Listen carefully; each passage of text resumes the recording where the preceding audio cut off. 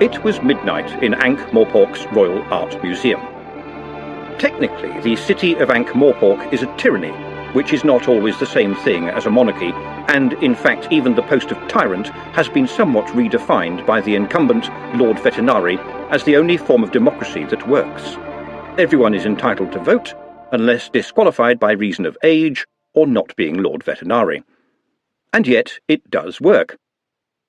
This has annoyed a number of people who feel somehow that it should not, and who want a monarch instead, thus replacing a man who has achieved his position by cunning, a deep understanding of the realities of the human psyche, breathtaking diplomacy, a certain prowess with the stiletto dagger, and, all agree, a mind like a finely balanced circular saw, with a man who has got there by being born.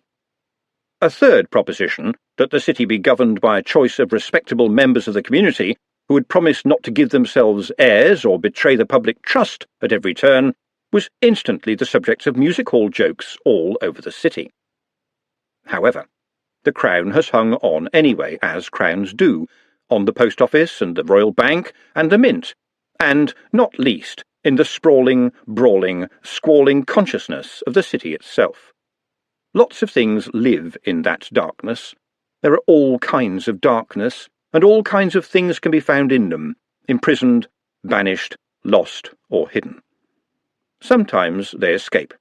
Sometimes they simply fall out. Sometimes they just can't take it anymore. It occurred to new employee Rudolph Scattering about once every minute that on the whole it might have been a good idea to tell the curator about his nyctophobia, his fear of strange noises, and, he now knew, his fear of absolutely everything he could see and, come to that, not see, hear, smell, and feel crawling up his back during the endless hours on guard during the night. It was no use telling himself that everything in here was dead. That didn't help at all. It meant that he stood out. And then he heard the sob. A scream might have been better. At least you are certain when you've heard a scream. A faint sob is something you have to wait to hear again, because you can't be sure. He raised his lantern in a shaking hand. There shouldn't be anyone in here. The place was securely locked. No one could get in. Or, now he came to think about it, out. He wished he hadn't thought about it. He was in the basement, which was not among the most scary places on his round. It was mostly just old shelves and drawers, full of the things that were almost, but very definitely not entirely, thrown away. Museums don't like things to be thrown away, in case they turn out to be very important later on. Another sob, and a sound like the scraping of pottery? A rat, then, somewhere on the rear shelves. Rats didn't sob, did they? "Look! I don't want to have to come in there and get you," said Scattering with heartfelt accuracy. And the shelves exploded. It seemed to him to happen in slow motion, bits of pottery and statues spreading out as they drifted towards him. He went over backwards, and the expanding cloud passing overhead crashed into the shelves on the other side of the room, which were demolished. Scattering lay on the floor in the dark, unable to move, expecting at any moment to be torn apart by the phantoms bubbling up from his imagination. The day staff found him there in the morning, deeply asleep and covered in dust. They listened to his garbled explanation, treated him kindly, and agreed that a different career might suit his temperament. They wondered for a while about what he had been up to, night watchmen being rather puzzling people at the best of times, but put it out of their heads, because of the find. Mr. Scattering then got a job in a pet shop in Pellicool Steps, but left after 3 days because the way the kittens stared at him gave him nightmares. The world can be very cruel to some people, but he never told anyone about the gloriously glittering lady holding a large ball over her head who smiled at him before she vanished. He did not want people to think he was strange. But perhaps it is time to talk about beds. Lectrology, the study of the bed and its associated surroundings, can be extremely useful and tell you a great deal about the owner, even if it's only that they are a very knowing and savvy installations artist. The bed of Arch-Chancellor Ridcully of Unseen University, for example, is at the very least a bed and a half, being an 8-poster. It encompasses a small library and a bar, and artfully includes a shutaway privy of mahogany and brass throughout, to save those long, cold nocturnal excursions, with their concomitant risk of tripping over slippers, empty bottles, shoes, and all the other barriers presented to a man in the dark who is praying that the next thing that stubs his toe will be porcelain, or at least easy to clean. The bed of Trevor Likely is anywhere. A friend's floor, in the hayloft of any stable that's been left unlocked, which is usually a much more fragrant option, or in a room of an empty house, though there are precious few of those these days, or he sleeps at work. But he is always careful about that, because old man Smeems never seems to sleep at all and might catch him at any time. Trev can sleep anywhere, and does. Glenda sleeps in an ancient iron bed. That is to say, Glenda officially sleeps in the old iron bedstead. In reality, most of her sleeping is done in a huge and ancient armchair in the night kitchen, where she has very nearly mastered the art of doing without proper sleep altogether. So many crumbs, spoons, bits of pie dough, books, and spilt drinks have gone down the sides of the cushions of that chair that it might well now harbour a small, thriving civilization, whose springs and mattresses have gently and kindly shaped themselves around her over the years, leaving a generous depression. The bottom of this catenary couch is held off the floor by a mulch of very cheap, yellowing romantic novels of the kind to which the word bodice comes naturally. She would die if anyone found out, or possibly they will die if she finds out that they have found out. Usually there is, on the pillow, a very elderly teddy bear called Mr. Wobble. Traditionally, in the lexicon of pathos, such a bear should have only one eye, but as the result of a childhood error in Glenda's sewing, he has three, and is more enlightened than the average bear. Juliet Stollop's bed was marketed to her mother as fit for a princess, and is more or less like the Arch-Chancellor's bed, although almost all less, since it consists of some gauze curtains surrounding a very narrow, very cheap bed. Her mother is now dead. This can be inferred from the fact that when the bed collapsed under the weight of a growing girl, someone raised it up on beer crates. Her mother would have made sure that at least they were, like everything else in the room, painted pink with little crowns on. Mr. Nutt was 7 years old before he found out that sleeping, for some people, involved a special piece of furniture. Now it was 2 o'clock in the morning. A cloying silence reigned along the ancient corridors and cloisters of Unseen University. There was silence in the library. There was silence in the halls. There was so much silence you could hear it. Everywhere it went, it stuffed the ears with invisible fluff. Gloing. The tiny sound flew past, a moment of liquid gold in the Stygian silence. Silence ruled again above stairs, until it was interrupted by the shuffling of the official thick-soled carpet slippers of Smeems the candle-knave, as he made his rounds throughout the long night from one candlestick to another, refilling them from his official basket. He was assisted tonight, although, to judge from his occasional grumbling, not assisted enough, by a dribbler. He was called the candle-knave because that was how the post had been described in the university records when it was created almost 2,000 years before. Keeping the candlesticks, sconces, and not least the candelabra of the university filled was a never-ending job. It was, in fact, the most important job in the place, in the mind of the candle-knave. Oh, Smeems would admit under pressure that there were men in pointy hats around, but they came and went and mostly just got in the way. Unseen University was not rich in windows, and without the candle-knave it would be in darkness within a day. That the wizards would simply step outside, and from the teeming crowds hire another man capable of climbing ladders with pockets full of candles, had never featured in his thoughts. He was irreplaceable, just like every other candle-knave before him. And now, behind him, there was a clatter as the official folding stepladder unfolded. He spun around. "Hold the damn thing right!" he hissed. "Sorry, master," said his temporary apprentice, trying to control the sliding, finger-crushing monster that every stepladder becomes at the first opportunity, and often without any opportunity at all. "And keep the noise down," Smeems bellowed. "Do you want to be a dribbler for the rest of your life?" "Actually, I quite like being a dribbler, sir." "Ha! Want of ambition is the curse of the labouring class. Here, give me that thing." The candle-knave snatched at the ladder just as his luckless assistant closed it. "Sorry about that, sir." "There's always room for one more on the wick-dipping tank, you know," said Smeems, blowing on his knuckles. "Fair enough, sir." The candle knave stared at the grey, round, guileless face. There was an unshakably amiable look about it that was very disconcerting, especially when you knew what it was you were looking at. And he knew what it was, oh yes, but not what it was called. "What's your name again? I can't remember everybody's name." "Nut, Mr. Smeems, with 2 T's. "Do you think the second one helps matters, Nut?" "Not really, sir." "Where is Trev? He should be on tonight." "Been very ill, sir. Asked me to do it." The candle knave grunted. "You have to look smart to work above stairs, Nuts." "Nut, sir. Sorry, sir. Was born not looking smart, sir." "Well, at least there's no one to see you now," Smeems conceded. "All right, follow me, and try to look less... well, just try not to look." "Yes, master, but I think—" "You are not paid to think, young man." "Will try not to do so, master." 2 minutes later, Smeems was standing in front of the Emperor, watched by a suitably amazed Nut. A mountain of silvery grey tallow almost filled the isolated junction of stone corridors. The flame of this candle, which could just be made out to be a mega-candle aggregated from the stubs of many, many thousands of candles that had gone before, all dribbled and runnelled into one great hole, was aglow near the ceiling, too high to illuminate anything very much.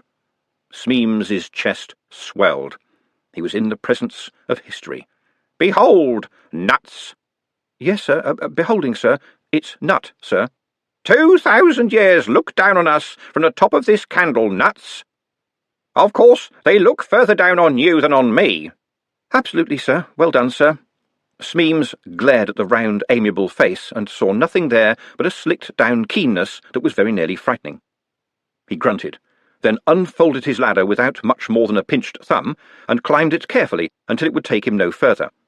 From this base camp, generations of candle knaves had carved and maintained steps up the hubward face of the giant. "Feast your eyes on this, lad," he called down, his ground state bad temper somewhat moderated by this contact with greatness. "One day you might be the man to climb this hallowed tallow." For a moment, Nut looked like someone trying hard to disguise the expression of a person who seriously hopes that his future holds more than a big candle. Nut was young, and as such did not have that reverence for age that is had by, mostly, the aged. But the cheerful, not-quite smile came back. It never went away for long. "Yes, sir," he said, on the basis that this generally worked. Some people claimed that the Emperor had been lit on the very night that UU was founded, and had never gone out since. Certainly the Emperor was huge, and was what you got when, every night for maybe 2,000 years, you lit a new fat candle from the guttering remains of the last one and pressed it firmly into the warm wax. There was no visible candlestick now, of course. That was somewhere in the vast accumulation of waxy dribbles on the next floor down. Around 1,000 years ago, the university had had a large hole made in the ceiling of the corridor below, and already the Emperor was 17 feet high up here. There was 38 feet in total of pure, natural, dribbled candle. It made Smeems proud. He was keeper of the candle that never went out. It was an example to everyone, a light that never failed, a flame in the dark, a beacon of tradition. And Unseen University took tradition very seriously, at least when it remembered to. As now, in fact. From somewhere in the distance came a sound like a large duck being trodden on, followed by a cry of "Ho, the megapode!" and then all hell eventuated. A creature plunged out of the gloom. There is a phrase, "neither flesh nor fowl nor good red herring." This thing was all of them, plus some other bits of beasts unknown to science or nightmare or even kebab. There was certainly some red and a lot of flapping, and Nut was sure he caught a glimpse of an enormous sandal. But there were the mad, rolling, bouncing eyes, the huge yellow and red beak, and then the thing disappeared down another gloomy corridor, incessantly making that flat honking noise of the sort duck hunters make just before they are shot by other duck hunters. "Aho! The megapode!" It wasn't clear where the cry came from. It seemed to be coming from everywhere. "There she bumps! Ho! The megapode!" The cry was taken up on every side, and from the dark shadows of every corridor, bar the one down which the beast had fled, galloped curious shapes, which turned out to be, by the flickering light of the Emperor, the senior faculty of the university.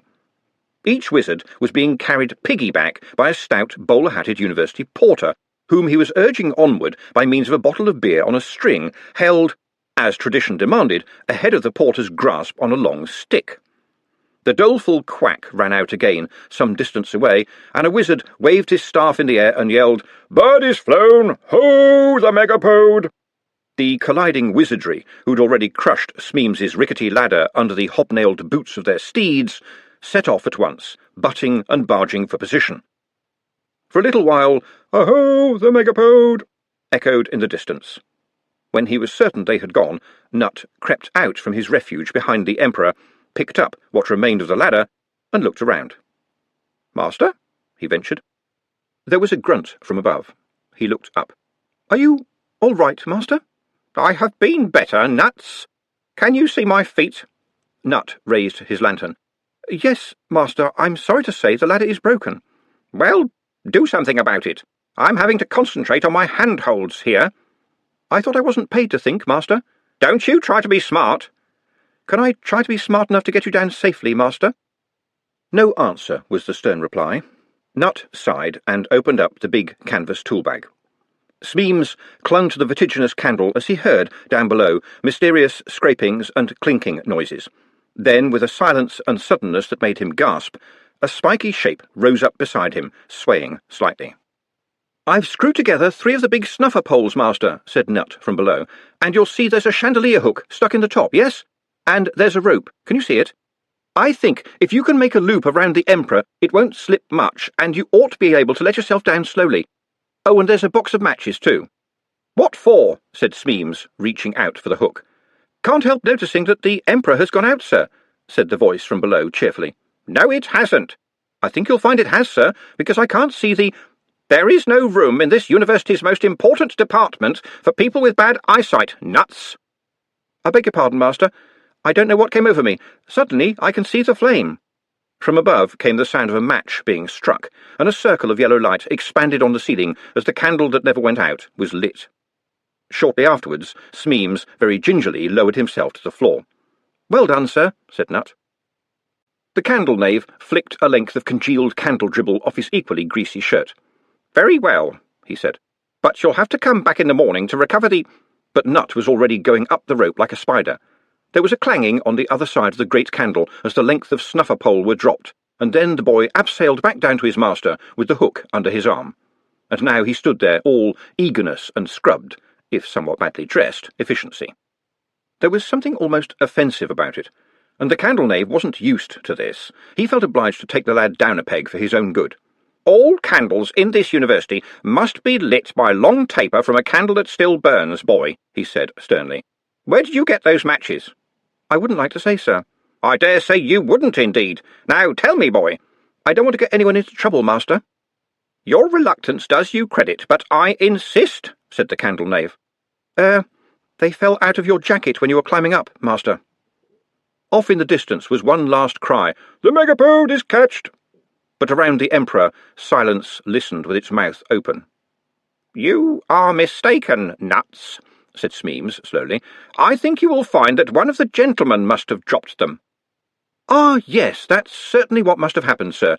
I must learn not to jump to conclusions." Once again the candle knave had that off-balance feeling. "Well, then, we will say no more about it," was all he managed. "What was it that happened just then, sir?" said Nut. "Oh, that was all part of one of the gentleman's magically essential magical activities, lad. It was vital to the proper running of the world, I'll be bound. Oh, yes.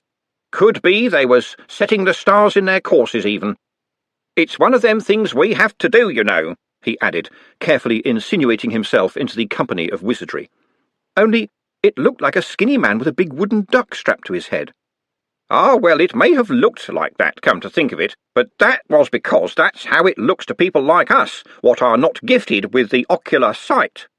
"You mean it was some sort of metaphor?" Smeems handled this quite well in the circumstances, which included being so deeply at sea with that sentence that barnacles would be attracted to his underwear. "That's right," he said. "It could be a meta for something that didn't look so stupid." "Exactly, Master." Smeems looked down at the boy. It's not his fault, he thought. He can't help what he is. An uncharacteristic moment of warmth overtook him. You're a bright lad, he said. There's no reason why you shouldn't be head dribbler one day. Thank you, sir, said Nut. But if you don't mind, I was rather hoping for something a bit more in the fresh air, so to speak. Ah, said Smeems, that could be a bit tricky, as you might say. Yes, sir, I know. It's just that there's a lot of...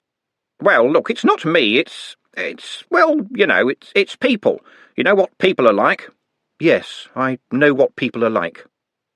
Looks like a scarecrow. Talks posh like one of the gentlemen, Smeems thought. Bright as a button, grubby as a turd. He felt moved to pat the little fellow on his curiously spherical head, but desisted. Best if you stay down in the vats, he said. It's nice and warm, you've got your own bedroll, and it's all snug and safe, eh?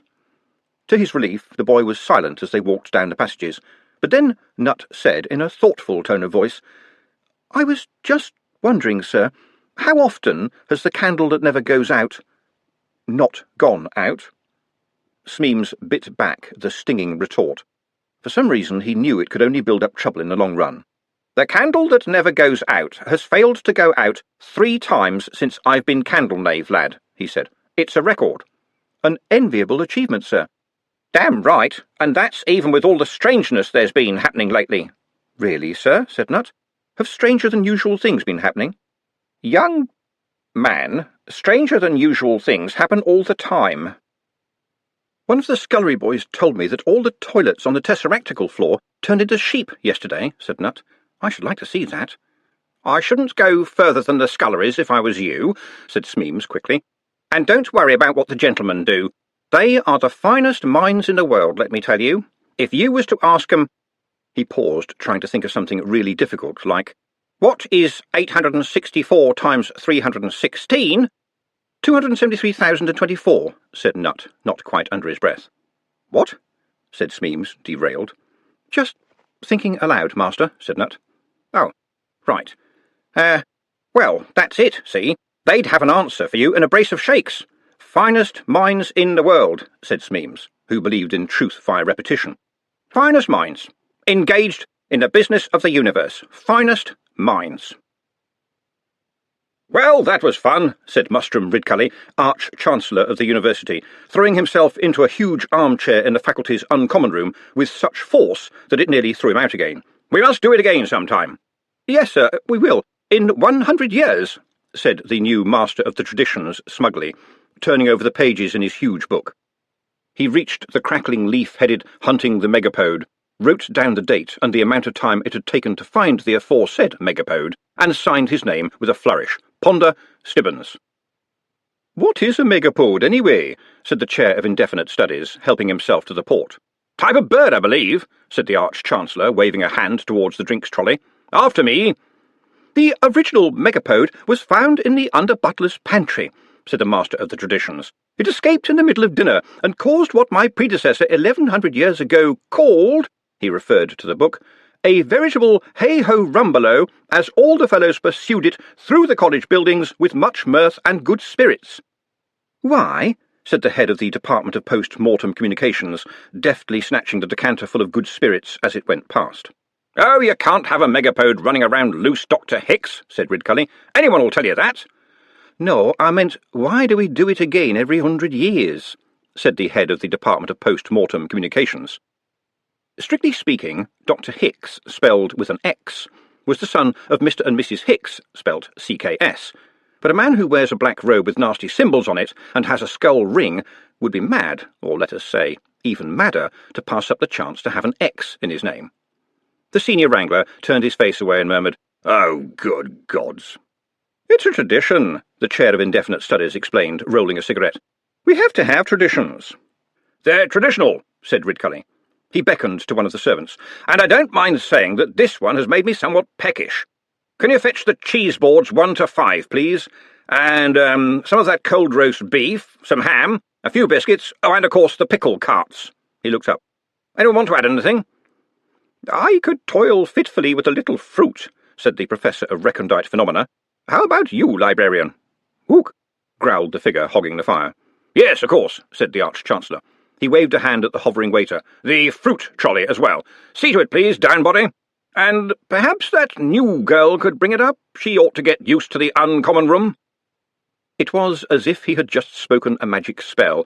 The room, its ceiling hazy with blue smoke, was suddenly awash with a sort of heavy, curiously preoccupied silence, mostly due to dreamy speculation, but in a few rare cases owing to distant memory. The new girl. At the mere thought, elderly hearts beat dangerously. Very seldom did beauty intrude into the daily life of UU, which was as masculine as the smell of old socks and pipe smoke, and, given the faculty's general laxness when it came to knocking out their pipes, the smell of smoking socks as well.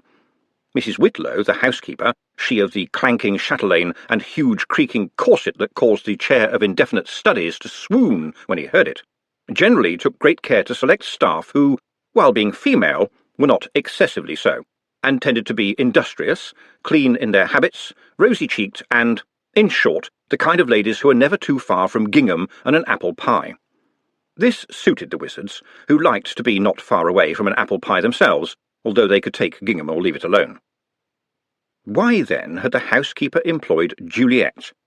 What could she have been thinking of? The girl had come into the place like a new world in a solar system, and the balance of the heavens was subtly wobbling, and indeed, as she advanced, so was Juliet.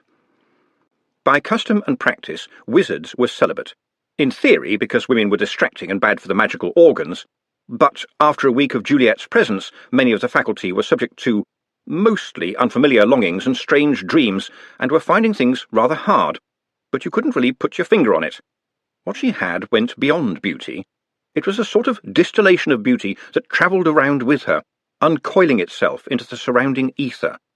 When she walked past, the wizards felt the urge to write poetry and buy flowers. "You may be interested to know, gentlemen," said the new master of the traditions, "that tonight's was the longest chase ever recorded in the history of the tradition. I suggest we owe a vote of thanks to tonight's megapode." He realised the statement had plummeted onto deaf ears. Gentlemen?" he said. He looked up. The wizards were staring, in a soulful sort of way, at whatever was going on inside their heads. "Gentlemen," he said again, and this time there was a collective sigh as they woke up from their sudden attack of daydreaming. "What say?" said the Arch-Chancellor. "I was just remarking that tonight's megapode was undoubtedly the finest on record, Arch-Chancellor. It was Rincewind. The official megapode headdress suited him very well, all things considered. I think he's gone for a lie down." "What? Oh, that, well, yes, indeed. Well done, that man," said Ridcully. And the wizards commenced that slow hand-clapping and table-thumping which is the mark of appreciation amongst men of a certain age, class, and girth, accompanied by cries of "Very, very well done, that man," and "Jolly good," but eyes stayed firmly fixed on the doorway, and ears strained for the rattle of the trolley, which would herald the arrival of the new girl and, of course, 107 types of cheese, and more than 70 different varieties of pickles, chutneys, and other tracklements. The new girl might be the very paradigm of beauty, but UU was not the place for a man who could forget his cheeses. Well, she was a distraction at least, Ponder thought as he snapped the book shut, and the university needed a few of them right now. It had been tricky since the dean had left, very tricky indeed. Whoever heard of a man resigning from UU? It was something that simply did not happen. Sometimes people left in disgrace, in a box, or, in a few cases, in bits, but there was no tradition of resigning at all. Tenure at Unseen University was for life, and often a long way beyond. The office of Master of the Traditions had fallen inevitably on Ponder Stibbons, who tended to get all the jobs that required someone who thought that things should happen on time and that numbers should add up. Regrettably, when he'd gone to check on things with the previous Master of the Traditions, who, everyone agreed, had not been seen around and about lately, he'd found that the man had been dead for 200 years. This wasn't a wholly unusual circumstance. Ponder, after years at Unseen, still didn't know the full size of the faculty. How could you keep track of them in a place like this these days, where hundreds of studies all shared one window, but only on the outside, or rooms drifted away from their doorways during the night, travelled intangibly through the slumbering halls, and ended up docking quite elsewhere? A wizard could do what he liked in his own study, and in the old days that had largely meant smoking anything he fancied, and farting hugely without apologising. These days it meant building out into a congruent set of dimensions. Even the Arch-Chancellor was doing it, which made it hard for Ponder to protest. He had 1/2 mile of trout stream in his bathroom, and claimed that messing about in his study was what kept a wizard out of mischief. And, as everyone knew, it did. It generally got him into trouble instead. Ponder had let that go, because he now saw it as his mission in life to stoke the fires that kept Mustrum Ridcully bubbling and made the university a happy place. As a dog reflects the mood of its owner, so a university reflects its arch-chancellor. All he could do now, as the university's sole, self-confessed, entirely sensible person, was to steer things as best he could, keep away from squalls involving the person previously known as the Dean, and find ways of keeping the Arch-Chancellor too occupied to get under Ponder's feet. Ponder was about to put the Book of Traditions away when the heavy pages flopped over. "That's odd." "Oh, those old bookbindings get very stiff," said Ridcully. "They have a life of their own sometimes." "Has anyone heard of Professor H.F. Pullander or Dr. Erasmus?" The faculty stopped watching the door and looked at one another. "Ring a bell, anyone?" said Ridcully. "Naughty tinkle," said the lecturer in recent runes cheerfully. The Arch-Chancellor turned to his left. "What about you, Dean? You know all the old—" Ponder groaned. The rest of the wizards shut their eyes and braced themselves. This might be bad. Ridcully stared down at 2 empty chairs, with the imprint of a buttock in each one.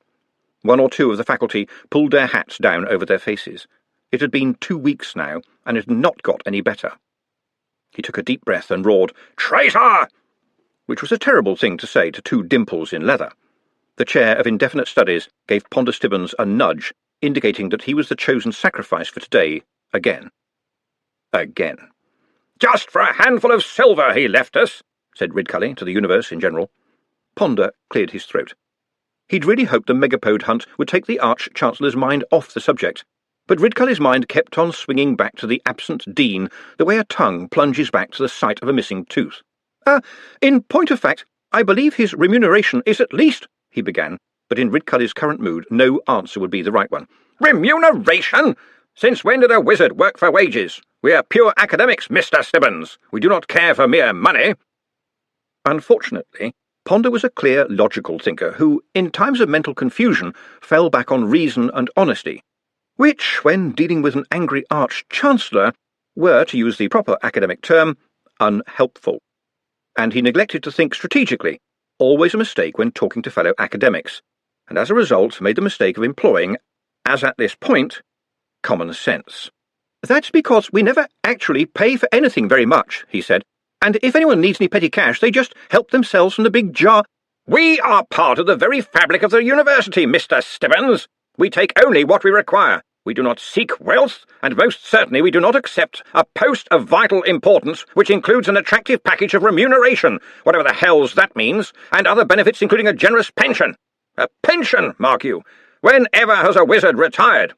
"Well, Dr. Earwig," Ponder began, unable to stop himself.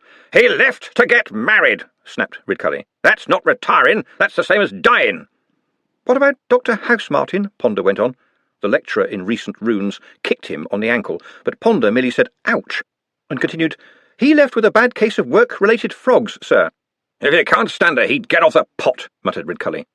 Things were subsiding a bit now, and the pointy hats were tentatively raised. The Arch-Chancellor's little moments only lasted a few minutes. This would have been more comforting were it not for the fact that at approximately 5-minute intervals something suddenly reminded him of what he considered to be the Dean's totally treasonable activity, to wit, applying for and getting a job at another university via a common advertisement in a newspaper. That was not how a prince of magic behaved. He didn't sit in front of a panel of drapers, greengrocers and bootmakers, wonderful people though they may be, salt of the earth no doubt, but even so, to be judged and assessed like some champion terrier, had his teeth counted no doubt. He'd let down the entire brotherhood of wizardry, that's what he'd done. There was a squeaking of wheels out in the corridor, and every wizard stiffened in anticipation. The door swung open, and the first overloaded trolley was pushed in. There was a series of sighs as every eye focused on the maid who was pushing it, and then some rather louder sighs when they realised that she was not, as it were, the intended. She wasn't ugly. She might be called homely, perhaps, but it was quite a nice home, clean and decent, with roses round the door and a welcome on the mat and an apple pie in the oven. But the thoughts of the wizards were, astonishingly, not on food at this point, although some of them were still a bit hazy as to why not.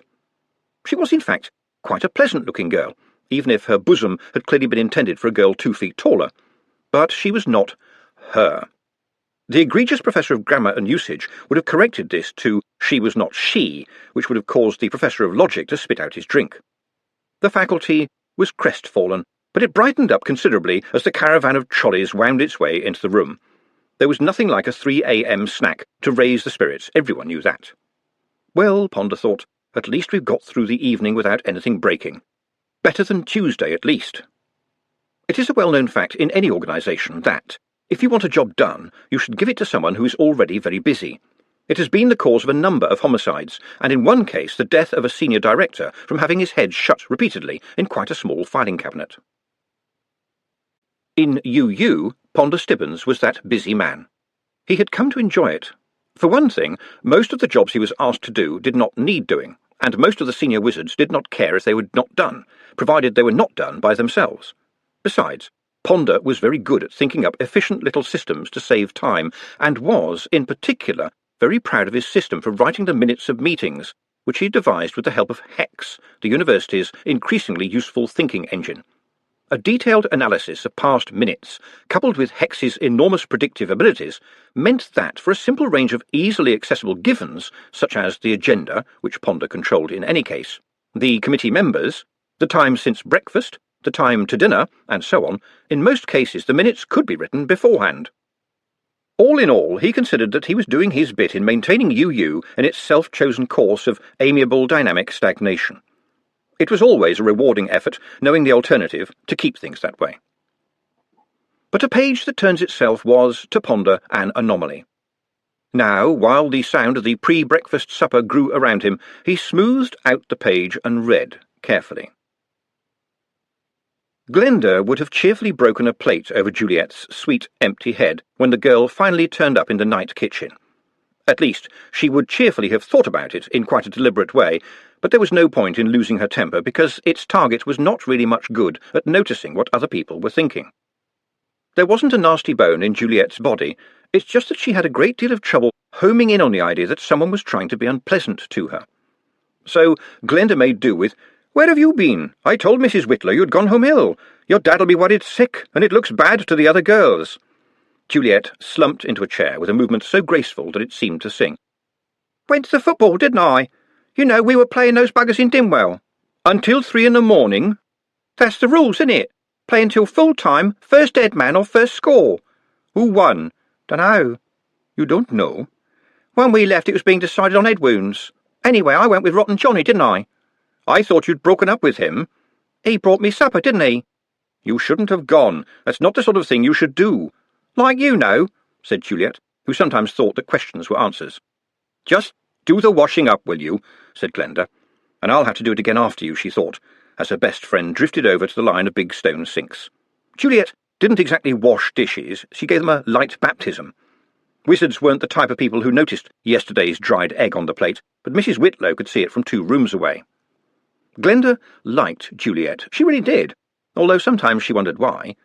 Of course they'd grown up together, but it had always amazed her that Juliet, who was so beautiful that boys went nervous and occasionally fainted as she passed, could be so, well, dumb about everything. In fact, it was Glenda who had grown up. She wasn't sure about Juliet. Sometimes it seemed to Glenda that she had done the growing up for both of them. "Look, you just have to scrub a bit, that's all," she snapped after a few seconds of listless dipping, and took the brush out of Juliet's perfect hand, and then, as the grease was sent down the drain, she thought, "I've done it again. Actually, I've done it again. How many times is that? I even used to play with her dolls for her." Plate after plate sparkled under Glenda's hands. Nothing cleans stubborn stains like suppressed anger. Rotten Johnny, she thought. Ye gods, he smells of cat wee. He's the only boy stupid enough to think he's got a chance. Good grief. She's got a figure like that, and all she ever dates are total knobheads. What would she do without me? After this brief excitement, the night kitchen settled into its routine, and those who had been referred to as the other girls got on with their familiar tasks. It has to be said that girlhood for most of them had ended a long time previously, but they were good workers, and Glenda was proud of them. Mrs. Hedges ran the cheese boards like a champion. Mildred and Rachel, known officially on the payroll as the vegetable women, were good and reliable. And indeed, it was Mildred who had come up with the famous recipe for beetroot and cream cheese sandwiches. Everybody knew their job. Everybody did their job. The night kitchen was reliable, and Glenda liked reliable.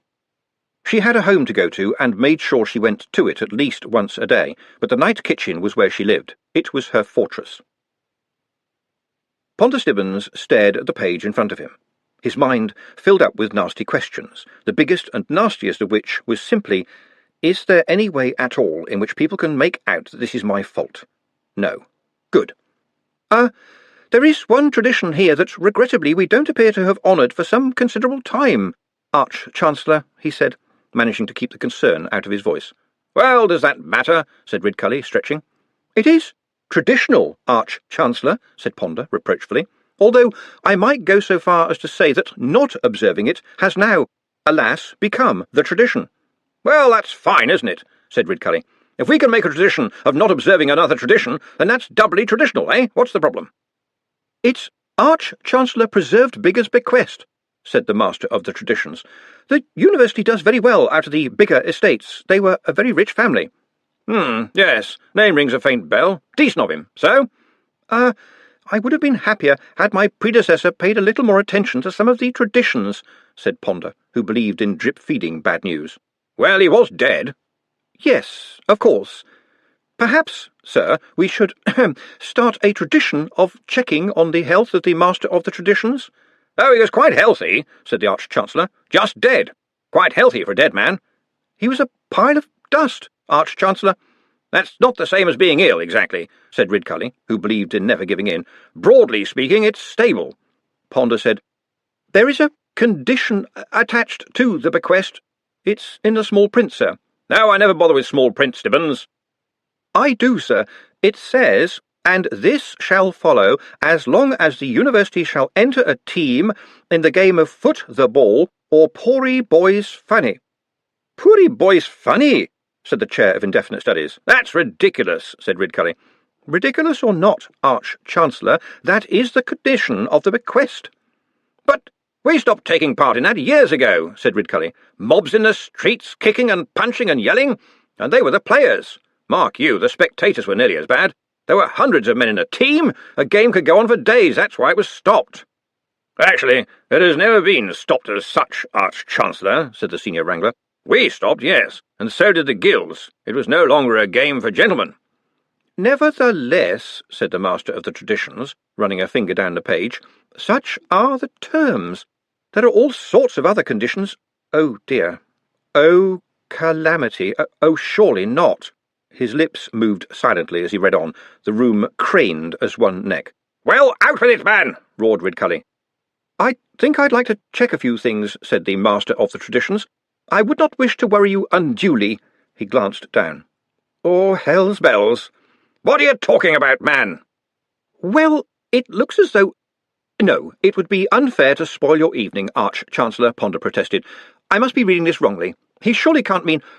Oh, good heavens. In a nutshell, please, Stibbons, growled Ridcully. I believe I am the Arch-Chancellor of this university. I'm sure it says so on my door. Of course, Arch-Chancellor, but it would be quite wrong of me to... I appreciate that you do not wish to spoil my evening, sir, said Ridcully, but I would not hesitate to spoil your day tomorrow. With that in mind, what the hell's he talking about?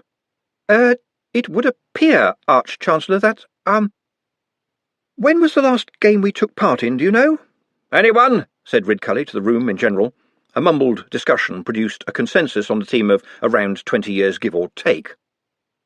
Give or take what, exactly? Said Ponder, who hated this kind of thing.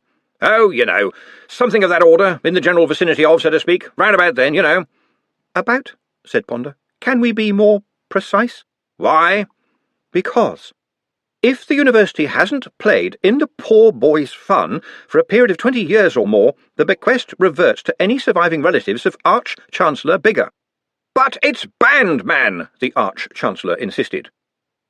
Not as such. It's common knowledge that Lord Vetinari doesn't like it, but I understand that if the games are outside the city centre and confined to the back streets, the watch turns a blind eye. Since I would imagine that the supporters and players easily outnumber the entire watch payroll, I suppose it is better than having to turn a broken nose.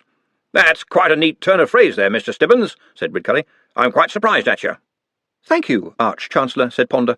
He had in fact got it from a leader in the Times, which the wizards did not like much because it either did not print what they said or printed what they said with embarrassing accuracy. Emboldened, he added, "I should point out, though, that under UU law, Arch-Chancellor, a ban doesn't matter. Wizards are not supposed to take notice of such a ban. We are not subject to mundane law." "Of course, but nevertheless it's generally convenient to acknowledge the civil power," said Ridcully, speaking like a man choosing his words with such care that he was metaphorically taking some of them outside to look at them more closely in daylight. The wizards nodded. What they had heard was, "Vetinari may have his little foibles, but he's the sanest man we've had on the throne in centuries. He leaves us alone, and you never know what he's got up his sleeve." You couldn't argue with that. "All right, Stibbons, what do you suggest?" said Ridcully. "These days you only ever tell me about a problem when you've thought of a solution. I respect this, although I find it a bit creepy. Got a way to wriggle us out of this, have you?" "I suppose so, sir. I thought we might, well, put up a team. It doesn't say anything about winning, sir. We just have to play, that's all." It was always beautifully warm in the candle vats. Regrettably, it was also extremely humid and rather noisy in an erratic and unexpected way. This was because the giant pipes of Unseen University's central heating and hot water system passed overhead, slung from the ceiling on a series of metal straps with a greater or lesser coefficient of linear expansion. That was only the start, however. There were also the huge pipes for balancing the Slood differential across the university, the pipe for the anthropic particle flux suppressor, which did not work properly these days, the pipes for the air circulation, which had not worked either since the donkey had been ill, and the very ancient tubes that were all that remained of the ill-fated attempt by a previous Arch-Chancellor to operate a university communication system by means of trained marmosets. At certain times of the day, all this piping broke into a subterranean symphony of gurgles, twangs, upsetting organic trickling sounds, and occasionally an inexplicable boinging noise that would reverberate through the cellar levels.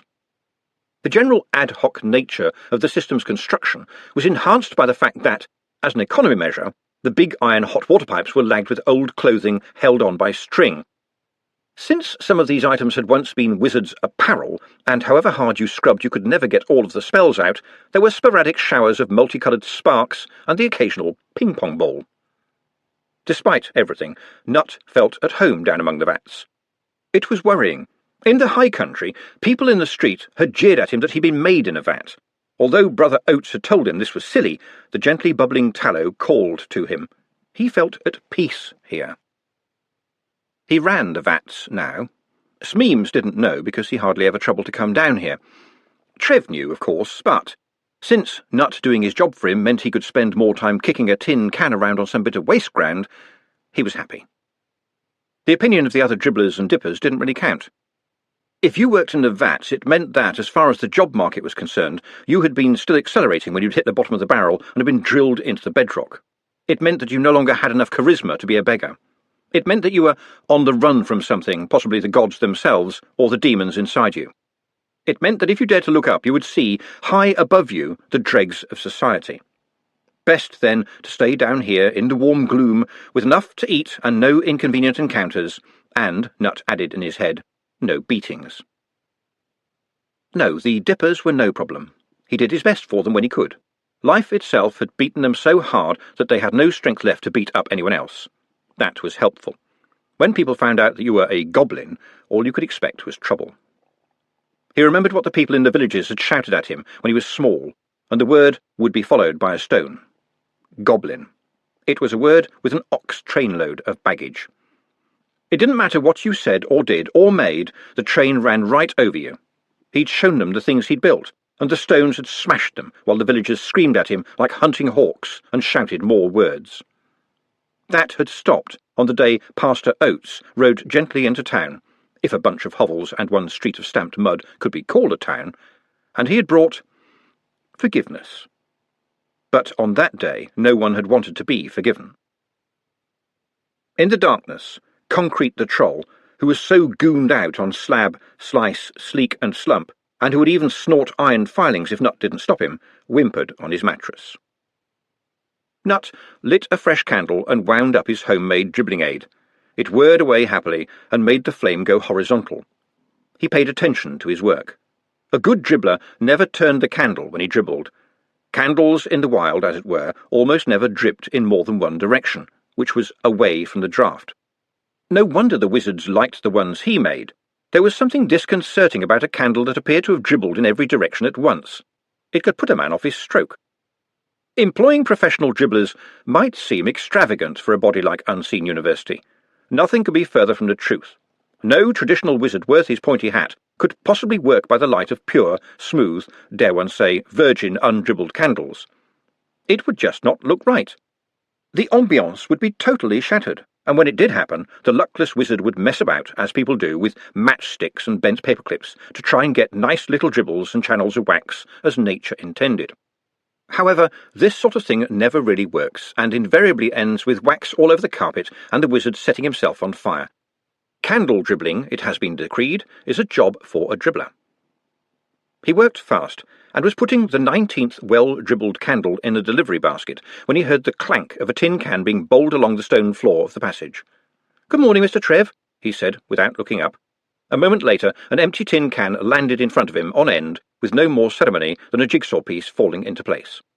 "How did you notice me, Gobbo?" "Your leitmotif, Mr. Trev, and I'd prefer nut, thank you." "What's one of them motifs?" said the voice behind him.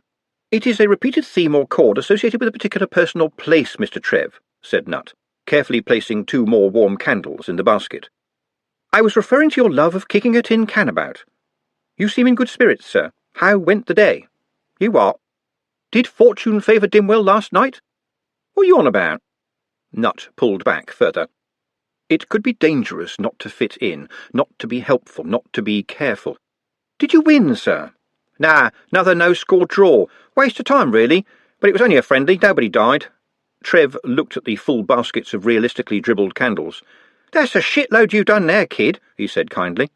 Nut hesitated again, and then said, very carefully, "Despite the scatological reference, you approve of the large but unspecified number of candles that I've dribbled for you?" "Blimey, what was all that about, Gobbo?" Frantically, Nut sought for an acceptable translation. "I done okay," he ventured. Trev slapped him on the back. "Yeah, good job. Respect. But you've got to learn to speak more proper, you know. You won't last 5 minutes down our way. You'd probably get half brick heaved at you." "That has, been known to happen," said Nut, concentrating. "I never seen why people make such a to-do," said Trev generously. "So there was all those big battles. So what? It was a long time ago and a long way away, right? And it's not like the trolls and dwarfs weren't as bad as you lot, ain't I right? I mean, goblins, what's all that about? You lot just cutthroats and nick stuff, right? That's practically civilised in some streets round here." Probably, Nut thought. No one could have been neutral when the Dark War had engulfed far Uberwelt. Maybe there had been true evil there, but apparently the evil was, oddly enough, always on the other side. Perhaps it was contagious. Somehow, in all the confusing histories that have been sung or written, the goblins were down as nasty, cowardly little bastards who collected their own earwax and were always on the other side. Alas, when the time came to write their story down, his people hadn't even had a pencil. Smile at people, like them, be helpful, accumulate worth. He liked Trev. He was good at liking people. When you clearly liked people, they were slightly more inclined to like you. Every little helped. Trev, though, seemed genuinely unfussed about history, and had recognised that having someone in the vats who not only did not try to eat the tallow, but also did most of his work for him, and, at that, did it better than he could be bothered to do it himself, was an asset worth protecting. Besides, he was congenitally lazy, except when it came to foot the ball, and bigotry took too much effort. Trev never made too much effort. Trev went through life on primrose paths. "Master Smeems came looking for you," said Nut. "I sorted it all out." "Tar," said Trev, and that was that. No questions. He liked Trev. But the boy was standing there just staring at him as if trying to work him out. "Tell you what," Trev said, "come on up to the night kitchen and we'll scrounge breakfast, OK?" Oh, no, Mr. Trev," said Nut, almost dropping a candle. "I don't think I ought to." "Come on, who's going to know? And there's a fat girl up there who cooks great stuff. Best food you ever tasted." Nut hesitated. Always agree, always be helpful, always be becoming, never frighten anyone. "I think I will come with you," he said. There's a lot to be said for scrubbing a frying pan until you can see your face in it, especially if you've been entertaining ideas of gently tapping someone on the head with it. Glenda was not in the mood for Trev when he came up the stone steps, kissed her on the back of the neck, and said cheerfully, "Hello, darling, what's hot tonight?" "Nothing for the likes of you, Trevor Likely," she said, batting him away with the pan, "and you can keep your hands to yourself, thank you." "Not been keeping something warm for your best man?" Glenda sighed. "There's bubble and squeak in the warming oven, and don't say a word if anyone catches you," she said. "Just the job for a man who's been working like a slave all night," said Trev, patting her far too familiarly and heading for the ovens. "You've been at the football," snapped Glenda. "You're always at the football, and what kind of working do you call that?" The boy laughed, and she glared at his companion, who backed away quickly as though from armour-piercing eyes. "And you boys ought to wash before you come up here," she went on, glad of a target that didn't grin or blow kisses at her. "This is a food preparation area." Nut swallowed. This was the longest conversation he'd ever had with a female, apart from Ladyship and Miss Heelsteather, and he hadn't even said anything. "I assure you, I bath regularly," he protested. "But you're grey." "Well, some people are black and some people are white," said Nut, almost in tears. Oh, why had he left the vats? It was nice and uncomplicated down there, and quiet too, when concrete hadn't been on the ferrous oxide. "It doesn't work like that. You're not a zombie, are you? I know they do their best, and none of us can help how we die, but I'm not having all that trouble again. Anyone might get their finger in the soup, but rolling around in the bottom of the bowl, that's not right." "I am alive, miss," said Nut helplessly. "Yes, but alive what? That's what I'd like to know." I'm a goblin, miss." He hesitated as he said it. It sounded like a lie. "I thought goblins had horns," said Glenda. "Only the grown-up ones, miss." Well, that was true for some goblins. "You lot don't do anything nasty, do you?" said Glenda, glaring at Nut. But he recognised it as a kind of residual glare. She'd said her piece, and now it was just a bit of play-acting to show she was the boss here, and bosses can afford to be generous, especially when you look a little fearful and suitably impressed. It worked. Glenda said, "Trev, fetch Mr. Nut," said Nut. "Fetch Mr. Nut some bubble and squeak, will you? He looks half-starved." "I have a very fast metabolism," said Nut. "I don't mind about that," said Glenda, "so long as you don't go showing it to people. I have enough—" There was a crash from behind her. Trev had dropped the tray of bubble and squeak. He was stock still, staring at Juliet, who was returning the stare with a look of deep disgust. Finally, she said, in a voice like pearls, "Had your bleeding eye full? You got a nerve, larging it in here with that rag round your neck. Everyone knows Dimwell-a-well pants. Beasley couldn't carry the ball in a sack." "Oh, yeah, right. Well, I hear that the Lobbins walked all over you last week. Lobbing clout. Everyone knows they're a bunch of grannies." "Oh, yeah, that's all you know. Staple Upright was let out of the tanty the day before. See if you dimmers like him snapping all over you." "Old Staple? Ha! He'll clog away, yeah, but he can't run above a canter. We'll run rings around—" Glenda's frying pan clanged loudly on top of the iron range. "Enough of that, the pair of you. I've got to clean up for the day, and I don't want football dirtying up my nice surfaces. You hear me? You wait here, my girl, and you, Trevor Likely, you get back to your cellar, and I shall want that dish cleaned and back here by tomorrow night, or you can try begging your meals of some other girl, right? Take your little friend with you. Nice to meet you, Mr. Nut, but I wish I could find you in better company." She paused. Nut looked so lost and bewildered. "Gods help me," she thought, "I'm turning into my mum again. No, wait." She reached down, opened one of the warming ovens, and came back again with another large dish. The scent of cooked apples filled the kitchen. "This is for you, Mr. Nut, with my compliments. You need fattening up before you blow away. Don't bother to share it with this scallywag, because he's a greedy beggar. Ask anyone. Now, I've got to clean up, and if you boys don't want to help, get out of my kitchen. Oh, and I'll want that dish back as well." Trev grabbed Nut's shoulder. "Come on, you heard what she said." "Yes, and I don't mind helping." "Come on."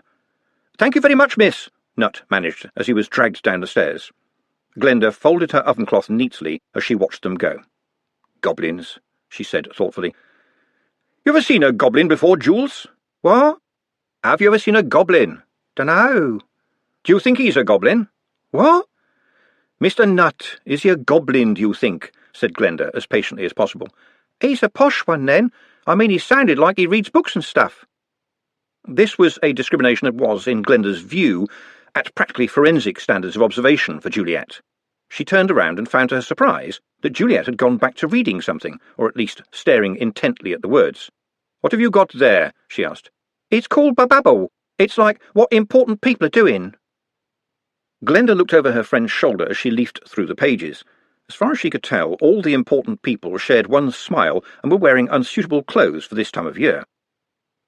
"So what is it that makes them important?" she asked. just being in a magazine?" "There's fashion tips too," said Juliet defensively. "Look, it says here chrome and copper micromail is the look for the season." "That's the page for dwarfs," sighed Glenda. "Come on, get your things and I'll take you home." Juliet was still reading as they waited for the horse bus. Such sudden devotion to a printed page worried Glenda. The last thing she wanted was to see her friend getting ideas in her head. There was such a lot of room in there for them to bounce around and do damage. Glenda herself was reading one of her cheap novels, wrapped in a page of the Times. She read the way a cat eats, furtively, daring anyone to notice. While the horses plodded up towards Dolly Sisters, she took her scarf out of her bag and absent-mindedly wrapped it around her wrist. Personally, she hated the violence of the football, but it was important to belong. Not belonging, especially after a big game, could be dangerous to your health. It was important to show the right colours on your home turf.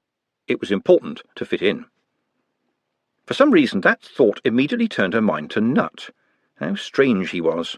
Kind of ugly, but very clean. He had stunk of soap and seemed so nervous. There was something about him. The air in the uncommon room had gone as cold as meltwater. "Are you telling us, Mr. Stibbons, that we should be seen to enter a game for bullies, louts, and roughs?" said the Chair of Indefinite Studies. "That would be impossible." "Unlikely, yes. Impossible, no," said Ponder wearily. "Oh, certainly not possible," said the Senior Wrangler, nodding at the Chair. "We will be trading kicks with people from the gutters." "My grandfather scored 2 goals in a match against Dimwell," said Ridcully in a quiet, matter-of-fact voice. "Most people never managed one in their lives in those days. I think the most number of goals scored by one man in his whole life is 4. That was Dave Likely, of course." There was a ripple of hurried rethinking and retrenchment. "Ah, well, of course, those were different times," said the Senior Wrangler, suddenly all syrup. "I'm sure that even skilled workmen occasionally took part in the spirit of fun. It wasn't much fun if they ran into Grandad," said Ridcully, with a faint little grin. "He was a prize-fighter. He knocked people down for money, and pubs sent for him if there was a really dangerous brawl. Of course, in a sense, this made it even more dangerous, but by then most of it was out in the street. He threw people out of the buildings. Oh, yes. In fairness, it was usually from the ground floor, and he always opened the window first. He was a very gentle man, I understand. Made musical boxes for a living, very delicate. Won awards for them. Teetotal, you know, and quite religious as well. The punching was just a job of casual work. I know for a fact he never tore off anything that couldn't be stitched on again. A decent chap, by all accounts. Never met him, unfortunately. I've always wished I had something to remember the old boy by." As one wizard, the faculty looked down at Ridcully's huge hands. They were the size of frying pans. He cracked his knuckles. There was an echo. "Mr. Stibbons, all we need to do is engage another team and lose," he said. "That's right, Arch-Chancellor," said Ponder. "You simply forfeit the game. But losing means being seen not to win, am I right?" "That would be so, yes." "Then I rather think we ought to win, don't you?" "Really, Mustrum, this is going too far," said the Senior Wrangler. "Excuse me?" said Ridcully, raising his eyebrows. "May I remind you that the Arch-Chancellor of this university is, by college statute, the first among equals?" "Of course." "Good. Well, I am he. The word first is, I think, germane here. I see you scribbling in your little notebook, Mr. Stibbons." "Yes, Arch-Chancellor, I'm looking to see if we could manage without the bequest." "Good man," said the Senior Wrangler, glaring at Ridcully. "I knew there was no reason to panic." "In fact, I'm pleased to say that I think we could rub along quite well with only a minimal cut in expenditure," Ponder went on. "There," said the Senior Wrangler, looking triumphantly at the first among equals. "You see what happens if you don't simply panic." "Indeed," said Ridcully calmly. With his gaze still fixed on the Senior Wrangler, he added, "Mr. Stibbons, would you be so kind as to enlighten the rest of us? To what, in reality, does a minimal cut in expenditure equate?" "The bequest is a trust," said Ponder, still scribbling. "We have the use of the significant income from the very wise investments of the bigger trustees, but we cannot touch the capital. Nevertheless, the income is enough to cover, I'm sorry to be imprecise, about 87.4% of the university's food bill." He waited patiently until the uproar had died away. It was amazing, he thought, how people would argue against figures on no better basis than they must be wrong. "I'm sure the bursar would not agree with those figures," said the Senior Wrangler sourly. "That is so," said Ponder, "but I'm afraid that is because he regards the decimal point as a nuisance." The faculty looked at one another. "Then who is dealing with our financial affairs?" said Ridcully. "Since last month? Me," said Ponder. "But I would be happy to hand the responsibility over to the first volunteer." This worked. Regrettably, it always did. "In that case," he said in the sudden silence, "I have worked out, with reference to calorific tables, a regime that will give every man here a nourishing 3 meals a day." The senior wrangler frowned. 3 meals? 3 meals? What kind of person has 3 meals a day?" "Someone who can't afford 9, said Ponder flatly. "We could eke out the money if we concentrate on a healthy diet of grains and fresh vegetables. That would allow us to keep the cheese board with a choice of, say, 3 types of cheese." "3 cheeses isn't a choice, it's a penance," said the lecturer in recent runes. "Or we could play a game of football, gentlemen," said Ridcully, clapping his hands together cheerfully. "1 game, that's all. How hard would that be?" "As hard as a face full of hobnails, perhaps," said the chair of indefinite studies. "People get trodden into the cobbles." "If all else fails, we will find volunteers from the student body," said Ridcully. "Corpse might be a better word." The Arch-Chancellor leaned back in his chair. "What makes a wizard, gentlemen? A facility with magic? Yes, of course, but around this table we know this is not, for the right kind of mind, hard to obtain. It does not, as it were, happen like magic. Good heavens, witches manage it. But what makes a magic user is a certain cast of mind which looks a little deeper into the world, and the way it works, the way its currents twist the fortunes of mankind, etc., etc. In short, they should be the kind of person who might calculate that a guaranteed double first is worth the occasional inconvenience of sliding down the street on their teeth." "Are you seriously suggesting that we give out degrees for mere physical prowess?" said the chair of indefinite studies. "No, of course not. I'm seriously suggesting that we give out degrees for extreme physical prowess. May I remind you that I rode for this university for 5 years and got a Brown." "And what good did that do, pray?" "Well, it does say Arch-Chancellor on my door. Do you remember why? The University Council at the time took the very decent view that it might be the moment for a leader who was not stupid, mad, or dead. Admittedly, most of these are not exactly qualifications in the normal sense, but I like to think that the skill of leadership, tactics, and creative cheating that I learned on the river also stood me in good stead. And thus, for my sins, which I don't actually remember committing but must have been quite crimson, I was at the top of a short list of 1. Was that a choice of 3 cheeses, Mr. Stubbins?" "Yes, Arch-Chancellor." "I was just checking." Ridcully leaned forward. "Gentlemen, in the morning, later this morning, I propose to tell Veterinary firmly that this university intends to once again play football. And the task falls to me because I am the first among equals. If any of you would like to try your luck in the oblong office, you have only to say." "He'll suspect something, you know," said the chair of indefinite studies. "He suspects everything. That's why he's still patrician." Ridcully stood up. "I declare this overly extended snack over. Mr. Stubbins, come with me."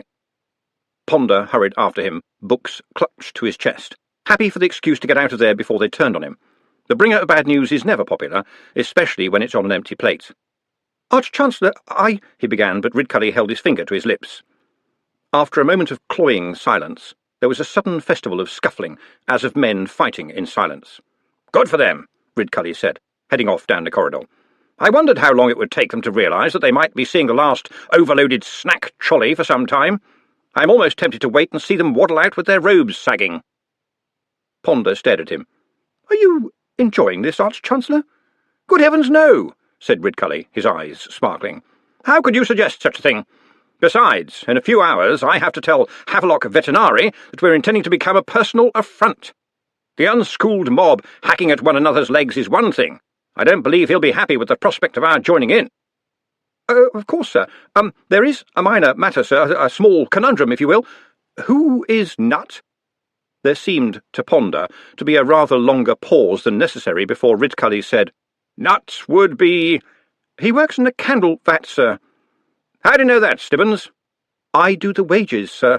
The candle knave says Nut just turned up one night with a chitty saying he was to be employed and paid minimal wage." "Well?" "That's all I know, sir, and I only found that out because I asked Smeems. Smeems said he's a good lad, but sort of odd." "Then he should fit right in, don't you think, Stibbins? In fact, we are seeing how he fits in." "Well, yes, sir, no problem there, but he's a goblin, apparently, and generally, you know, it's a sort of odd tradition, but when the first people from other races first come to the city, they start out in the watch." Ridcully cleared his throat loudly. "The trouble with the watch, Stibbons, is that they ask too many questions. We should not emulate them, I suggest." He looked at Ponder and appeared to reach a decision. "You know that you have a glowing future here at UU, Stibbons?" "Yes, sir," said Ponder gloomily. "I would advise you, with this in mind, to forget all about Mr. Nutt."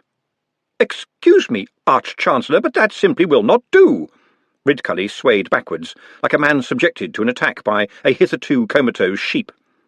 Ponder plunged on, because when you have dived off a cliff your only hope is to press for the abolition of gravity. "I have 12 jobs in this university," he said. "I do all the paperwork. I do all the adding up, in fact. I do everything that requires even a modicum of effort and responsibility. And I go on doing it even though Brazenneck have offered me the post of bursar. With a staff. I mean real people, not a stick with a knob on the end. Now, will you trust me? What is it about Nutt that is so important?" "The bastard tried to lure you away," said Ridcully. "How sharper than a serpent's tooth it is to have a thankless dean! Is there nothing he will not stoop to? How much did—" "I didn't ask," said Ponder quietly. There was a moment of silence, and then Ridcully patted him a couple of times on the shoulder. "The problem with Mr. Nutt is that people want to kill him." "What people?" Ridcully stared into Ponder's eyes. His lips moved. He squinted up and down like a man engaged in complex calculation. He shrugged. "Probably everybody," he said. "Please have some more of my wonderful apple pie," said Nutt. "But she gave it to you," said Trev, grinning. "I'd never hear the end of it if I ate your pie." "But you are my friend, Mr. Trev," said Nutt, "and since it is my pie, I can decide what to do with it." "Nah," said Trev, waving it away. "But there is a little errand you can do for me, me being a kind and understanding boss what lets you work all the hours you want." "Yes, Mr. Trev," said Nutt. "Glenda will come in around midday. To be honest, she hardly ever leaves the place. I would like you to go and ask her the name of that girl who was up there tonight."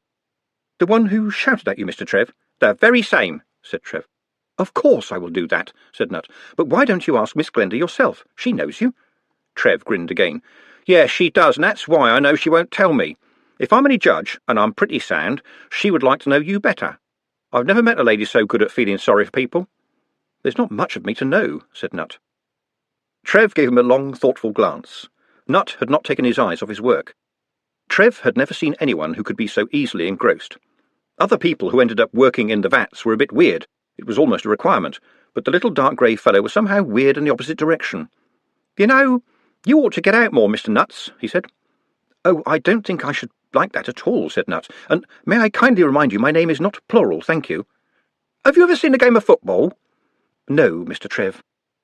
"Then I'll take you to the match tomorrow. I don't play, of course, but I never miss a game if I can help it," said Trev. "No edged weapons, probably. The season starts soon, everyone's warming up." "Well, that is very kind of you, but I—" "Tell you what, I'll pick you up down here at 1 o'clock. "But people will look at me," said Nutt, and in his head he could hear Ladyship's voice, calm and cool as ever. "Do not stand out. Be part of the crowd." "No, they won't. Trust me on that," said Trev. "I can sort that out. Enjoy your pie. I'm off." He pulled a tin can out of his coat pocket, dropped it onto his foot, flicked it into the air, towed it a few times so it spun and twinkled like some celestial object, and then kicked it very hard so it sailed off down the huge gloomy room a few feet above the vats, rattling slightly. Against all probability, it stopped in its flight a few feet from the far wall, spun for a moment, and then started to come back with, it seemed to the amazed Nutt, a greater speed than before. Trev caught it effortlessly and dropped it back into his pocket.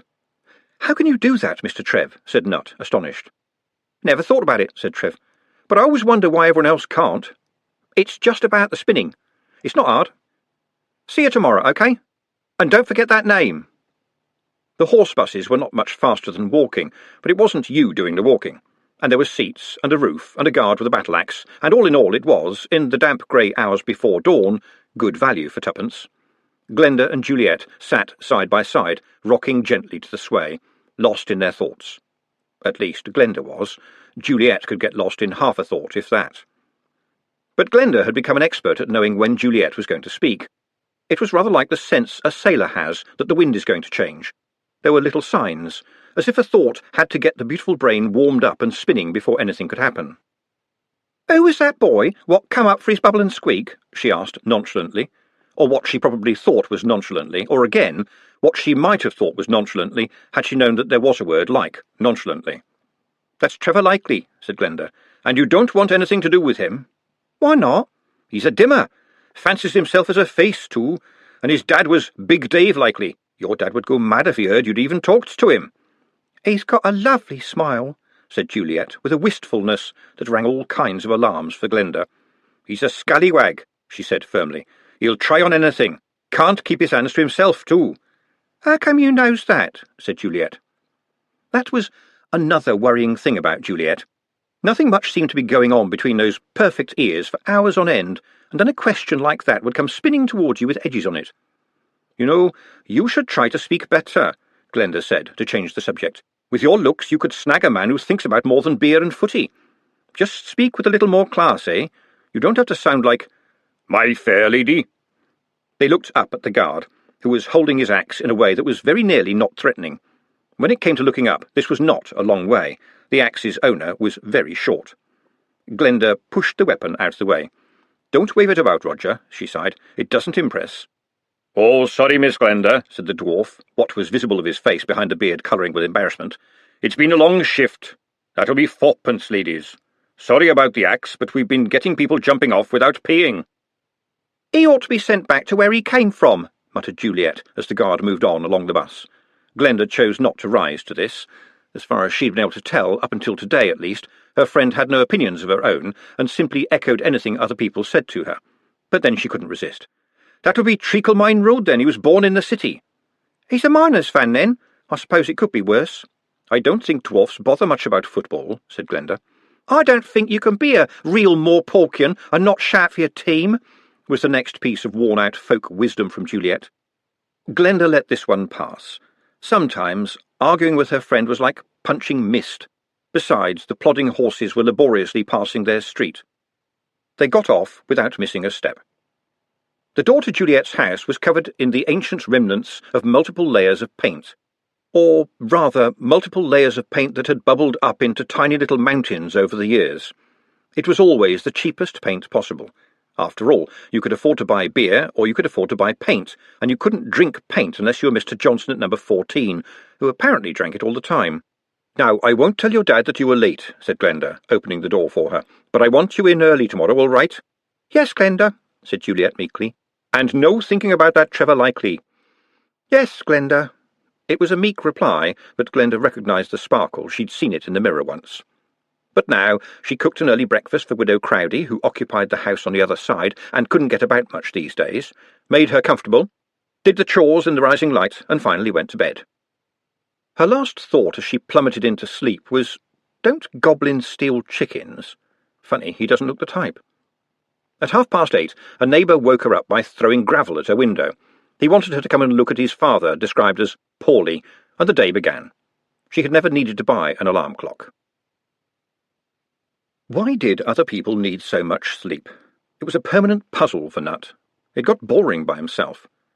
Back in the castle in Uberwald, there had always been someone around to talk to. Ladyship liked the night time and wouldn't go out in bright sunshine at all, so a lot of visitors came then. He had to stay out of sight, of course, but he knew all the passages in the walls and all the secret spy holes. He saw the fine gentlemen, always in black, and the dwarfs with iron armour that gleamed like gold. Later, down in his cellar that smelled of salt and thunderstorms, Igor showed him how it was made. There were trolls, too, looking a bit more polished than the ones he'd learned to run away from in the forests. He especially remembered the troll that shone like a jewel. Igor said his skin was made of living diamond. That alone would have been enough to glue him into Nut's memory, but there had been that moment, one day when the diamond troll was seated at the big table with other trolls and dwarfs, when the diamond eyes had looked up and had seen Nut, looking through a tiny hidden spy hole at the other end of the room. Nut was convinced of it. He'd jerked away from the hole so quickly that he'd banged his head on the wall opposite. He'd grown to know his way around all the cellars and workshops in Ladyship's castle. Go anywhere you wish. Talk to everyone. Ask any questions. You will be given answers. When you want to learn, you will be taught. Use the library. Open any book. Those had been good days. Everywhere he went, men stopped work to show him how to plane and carve. and mould, and fettle, and smelt iron, and make horseshoes. But not how to fit them, because any horse went mad when he entered the stables. One once kicked the boards out of the rear wall. That particular afternoon he went up to the library, where Miss Heelsteather found him a book on scent. He read it so fast that his eyes should have left trails on the paper. He certainly left a trail in the library. The 22 volumes of Breakfast's Compendium of Odours were soon stacked on the long lectern, followed by Spout's Trumpet of Equestrianism, and then, via a detour through the history section, Nutt plunged into the folklore section, with Miss Heelsteather pedalling after him on the mobile library steps. She watched him with a kind of gratified awe. He'd been barely able to read when he'd arrived, but the goblin boy had set out to improve his reading as a boxer trains for a fight, and he was fighting something, but she wasn't sure in her own mind what it was, and, of course, Ladyship never explained. He would sit all night under the lamp, book of the moment in front of him, dictionary and thesaurus on either side, wringing the meaning out of every word, punching ceaselessly at his own ignorance. When she came in the next morning, there was a dictionary of dwarfish and a copy of Postleum's The Speech of Trolls on the lectern too. Surely it's not right to learn like this, she told herself. It can't be settling properly. You can't just fork it into your head. Learning has to be digested. You don't just have to know, you have to comprehend. She mentioned this to Fassel the smith, who said, "Look, miss, he came up to me the other day and said he'd watched a smith before, and could he have a go?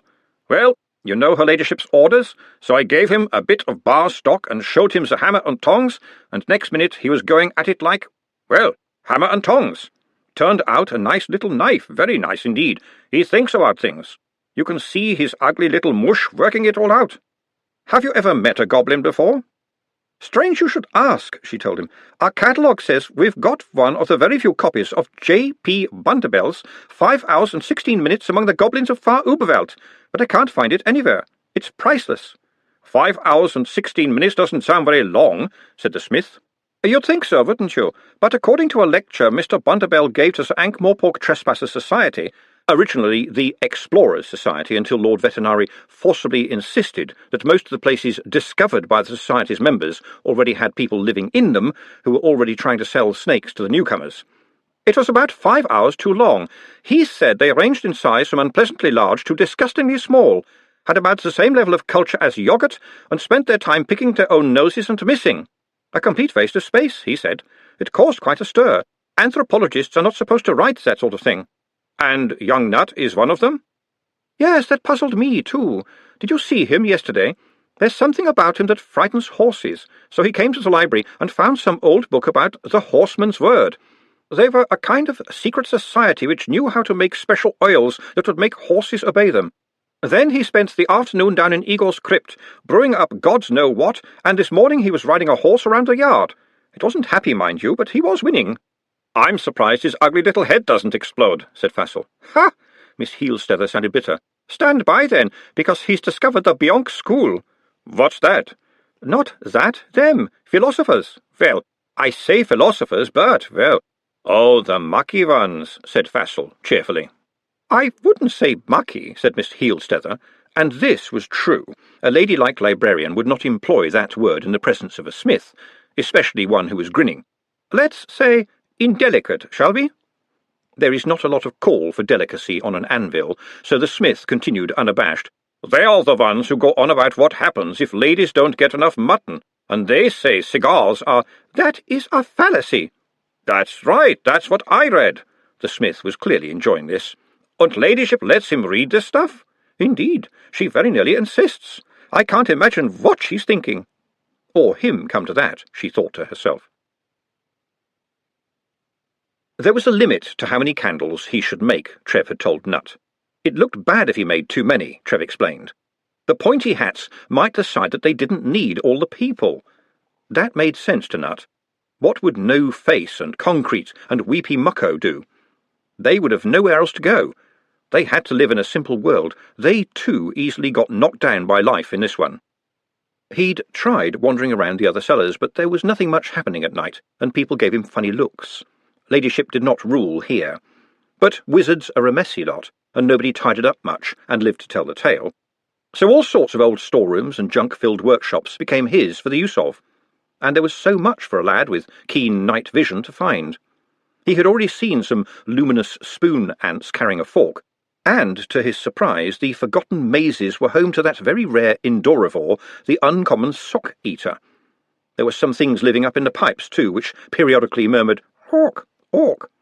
Who knew what strange monsters made their home here? He cleaned the pie plates very carefully indeed. Glenda had been kind to him. He must show that he was kind too.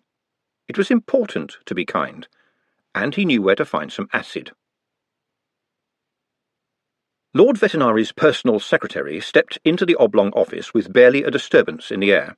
His lordship glanced up. "Ah, Drumknot, I think I shall have to write to the Times again. I am certain that 1 down, 6 across, 9 down appeared in that same combination 3 months ago. On a Friday, I believe." He dropped the crossword page onto the desk with a look of disdain. "So much for a free press." "Well done, my lord. The Arch-Chancellor has just entered the palace." Vetinari smiled. He must have looked at the calendar at last. Thank goodness they have Ponder Stibbons. Show him straight in after the customary wait. 5 minutes later, Mustrum Ridcully was ushered in. "Arch-Chancellor, to what urgent matter do I owe this visit? Our usual meeting is not until the day after tomorrow, I believe." Yes," said Ridcully.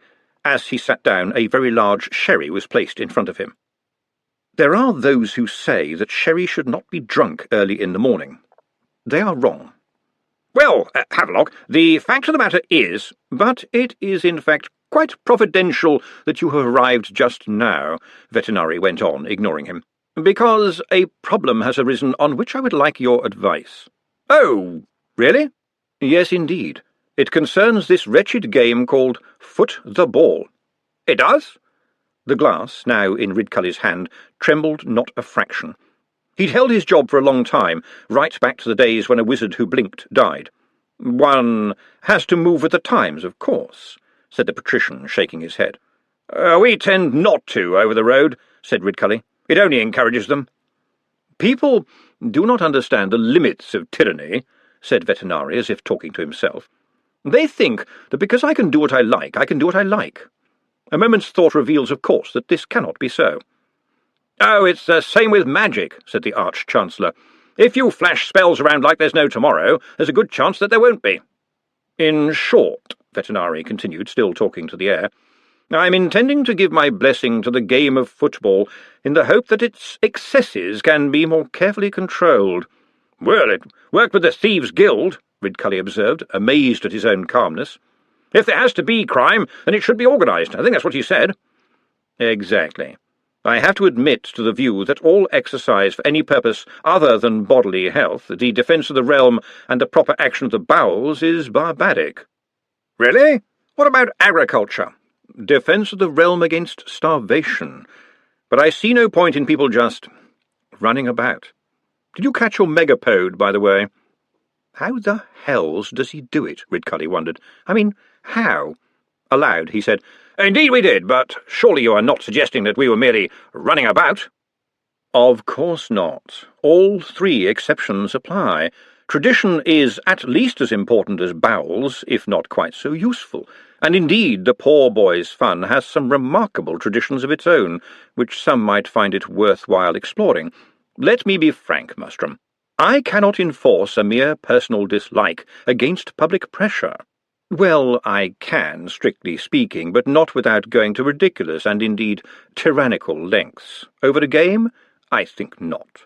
So, as things stand, we find teams of burly men pushing and shoving and kicking and biting, in the faint hope, it seems to me, of propelling some wretched object at some distant goal.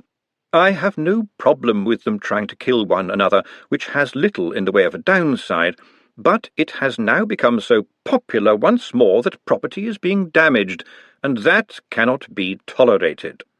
There have been comments in the Times. No, what the wise man cannot change he must channel. And how do you intend to do that? By giving the job to you. Unseen University has always had a fine sporting tradition." "Had is the right word," sighed Ridcully. "In my day we were all so relentlessly physical.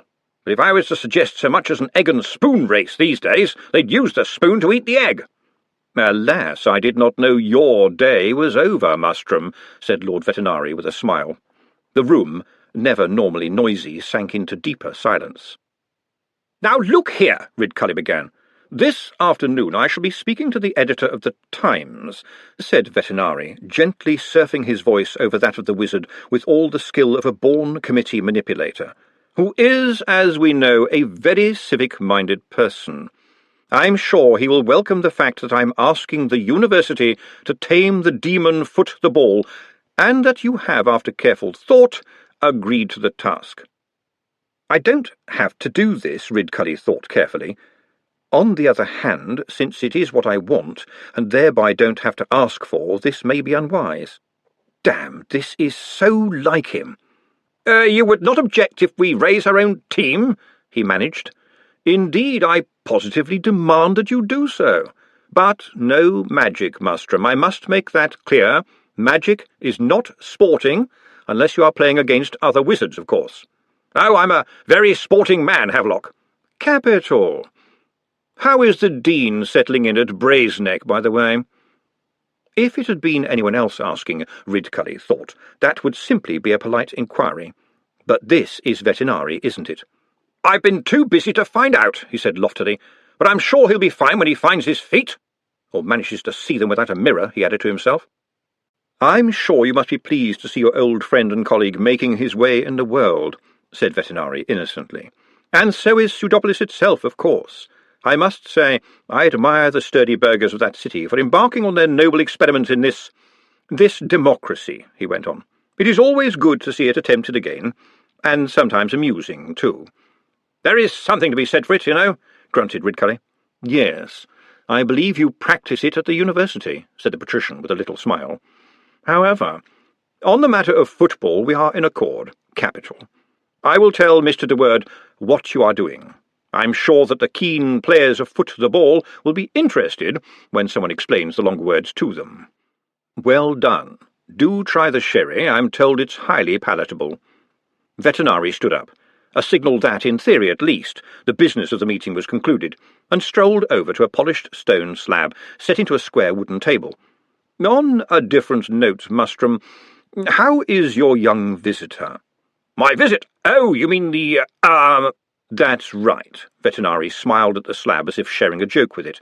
"The, as you put it, I note the sarcasm. As a wizard, I must tell you that words have power. As a politician, I must tell you I already know.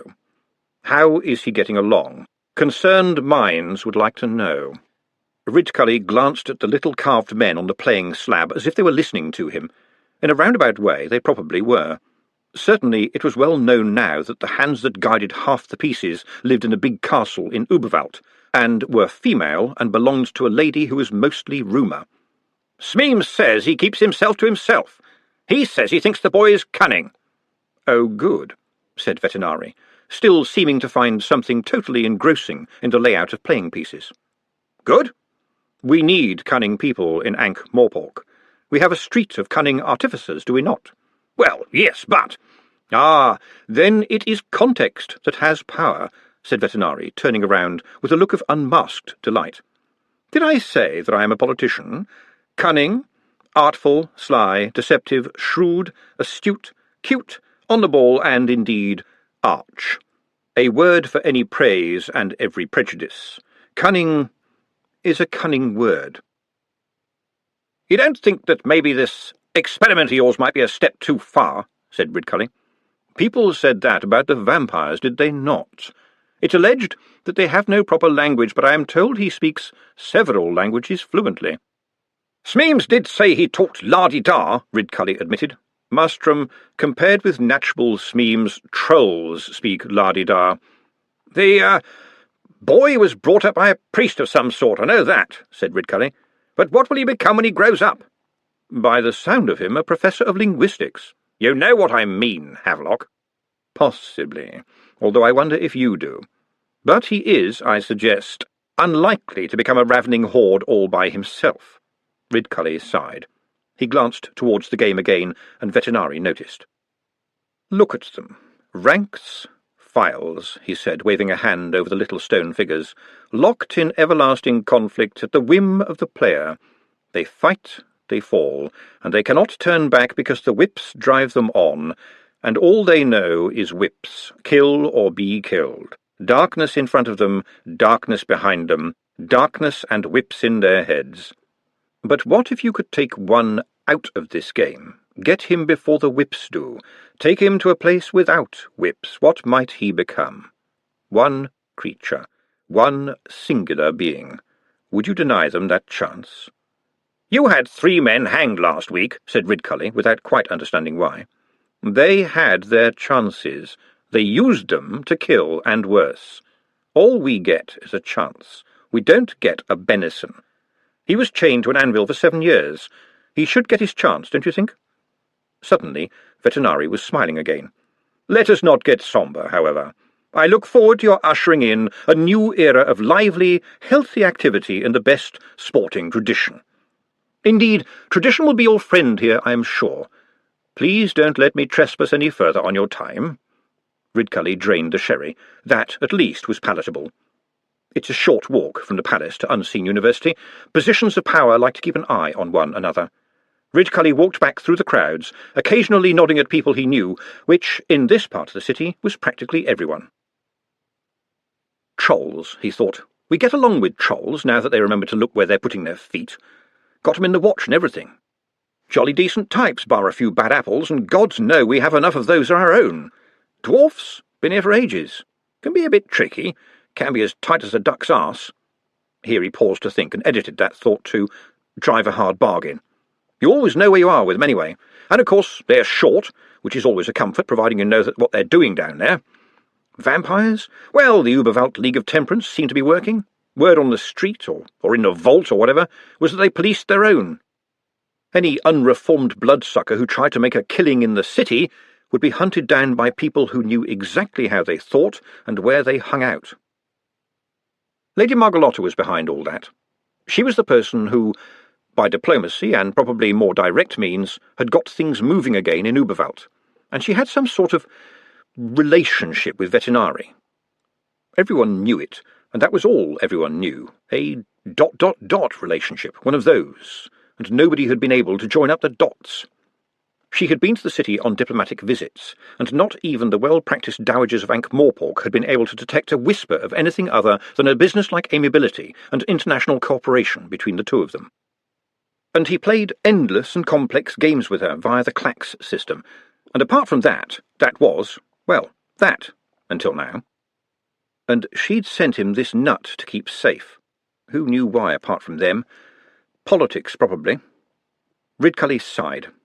One of the monsters, all alone. It was hard to think of it.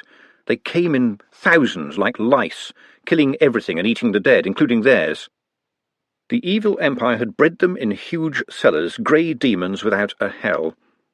The gods alone knew what had happened to them when the empire collapsed, but there was convincing evidence now that some still lived up in the far hills. What might they do? And one, right now, was making candles in Ridcully's cellars. What might he become? "A bloody nuisance," said Ridcully aloud. "Here, who are you calling a nuisance, mister? It's my road, same as yours." The wizard looked down at a young man who appeared to have stolen his clothes only from the best washing lines, though the tattered black and red scarf around his neck was probably his own. There was an edginess to him, a continual shifting of weight as though he might at any moment run off in a previously unguessable direction. And he was throwing a tin can up in the air and catching it again. For Ridcully, it brought back memories so sharp that they stung, but he pulled himself together.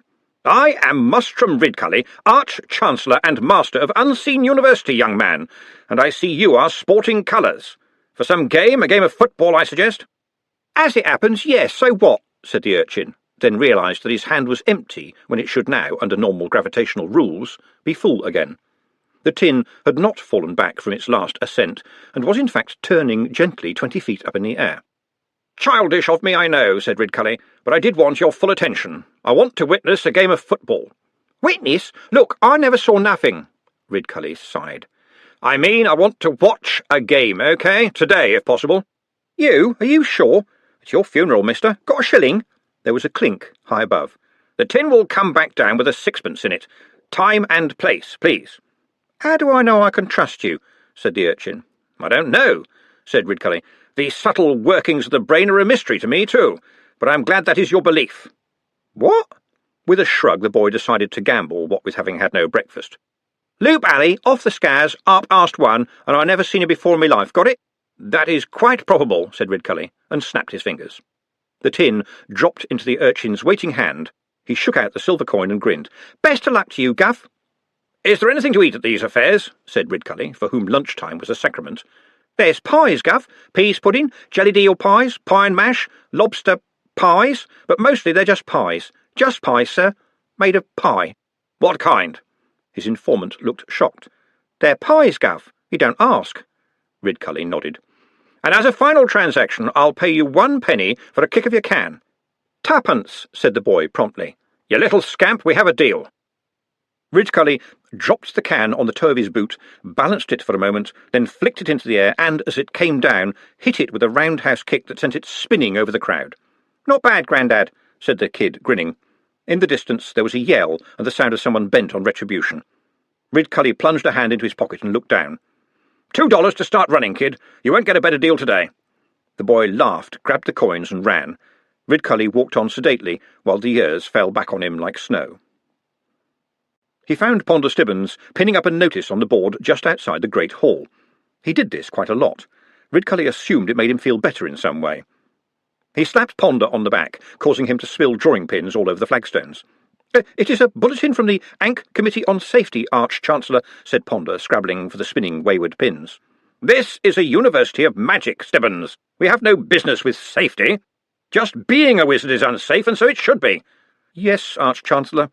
"But I should pick up all those pins if I were you. You can't be too careful. Tell me, didn't we used to have a sportsmaster here?" "Yes, sir. Evans the Striped. He vanished about 40 years ago, I believe." "Killed? It was dead men's shoes in those days, you know." "I can't imagine who would want his job. Apparently he evaporated while doing press-ups in the Great Hall one day." "Evaporated? What kind of death is that for a wizard? Any wizard would die of shame if he just evaporated. We always leave something behind, even if it's only smoke. Oh, well, cometh the hour, cometh the, whatever. General Comethness, perhaps. What is that thinking engine of yours doing these days?" Ponder brightened. "As a matter of fact, Arch-Chancellor, Hex has just discovered a new particle. It travels faster than light in 2 directions at once." "Can we make it do anything interesting?" "Well, yes, it totally explodes. Small-Whittle's transcongruency theory." "Good," said Ridcully cheerfully. "Just so long as something explodes. Since it's finished exploding, set it to finding either Evans or a decent substitute. Sportsmasters are pretty elementary particles, it shouldn't be difficult. And call a meeting of the council in 10 minutes. We are going to play football." Truth is female, since truth is beauty rather than handsomeness. This, Ridcully reflected as the council grumbled in, would certainly explain the saying that a lie could run round the world before truth has got its, her, boots on, since she would have to choose which pair. The idea that any woman in a position to choose would have just 1 pair of boots being beyond rational belief. Indeed, as a goddess, she would have lots of shoes, and thus many choices. Comfy shoes for home truths, hobnail boots for unpleasant truths, simple clogs for universal truths, and possibly some kind of slipper for self-evident truth. More important right now was what kind of truth he was going to have to impart to his colleagues, and he decided not on the whole truth, but instead on nothing but the truth, which dispensed with the need for honesty. "Well, go on then, what did he say?" "He responded to reasoned argument." "He did? Where's the catch?" "None, but he wants the rules to be more traditional." "Surely not. I gather they're practically prehistoric as it is." "And he wants the university to take the lead in all this, and quickly. Gentlemen, there is a game going to be played in about 3 hours' time. I suggest we observe it. And to this end, I will require you to wear trousers." After a while, Ridcully took out his watch, which was one of the old-fashioned imp-driven ones and was reliably inaccurate. He flipped up the gold lid and stared patiently as the little creature pedalled the hands around. When the expostulating had not stopped after a minute and a half, he snapped the lid shut. The click had an effect that no amount of extra shouting could have achieved. "Gentlemen," he said gravely, "we must partake of the game of the people, from whom, I might add, we derive. Has any of us, in the last few decades, even seen the game being played? I thought not. We should get outside more. Now, I'm not asking you to do this for me, or even for the hundreds of people who work to provide us with a life in which discomfort so seldom rears its head. Yes, many other ugly heads have reared, it is true, but dinner has always beckoned. We are, fellow wizards, the city's last line of defence against all the horrors that can be thrown against it. However, none of them are as potentially dangerous as us. Yes, indeed. I don't know what might happen if wizards were really hungry.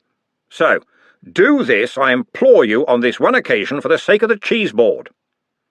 There had been some nobler calls to arms in history, Ridcully would be the first to admit, but this one was well tailored to its target audience. There was some grumbling, but that was the same as saying the sky was blue. "What about lunch?" said the lecturer in recent runes suspiciously. "We'll eat early," said Ridcully, "and I am told that the pies at the game are just amazing." Truth, in front of her huge walk-in wardrobe, selected black leather boots with stiletto heels for such a bare-faced Truth. Nut was already waiting with a proud but worried look on his face when Glenda got into the night kitchen. She didn't notice him at first, but she turned back from hanging her coat on its peg, and there he was, holding a couple of dishes in front of him like shields. She almost had to shade her eyes because they gleamed so brightly. "I hope this is all right," said Nut nervously. "What have you done?" "I plated them with silver, miss." "How did you do that?" "Oh, there's all kinds of old stuff in the cellars, and, well, I know how to do things." "It won't cause trouble for anyone, will it?" Nut added, looking suddenly anxious. Glenda wondered if it would. It shouldn't, but you could never be sure with Mrs. Whitlow. Well, she could solve that problem by hiding them somewhere until they tarnished. "It's kind of you to take the trouble. I generally have to chase people to get plates back." "You are a real gentleman," she said, and his face lit up like a sunrise. "You are very kind," he beamed, "and a very handsome lady with your two enormous chests that indicate bountifulness and fecundity." The morning air froze in one enormous block. He could tell he'd said something wrong, but he had no idea what it was. Glenda looked around to see if anyone had heard, but the huge, gloomy room was otherwise empty. She was always the first one in and the last one out. Then she said, "Stay right there. Don't you dare move an inch, not an inch, and don't steal any chickens," she commanded as an afterthought. She should have trailed steam as she headed out of the room, her boots echoing on the flagstones. What a thing to come out with! Who did he think he was? Come to that, who did she think he was? And what did she think he was? The cellars and undercrofts of the university were a small city in themselves, and bakers and butchers turned to look as she clattered past. She didn't dare stop now, it would be too embarrassing. If you knew all the passages and stairs, and if they stayed still for 5 minutes, it was possible to get to just about anywhere in the university without going above ground. Probably none of the wizards knew the maze. Not many of them cared to know the dull details of domestic management. They thought the dinners turned up by magic. A small set of stone steps led up to the little door. Hardly anyone used it these days. The other girls wouldn't go in there, but Glenda would.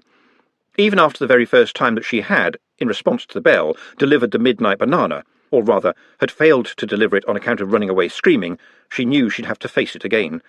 After all, we can't help how we're made, her mother had said, and nor can we help what a magical accident might turn us into through no fault of our own, as Mrs. Whitlow had explained slightly more recently, when the screaming had stopped. And so Glenda had picked up the banana and had headed right back there. Now, of course, she was surprised that anyone might find it odd that the custodian of all the knowledge that could be was a reddish-brown and generally hung several feet above his desk, and she was pretty certain that she knew at least 14 meanings of the word ook. As it was daytime, the huge building beyond the little door was bustling, insofar as the word can be applied to a library. She headed towards the nearest lesser librarian, who failed to look the other way in time, and demanded, "I need to see a dictionary of embarrassing words beginning with F." His haughty glance softened somewhat when he realised she was a cook. Wizards always had a place in their hearts for cooks, because it was near their stomach. "Ah, then I think Birdcatcher's discomforting misusage will be our friend here," he said cheerfully, and led her to a lectern, where she spent several enlightening minutes before heading back the way she'd come, a little wiser and a great deal more embarrassed. Nut was still standing where she'd told him to stand, and looked terrified. "I'm sorry, I didn't know what you meant," she said, and thought, abundant, productive, and fruitful. Well, yes, I can see how he got there, worse luck, but that's not me, not really me, I think. I hope. It was kind of you to say that about me, she said, but you should have used more appropriate language. Ah, yes, I'm so sorry, said Nut. Mr. Trev told me about this. I should not talk posh. I should have said that you have enormous Just stop there, will you? Trevor Likely is teaching you elocution. Don't tell me, I know this one. You mean talking proper, said Nut. Yes, and he's promised to take me to the football, he added proudly. This led to some explanation which only made Glenda gloomy. Trev was right, of course. People who didn't know long words tended to be edgy around people who did. That's why her male neighbours, like Mr. Stollop and his mates, distrusted nearly everybody. Their wives, on the other hand, shared a much larger, if somewhat specialised vocabulary, owing to the cheap romantic novels that passed like contraband from scullery to wash-house in every street. That's why Glenda knew elocution, torrid, boudoir and reticule, although she wasn't too certain about reticule and boudoir and avoided using them, which, in the general scheme of things, was not hard. She was deeply suspicious about what a lady's boudoir might be, and certainly wasn't going to ask anybody, even in the library, just in case they laughed. "And he's going to take you to the football, is he? Mr. Nutt, you will stand out like a diamond in a sweep's ear-hole. Do not stand out from the crowd. There were so many things to remember." "He says he will look after me," said Nutt, hanging his head. I was wondering who that nice young lady was who was in here last night," he added desperately, as transparent as air. "He asked you to ask me, right?" "Lie. Stay safe. But Ladyship wasn't here, and the nice apple pie lady was right here in front of him. It was too complicated." "Yes," he said meekly, and Glenda surprised herself. "Her name is Juliet, and she lives bang next door to me, so he'd better not come round, OK? Juliet Stollop. See if he likes that." "You fear he will press his suit?" "Her dad'll press a lot more than that if he sees he's a Dimmer supporter." Nutt looked blank, so she went on. "Don't you know anything? Dimwell Old Pals, the football team. The Dollies are Dolly Sisters Football Club. Dollies hate the Dimmers hate the Dollies. It's always been like that." "What could have caused such a difference between them?" "What? There is no difference between them, not when you've got past the colours. They're two teams alike in villainy. Dolly Sisters wears white and black, Dimwell wears pink and green. It's all about football. Bloody, clogging, hacking, punching, gouging, silly football." The bitterness in Glenda's voice would have soured cream. "But you have a Dolly Sister scarf. When you live there, it's safer that way. Anyway, you have to support your own." "But is it not a game like Spillikins or Halma or Thud?" "No, it's more like war, but without the kindness and consideration." "Oh dear. But war is not kind, is it?" said Nutt, bewilderment clouding his face. "No. Oh, I see, you were being ironic." She gave him a sideways look. "I might have been," she conceded. "You are an odd one, Mr. Nutt. Where are you from, really?" The old panic contained again. Be harmless, be helpful, make friends, lie. But how did you lie to friends? "I must go," he said, scurrying down the stone steps. "Mr. Trev will be waiting." Nice but odd, Glenda thought, watching him leap down the steps.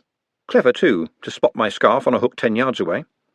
The sound of a rattling tin can alerted Nutt to his boss's presence before he'd even hurried through the old archway to the vats. The other habitués had paused in their work, which, frankly, given its usual snail-like progress, meant hardly any change at all, and were watching him listlessly. But they were watching, at least. Even Concrete looked vaguely alert, but Nutt saw a little dribble of brown in the corner of his mouth. Someone had been giving him iron filings again. The can shot up as Trev caught it with his boot, flew over his head and then came back obliquely, as if rolling down an invisible slope, and landed in his waiting hand. There was a murmur of appreciation from the watchers, and Concrete banged his hand on the table, which generally meant approval. "What kept you, Gobbo? Chatting up Glenda, were you? You've got no chance there, take it from me. Been there, tried that, oh yeah. No chance, mate." He threw a grubby bag towards Nutt. "Get these on quick, else you'll stand out like a diamond in—" "A sweep's ear-hole?" Nutt suggested. "Yeah, you're getting it. Now don't hang about or we'll be late." Nutt looked doubtfully at a very long scarf in pink and green, and a large yellow woolly hat with a pink bobble on it. "Pull it down hard so it covers your ears," Trev commanded. "Get a move on." Pink," said Nutt doubtfully, holding up the scarf. "What about it?" "Well, isn't football a rough man's game, whereas pink, if you'll excuse me, is rather a female colour?" Trev grinned. "Yeah, that's right. Think about it. You are the clever one round here. And you can walk and think at the same time, I know that. Makes you stand out from the crowd in these parts. Ah, I think I have it. The pink proclaims an almost belligerent masculinity, saying as it does, I'm so masculine I can afford to tempt you to question it, giving me the opportunity to proclaim it anew by doing violence to you in response. I don't know if you have ever read Offelberger's Die wesentlichen Ungewissheiten zugehörig der offenkundigen Männlichkeit. Trev grabbed his shoulder and spun him round. What do you think, Gobbo? He said, his red face a couple of inches from nuts. What is your problem? What are you all about? You come out with $10 words and you lay 'em down like a man doing a jigsaw. So how come you're down in the vats, eh, working for someone like me? It don't make sense. Are you on the run from the old Sam? No problem there, unless you did up an old lady or something, but you've got to tell me. Too dangerous, thought Nutt desperately. Change the subject. She's called Juliet, he gasped. The girl you asked about. She lives next door to Glenda, honestly. Trev looked suspicious. Glenda told you that? Yes. She was winding you up. She knew you'd tell me. I don't think she would lie to me, Mr. Trev. She is my friend. I kept thinking about her all last night, said Trev. Well, she is a wonderful cook, Nutt agreed. I meant Juliet. And Glenda said to tell you that Juliet's other name is Stollop, said Nutt, hating to be the bearer of worse news. What? That girl is a Stollop? Yes. Glenda said I was to see how you liked that, but I know the meaning of irony. Bah, it's like finding a strawberry in a dog meat stew, yeah? I mean, the Stollops are buggers, the lot of them. Biters and cloggers to a man, the kind of bastards who'll kick your family jewels up into your throat. But you don't play football, do you? You just watch. Damn right, but I'm a face, right? I'm known in all the boroughs. You can ask anyone. Everyone knows Trev Likely. I'm Dave Likely's lad. Every supporter in the city knows about him. 4 goals. No one else scored that much in a lifetime. And gave as good as he got, did Dad. One game, he picked up the dolly bastard holding the ball and threw him over the line. He gave as good as he got, my Dad, and then some. So, he was a bugger and a clogger and a biter too, was he? What? Are you pulling my tonker? I would not wish to do so initially, Mr. Trev, said Nutt, so solemnly that Trev had to grin. But, you see, if he fought the opposing team with even more force than they used, does that not mean that he was my dad, said Trev. That means you don't try any fancy maths, OK? OK, indeed. And you never wanted to follow in his footsteps? What, and get brung home on a stretcher? I got my brains from my old mum, not from my dad. He was a good bloke and loved his football, but he wasn't flush with brains to start with, and on that day some of them were leaking out of his ear. The dollies got him in the melee and sorted him out good and proper. That's not for me, Gobbo. I'm smart. Yes, Mr. Trev, I can see that. Get the gear on. Let's go, OK? We don't want to miss anything. Thing, said Nutt automatically, as he started to wind the huge scarf around his neck. What? Said Trev, frowning. What? Said Nutt, his voice a little muffled. There was a lot of scarf. It was almost covering his mouth.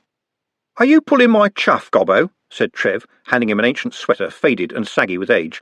Please, Mr. Trev, I don't know. There appears to be so much I might inadvertently pull.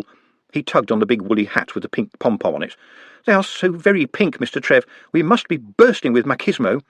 I don't know what you personally are bursting with, Gobbo, but here's something to learn. Come on if you think you're hard enough. Now you say it. Come on if you think you're hard enough, said Nutt obediently. Well, OK, said Trev, inspecting him. Just remember, if anyone starts pushing you around during the game and giving you grief, just you say that to 'em and they'll see you're wearing the dimmer colours and they'll think twice, got it? Nutt, somewhere in the space between the big bobbly hat and the boa constrictor of a scarf, nodded. Wow, there you are, Gobbo, a complete fan. Your own mother wouldn't recognise you. There was a pause before a voice emerged from inside the mound of ancient woollens, which looked very much like a nursery layette made by a couple of giants who weren't sure what to expect. I believe you are accurate. Yeah? Well, that's good, innit? Now let's go and meet the lads. Move fast, stay close. Now remember, this is a pre-season friendly between the Angels and the Whoppers, right? Said Trev as they stepped out into a fine rain which, because of Ankh-Morpork's standing cloud of pollution, was morphing gently into smog. They're both pretty crap, they'll never amount to anything, but the Dimmers shout for the Angels, right? It took some explaining, but the core of it, as far as Nutt could understand it, was this. All football teams in the city were rated by Dimwell in proportion to their closeness, physical, psychological, or general gut feeling to the hated Dolly sisters. It had just evolved that way. If you went to a match between two other teams, you automatically, according to some complex and ever-changing ready reckoner of love and hate, cheered the team most nearly allied to your native turf, or, more accurately, cobbles. Do you see what I mean? Trev finished. I have committed what you said to memory, Mr. Trev. "Oh, brother, and I bet you have at that. And it's just Trev when we're not at work, right? We shout together, right?" He punched Nut playfully on the arm. "Why did you do that, Mr. Trev?" said Nut. His eyes, almost the only part of him visible, looked hurt. "You struck me." "That wasn't me hitting you, Gobbo.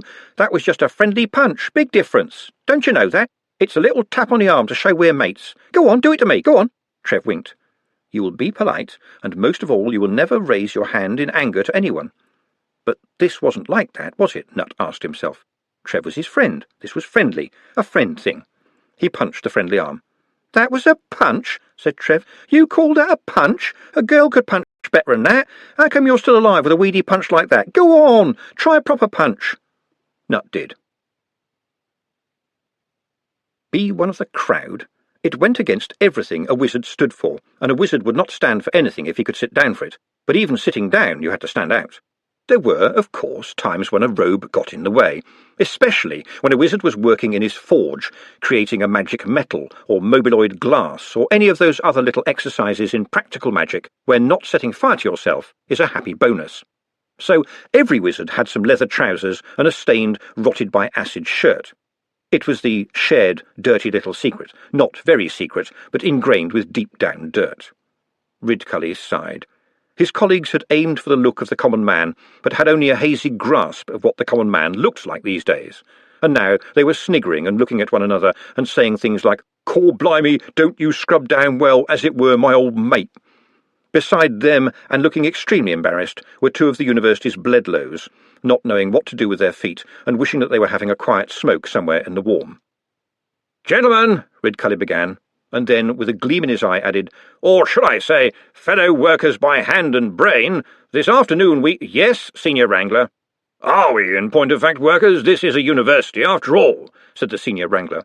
"I agree with the Senior Wrangler," said the lecturer in recent runes. "Under university statute, we are specifically forbidden to engage, other than within college precincts, in any magic above level 4, unless specifically asked to do so by the civil power, or, under clause 3, we really want to. We are acting as placeholders, and as such, forbidden from working." "Would you accept slackers by hand and brain?" said Ridcully, always happy to see how far he could go. "Slackers by hand and brain by statute," said the Senior Wrangler, primly. Ridcully gave up. He could do this all day, but life couldn't be all fun. "That being settled, then, I must tell you that I have asked the stalwart Mr. Frankly Otomy and Mr. Alf Nobbs to join us in this little escapade.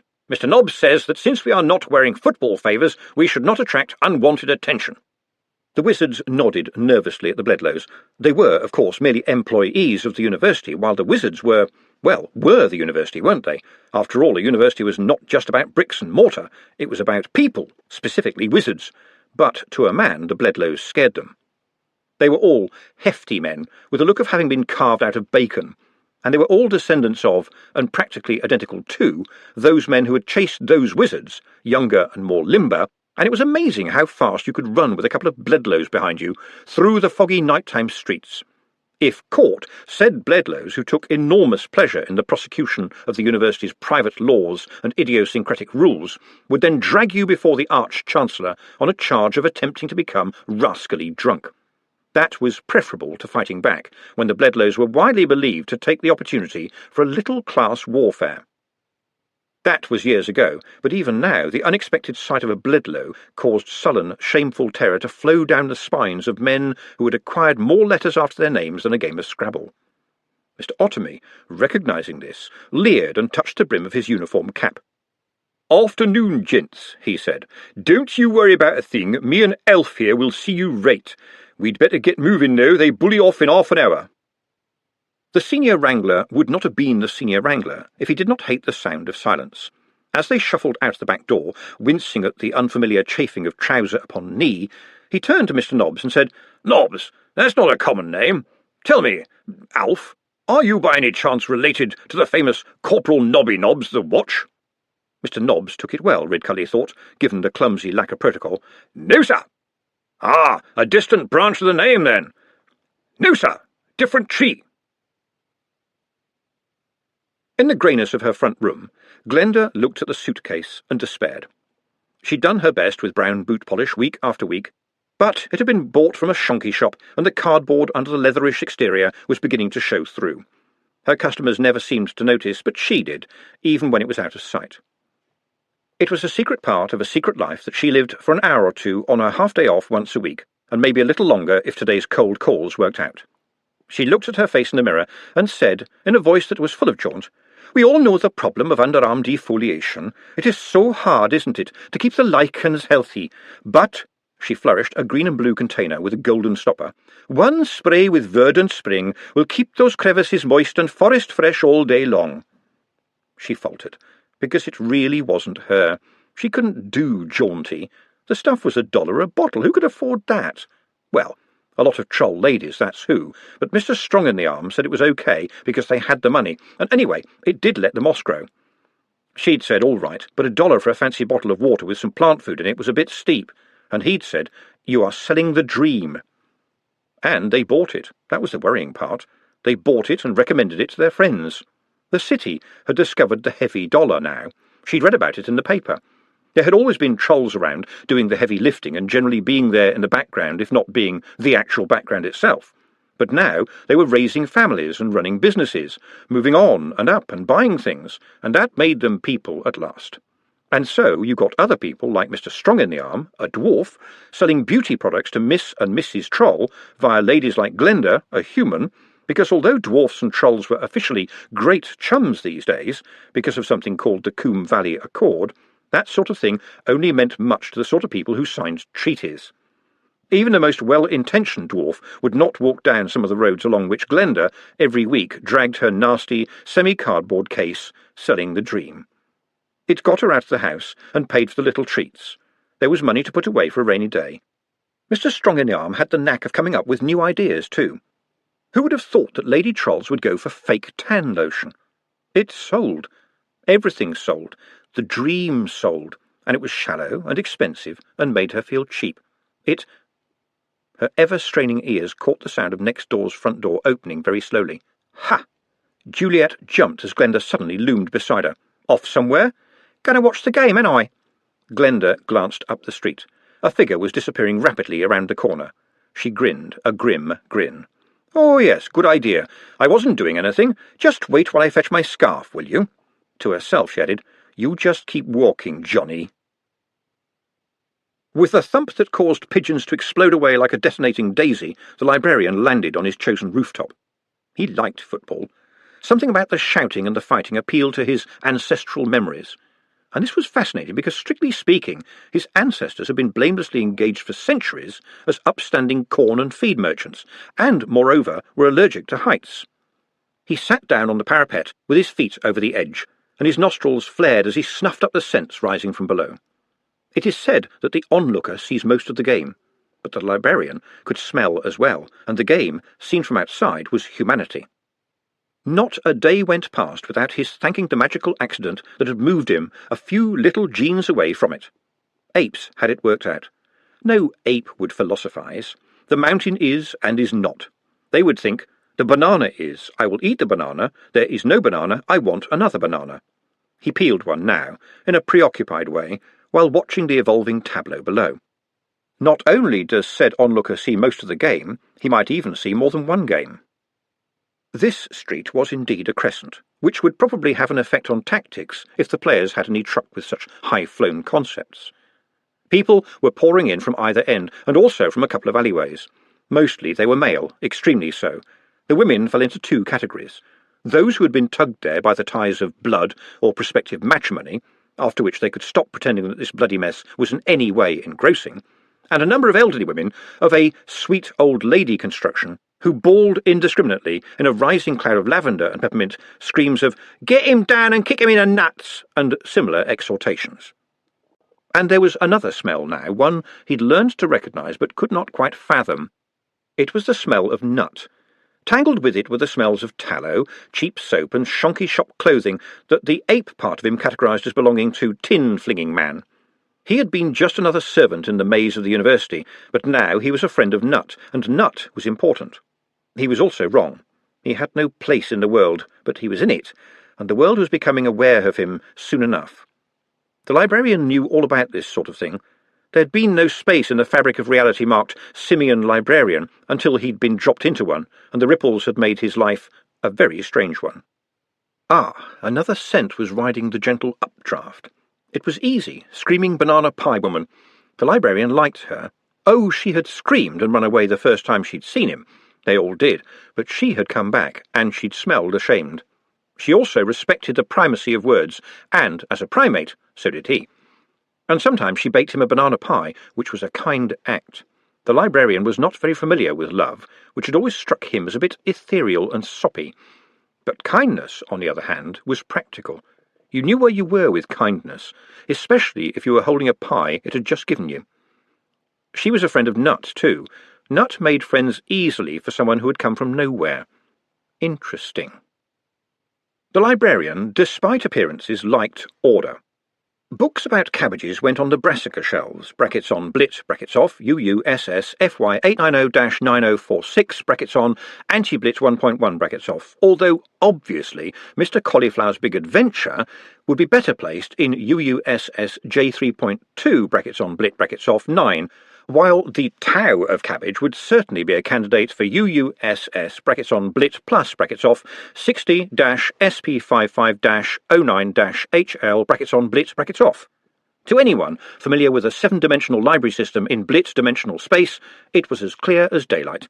If you remembered to keep your eye on the Blit. Ah, and here came his fellow wizards, walking awkwardly in the chafing trousers and trying so hard not to stand out in the crowd that they would have stood out even more if the rest of the crowd had been the least bit interested. Nobody noticed. It was enthralling and exciting at the same time, Ridcully concluded. Normally the pointy hat, robe and staff cleared the way faster than a troll with an axe. They were being pushed and shoved, but it was not as unpleasant as the words suggested. There were moderate pressures on all sides as people poured in behind, as though the wizards were standing chest-deep in the sea and were swaying and shifting to the slow rhythm of the tide. "My goodness," said the chair of indefinite studies. "Is this football? It's a bit dull, isn't it?" "Pies were mentioned," said the lecturer in recent runes, craning his neck. "People are still coming in, Gov," said Otomy. "But however do we see things?" "Depends on the shove, Gov. Usually people near the action shout out." "Ah, I see a pie seller," said the chair of indefinite studies. He took a couple of steps forward. There was a random shift and sway in the crowd, and he vanished. "How is it now, Mr. Trev?" said Nut, as people surged around him. "Hurts like buggery, excuse my clatchin'," muttered Trev, clutching his injured arm to his coat. "Are you sure you weren't holding an hammer?" "No hammer, Mr. Trev. I'm sorry, but you did ask me." I know. "Where did you learn to punch like that?" "Never learned, Mr. Trev. I must never raise my hand to another person. But you went on so, and—" "I mean, you're so skinny." "Long bones, Mr. Trev, long muscles. I really am very sorry." "My fault, Gobbo. I didn't know your own strength." Suddenly Trev shot forward, cannoning into Nut. "Where have you been, my man?" said the person who had just slapped him hard on the back. "We said to meet at the eel pie stall." Now the speaker looked at Nut and his eyes narrowed.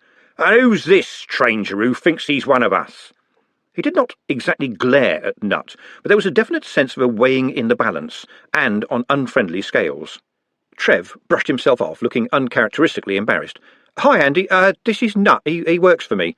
"What, as a bog brush?" said Andy. There was laughter from the group behind him. Andy always got a laugh. It was the first thing you noticed, after the glint in his eye. "Andy's dad is Captain of Dimwell, Gobbo." "Pleased to meet you, sir," said Nut, extending a hand. "Oh, pleased to meet you, sir," Andy mimicked, and Trev grimaced as a calloused hand the size of a plate grasped Nut's cheese-straw fingers. "He's got hands like a girl," Andy observed, taking a grip. "Mr. Trev has been telling me wonderful things about the Dimmers, sir," said Nut. Andy grunted. Trev saw his knuckles whiten with effort, while Nut chattered. "The camaraderie of the sport must be a wonderful thing." "Yeah, right," Andy grunted, finally managing to pull his hand away, his face full of angry puzzlement. "And this is my mate Maxie," said Trev quickly, "and this is Carter the Farter." "That's Fartmeister now," said Carter. "Yeah, right, and this is Jumbo. You want to watch out for him, he's a thief. Jumbo can pick a lock faster than you can pick your nose." The said Jumbo held up a small bronze badge. "Guild, of course," he said. "Don't nail your ears to the door, else." "You mean you break the law for a living?" said Nut, horrified. "Ain't you ever heard of the Thieves' Guild?" said Andy. "Gobbo's new," said Trev protectively. "Hasn't got out much. He's a goblin from the high country." "Coming down here taking our jobs, yeah?" said Carter. "Like, how often do you do a hand's turn?" said Trev. "Well, I might want to one day." "Milking the cows when they come home," said Andy. This got another laugh on cue. And that was the introduction sorted out, to Nut's surprise. He'd been expecting chicken theft to be mentioned. Instead, Carter pulled a couple of tin cans out of a pocket and tossed them to Nut and Trev. "Did a few hours unloading down the docks, didn't I?" he said defensively, as though a bit of casual labour was some kind of offence. "This come off a boat from 4X. Jumbo fished in his pocket again and pulled out someone else's watch. "Game on in 5 minutes," he declared. "Let's shove, if that's all right with you, Andy." Andy nodded. Jumbo looked relieved. It was always important that things were all right with Andy, and Andy was still watching Nut as a cat watches an unexpectedly cheeky mouse while massaging his hand. Mr. Otomy cleared his throat, causing his red Adam's apple to bob up and down like an indecisive sunset. Shouting in public, yes, he liked that. He was good at that. Speaking in public now, that was a different kettle of humiliation. "Well, gents, what we will have here is your actual football, what is basically about the shove, which is what you gentlemen will be doing soon." "I thought we watched two groups of players vie with one another to get the ball in the opponent's goal." "Could be, sir, could very much be," de Bledlow conceded. "But in the streets, see, your actual supporters on both sides try and endeavour to shorten the length of the field, as it were, depending on the flow of play, so to speak." "Like living walls, do you mean?" said Ridcully. "That style of thing, sir, yes, sir," said Otomy loyally. "What about the goals?" "Oh, they're allowed to move the goals too." "Sorry," said Ponder, "the spectators can move the goals?" "You have put your finger firmly on it, sir." "But that's sheer anarchy. It's a mess." "Some of the old boys do say the game has gone downhill, sir, that is true." "Downhill, into and out through the bottom of the world, I'd say." "Good one to play with magic, though," said Dr. Hicks. "Well worth a try." "A word to the wise, sir," said Otomy with unwitting accuracy, "but you'd be wearing your guts for garters if you tried it with some of the types who play these days. They take it seriously." "Mr. Otomy, I'm sure none of my blokes wear garters." Ridcully stopped and listened to Ponder Stibbons's whispered interjection and continued, "Well, possibly one, two at most, and it would be a very dull world if we were all the same. That's what I say." He looked around and shrugged. "So, this is football, is it? Rather a wizened shell of a game, yes? I, for one, don't want to stand around all day in the rain while other people have all the fun. Let's go and find the ball, gentlemen. We are wizards. That must count for something." "I thought we were blokes now," said the lecturer in recent runes. "Same thing," said Ridcully, straining to see over the heads of the crowd. "Surely not." "Well," said Ridcully, "isn't a bloke someone who likes drinking with his mates and without the company of women? Anyway, I'm fed up with this. Form up behind me, nevertheless. We're going to see some football." The progress of the wizards astonished Otomy and Nobbs, who had hitherto seen them as fluffy, plump creatures quite divorced from real life. But to get to be a senior wizard and stay there called for deep reserves of determination, viciousness, and the sugared arrogance that is the mark of every true gentleman. As in, "Oh, was that your foot? I'm so terribly sorry." And, of course, there was Dr. Hicks, a good man to have in a tight spot because he was, by college statute, an officially bad person in accordance with UU's happy grasp of the inevitable. In short, every wizard knew that, whatever you did, you'd get some wizards creeping off to do weird and messy magic in some cave somewhere. A less mature organisation than UU might have taken the view that the way forward would be to hunt such renegades down, at great risk and expense. UU, on the other hand, had given Hicks and his team a department and a budget and a career structure, and also the chance to go out into dark caves occasionally and throw fireballs at unofficial evil wizards. It all worked rather well, so long as nobody pointed out that the Department of Post-Mortem Communications was really, when you got right down to it, just a politer form of NECROMANCY, wasn't it? And so Dr. Hicks was now tolerated as a useful, if slightly irritating, member of the council, largely because he was allowed, by statute, to say some of the naughty things that other wizards would really have liked to say themselves. Someone with a widow's peak, a skull ring, a sinister staff and a black robe was expected to spread a little evil round the place, although university statute had redefined acceptable evil in this case as being inconveniences on a par with shoelaces tied together or a brief attack of groinal itch. It wasn't the most satisfactory of arrangements, but it was in the best UU tradition. Hicks occupied, amiably, a niche that might otherwise be occupied by someone who really got off on the whole mouldering corpses and peeled skulls thing. Admittedly, he was always giving fellow wizards free tickets to the various amateur dramatic productions he was obsessively involved with, but on balance, they agreed, taking one thing with another, this was still better than peeled skulls.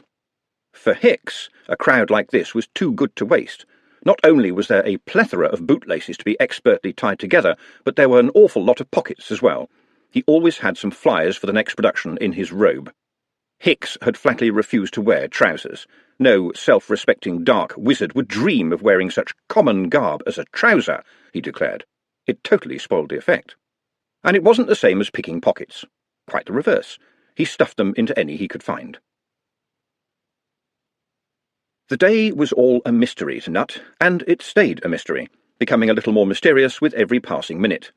In the distance, a whistle was blown, and somewhere in this moving, jostling, crushing, and in most cases drinking mob of people, there was a game going on, apparently. He had to take Trev's word for it. There were oohs and ahs in the distance, and the crowd ebbed and flowed in response. Trev and his chums, who called themselves, as far as Nut could make out over the din, the Dimwell Massive Pussy, took advantage of every temporary space to move nearer and nearer to the mysterious game, holding their ground when the press went against them, and pushing hard when an eddy went their way. Push, sway, shove. And something in this spoke to Nut. It came up through the soles of his feet and the palms of his hands, and slid into his brain with a beguiling subtlety, warming him, stripping him away from himself, and leaving him no more than a beating part of the living, moving thing around him. A chant came past. It had started somewhere at the other end of the game, and, whatever it had been once, it was now just 4 syllables of roar from hundreds of people and many gallons of beer. As it faded, it took the warm, belonging feeling away with it, leaving a hole. Nut looked into the eyes of Trev. "Happened you did it," Trev said. "That was quick." "It was—" Nut began. "I know. We don't talk about it," said Trev flatly. "But it spoke to me without—" "We don't talk about it, OK? Not that sort of thing. Look, they're being pushed back. It's opening up. Let's shove." And Nut was good at shoving. Very good. Under his inexorable pressure, people slid or gently spun out of the way, their hobnailed boots scraping on the stones as, short of an alternative, the owners were rolled and squeezed alongside Nut and Trev and deposited behind them, somewhat dizzy, bewildered, and angry. Now, though, there was a frantic tugging at Nut's belt. "Stop pushing!" Trev shouted. "We've left the others behind." "In fact, my progress is now hindered by a peas pudding and chowder stand. I have been doing my best, Mr. Trev, but it has really been slowing me down," said Nut over his shoulder. "And also Miss Glenda. Hello, Miss Glenda." Trev glanced behind him. There was a fight going on back there, and he could hear Andy's battle cry. There was generally a fight going on around Andy, and if there wasn't, he started one. But you had to like Andy because, well, you just had to. Glenda was up ahead. Surely that meant that she would be there too. There was a commotion further on, and a vaguely oblong thing, wrapped now in tatters of cloth, rose up in the air and fell back, to cheers and catcalls from the crowd. Trev had been right up to the game face many times before. It was no big deal. He'd seen the ball dozens of times. But how long had Nut been pushing a pudding stall in front of him like a snowplough? "Oh my," Trev thought, "I've found a player. How can he do it? He looks half-starved all the time." In the absence of any way round in the press of people, Trev scrambled between Nut's legs, and for a moment looked down an avenue of coat hems, boots, and, right in front of him, a pair of legs that were considerably more attractive than those of Nut. He surfaced a few inches away from the milky blue eyes of Juliet. She did not look surprised. Surprise is an instant thing, and by the time Juliet could register surprise, she generally wasn't. Glenda, on the other hand, was the kind of person who instantly whacks surprise on the meat slab of indignation and hammers it into fury, and as their gazes locked and metaphorical bluebirds cleared their throats for the big number, she appeared between them and demanded, "What the hell's were you doing down there, Trevor Likely?" The bluebirds evaporated. "What are you doing up front here?" said Trev. It wasn't repartee, but it was the best he could do now with his heart pounding. "We got shoved," growled Glenda. "You lot were shoving us." "Me? I never did," said Trev indignantly. "It was—" He hesitated. "Nut?" Look at him standing there all nervous and skinny, like he's never had a good meal in his life. "I wouldn't believe me, and I am me." "It was them behind," he said lamely. "Trolls with big boots on, were they?" said Glenda, her voice all vinegar. We'd be in the game if it wasn't for Mr. Nutt here holding you all back." The unfairness of this took Trev aback, but he decided to stay there rather than argue with Glenda. Nutt could do no wrong in her eyes, and Trev could do no right, which he couldn't contest, but rather felt should be amended to never did any serious wrong. But there was Juliet smiling at him. When Glenda looked away to talk to Nutt, she slipped something into his hand, and then turned her back on him as if nothing had happened. Trev opened his hand, heart pounding, and there was a little enamel badge in black and white, the colours of the hated enemy. It was still warm from her hand. He closed his hand quickly and looked around to see if anyone had spotted this betrayal of all that was good and true, i.e., the good name of Dimwell. Supposing he got knocked down by a troll and one of the lads found it on him. Supposing Andy found it on him. But it was a gift from her. He put it into his pocket and rammed it down to the bottom. This was going to be really difficult, and Trev was not a man who liked problems in his life. The owner of the pudding stand, having enterprisingly sold a number of portions to passing trade during its journey, strolled up to Trev and offered him a bag of hot peas. "Tough mate you got there," he said. "Some kind of troll, is he?" "Not troll, goblin," said Trev, as the sounds of the strife drew nearer. "I thought they were little buggers." "This one isn't," said Trev, wishing the man would go away. There was a sudden, localised silence, the kind of noise made by people who are holding their breath. He looked up and saw the ball for the second time in the game. There was a core of ash wood in there somewhere, then a leather skin, and finally dozens of layers of cloth for grip, and it was dropping with pinpoint inevitability towards the beautiful, dreamy head of Juliet. Trev dived at her without a moment's thought, dragging her under the cart as the ball thumped onto the cobbles where she had been gracing the world with her presence. Many things went through Trev's mind as the ball hit the ground. She was in his arms, even if she was complaining about getting mud on her coat. He had probably saved her life, which from a romantic point of view was money in the bank, and, oh yes, Dimmer or Dolly, if one of the hardcore posses found out about this, the next thing to go through his head would be a boot. She giggled.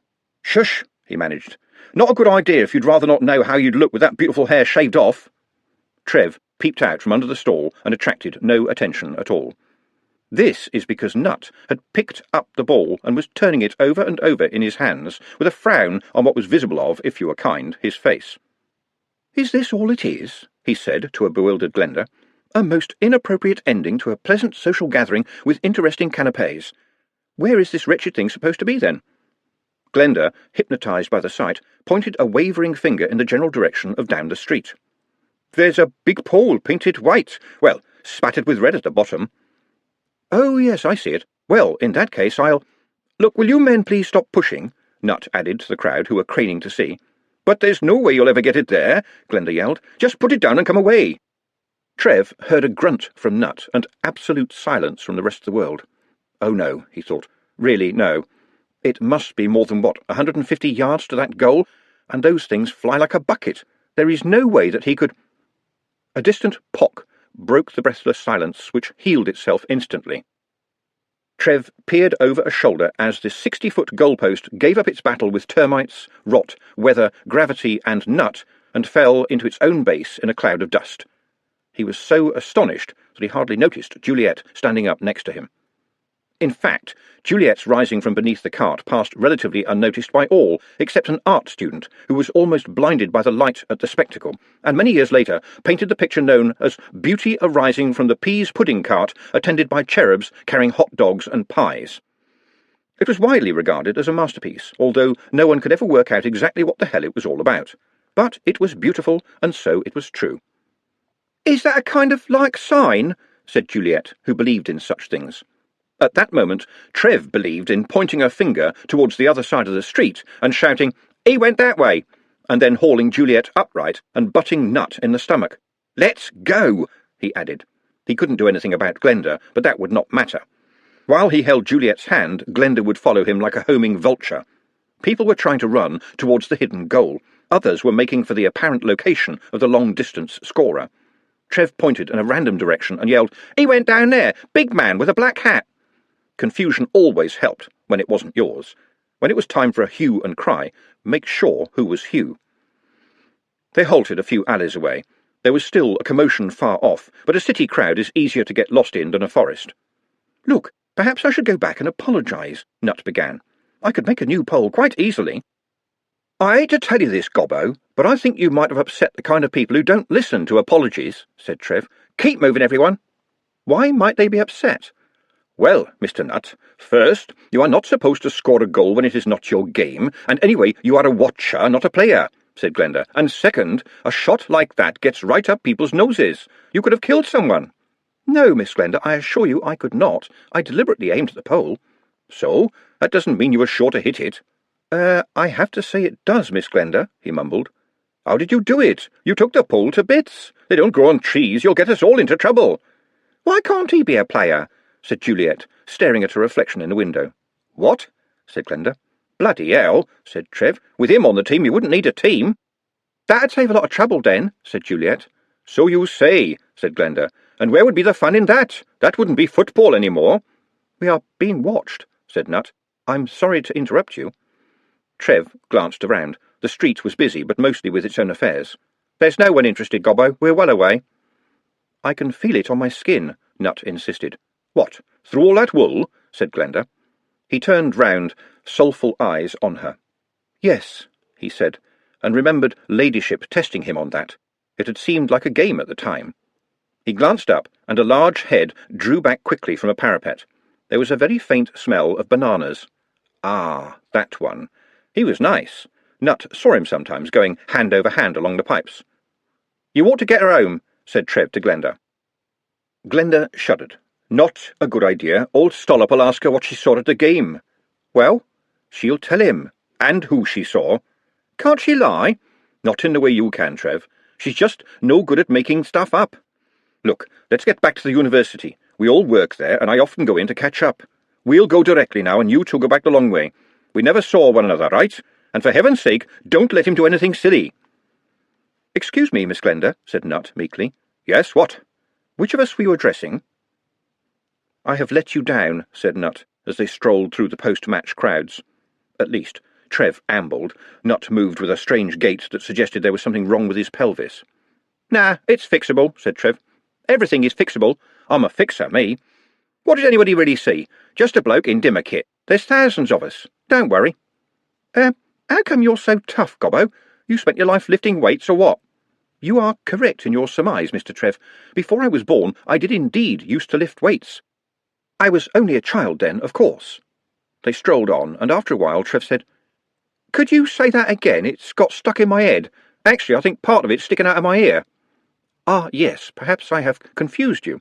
There was a time when my mind was full of darkness. Then Brother Oates helped me to the light, and I was born. Oh, religion stuff. But here I am. You asked why I am strong. When I lived in the dark of the forge, I used to lift weights. The tongs at first, and then the little hammer, and then the biggest hammer, and then one day I could lift the anvil.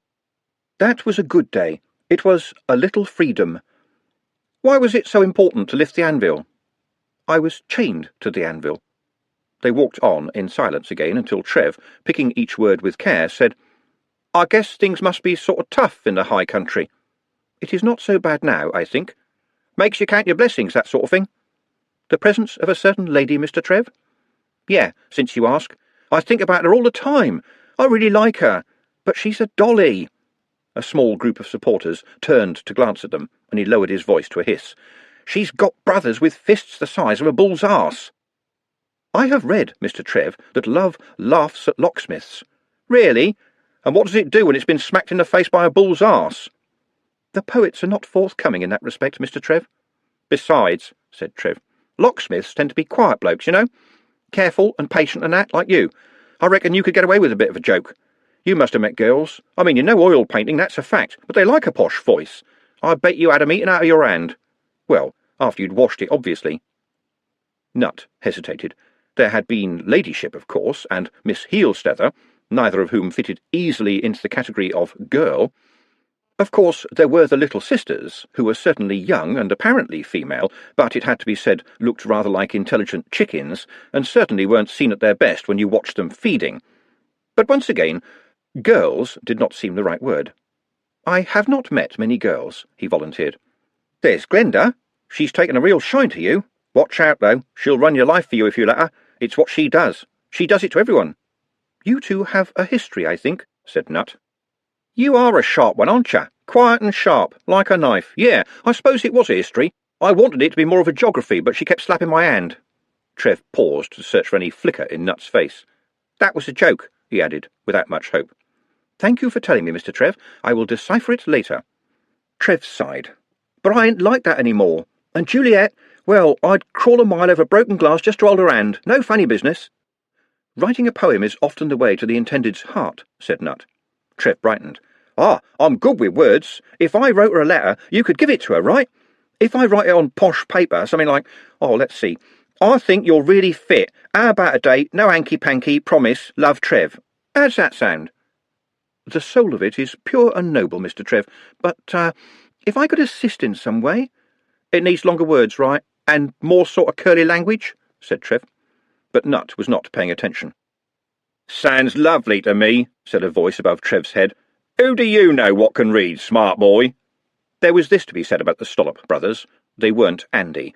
It was, in the great scheme of things, not a huge difference when you couldn't see for blood, but, in short, Stollops knew that force had always worked, and so had never bothered to try anything else. Whereas Andy was a stone-cold psychopath who had a following only because it was safer than being in front of him. He could be quite charming when the frantically oscillating mood swing took him. That was the best time to run. As for the Stollops, it would not take long for a researcher to realise that Juliet was the brains of the family outfit. One advantage from Trev's viewpoint was that they thought they were clever, because no one had ever told them otherwise. Ha, Mr. So-called Trev, said Billy Stollop, prodding Trev with a finger like a hippopotamus sausage. You full of smarts. You tell us who broke the goal, right? I was in the shove, Billy, didn't see a thing. He gonna play for the Dimmers? Billy persisted.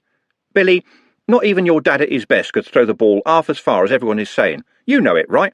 You couldn't do it. I'm hearing that the Angel's Post just fell apart and someone made up a story. Would I lie to you, Billy? Trev could make up lies that were very nearly truths.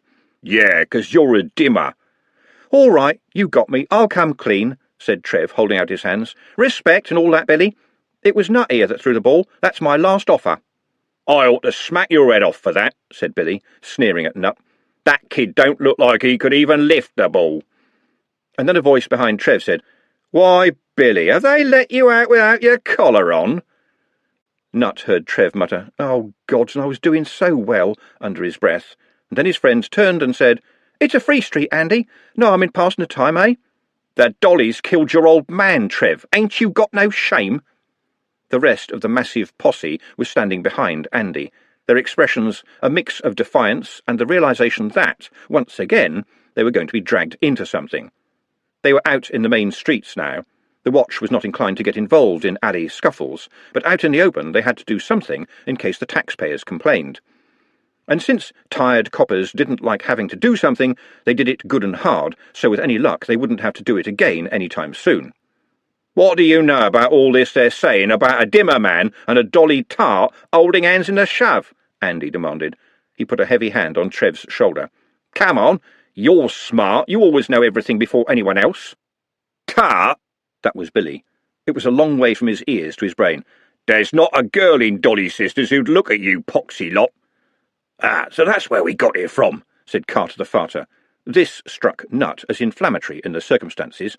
Perhaps, he thought, the ritual is that childish insults shall be exchanged until both sides feel fully justified in attacking, just as Dr. von Mausberger noted in Ritual Aggression in Pubescent Rats. But Andy had fished his short cutlass out of his shirt. It was a nasty little weapon, alien to the true spirit of Foot the Ball, which generally smiled indulgently on things that bruised, scared, fractured and, worst case, heat of the moment and so on, blinded. But you'd got another eye, right? And now you had solid proof that you were a hard man, especially if you got one of those scars that run across the eye and down the cheek. Get a black eye patch, and you would never have to wait to be served at a bar ever again. But then came Andy, who had issues. And once you had someone like Andy around you, you got other Andys around too, and every kid who might otherwise have gone to a match with a pair of brass knuckles for bravado noticeably clanked when he walked, and needed to be helped up if he fell over. Now, weapons were being loosened here too. Careful now, everyone, Trev cautioned, stepping back and waving his empty hands in a conciliatory way. This is a busy street, OK? If the old Sam catch you fighting, they'll be down on you with big, big truncheons, and they'll beat you until you onk your breakfast. 'Cause for why?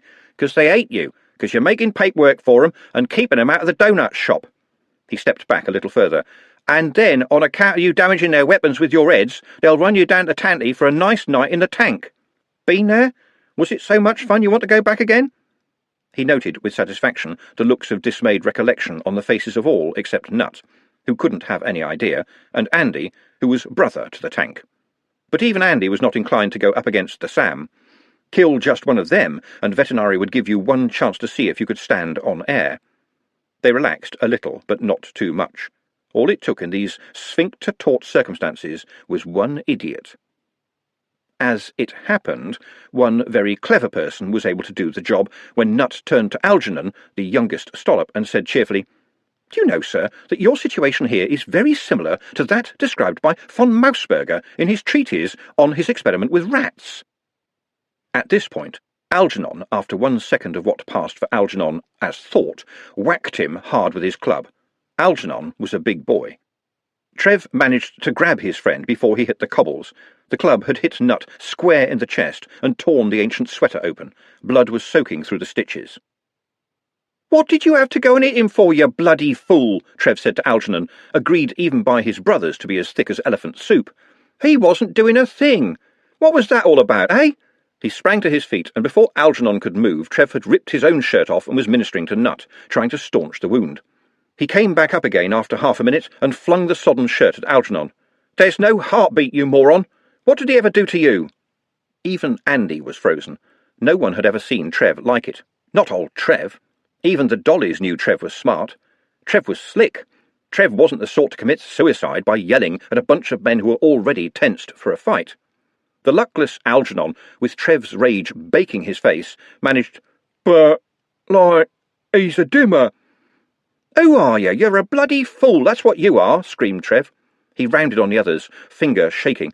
"Who are you? Who are you? Nothing. You're rubbish. You're all shite." He jabbed a finger at Nut. "And him? He made stuff. He knew things. And he'd never seen a game before today. He was only wearing a strip to fit in." "Don't you worry, Trev, mate," Andy hissed and raised his cutlass menacingly. "There's going to be a bloody war about this." But Trev was suddenly in his face like a wasp. "You what? You are mental. You just don't get it, do you?" "I can see helmets, Andy," said Jumbo urgently. "Me? What did I do? As much as the stupid stollops, dimmers and dollies, I hope to God shit thin shit on both of you." "They're getting really close, Andy." The Stollop boys, who were not altogether dumb, were already leaving. People in football strip were criss-crossing the city. The watch couldn't chase everyone. But, well, belting some bloke who then bled a lot and stopped breathing, well, that was tantamount to murder, and the old Sam could develop quite a turn of speed in those circumstances. Andy shook a furious finger at Trev. "It's a hard life in the shove when you're a dumb chuff with no mates. This ain't the shove. Better wake up, kid. It's all shove." The posse left at speed, although Jumbo turned for a moment to mouth sorry. They weren't the only ones hurrying off. The street people were all for a free cabaret, but this one might have associated difficulties. For example, the asking of dangerous metaphysical questions such as, "Did you see anything?" and similar. It was all very well for the watch to say, "The innocent have nothing to fear," but what was that all about? Who cared about the innocent and their problems when the watch were on their way? Trev knelt by the cooling body of the late Nut. And now, for the first time in a minute, it seemed to Trev, he started to breathe again. He had stopped when he had raged at Andy, because if you talked like that to Andy, you were dead anyway, so why waste your breath? There were things you had to do, weren't there? Weren't you supposed to keep banging on the chest to, show the broken heart how to beat again? But he didn't know how, and you didn't need much smarts to know that it was not a good idea to try to learn with the watch on its way. It would not give a good first impression. That was why, when 2 watchmen turned up at speed, Trev was walking unsteadily towards them with Nut in his arms. He was relieved to see that in charge was Constable Haddock. At least he was one of the ones who asked questions first. Behind him, and eclipsing most of the scenery, was Troll Officer Bluejohn, who could clear a whole street just by walking down the centre of it. "Can you help me to get him to Lady Sybil, Mr. Haddock? He's very heavy," said Trev. Constable Haddock pulled the sodden shirt aside and made a sad little clicking sound. With experience comes familiarity. "Morg's closer, lad." "No!" Haddock nodded. You're Dave Likely's son, ain't you? I don't have to tell you. No, 'cause I'm right, said Constable Haddock evenly. OK, Trev. Blue John here will take this man who I expect you have never seen before in your life, and we'll both run to keep up. There was a decent thunderstorm the night before last. He might be lucky, and so might you. I never did it. Course not. And now, let's see who's fastest at running, shall we? The hospital first? I want to stay with him, said Trev, as Blue John's huge hand gently cradled Nut. No, lad, said Haddock. You stay with me. It didn't stop with Constable Haddock. It never did. Everyone called him Kipper, and his calm, unspoken message that since we're all in this together, why make it hard for one another often worked, but sooner or later you'd be handed over to a senior copper who manufactured hard, in a little room with another copper at the door. And this one had been working double shifts by the look of her. I'm Sergeant Angwer, sir, and I hope you are not in trouble. She opened a notebook and smoothed down the page. Shall we go through the motions? You told Constable Haddock that you saw a fight going on, and when you got there all the big boys had run away, and, amazingly, you found your workmate, Mr. Nuts, bleeding to death. Well, I bet I can name all the big boys, every last one of them. I wonder why can't you? And what, Trevor Likely, is this about? She flicked a black and white enamel token across the table, and by luck or judgment its pin stuck in the wood a few inches from Trev's hand. The unofficial motto of the Lady Sybil Free Hospital was Not Everybody Dies. It was true that, subsequent to the founding of the Lady Sybil, the chances of death from at least some causes in the city were quite amazingly reduced. Its surgeons were even known to wash their hands before operating, as well as after. But moving through its white corridors now was a figure who knew from personal experience that the unofficial motto was, in reality, entirely mistaken. Death stood by the well-scrubbed slab and looked down.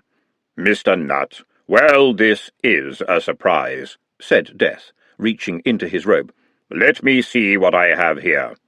You know, he said, I used to wonder why people scrabbled so. After all, compared with the length of infinity, people do not live any time at all. Even you, Mr. Nutt, although I can see that scrabbling would work a little magic in your case. I can't see you, said Nut. Just as well, said Death. You will not remember me, in any case, later on. I'm dying then, said Nut. Yes, dying and then again living. He fished out a life-timer from his robe and watched as the sand fell upwards. See you later, Mr. Nutt. I fear that you will have an interesting life. A dolly favour on a good dimmer boy. God's bless my soul. I say, what can this be about? And do you know what? I will find out. It's all a matter of shoving. Trev said nothing. He was out of options.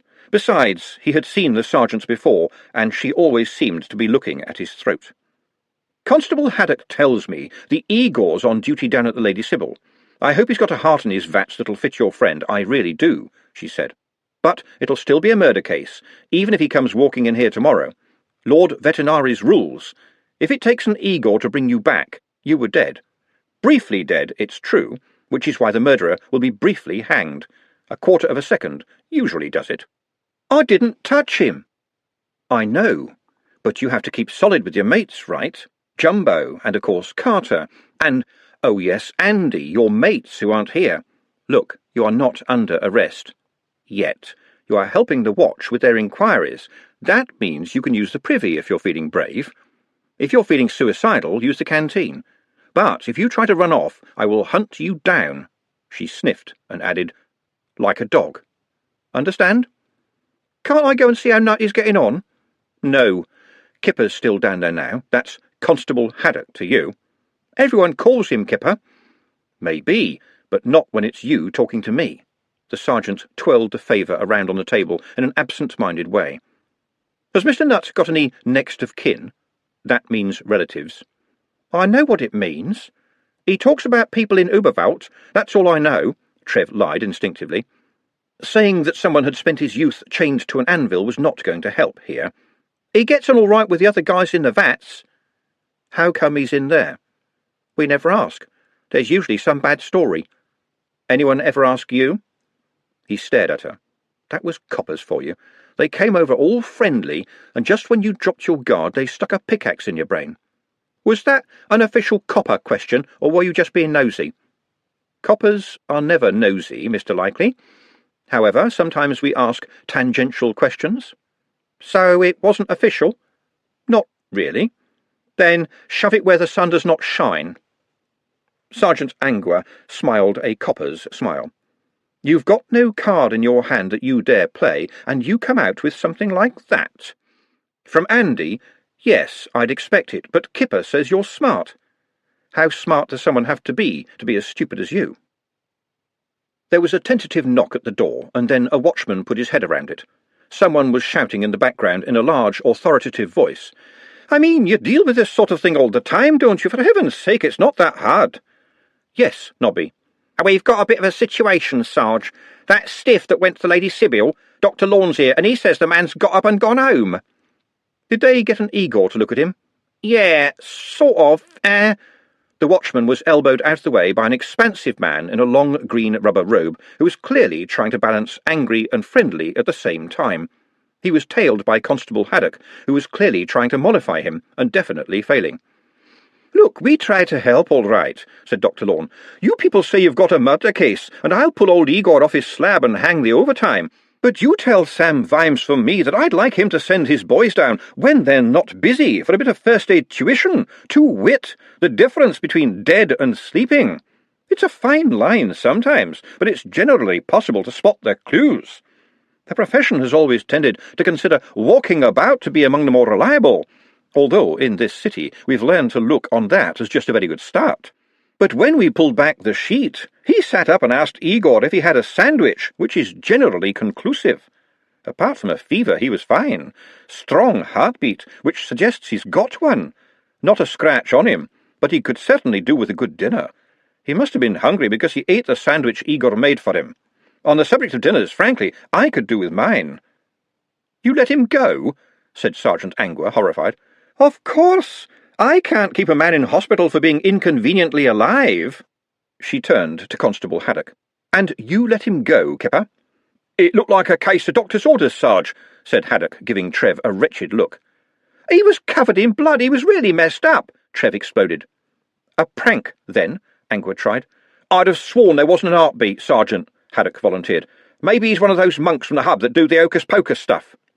Then someone has been wasting watch time, said Angua, glaring at Trev. He spotted that one for the desperate throw it was. What would be in it for me? He said. Do you think I want to be here? Constable Haddock cleared his throat. It's match night, Sarge. The desk is even, and there are supporters roaming around all over the place, and someone's been feeding them a lot of rumours. We're stretched, that's all I'm saying. We've had a couple of big shouts already, and he did walk away after all. Not a problem for me, said the doctor. Came in horizontal, went out upright. It's the preferred way. And I've got to get back, Sergeant. We're going to have a busy night, too. The sergeant looked for someone to shout at, and there was Trev. You, Trev Likely, this one's down to you. Go and find your chum. And if there's any more trouble, there'll be... trouble.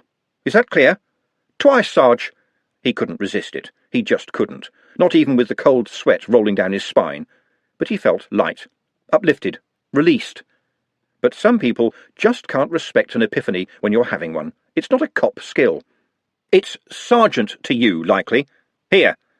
Trev managed to catch the favour as it was skimmed across the room. Thanks, Sarge. Get out. He got out, and was half expecting the shadowy shape that stepped up to him when he was clear of the building. There was a faint odour in the grey air. Well, at least it wasn't Andy. He could do without Andy right now. Yes, Carter, he said to Fogg. How did you know it was me? Trev sighed. I guessed. He started to walk fast. And you'll want to know what you said. Don't worry, it's sorted. Sorted? How?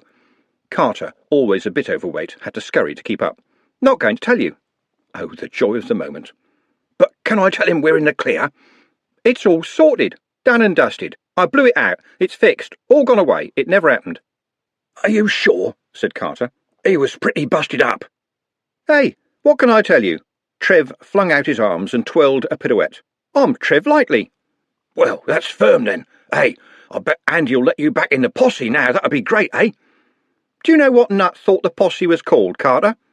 No, what? Trev told him. Well, that's... Carter began, but Trev interrupted. It's funny, Carter. It's funny and sort of sad and hopeless. It really is.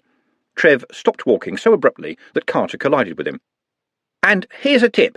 Carter the Farter isn't going to take you anywhere, and that goes for the Fartmeister too. Trust me. But everybody calls me Carter the Farter, the Fartmeister wailed. Punch the next one who does. See a doctor. Cut down on carbohydrates. Keep out of confined spaces. Use aftershave, said Trev, speeding up again. Where are you going, Trev? I'm getting out of the shove, Trev called over his shoulder. Carter looked around desperately. What shove? Haven't you heard? It's all shove. Trev wondered if he glowed as he trotted through the fog. Things were going to be different. As soon as Smeems got in, he'd go and see him about a better job or something. A figure appeared out of the mist ahead of him. This was something of an achievement, since the figure was a head shorter than him. Mr. Likely, it said.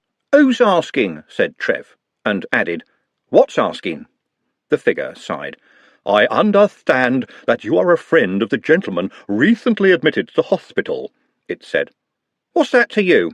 Quite a lot, said the figure. May I ask if you know very much about the gentleman? I don't have to talk to you, said Trev. Everything's been fixed, okay?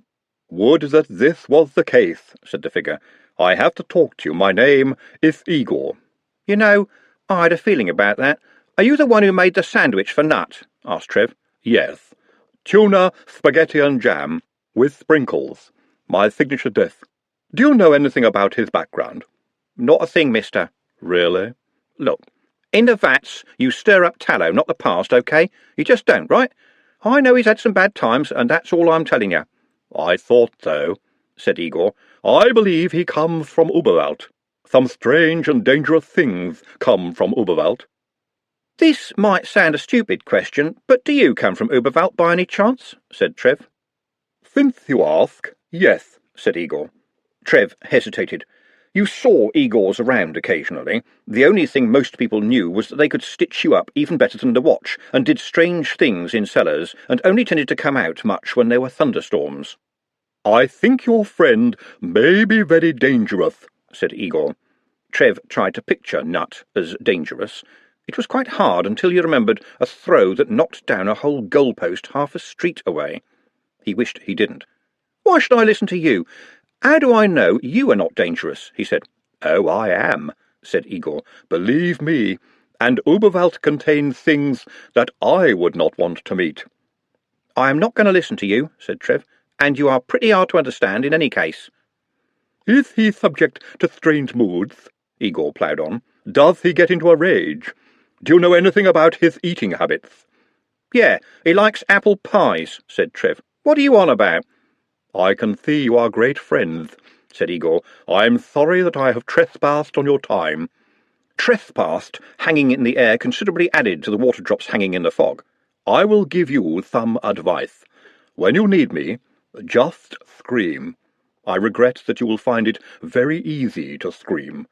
The figure turned and instantly vanished into the mist. And Igors moved about oddly, Trev remembered, and you never saw one at a football game. He noticed that last thought go past. What did he try to tell himself?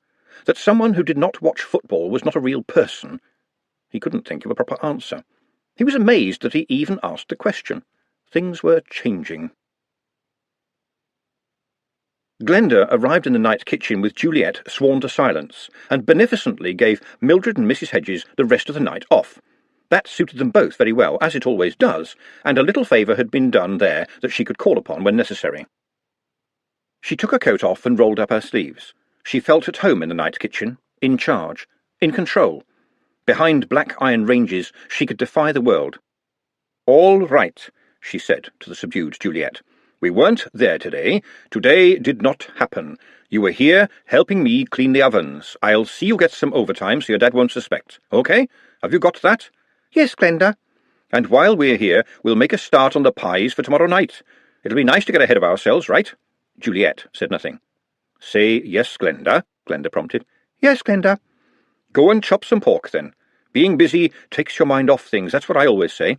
Yes, Glenda, that's what you always say, said Juliet. An inflection caught Glenda's ear and worried her a little. Do I always say that? When? Every day when you come in and put your apron on, Glenda. Mother used to say that, said Glenda, and tried to shake the thought out of her head. And she was right, of course. Hard work never hurt anybody. And she tried to unthink the treacherous thought, except her. Pies, she thought. You can rely on pies. Pies don't give you grief. I think that Trev likes me, Juliet muttered. He don't give me funny looks like the other boys. He looks like a little puppy. You want to watch out for that look, my girl. I think I love him, Glendy. Wild boar, thought Glenda, and apricots. There's some left in the cool room, and we've got mutton pies with a choice of tracklements, always popular. So, pork pies, I think, and there's some decent oysters in the pump room, so they'll do for the wet pie. I'll do sea pie, and the anchovies look good, so there's always room for a stargazy or two, even though I feel sorry for the little fishes, but right now I'll bake some blind pastries so that— What did you say? I love him. You can't. He saved my life. That's no basis for a relationship. A polite thank you would have sufficed. I've got a feeling about him. That's just silly. Well, silly's not bad, is it? Now you listen to me, young— Oh, hello, Mr. Otomy. It is in the way of the Otomys all around the worlds to look as if they have been built out of the worst parts of two men, and to be annoyingly hushen-footed on thick red rubber soles, all the better to peep and pry. And they always assume that a free cup of tea is theirs by right. "What a day, miss, what a day! Were you at the match?" he inquired, glancing from Glenda to Juliet. "Been cleaning the ovens," said Glenda briskly. "Yeah, today didn't happen," Juliet added, and giggled. Glenda hated giggling. Otomy looked around slowly and without embarrassment, noting the absence of dirt, discarded gloves, cloths. "And we've only just finished getting everything all neat and tidy," Glenda snarled. "Would you like a cup of tea, Mr. Otomy? Then you can tell us all about the game." It has been said that crowds are stupid, but mostly they are simply confused, since, as an eyewitness, the average person is as reliable as a meringue life jacket. It became obvious, as Otomy went on, that nobody had any clear idea about anything other than that some bloke threw a goal from halfway down the street, and even then only maybe. "But funny thing," Otomy went on, as Glenda metaphorically let out a breath, "while we was in the shove, I could have sworn I saw your lovely assistant here chatting to a lad in a dimmer strip." "No law against that," Glenda said. "Anyway, she was here, cleaning the ovens." It was clumsy, but she hated people like him, who lived for the exercise of third-hand authority and loved every little bit of power they could grab. He'd seen more than he'd told her, that was certain, and wanted her to wriggle, and out of the corner of her mind she could feel him looking at their coats, their wet coats. "I thought you didn't go to the football, Mr. Otomy." "Ah, well, there you have it. The Pointies wanted to go and watch a game, and me and Mr. Nobbs had to go with them in case they got breathed on by ordinary people. Blimey, you wouldn't believe it. Tutting and complaining and taking notes like they owned the street. They're up to something, you mark my words." Glenda didn't like the word Pointies, although it was a good description. Coming from Otomy, though, it was an invitation to greasy conspiracy. But however you baked it, wizards were knobs, people who mattered, the movers and the shakers, and when people like that got interested in the doings of people who by definition did not matter, little people were about to be shaken and shook. "Veterinary doesn't like football," she said. "Well, of course, they're all in it together," said Otomy, tapping his nose. This caused a small lump of dried matter to shoot from his other nostril into his tea. Glenda had a brief struggle with her conscience of whether to point this out, but won. "I thought you should know this on account of how people up in the Sisters look up to you," said Otomy. "I remember your mum. She was a saint, that woman. Always had a helping hand for everyone." "Yes, and didn't they grab," said Glenda to herself. She was lucky to die with all her fingers. Otomy drained his mug and plonked it on the table with a sigh. "Can't stand around here all day, eh? Yes, I'm sure you've got lots of other places to stand." Otomy paused at the entrance arch and turned to grin at Juliet. "A girl, the spitting image of you, I'd swear it, with a dimmer boy, amazing. You must have one of those double gangers. Well, it'll have to remain a mystery, as the man said when he found something that would have to remain a mystery. Toodaloo." He stopped dead rather than walk into the silvery knife that Glenda was holding in a not totally threatening way, quite close to his throat. She had the satisfaction of seeing his Adam's apple pop back up and down again like a sick yo-yo. "Sorry about that," she said, lowering it. I've always got a knife in my hand these days. We've been doing the pork. Very much like human flesh pork, or so they say." She put her spare hand across his shoulders and said, "Probably not a good idea, spreading silly rumours, Mr. Otomy. You know how people can be so funny about that sort of thing. Nice of you to drop by, and if you happen to be going past tomorrow, I'll see that you get a pie. Do excuse us. I have a lot of chopping up to do." He left at speed. Glenda, her heart pounding, looked at Juliet. Her mouth made a perfect O. "What? What? I thought you was going to stab him." "I just happened to be holding a knife. You are holding a knife. We hold knives. This is a kitchen." "Do you think he's going to tell?" "He doesn't really know anything." 8 inches, she thought. That's as big as you can make a pie without a dish. How many pies could I make out of a weasel like Otomy? The big mincer would make it easy. Rib cages and skulls must be a problem, though. Probably better, on the whole, to stick to pork. But the thought blazed away at the back of her mind, never to become action, but unfamiliar, exciting, and oddly liberating. What were the wizards doing at the game? Making notes about what? A puzzle to think about. In the meantime, they were in a world of pies. Juliet could work quite well at repetitive jobs when she put her mind to it, and she had a meticulousness often found in people who were not very clever. Occasionally she sniffed. Not a good thing when you were making a pie filling. She was probably thinking about Trev, and pasting him in her beautiful and not very overcrowded head into one of those glittery dreams sold by Bubble and other junk, where all you had to do to be famous was just be yourself. While Glenda had always known what she wanted. She worked long, poorly paid hours to get it, and here it was, her own kitchen and power, more or less, over pies. A moment ago you were daydreaming of turning a man into pies. "Why are you so angry all the time? What went wrong?" "I'll tell you what went wrong. When you got there, there was no there. You wanted to see Quirm from an open carriage while a nice young man drank champagne out of your slipper, but you never did, because they were a funny lot in Quirm, and you couldn't trust the water. And how did that champagne thing work, anyway? Didn't it drip out? What would happen if your toe trouble played up again? So you never did. Never will." "I never said Trev's a bad lad," she said aloud. "Not a gentleman, needs a slap to teach him manners, and he takes life a good deal too easily. But he could make something of himself if he had reason to put his mind to it." Juliet did not seem to be listening, but you never could tell. "It's just the football. You're on different sides. It won't work," Glenda finished. "Supposing I went and supported the Dimmers?" A day ago that would have sounded like some kind of sacrilege. Now it just presented a huge problem. For a start, your dad wouldn't speak to you ever again, or your brothers. "They don't now, much, anyway, except to ask when their grub is going to be ready. Do you know, today was the first time I ever saw the ball up close. And you know what? It weren't worth it. Hey, and they're going to have a fashion show on at Shatter tomorrow. Why don't we go?" "Never heard of it," Glenda snorted. "It's a dwarf store." "That sounds right. I can't imagine humans naming anything like that. You'd be hostage to the first misprint." "We could go. Might be fun." Juliet waved a tattered copy of Bubble. "And the new micromails are going to be really good and soft, and don't chafe, it says here. Plus, all helmets are making a return after too long in obscurity. Where's that? And there's this match in tomorrow." "Yes, but we're not the kind of women who go to fashion shows, Jules."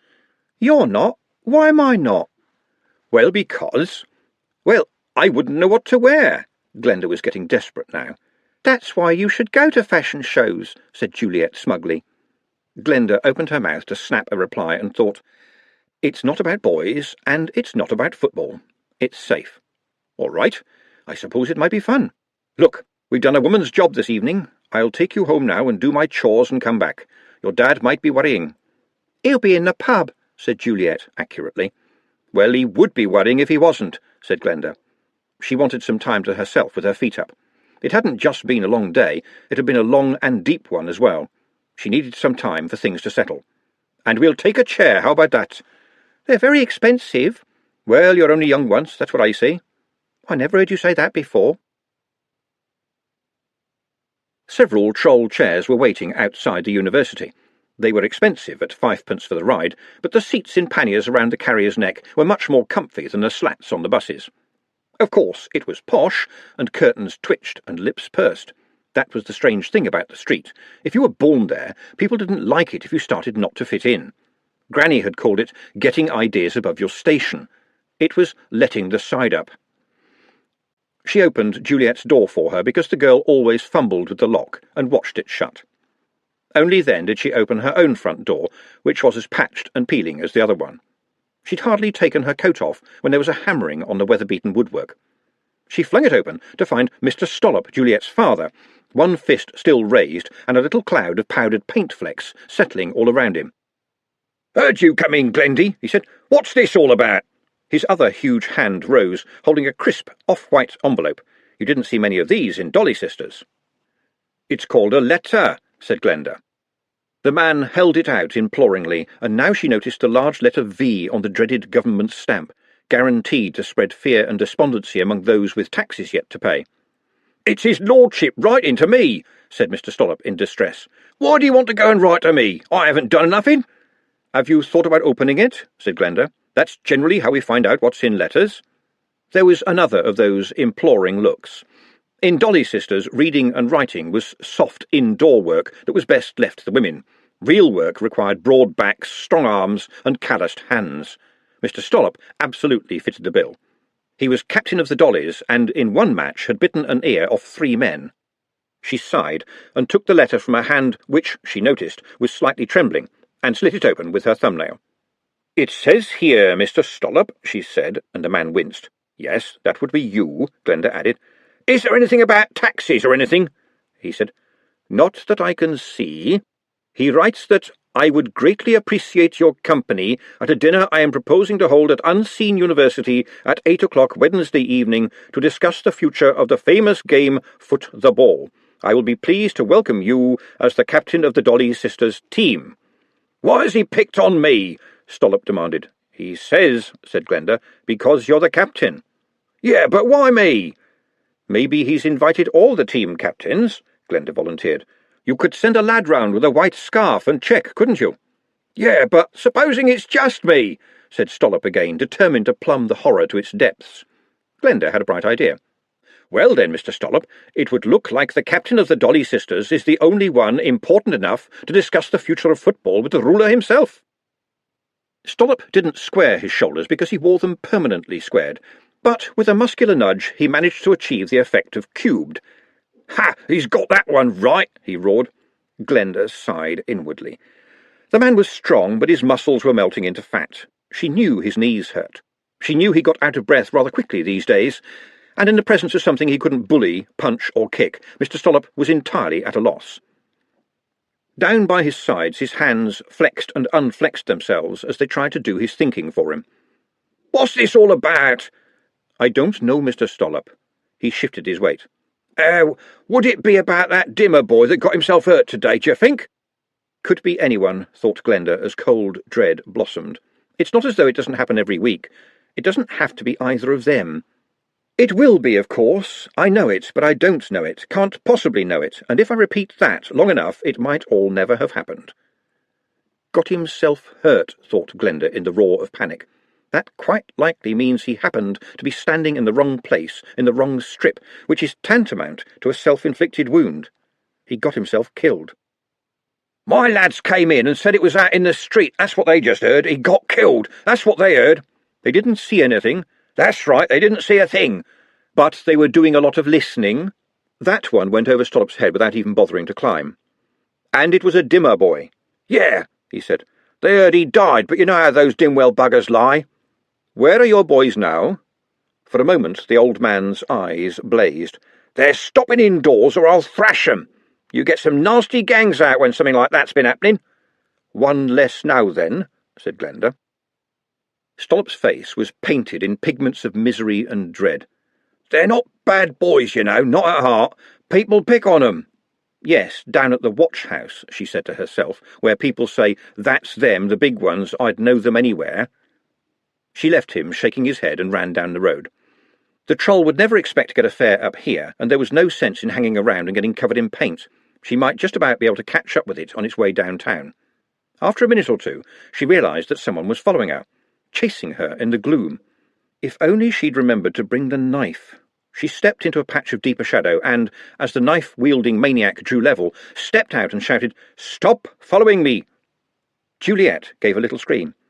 "They've got Trev," she sobbed as Glenda held her. "I know they have." "Don't be silly," said Glenda. "There's fighting all the time after a big match. No sense in getting too worried." "So why were you running?" said Juliet sharply. And there was no answer to that. The Bledlow nodded him through the staff door with a grunt, and he headed straight away for the vats. A couple of the lads were dribbling in their meticulous and very slow way, but there was no sign of Nut until Trev risked his sanity and nasal passages by checking the communal sleeping area, where he found Nut sleeping on his bedroll, clutching his stomach. It was an extremely large stomach. Given the usual neat shape of Nut, it made him look a little like a snake that had swallowed an extremely large goat. The curious face of the Igor and his worried voice came back to him. He looked down beside the bedroll and saw a small piece of pie crust and some crumbs. It smelled like a very good pie. In fact, he could think of only one person who could ever make a pie quite so beguiling. Whatever it was that had been filling Trev, the invisible illumination that had made him almost dance here from the watch-house drained out through his feet. He headed through the stone corridors to the night kitchen. Any optimism he might have retained was dashed one hope at a time by the trail of pie crumbs. But the illumination rose again as he saw Juliet, and, oh yes, Glenda, standing in what was left of the night kitchen, which was a mess of torn open cupboards and pieces of pie crust. "Oh, Mr. Trevor Likely," said Glenda, folding her arms. "Just one question. Who ate all the pies?" The illumination swelled until it filled Trev with a kind of silvery light.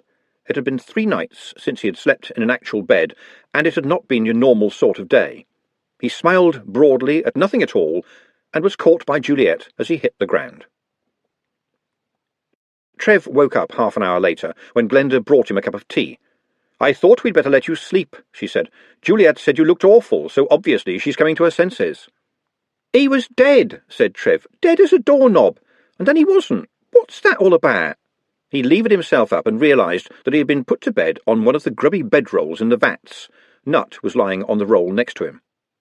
"All right," said Glenda. "If you can do it without lying, tell me." She sat down and watched the sleeping Nut for a while as Trev tried to make sense of the previous evening. "What was in the sandwich again, the one the Igor gave him?"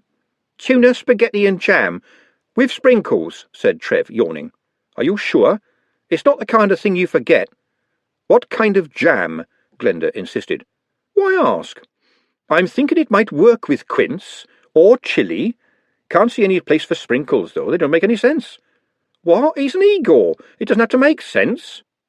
"But he warned you about Mr. Nut." "Yeah, but I don't think he meant lock up your pies, do you? Are you going to get into trouble about the pies?"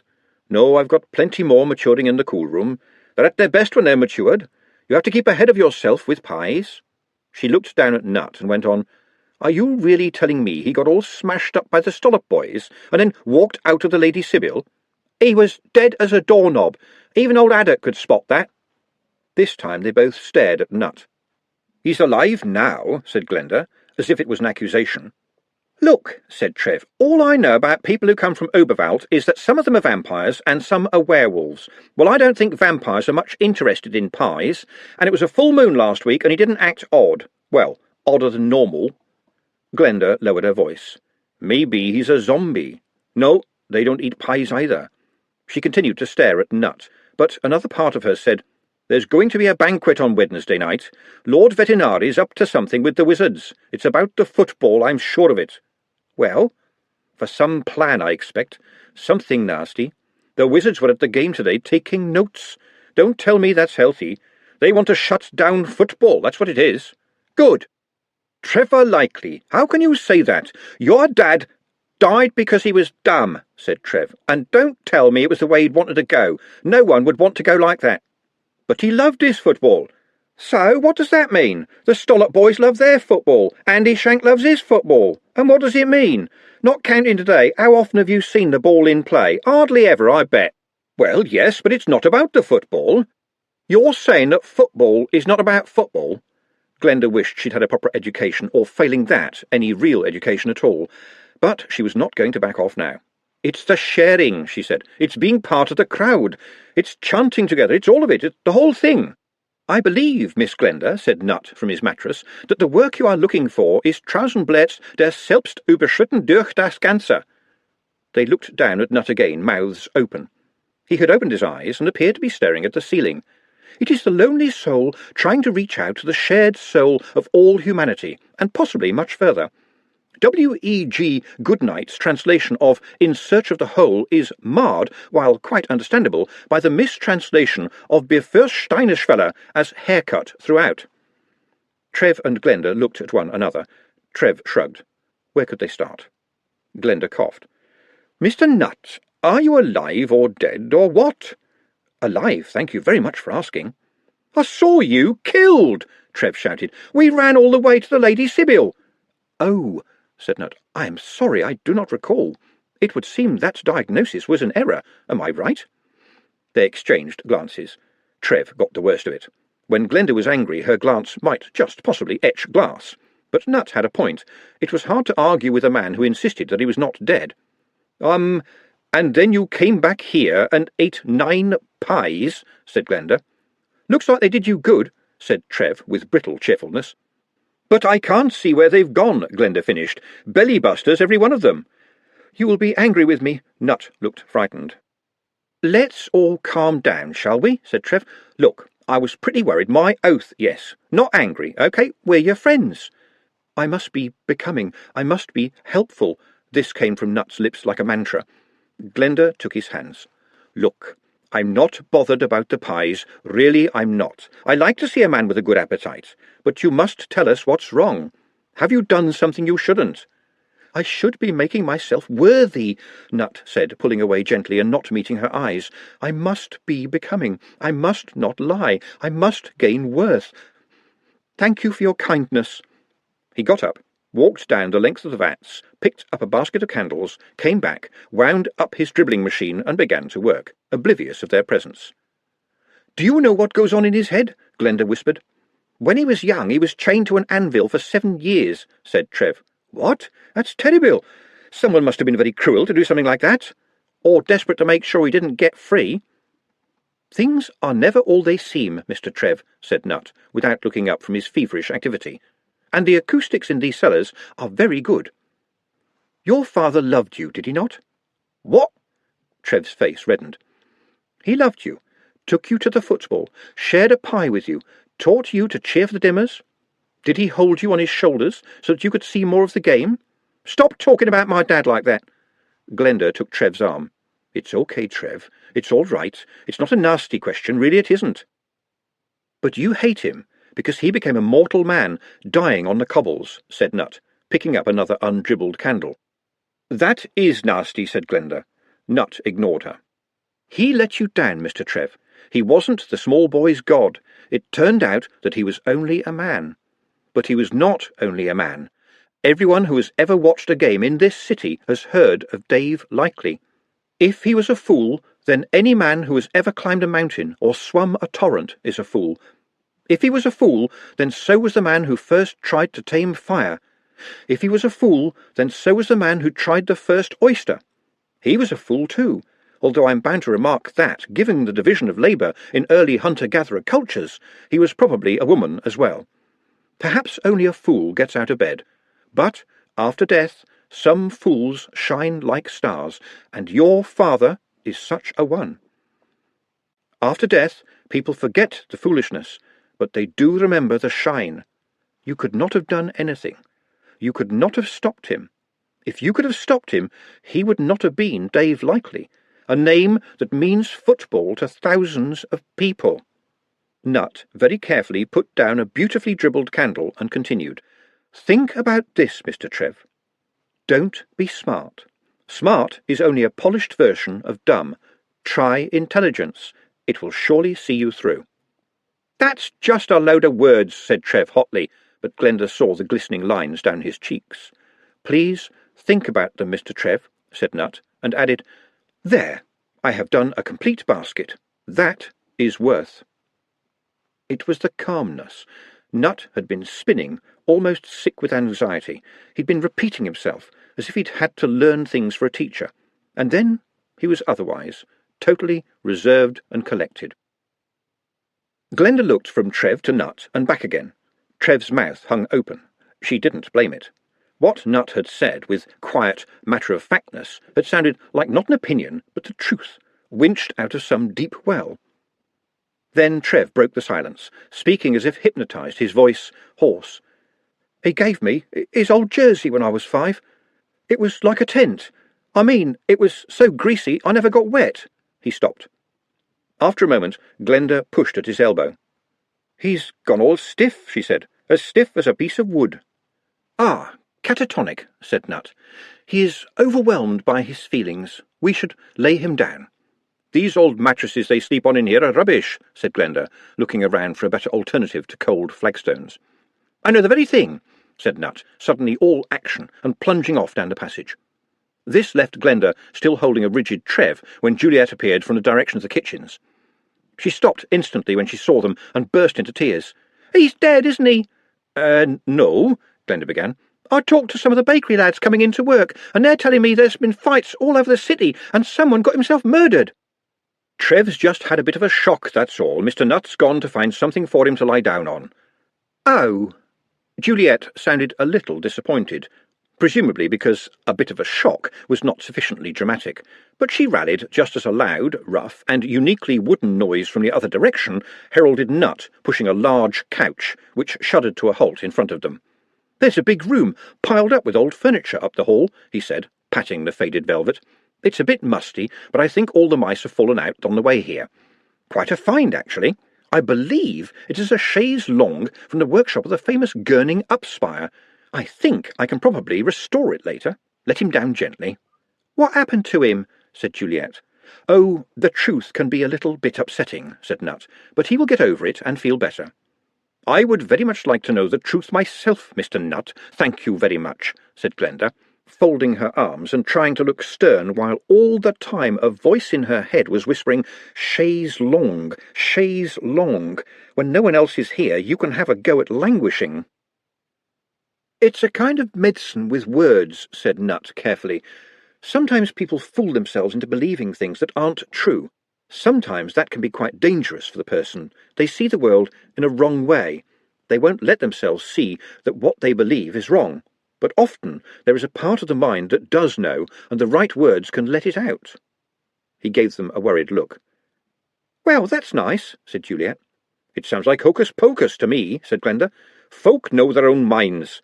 She folded her arms again and saw Nut glance at them.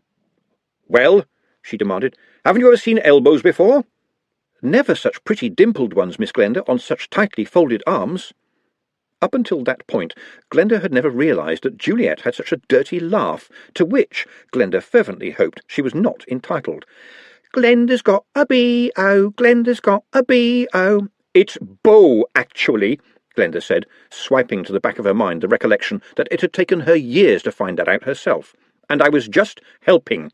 We're helping him, aren't we, Mr. Nut?" "Doesn't he look sweet lying there?" said Juliet. "All pink."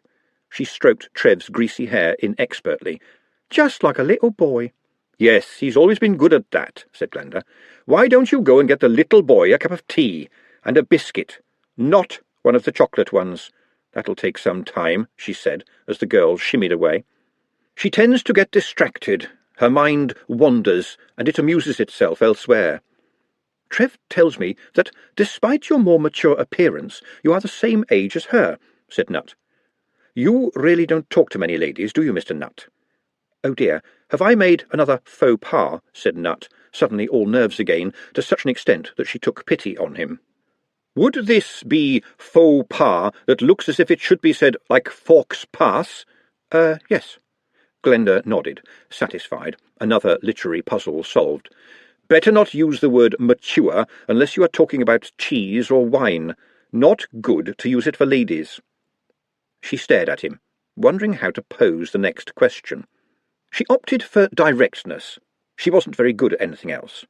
"Trev is sure you sort of died and came alive again." "So I understand. Not many people do that. The vast majority do not, I believe." "How did you do it?" "I don't know." This is rather late in the day, I must admit, but you don't feel any hunger for blood or brains, do you? Not at all. Just pies. I like pies. I'm very ashamed about the pies. It will not happen again, Miss Glenda. I fear my body was acting on its own. It needed instant nourishment. Trev says you used to be chained to an anvil? Yes, that was because I was worthless. Then I was taken to see Ladyship, and she told me, "You are worthless, but, I think, not unworthy, and I will give you worth."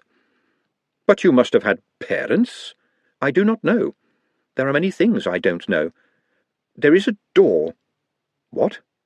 A door in my head. Some things are behind the door, and I don't know them. But that is all right, Ladyship says. Glenda felt like giving up. Nut answered questions, yes, but really all you ended up with was more questions. But she persevered. It was like stabbing away at a tin can, hoping to find a way in. Ladyship is a real lady, is she? Castles and servants and what not? Oh, yes, even a what-not. She is my friend, and she is mature like cheese and wine because she has lived for a long time and is not old. But she sent you here, yes? Did she teach you whatever it was you used on Trev? Beside Glenda, Trev stirred. No, said Nut. I read the works of the masters in the library all by myself. But she did tell me that people, too, were a kind of living book, and I would have to learn to read them. Well, you'd read Trev well enough. Be told, though, don't try that stuff on me, or you'll never see another pie. Yes, Miss Glenda. Sorry, Miss Glenda. She sighed. What is it about me? The moment they look downcast, I feel sorry for them. She looked up. He was watching her. Stop that! Sorry, Miss Glenda. But you got to see the football, at least. Did you enjoy it? Nut's face lit up. Yes, it was wonderful. The noise, the crowds, the chanting. Oh, the chanting! It becomes a second blood. The unison. To not be alone. To be not just one, but one and all, of one mind and purpose. Excuse me. He had seen her face. So you quite liked it, then, said Glenda. The intensity of Nut's outburst had been like opening an oven door. It was a mercy her hair hadn't frizzled. Oh, yes, the ambiance was wonderful. I didn't try those, Glenda hazarded, but the peas pudding is usually good. The scrape of crockery and the tinkling of a teaspoon heralded the arrival of Juliet, or rather of the cup of tea that she was holding in front of her as if it were a grail, so that she drifted along behind it like a comet's tail. Glenda was impressed. The tea was in the cup instead of in the saucer, and it was the acceptable brown colour that is usually characteristic of tea, and was usually the only tea-like characteristic of tea made by Juliet.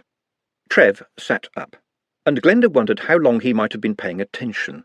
All right, he might be good in an emergency, and at least he washed sometimes and owned a toothbrush, but Juliet was special, wasn't she? All she needed was a prince. Technically that meant Lord Vetinari, but he was far too old. Besides, no one was sure which side of the bed he got out of, or even if he went to bed at all. But one day a prince would come, even if Glenda had to drag him on a chain. She turned her head. Nut was watching her intently again.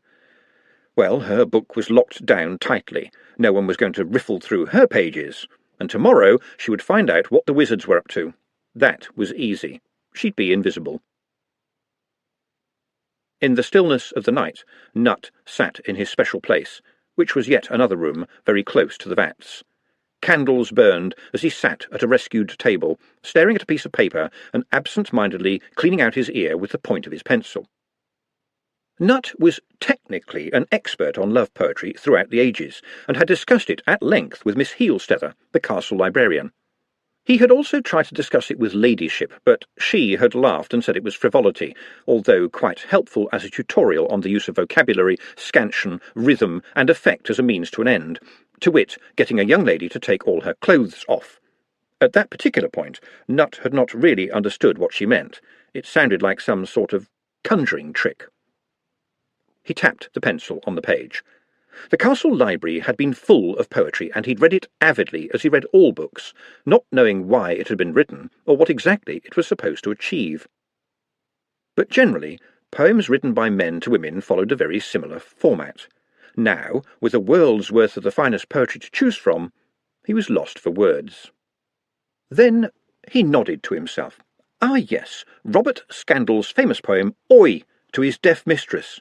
It surely had the right shape and tempo. Of course, there had to be a muse. Oh, yes, all poetry needed a muse. That might present a difficulty. Juliet, while quite attractive, was also, in his mind, a kind of amiable ghost. Of course.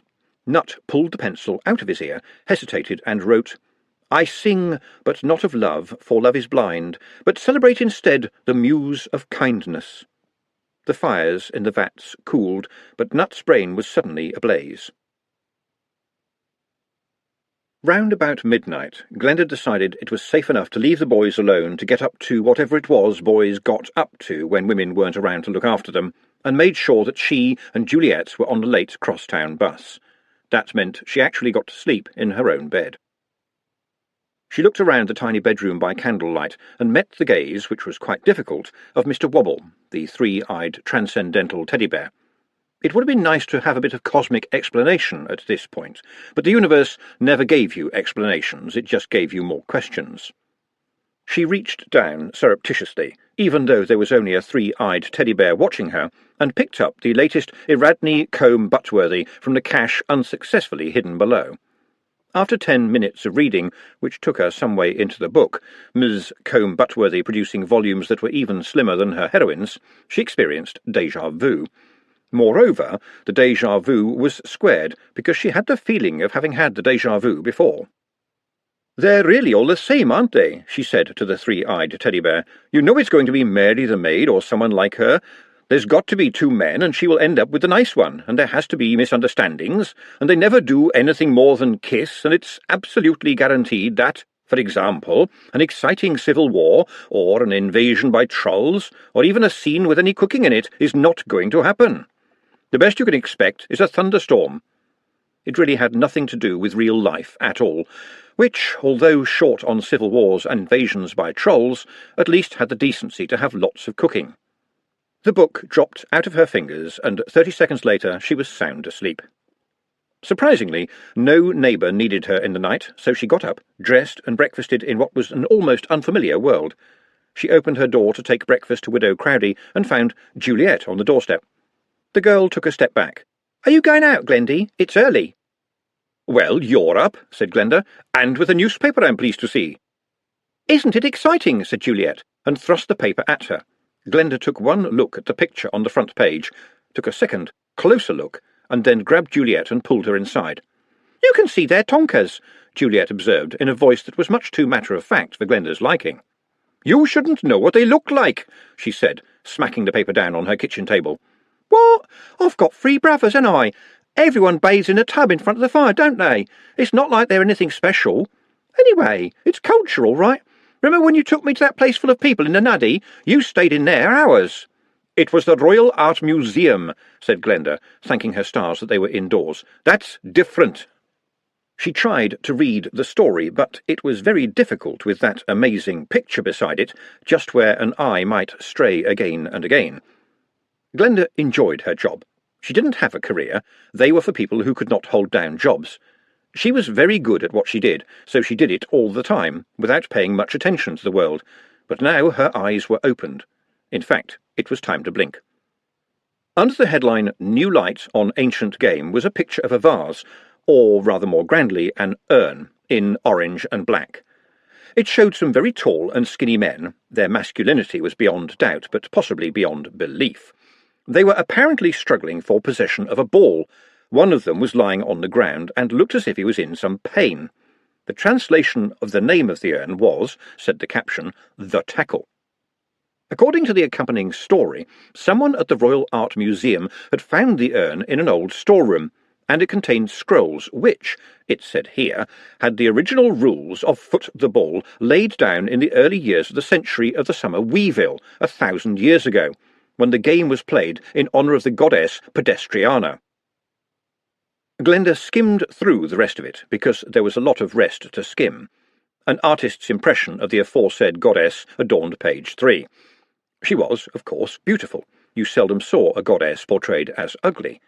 This probably had something to do with their ability to strike people down instantly.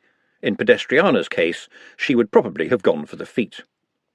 Glenda put the paper down, seething with anger. And as a cook she knew how to seethe. This wasn't football, except that the Guild of Historians had said that it was, and could prove it not only with old parchments, but also with an urn, and she could see that you were on the wrong end of an argument if you were up against an urn. But it was too neat, wasn't it? Except, why? His lordship didn't like football, but here was an article saying that this game was very old and had its own goddess. And if there were two things this city liked, it was tradition and goddesses, especially if the goddesses were a bit short on the chiffon above the waist. Did his lordship let them put anything in the paper? What was going on? "I've got business to attend to," she said sternly. "It's good that you bought a decent paper, but you don't want to read this kind of stuff." "I didn't. Who's interested in that? I got it for the advert, look." Glenda had never bothered much about the adverts in the paper, because they were put there by people who were after your money. But there it was, right there. Madame Charn of Bionc gives you micromail. "You said we could go," said Juliet pointedly. "Yes, well, that was before—" "You said we could go." "Yes, but, well, has anyone from the sisters ever gone to a fashion show? It's not that kind of thing, is it?" "Doesn't say that in the paper. Says admission free. You said we could go." 2 o'clock, thought Glenda. Suppose I could manage it. All right. Meet at work at 1:30, you hear? Not a minute later. I've got things to do. The University Council meets every day at 11:30, she thought to herself. Oh, to be a fly on that wall. She grinned. Trev was sitting in the battered old chair that served as his office in the vats. Work was proceeding at its usual reliable snail's pace. "Ah, I see you are in early, Mr. Trev," said Nut. "I'm sorry not to have been here. I had to go and deal with an emergency candelabra upset." He leaned closer. "I have done what you asked, Mr. Trev." Trev snapped out of his daydream of Juliet and said, "Huh? You asked me to improve your poem for Miss Juliet. You've done it. Perhaps you would like to have a look, Mr. Trev." He handed the paper to Trev and stood nervously by the chair as a pupil stands by the teacher. After a very short while, Trev's forehead wrinkled. "What's E-er?"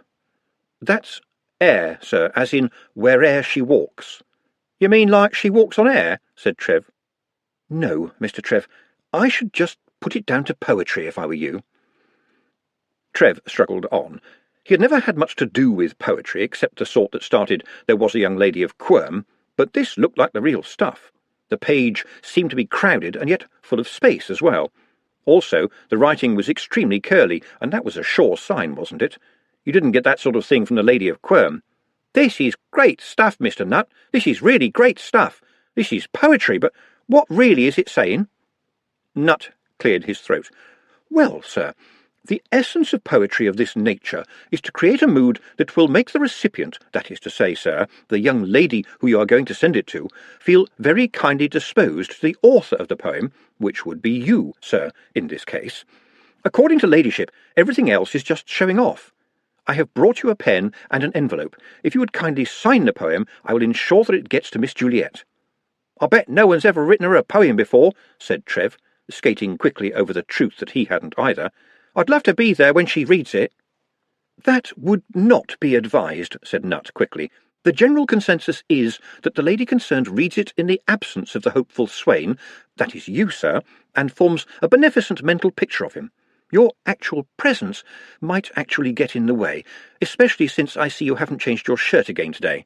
Besides, I am informed that there is a possibility that all her clothes will fall off." Trev, who had been struggling with the concept of swain, fast-forwarded to this information at speed. Say that again?" "All her clothes might fall off. I'm sorry about this, but it appears to be a by-product of the whole business of poetry.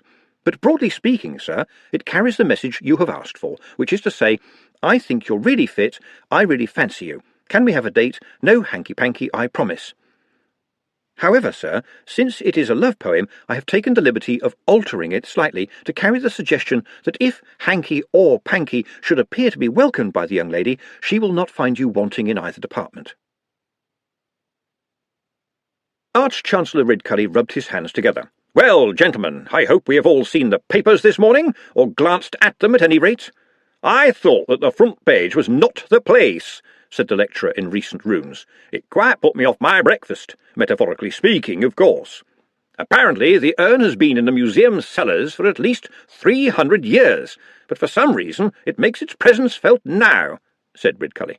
"Of course, they have tons of stuff in there that's never really been looked at properly, and the city was going through a prudish period then and didn't care to know about that sort of thing."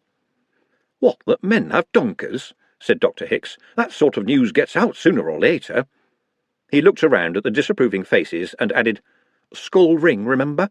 Under college statute, the head of the Department of Post-Mortem Communications is entitled, nay, required, to make tasteless, divisive, and moderately evil remarks. I'm sorry, but these are your rules." "Thank you, Dr. Hicks. Your uncalled-for remarks are duly noted and appreciated. You know, it seems very suspicious to me that this wretched urn has turned up at just this time," observed the senior wrangler, "and I hope I'm not alone in this." "I know what you mean," said Hicks. "If I didn't know that the Arch-Chancellor had his work cut out to persuade Vetinari to let us play, I would think that this was some sort of plan." "Yes," said Ridcully thoughtfully. "The old rules look a lot more interesting, sir," said Ponder. "Yes." "Did you read the bit that said players were not allowed to use their hands, sir, and the High Priest takes to the field of play to ensure that the rules are honoured?" "I can't see that catching on these days," said the lecturer in recent runes. "He's armed with a poisoned dagger, sir," said Ponder.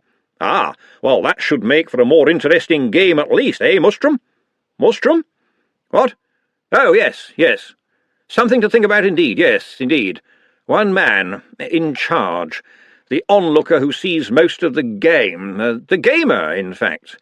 So what move have I missed?" "Sorry, Arch-Chancellor?" Ridcully blinked at Ponder Stibbons. "What? Oh, just composing my thoughts, as one does." He sat up straight. "In any case, the rules don't concern us at this point. We have to play this game in any eventuality, and so we will abide by them in the best traditions of sportsmanship, until we have worked out where they may be most usefully broken to our advantage. Mr. Stibbons, you are collating our studies of the game. The floor is yours." "Thank you, Arch-Chancellor." Ponder cleared his throat. "Gentlemen, the game of football is clearly about more than the rules and the nature of the play. In any case, these are pure mechanical considerations. The chanting, and of course the food, are of more concern to us, I feel. They seem to be an integral part of the game.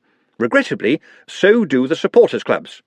"What is the nature of this problem?" Ridcully inquired. "They hit one another over the head with them. It would be true to say that brawling and mindless violence, such as occurred yesterday afternoon, is one of the cornerstones of the sport." "A far cry from its ancient beginnings, then," said the Chair of Indefinite Studies, shaking his head. "Well, yes. I understand that in those days the losing team was throttled. However, I suppose this would be called mindful violence that took place with the enthusiastic consent of the entire community, or at least that part of it that was still capable of breath.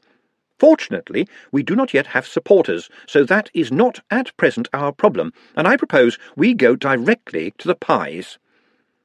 There was a chorus of general agreement from the wizards. Food was their cup of tea, and, if possible, slice of cake, too. Some of them were already watching the door in anticipation of the tea trolley. It seemed like an age since 9. "Central to the game is the pie," Ponder went on, "which is generally of short-crust pastry containing appropriate pie-like substances. I collected half a dozen and tested them on the usual subjects." "The students," said Ridcully. "Yes. They said they were pretty awful. Not a patch on the pies here, they said. They finished them off, however. Examination of the ingredients suggests that they consisted of gravy, fat, and salt, and, insofar as it was possible to tell, none of the students appears to have died." "So we're ahead on pies, then," said Ridcully cheerfully. "I suppose so, Arch-Chancellor, although I do not believe that the pie quality plays any role—" He stopped, because the door had swung open to allow the ingress of a reinforced heavy-duty tea trolley. Since it was not being propelled by her, the wizards paid no further attention and settled down to the passing of cups, the handing round of the sugar bowl, the inspection of the quality of the chocolate biscuits with a view to taking more than one's entitlement, and all the other little diversions without which a committee would be a clever device for making worthwhile decisions quickly. When the rattling had ceased and the last biscuit had been fought for, Ridcully tinkled his teaspoon on the rim of his cup for silence. although, since he was Ridcully, this only added the crash of broken crockery to the hubbub. Once the girl in charge of the trolley had sponged everybody down, he continued, "The chanting, gentlemen, appears to be another inconsequentiality at first sight, but I have reason to believe that it has a certain power, and we will ignore it at our peril.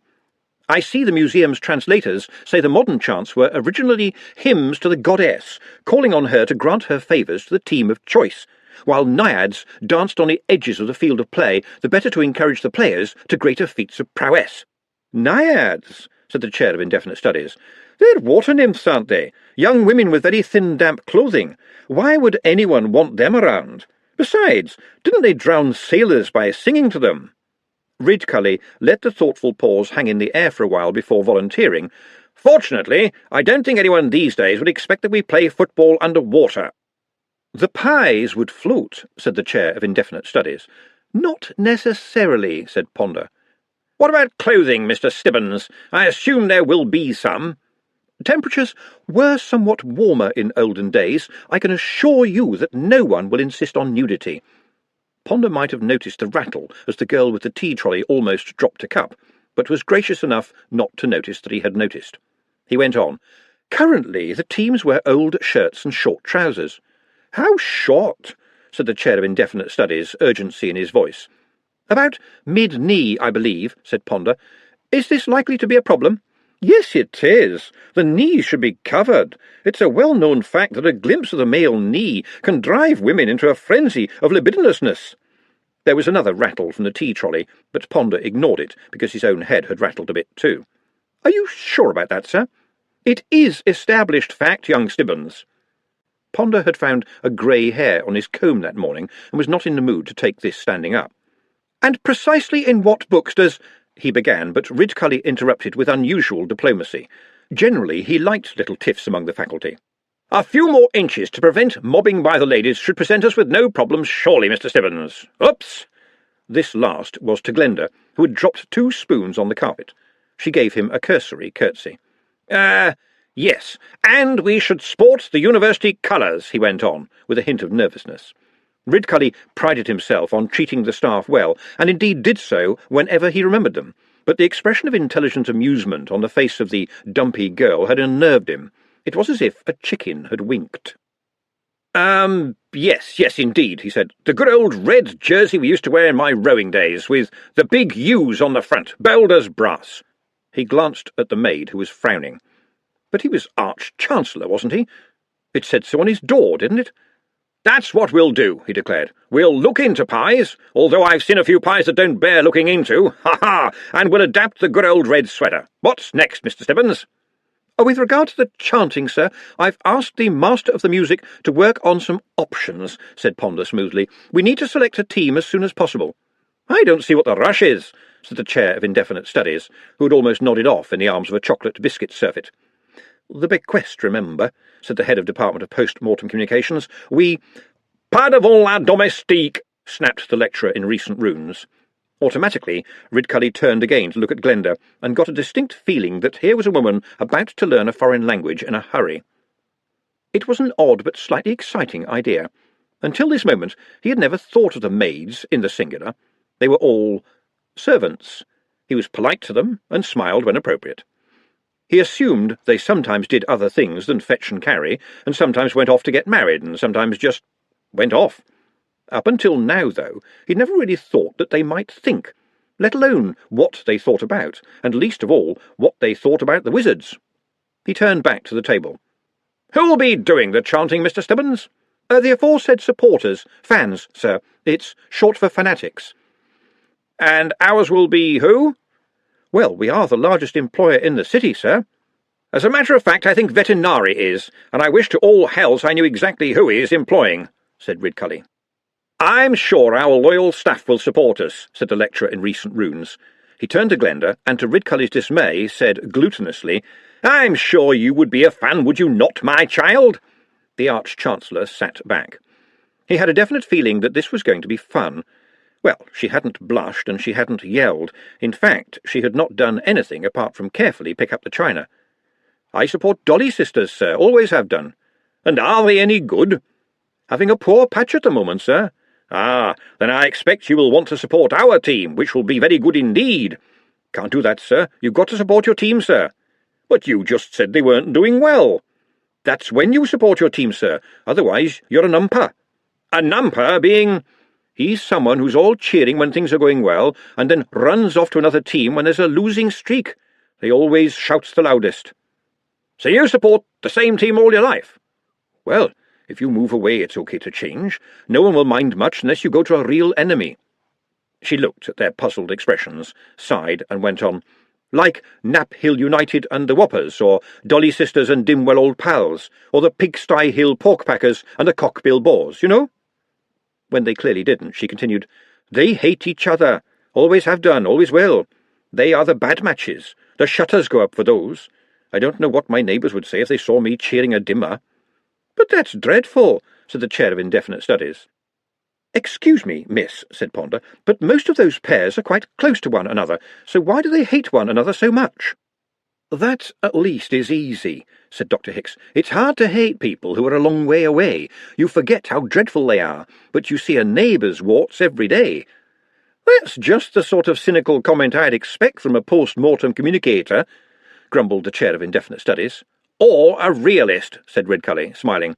But Dolly Sisters and Dimwell are quite far apart, miss. Glenda shrugged.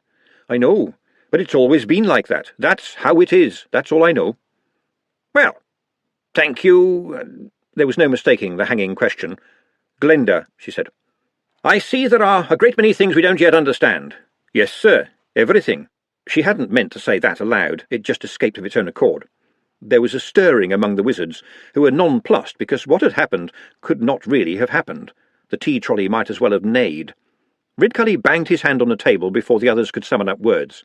Well said, miss, he chuckled, as Glenda waited for the floor to open and swallow her. And I'm sure that remark came from the heart, because I suspect it could not have come from the head. Sorry, sir, but the gentleman did ask for my opinion. Now that one was from the head. Well done, said Ridcully. So do, therefore, give us the benefit of your thinking, Miss Glenda. Still in a kind of shock, Glenda looked into the Arch-Chancellor's eyes and saw that it was no time to be less than bold, but that was unnerving too. Well, what's this all about, sir? If you want to play, just go and do it, yes? Why change things? The game of foot-the-ball is very behind the times, Miss Glenda. Well, so are you. Sorry, but well, you know. Wizards are always wizards. Not a lot changes in here, does it?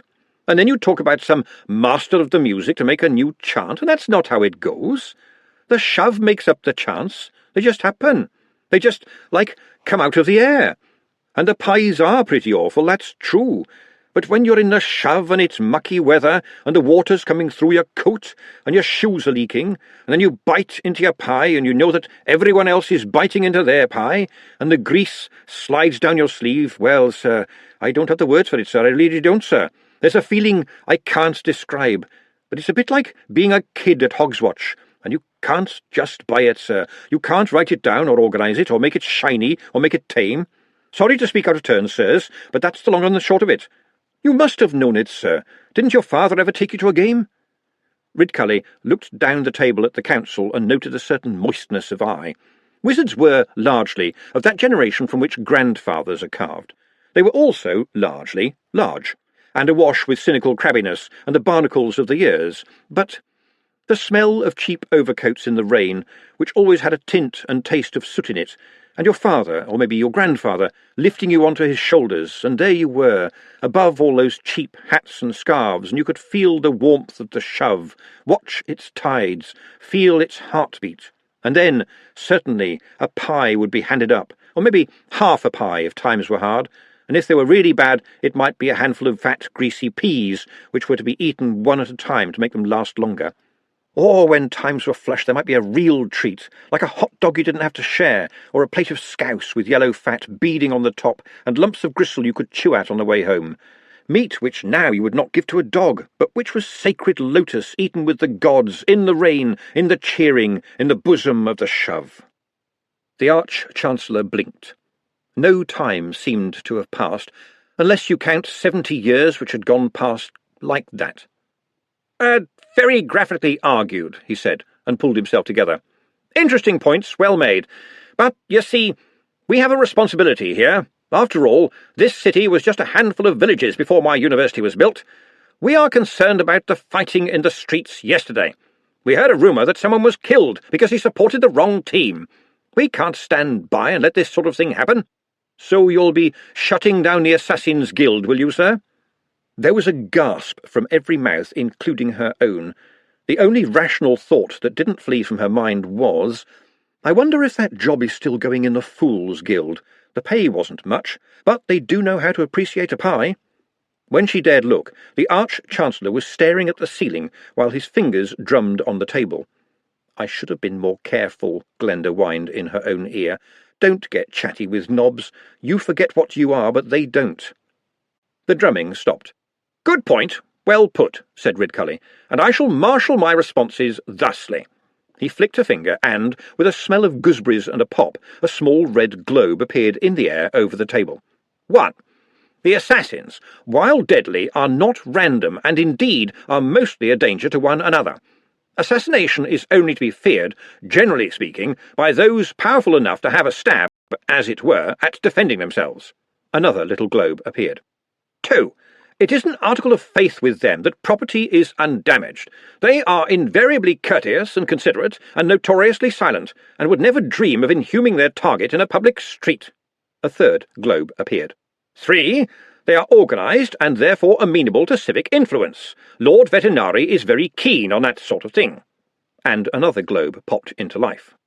And 4. Lord Vetinari is himself a trained assassin, majoring in stealth and poisons. I am not sure he would share your opinion. And he is a tyrant, even if he has developed tyranny to such a point of metaphysical perfection that it is a dream rather than a force. He does not have to listen to you, you see. He doesn't even have to listen to me. He listens to the city. I don't know how he does, but he does. And he plays it like a violin." Ridcully paused, then went on, "Or like the most complicated game you can imagine. The city works. Not perfectly, but better than it has ever done. I think it's time for football to change too." He smiled at her expression. "What is your job, young lady? Because you're wasted in it." It was probably meant as a compliment, but Glenda, her head so bewilderingly full of the Arch-Chancellor's words that they were trickling out of her ears, heard herself say, "I'm certainly not wasted, sir. You've never eaten better pies than mine. I run the night kitchen." The metaphysics of real politics were not a subject of interest to most of those present, but they knew where they were with pies. She was the centre of attention already, but now it blazed with interest. "You do?" said the Chair of Indefinite Studies. "We thought it was the pretty girl." "Really?" said Glenda brightly. "Well, I run it." "So, who does that wonderful pie you send up here sometimes, with the cheese pastry and the hot pickle layer?" "The ploughman's pie, sir. Me, sir. My own recipe." "Really? How do you manage to get the pickled onions to stay so hard and crispy in the baking? It's just amazing." "My own recipe, sir," said Glenda firmly. "It wouldn't be mine if I told anyone else." "Well said," said Ridcully gleefully. "You can't go around asking craftsmen the secrets of their trade, old chap. It's a thing you just don't do. Now, I am concluding this meeting, although what it has in fact concluded I shall decide later." He turned back to Glenda. "Thank you for coming here today, Miss Glenda, and I shall not inquire why a young lady who works in the night kitchen is pouring tea up here at nearly noon. Do you have any further advice for us?" "Well," said Glenda, "since you ask— No, I really shouldn't say." "This is hardly the moment for bashfulness, do you think?" "Well, it's about your strips, sir. That means your team colours. Nothing wrong with red and yellow. No one else uses those two, but, well, you want 2 big U's on the front, right? Like, you. She waved her hands in the air. "Yes, that's exactly right. After all, it's what we are," Ridcully nodded. "Are you sure? I mean, I know you gentlemen are bachelors and all, but, well, you'll look like you've got bosoms. Honestly." "Oh, God, sir, she's right," said Ponder. "It will make a rather unfortunate shape." "What kind of mind would see something like that in a pair of innocent letters?" the lecturer in recent runes demanded angrily. "I don't know, sir," said Glenda, "but every man watching the football has got one, and they would make up nicknames. They love doing that." "I suspect you may be right," said Ridcully, "but we never had any trouble when I was rowing in the old days." "Football followers are rather more robust in their language, sir," said Ponder. "Yes, and in those days we were pretty careless when it came to throwing fireballs, as I recall," Ridcully mused. Oh dear, what a shame. I was looking forward to giving the old rag a bit of an airing again. Still, I'm sure we can change the design a little to save embarrassment all round. Thank you once again, Miss Glinda. Bosoms, eh? Ha! Narrow escape there all round. Good day to you. He shut the door after the trolley, which Glinda was pushing as if in a race. Molly, the head maid in the day kitchen, was fretting at the end of the corridor beyond. She sagged with relief when Glinda came round the corner, teacups rattling. Was it all right? Did anything go wrong? I'll get into so much trouble if anything went wrong. Tell me nothing went wrong. It was all fine, said Glinda. That got her a suspicious look. Are you sure you owe me for this? The laws of favours are amongst the most fundamental in the multiverse. The first law is, nobody asks for just one favour. The second request, after the granting of the first favour, prefaced by, and can I be really cheeky, is the asking of the second favour. If the aforesaid second request is not granted, the second law ensures that the need for any gratitude for the first favour is nullified. And, in accordance with the third law, the favour giver has not done any favours at all, and the favour field collapses. But Glinda reckoned she'd won a lot of favours over the years, and was owed a few herself. Besides, she had reason to believe that Molly had been spending the welcome break in dalliance with her boyfriend, who worked in the bakery. Can you get me into the banquet on Wednesday night? Oh, sorry, the butler chooses who gets those jobs, said Molly. Ah, yes, the tall, thin girls, Glinda thought. Why in the world would you want to get in anyway? Molly said. It's a lot of running around and not much pay when all's said and done. I mean, we get some decent leftovers after a big affair, but what's that to you? Everyone knows that you're the leftover queen. She paused, too awkwardly. I mean, we all know you're really good at making wonderful food, with always a little something left over, she gabbled. That's all I meant. I didn't think you meant anything else, said Glinda, keeping her voice level. But she raised it again to add, as Molly scurried off, I can pay back the favour right now. You've got 2 flowery handprints on your arse. The glare that came back was a small victory, but you have to take what you can get. Still, that strange interlude, which she was sure she would regret, had taken up a lot of time. She had to get the night kitchen organised. When the door had closed behind the rather forthright maid, Ridcully nodded meaningfully at Ponder. All right, Mr. Stibbons. You were glancing at your thermometer the whole time I was talking to her. Out with it. Some kind of entanglement, said Ponder. And there was me thinking that Veterinary was behind the business with the urn, said Ridcully gloomily. I should have realised he's never that unsubtle. Oh, I assumed it was going to be something like that right at the start, said the lecturer in recent runes. Indeed, said the chair of indefinite studies. It crossed my mind as soon as I saw it in the paper. Gentlemen, said Ridcully, I am humbled that as soon as I have an idea about what something is, it turns out that you all knew what it was. I am amazed. Excuse me, said Dr. Hicks, but I don't have a clue what you're talking about. You are out of touch. You've been spending too long underground, sir, said the lecturer in recent runes sternly. You don't often let me out, that's why, and can I remind you that I have to maintain a vital line of cosmic defence in this establishment, here, with a staff of exactly 1, and he's dead. You mean Charlie? I remember old Charlie. Keen worker, nevertheless, said Ridcully. Yes, but I have to keep rewiring him all the time, sighed Hicks. I do try to keep you abreast of things in my monthly reports. I hope you read them. Tell me, Dr. Hicks, said Ponder, did you experience anything unusual when that young lady was speaking so eloquently? Well, yes, I had a pleasant moment of happy recollection about my father. So did we all, I'm sure, said Ponder. There was sombre nodding around the table. I never knew my father. I was brought up by my aunts. I had déjà vu without the original vu. And it wasn't magic, suggested the lecturer in recent runes. No, religion, I suspect, said Ridcully. A god invoked, that sort of thing. Not invoked, Mustrum, said Dr. Hicks. Summoned by bloodshed. Oh, I hope not, said Ridcully, getting to his feet. I would like to try a little experiment this afternoon, gentlemen. We will not talk about football. We will not speculate about football. We will not worry about football. You are going to make us play it, aren't you? Said the lecturer in recent runes glumly. Yes, said Ridcully, more than somewhat miffed at the spoiling of a perfectly good peroration. Just a little kickabout to help us get some hands-on experience of the game as it is played. Strictly, under the new rules, by which I mean the ancient rules we are taking as our model, hands-on experience means no hands, said Ponder. Well pointed out, that man. Put the word out, will you? Football practice on the lawn after lunch.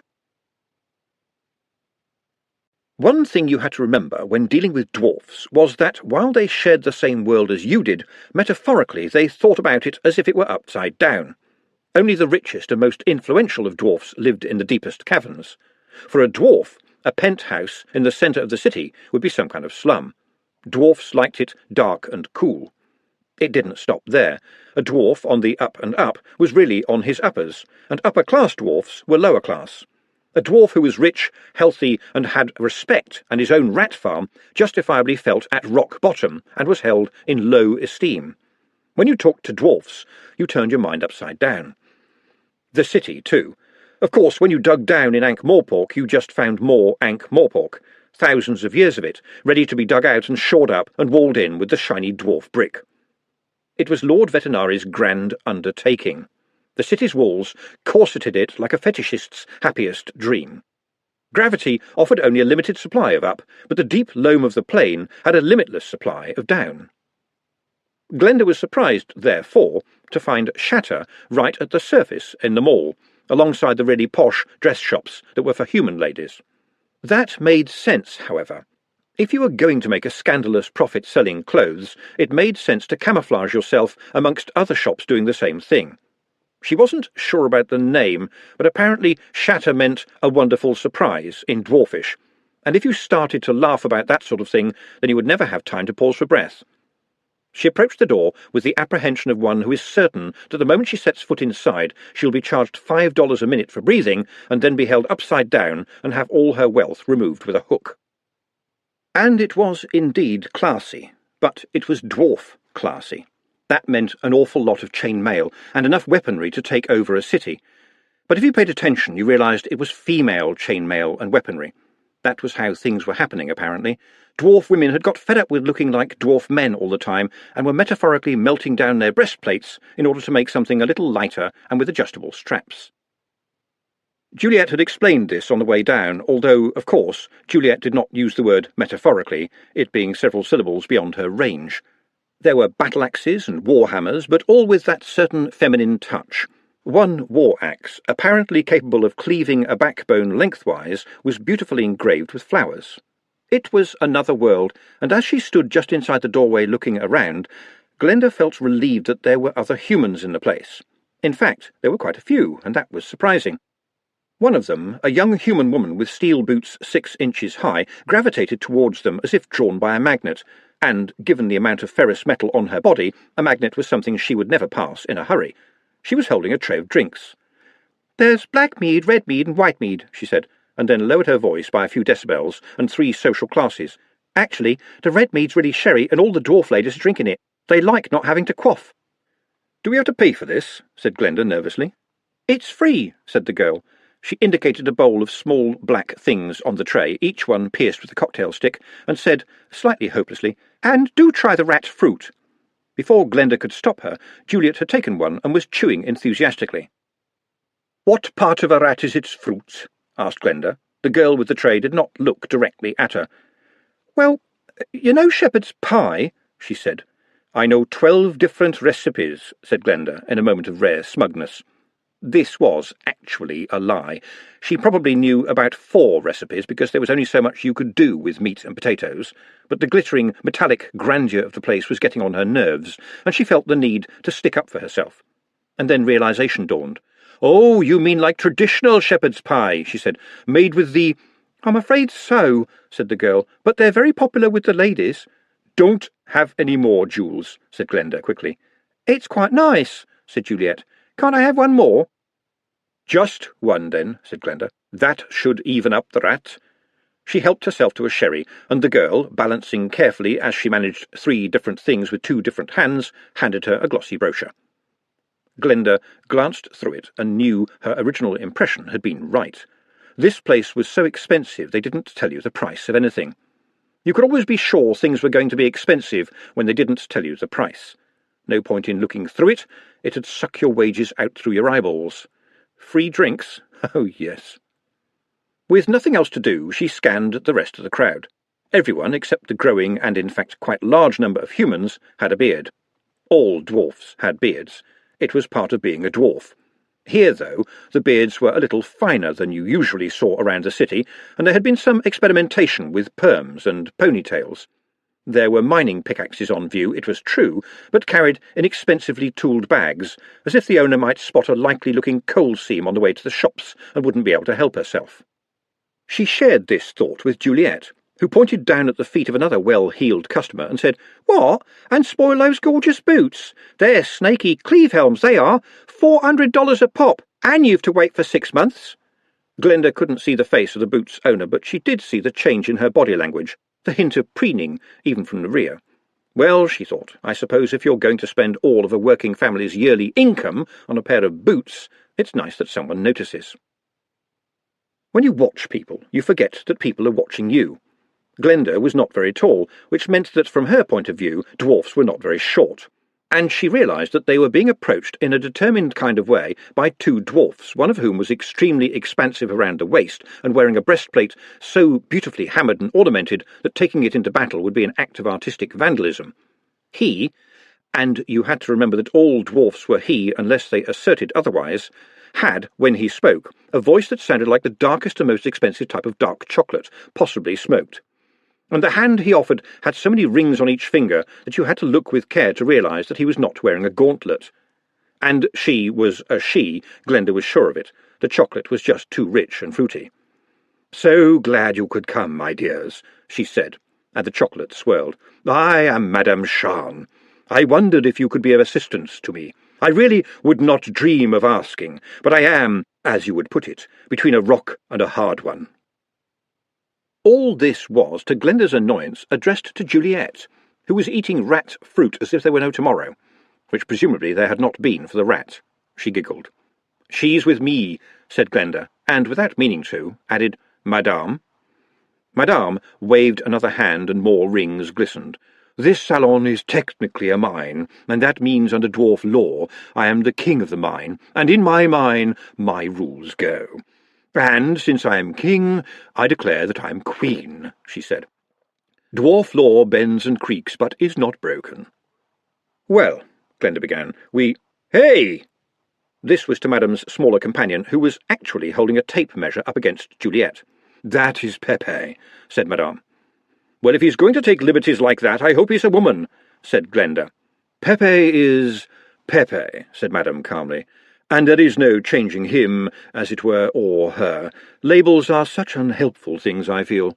"Especially yours, because you don't put the prices on them," said Glenda, out of sheer nervousness. "Ah, yes, you notice these things," said Madame, with a wink that disarmed to the point of melting. Pepe looked up excitedly at Madame, who went on, "I wonder if you both would mind joining me backstage. The matter is a little delicate." "Oh, yes," said Juliet immediately. Out of nowhere, other human girls materialised among the crowd and carefully opened a path towards the back of the enormous room, along which Madame progressed, as though propelled by invisible forces. Glenda felt that the situation had suddenly got away from her, but it had been a good measure of sherry, and it whispered to her, "Why not let a situation get away from you every once in a while, or even just once?" She had no idea what she was expecting behind the gilded door at the far end, but she had not expected smoke and flames and shouting and someone screaming in a corner. The place looked like a foundry on the day they let the clowns in. "Come on through. Don't let this disturb you," said Madame. "It's always like this at showtime. Nerves, you know. Of course, everyone in this business is lowly strung, and there is always this problem to begin with the micro-mail. It's new, you see. According to dwarf law, it must be hallmarked on every link, and that would not only be sacrilege, but also bloody difficult to do." Behind the scenes, it appeared that Madame became a little less chocolatey and a little more earthy. "Micro-mail," said Juliet, as if she had been shown the gateway to riches. "You know what it is," said Madame. "She talks about nothing else," said Glenda. "Talks and talks." "Well, of course, it's wonderful stuff," said Madame. "Almost as soft as cloth, certainly better than leather." "And it doesn't chafe," said Juliet. "Which is always a consideration for the more traditional dwarf who will not wear cloth," said Madame. "Old tribal customs, how they hold us back, always pull us back. We haul ourselves out of the mine, but somehow we always drag a bit of the mine with us. If I had my way, silk would be reclassified as a metal. What is your name, young lady?" "Juliet," said Glenda automatically, and then blushed. That was mumming, pure and simple. It was almost as bad as getting someone to spit on their handkerchief and wiping their face for them. The young lady with the drinks had followed them in and chose this moment to take Glenda's sherry glass and replace it with a full one. "Would you mind just walking up and down a moment, Juliet?" said Madame. Glenda wanted to ask why, but since her mouth was full of sherry as an anti-embarrassment remedy, she let that one pass. Madame watched Juliet critically, one hand cupping the elbow of the other arm. Yes, but I mean slowly, as if you were not in a hurry to get there and didn't care," said Madame. "Imagine you're a bird in the air, a fish in the sea, where the world." "Oh, right," said Juliet, and started again. By the time Juliet was halfway across the floor for the second time, Pepe had burst into tears. "Where has she been? Where was she trained?" He, or conceivably she, squeaked while clapping his or her cheeks with both hands. "You must hire her at once." "She's already got a good steady job at the university," Glenda said. But the sherry said, "Once in a while isn't over yet. Don't spoil it." Dwarfs have a straightforward approach to alcoholic drink. Beer, mead, wine, sherry. One large size fits all. Madame, who clearly had an instinct for this kind of thing, put an arm around her shoulders. "The problem with dwarf ladies, you see, is that a lot of us are a little shy about being the centre of attention. I also have to bear in mind that dwarf clothing is proving quite interesting to young humans of a certain turn of mind. Your daughter is human." Madame turned briefly to Juliet. "You are human, aren't you, dear? I find it pays to check." Juliet, apparently staring rapturously into a private world, nodded enthusiastically. "Oh, good," said Madame. "And while she is exquisitely well built and moves like a dream, she is not too much taller than the average dwarf, and frankly, my dear, some of the ladies would aspire to being a little taller than they are. This may be letting the side up, but that walk, my word! Dwarfs have hips, of course, but they seldom know what to do with them. I'm sorry, have I said something wrong?" The half-pint of sherry so recently consumed by Glenda finally gave way under the pressure of her rage. "I am not her mother. She is my friend." Madame shot her another of those looks that gave her the feeling that her brain was being taken out and examined minutely. "Then would you mind if I paid your friend—" There was a pause. $5 to model for me this afternoon?" "All right," said the sherry to Glenda. "You wondered where I was going to take you, and here you are. Can you see the view? What are you going to do now?" $25, said Glenda. Pepe clapped her, or possibly his, cheeks again, and screamed, "Yes, yes!" "And a shop discount," said Glenda. Madame gave her a long drawn-out stare. "Excuse me one moment," said the dwarf. She walked over and took Pepe's arm, walking him at some speed to the corner. Glenda could not hear what was said over some nearby riveting and someone having hysterics. Madame came back smirking artificially, Pepe trailing her. "I have a show starting in 10 minutes, and my best model has dropped her pickaxe on her foot. We shall negotiate any future engagements. And will you please stop that jumping up and down, Pepe?" Glenda blinked. "I cannot believe I just did that," she thought. $25 for putting some clothes on. That's more than I earn in a month. That's just not right." And the sherry said, "What exactly is wrong here? Would you dress up in chain mail and parade in front of a lot of strangers for $25? Glenda shuddered. "Certainly not," she thought. "Well, there you are, then," said the sherry. "But it will all end in tears," thought Glenda. "No, you're just saying that because part of you thinks it should," said the sherry. "You know there are far worse things that a girl could do for $25 than put some clothes on. Take them off, for a start." "But what will the neighbours say?" was the last despairing argument from Glenda. "They can stick it up their jumper," said the sherry. "Anyway, they won't know, will they? Dolly Sisters doesn't shop in the mall. It's far too grand. Look, we're looking at $25. $25 to do what you couldn't stop her doing now with a length of lead pipe. Just look at her face. She looks as if someone has lit a lamp inside." It was true. "Oh, all right then," thought Glenda. "Good," said the sherry. "And incidentally, I'm feeling lonely." And as the tray was at Glenda's elbow again, she reached out automatically. Juliet was now surrounded by dwarfs, and, by the sound of it, she was having a lightning education in how to wear clothing. But it wouldn't matter, would it? The truth of the matter was that Juliet would look good in a sack. Somehow everything she wore fitted perfectly. Glenda, on the other hand, never found anything good in her size, and indeed seldom found anything in her size. In theory, something should fit, but all she ever found was facts, which are so unbecoming. "Well, we have a nice day for it," said the Arch-Chancellor. "Looks like rain," said the lecturer in recent runes hopefully. "I suggest 2 teams of 5 on a side," said Ridcully. "Only a friendly game, of course, just to get the hang of it." Ponder Stibbons made no comment. Wizards were competitive. It was a part of wizardry. Wizards have no more idea of a friendly game than cats have of a friendly mouse. The college lawns stretched out in front of them. "Of course, next time we'll have proper jerseys," said Ridcully. "Mrs. Whitlow already has her girls working on that. Mr. Stibbons?" "Yes, Arch-Chancellor?" "You shall be the keeper of the rules and adjudicate fairly. I will, of course, be captain of one of the teams, and you, Runes, will captain the other. As Arch-Chancellor, I suggest that I pick my team first, and then you will be at liberty to choose yours." "It isn't actually supposed to work like that, Arch-Chancellor," said Ponder. "You pick a team member, and then he picks a team member, until you have enough team members, or have run out of team members who aren't grossly fat or trembling with nerves. At least that's how I remember it." Ponder, in his youth, had spent far too long standing next to the fat kid. "Oh, well, if that's how it's done, then I suppose we shall have to do it that way," said the Arch-Chancellor with bad grace. "Stibbons, it will be your task to penalise the opposing side for any infringements they make." "Don't you mean that I should penalise either side for any infringements they make, Arch-Chancellor?" he said. "It has to be fair." Ridcully looked at him with his mouth open, as if Ponder had mentioned a concept that was totally alien. "Oh, yes, I suppose it has to be like that." A variety of wizards had turned out this afternoon from curiosity, a suspicion that being there might turn out to be a good career move, and the prospect of maybe seeing some colleagues travelling across the lawn on their noses. Oh dear, thought Ponder as the choosing began. It was just like school again, but at school nobody wanted the fat boy. Here, of course, it had to be a case of nobody wanted the fattest boy, which, since the departure of the Dean, was a matter of fine judgment.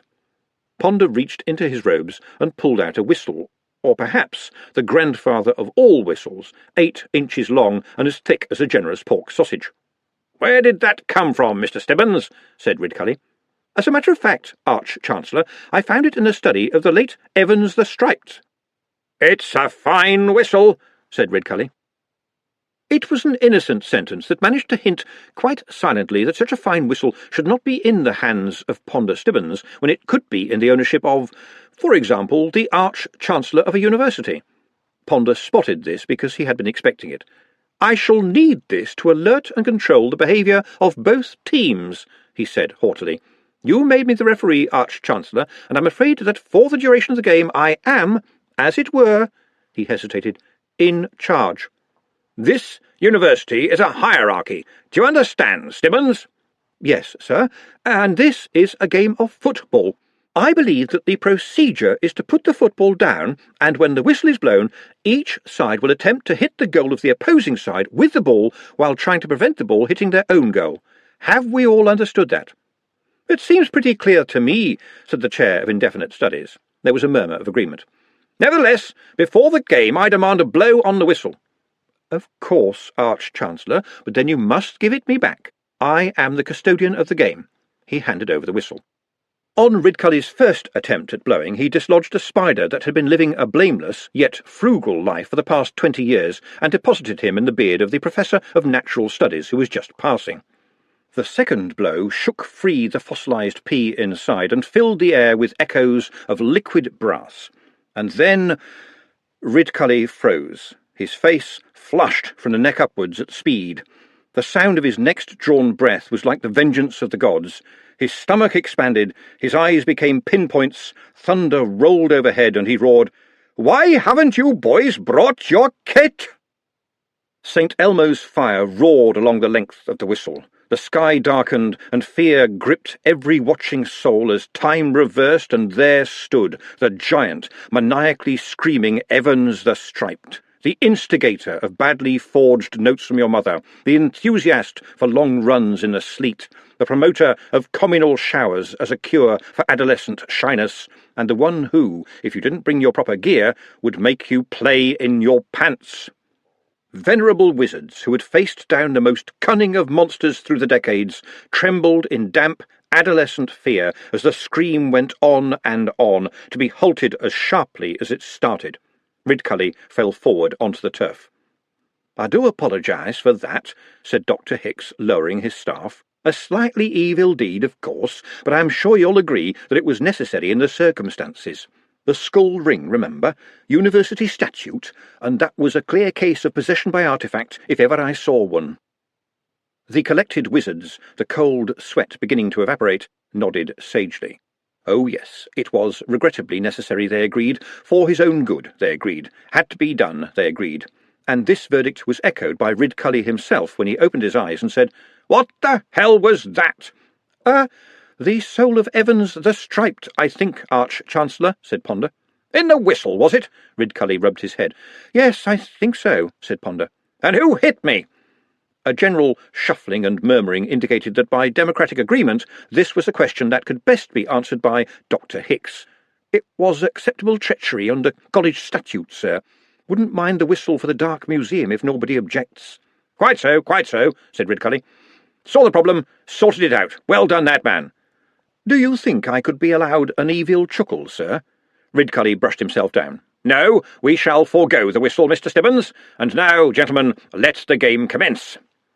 And thus, after a certain amount of bickering, Unseen University's first football match in decades began. Instantly, from Ponder Stibbons's point of view, various problems arose. The most pressing one was that all the wizards were dressed as wizards, which was to say, alike. Ponder ordered the teams to play hats on and hats off, which caused another row. And that particular problem was exacerbated further because there were so many collisions that even the officially hatted kept losing theirs. And then the game was paused because it was declared that the statue commemorating Arch-Chancellor Scrubbs's discovery of Blit was in fact 3 inches narrower than the venerable statue of Arch-Chancellor Flanker discovering the third breakfast, thus giving an unfair advantage to the hatless squad. But all these problems, foreseeable and inescapable, paled into insignificance compared with the problem of the ball. It was an official ball. Ponder had made certain of that. But pointy shoes, even if they have a very long point, cannot absorb the impact of the human foot kicking what is, when all is said and screamed, a piece of wood with a thin cloth and leather wrapping. Eventually, as another wizard was helped away with a sprained ankle, even Ridcully was moved to say, "This is damned nonsense, Stibbons. There's got to be something better than this." "Bigger boots," suggested the lecturer in recent runes. "The kind of boots you need for kicking this would slow you right down," said Ponder. "Besides, the men on the urn had nothing at all on their feet. I suggest we consider this research. What do we need, Stibbons?" "A better ball, sir, and some attempt at running about, and a general consensus that it is not a good idea to stop to relight your pipe in the middle of play. A more sensible type of goal, because running into a stone statue is painful.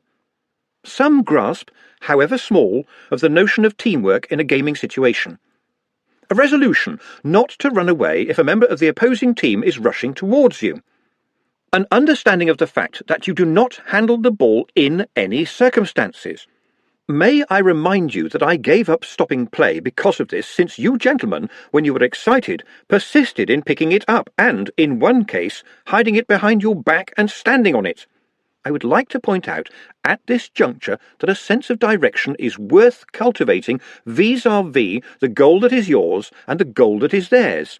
Inviting as it may be, there is no point in kicking the ball into your own goal, and nor should you congratulate and pat on the back anyone who achieves this feat.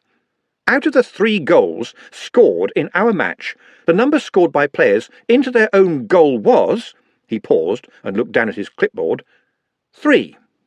This is a commendably high level of scoring compared with football as currently played, though once again I must stress that issues of direction and goal ownership are of pivotal importance. A tactic which I admit looked promising was for the players to cluster thickly around their own goal so there was no possibility of anything getting past them. I regret, however, that if both teams do this, you do not have a game so much as a tableau. A more promising tactic, which seemed to be adopted by one or two of you, was to lurk near the opponent's goal so that, if the ball came in your direction, you would be ideally placed to get it past the custodian of the goal.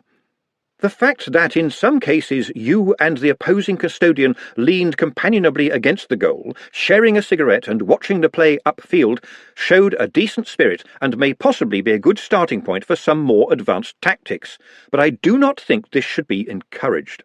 On this general topic, I have to assume that retiring from the field of play for the call of nature or a breather is acceptable, but doing so for a snack is not.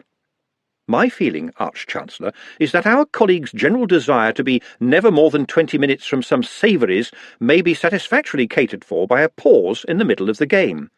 Happily, if they changed ends at that point, that would satisfy the complaints about one goal being larger than the other. Yes?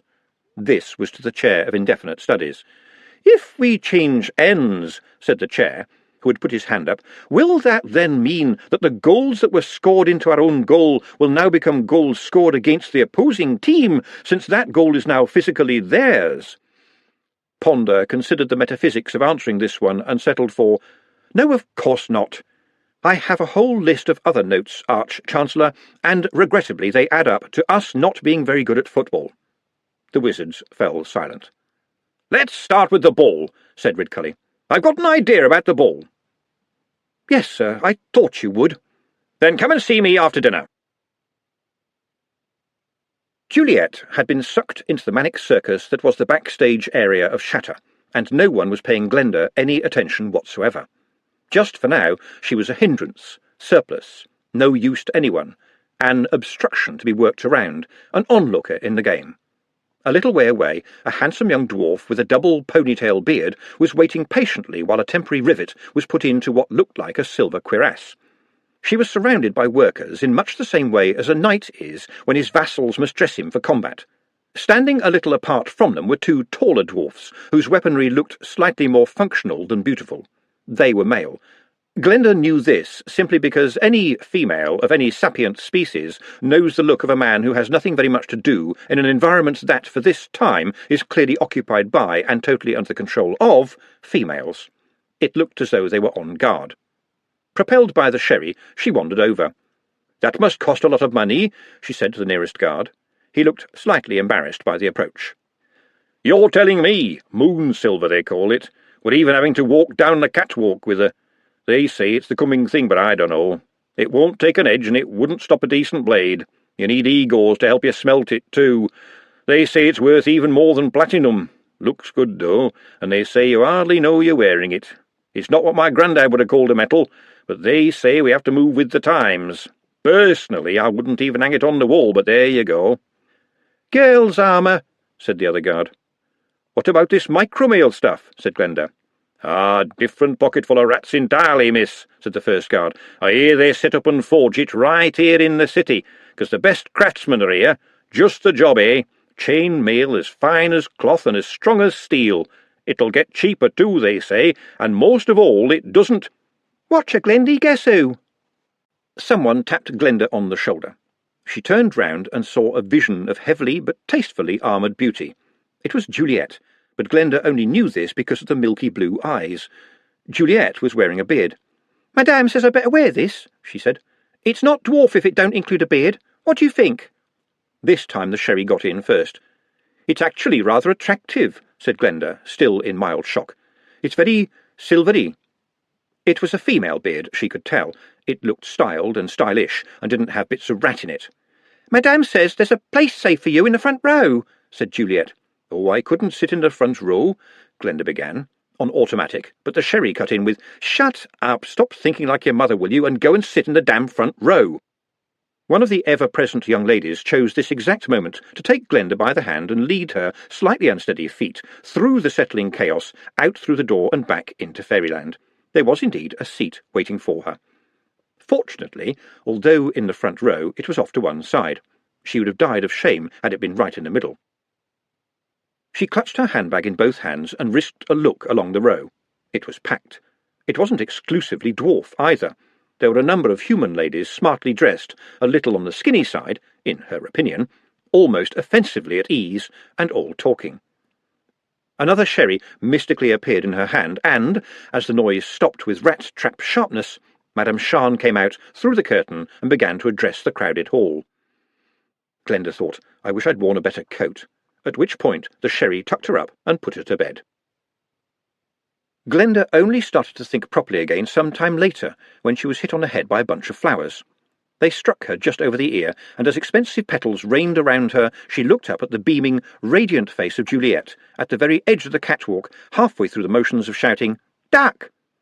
And there were more flowers flying, and people standing and cheering, and music, and in general the feeling of being under a waterfall with no water, but inexhaustible torrents of sound and light. Out of it all, Juliet exploded, throwing herself at Glenda and flinging her arms around her neck. "She wants me to do it again," she panted. "She says I could go to Quirm and Genua even. She says she'll pay me more if I don't work for no one else, and the world is an oyster. I never knew that." "But you've already got a steady job in the kitchen," said Glenda, only 3/4 of her way into consciousness. Later, more often than she liked, she remembered saying those words while the applause thundered all around them. There was a gentle pressure on her shoulder, and here was one of the interchangeable young women with a tray. "Madame sends her compliments, miss, and would like to invite you and Miss Juliet to join her in her private boudoir."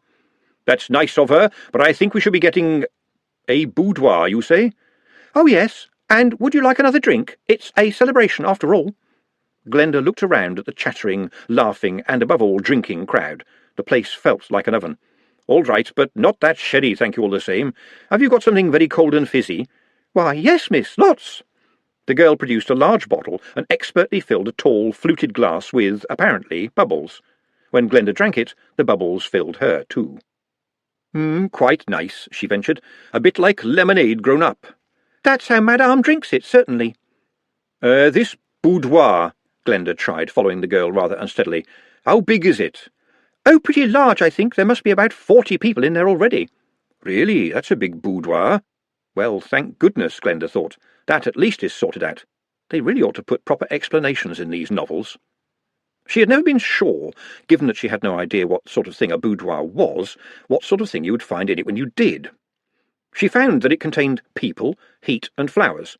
Not flowers in bunches, but in pillars and towering stacks, filling most of the air with clouds of sticky perfume, while the people below filled the rest of it with words tightly packed. No one could possibly hear what they were saying, Glenda told herself, but perhaps that wasn't important. Perhaps what was important was being there to be seen to say it. The crowd parted, and she saw Juliet, still in the glittering outfit, still in the beard, being there.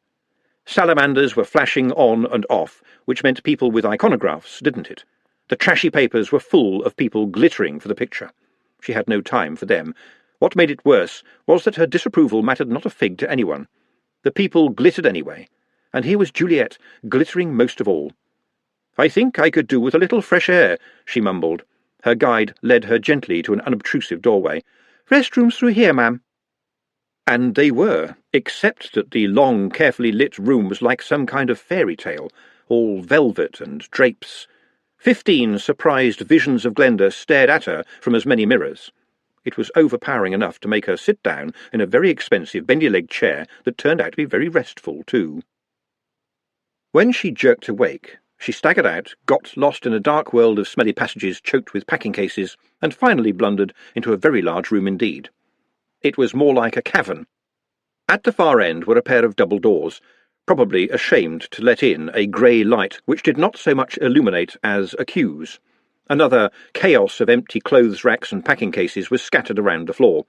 In one place, water had dripped from the roof, and a puddle had formed on the stone, soaking some cardboard. "There they are, in there with their glitter and their finery, and it's all muck and rubbish round the back, right, dear?" said a voice in the dark. "You look like a lady who can spot a metaphor when she stares it in the face." "Something like that," muttered Glenda. "Who's doing the asking?" An orange light glowed and faded in the gloom. Someone was smoking a cigarette in the shadows. "It's the same all over, love. If there was an award for the arse end of things, there'd be a real bloody squabble for first place. I've seen a few palaces in my time, and they're all the same. Turrets and banners in the front, maids' bedrooms and water pipes round the back. Fancy a top-up? Can't be walking around here with an empty glass, you'll stand out. The cooler air was making her feel better. She still had a glass in her hand. What is this stuff? Well, if this was any other party, it'd probably be the cheapest fizzing wine you could strain through a sock. But Madame won't stint. It's the real stuff. Champagne. What? I thought only nobby people drank that. No, just people with money, love. Sometimes it's the same thing. She looked closer and gasped. What? Are you Pepe? That's me, love. But you're not all... She waved her hands frantically. Off duty, love. Don't have to worry about... He waved his hands equally frantically. I've got a bottle here of our very own. Care to join me? Well, I ought to be getting back in there. Why? To fuss around her like an old hen. Leave her be, love. She's a duck who's just found water.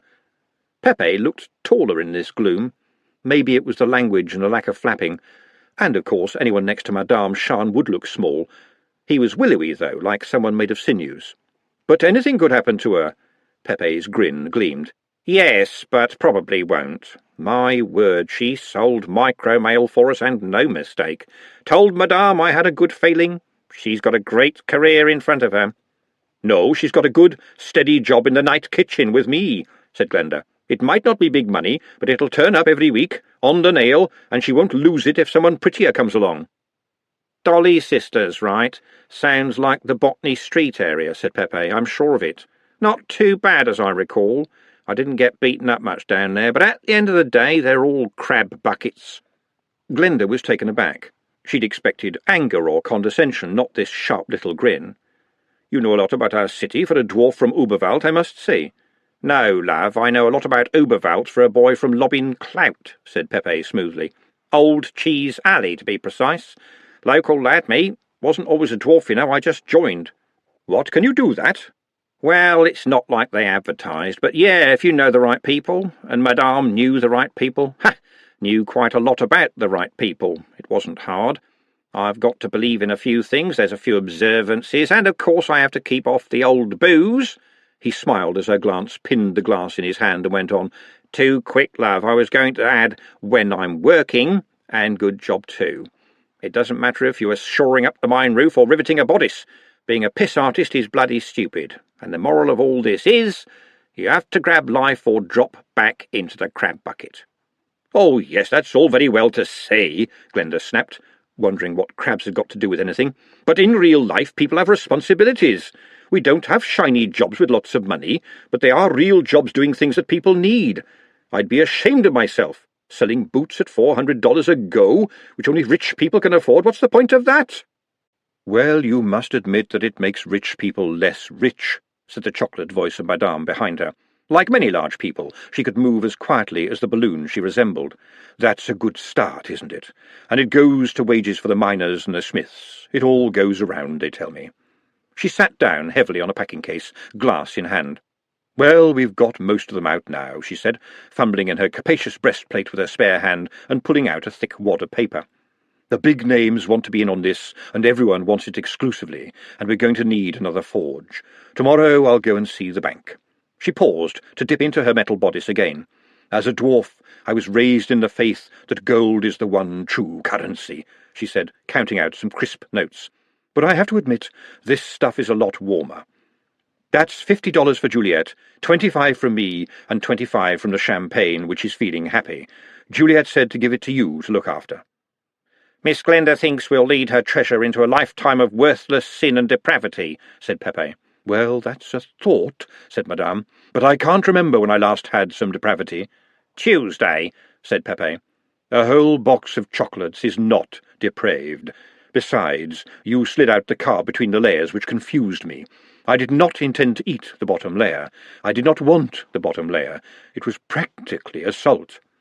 Pepe coughed. We're scaring the normal lady, love. Madame smiled. Glenda, I know what you're thinking. You're thinking we're a couple of louche, evil clowns who booze away in a world of smoke and mirrors. Well, that's fairly accurate right now, but today was the end of a year's hard work, you see. And you bicker like an old married couple, Glenda thought. Her head was aching. She'd tried a rat fruit, that was the trouble, she was sure of it. In the morning, I'm going to show these orders to the manager of the Royal Bank and ask him for a lot of money. If he trusts us, can you? We need Juliet. She just sparkles. And you two are holding hands tightly. Something soft snapped inside Glenda. All right, look, she said. It's like this. Jules is going to come back home with me tonight to get her head straight. Tomorrow, well, we'll see. We can't ask for more than that, can we? Said Madame, patting Glenda on the knee. You know, Juliet thinks the world of you. She said she'd need you to say yes. She was telling all the society ladies about your pies. She's been talking to society ladies? Said Glenda, in astonishment, laced with trepidation, and tinted with wonder. Certainly. They all wanted a close look at the micromail, and she just chatted away, cheery as you like. I don't think anyone ever said "watch her" to them in their lives before. Oh, no, I'm sorry. Why be? They were rather taken by it. And apparently you can bake pickled onions into a pie so that they stay crunchy. She told them that? Oh, yes. I gathered that they all intend to get their cooks to try it out. Ha! They'll never find a way, said Glenda with satisfaction. So Jules says. We generally call her Juliet, said Glenda. She told us to call her Jules, said Madame. Is there a problem? Well, no, not really a problem, Glenda began wretchedly. That's good, then, said Madame, who clearly knew when not to notice subtleties. Now let's prize her away from her new friends, and you can see to it that she gets a good night's sleep. There was laughter, and the girls helping with the show streamed out into the clammy place that was the midwife to beauty. Juliet was among them, and with the loudest laugh. She broke away when she saw Glenda and gave her another hug. "Oh, Glendy, isn't this great? It's like a fairy story." "Yes, well, it might be," said Glenda, "but they don't all have happy endings. Just you remember, you have a good job now with prospects and regular leftovers to take home. That's not to be lightly thrown away." "No, it should be hurled with great force," said Pepe. "I mean, what is this, Emberella? The wand has been waved. The court is cheering. A score of handsome princes are waiting to sign up for just a sniff of her slipper, and you want her to go back to work making pumpkins?" He looked at their blank faces. "All right, perhaps that came out a little confused, but surely you can follow the seam. This is a big chance, as big as it gets, a way out of the bucket." "I think we'll go home now," said Glenda primly. "Come along, Jules." "See," said Pepe when they had gone, "it's a crab bucket." Madame peered into a bottle to see if, against all probability, one glassful yet remained. "Did you know she more or less raised the kid? Jules will do what she says." "What a waste," said Pepe. "Don't take the world by storm. Stay here and make pies. You think that's a life?" "Someone has to make pies," Madame said, with an infuriating calm reasonableness. "Oh, please, not her. Let it not be her.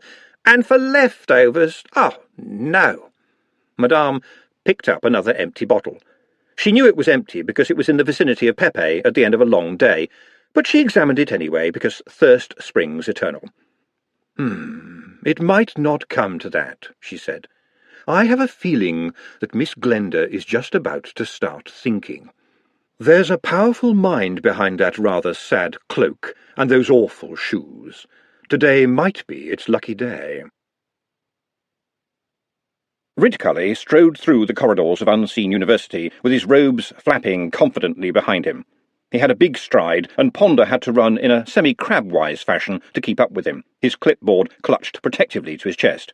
"You know, we did agree that it wasn't to be used for purposes other than pure research, Arch-Chancellor. You actually signed the edict." "Did I? I don't remember that, Stibbons." "I remember it most distinctly, sir. It was just after the case of Mr. Floribunda." "Which one was he?" said Ridcully, still striding purposefully ahead.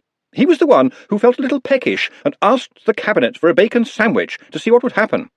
"I thought that anything taken out of the Cabinet had to be returned in 14.14 hours recurring." "Yes, sir, that is the case, but the Cabinet appears to have strange rules that we do not fully understand. In any case, Mr. Floribunda's defence was that he thought the 14-hour rule didn't apply to bacon sandwiches. Nor did he tell anybody, and so the students on his floor were only alerted when they heard the screams some 14 hours later." "Correct me if I'm wrong," said Ridcully, still covering the flagstones at an impressive rate, "but would it not have been digested by that point?" Yes, sir, but it still went back to the cabinet of its own accord, you might say. That was quite an interesting discovery. We did not know that could happen. Ridcully stopped and Ponder bumped into him. What exactly did happen to him? You wouldn't want me to draw a picture, sir. However, the good news is that he will soon be out of the wheelchair.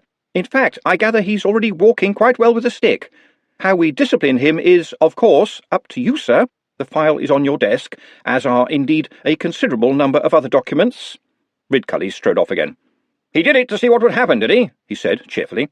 So he said, sir, said Ponder. And this was against my express orders, was it? Yes, absolutely, definitely, sir, said Ponder, who knew his Arch-Chancellor and already had an inkling of how this one was going to end.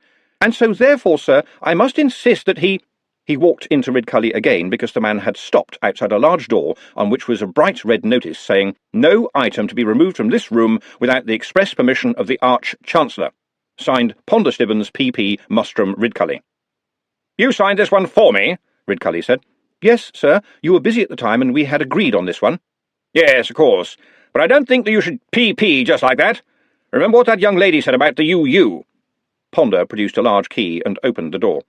"May I also remind you, Arch-Chancellor, that we agreed a moratorium on the use of the Cabinet of Curiosity until we had cleaned up some of the residual magic in the building. We still don't seem to have got rid of the squid." "Did we agree, Mr. Stibbons?" said Ridcully, turning around sharply. "Or did you agree with yourself, P.P. me, as it were?" "Well, I think I understood the spirit of your thinking, sir." "Well, this is the spirit of pure research," said Ridcully. "It's research into how we can hope to save our cheese board. Many would say there could be no greater goal. As for young Floribunda—" "Yes, sir," said Ponder wearily. "Promote him. Whatever level he is, move him up one." "I think that'll send the wrong kind of signal," Ponder tried. "On the contrary, Mr. Stibbons. It will send exactly the right message to the student body." "But he disobeyed an express order, may I point out?" "That's right. He showed independent thinking and a certain amount of pluck, and in the course of so doing added valuable data to our understanding of the Cabinet." "But he might have destroyed the whole university, sir." "Right. In which case he would have been vigorously disciplined, if we'd been able to find anything left of him. But he didn't, and he was lucky, and we need lucky wizards. Promote him on the direct order of me, not P.P.'d at all. Incidentally, how loud were his screams?" "As a matter of fact, Arch-Chancellor, the first one was so heartfelt that it kept going long after he'd run out of breath, and apparently adopted an independent existence. Residual magic again. We've had to lock it in one of the cellars." "Did he actually say what the bacon sandwich was like?" "Coming or leaving, sir?" said Ponder. "Only coming, I think," said Ridcully. "I do have a vivid imagination, after all." "He said it was the most delightful bacon sandwich he'd ever eaten. It was the bacon sandwich that you dream of when you hear the words bacon sandwich and never ever quite get."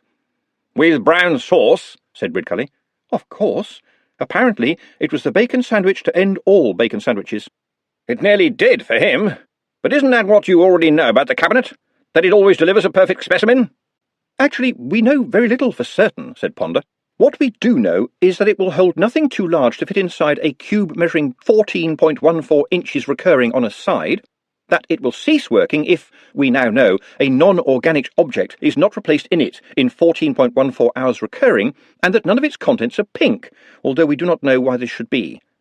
"But bacon is definitely organic, Mr. Stibbons," said Ridcully. Ponder sighed. "Yes, sir. We don't know why that is either." The Arch-Chancellor took pity on him.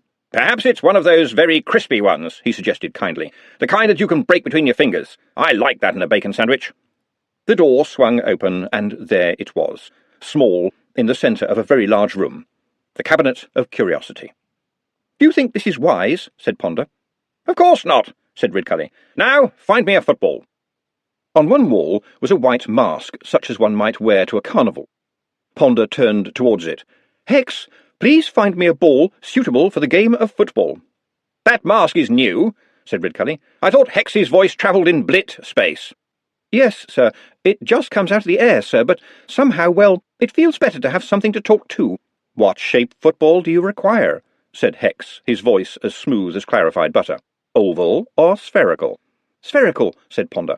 Instantly the Cabinet shook. The thing had always worried Ridcully. It looked too smug, for a start. It seemed to be saying, "You don't know what you are doing. You use me as a kind of lucky dip, and I bet you have never thought of how many dangerous things can fit into a 14-inch cube."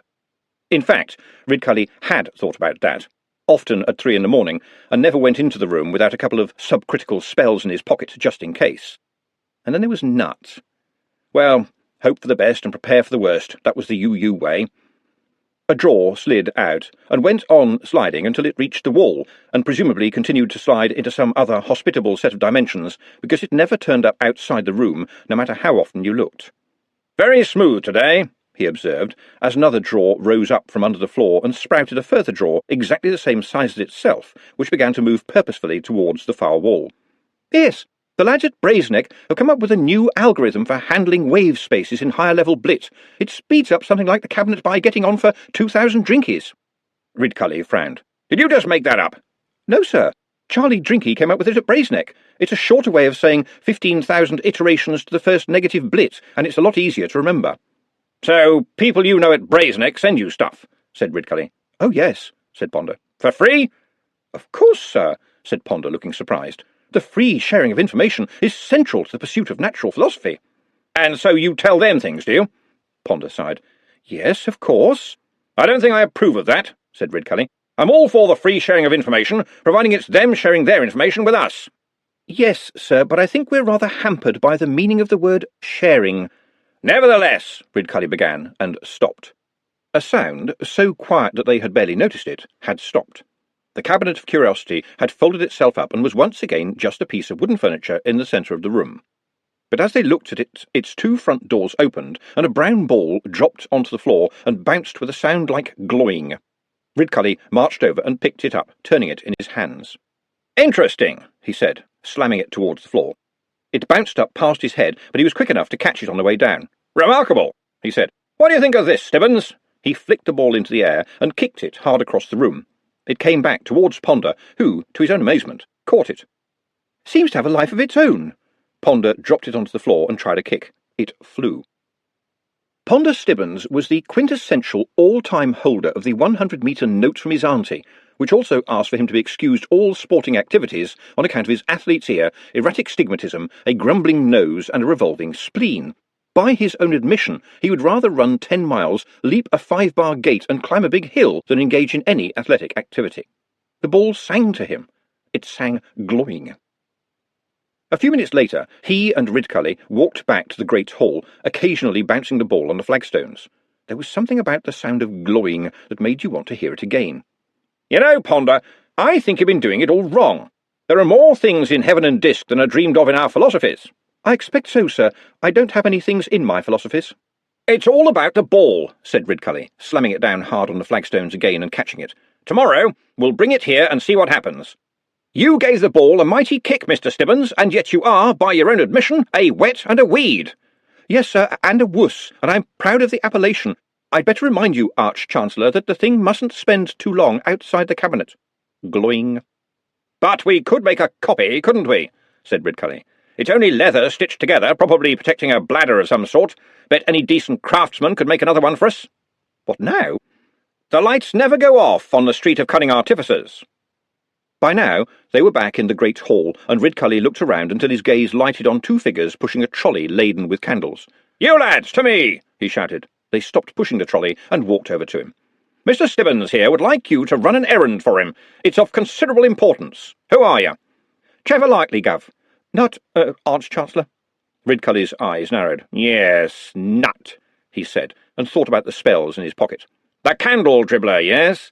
Well, you can make yourselves useful. Over to you, Mr. Stibbons." Ponder Stibbons held out the ball.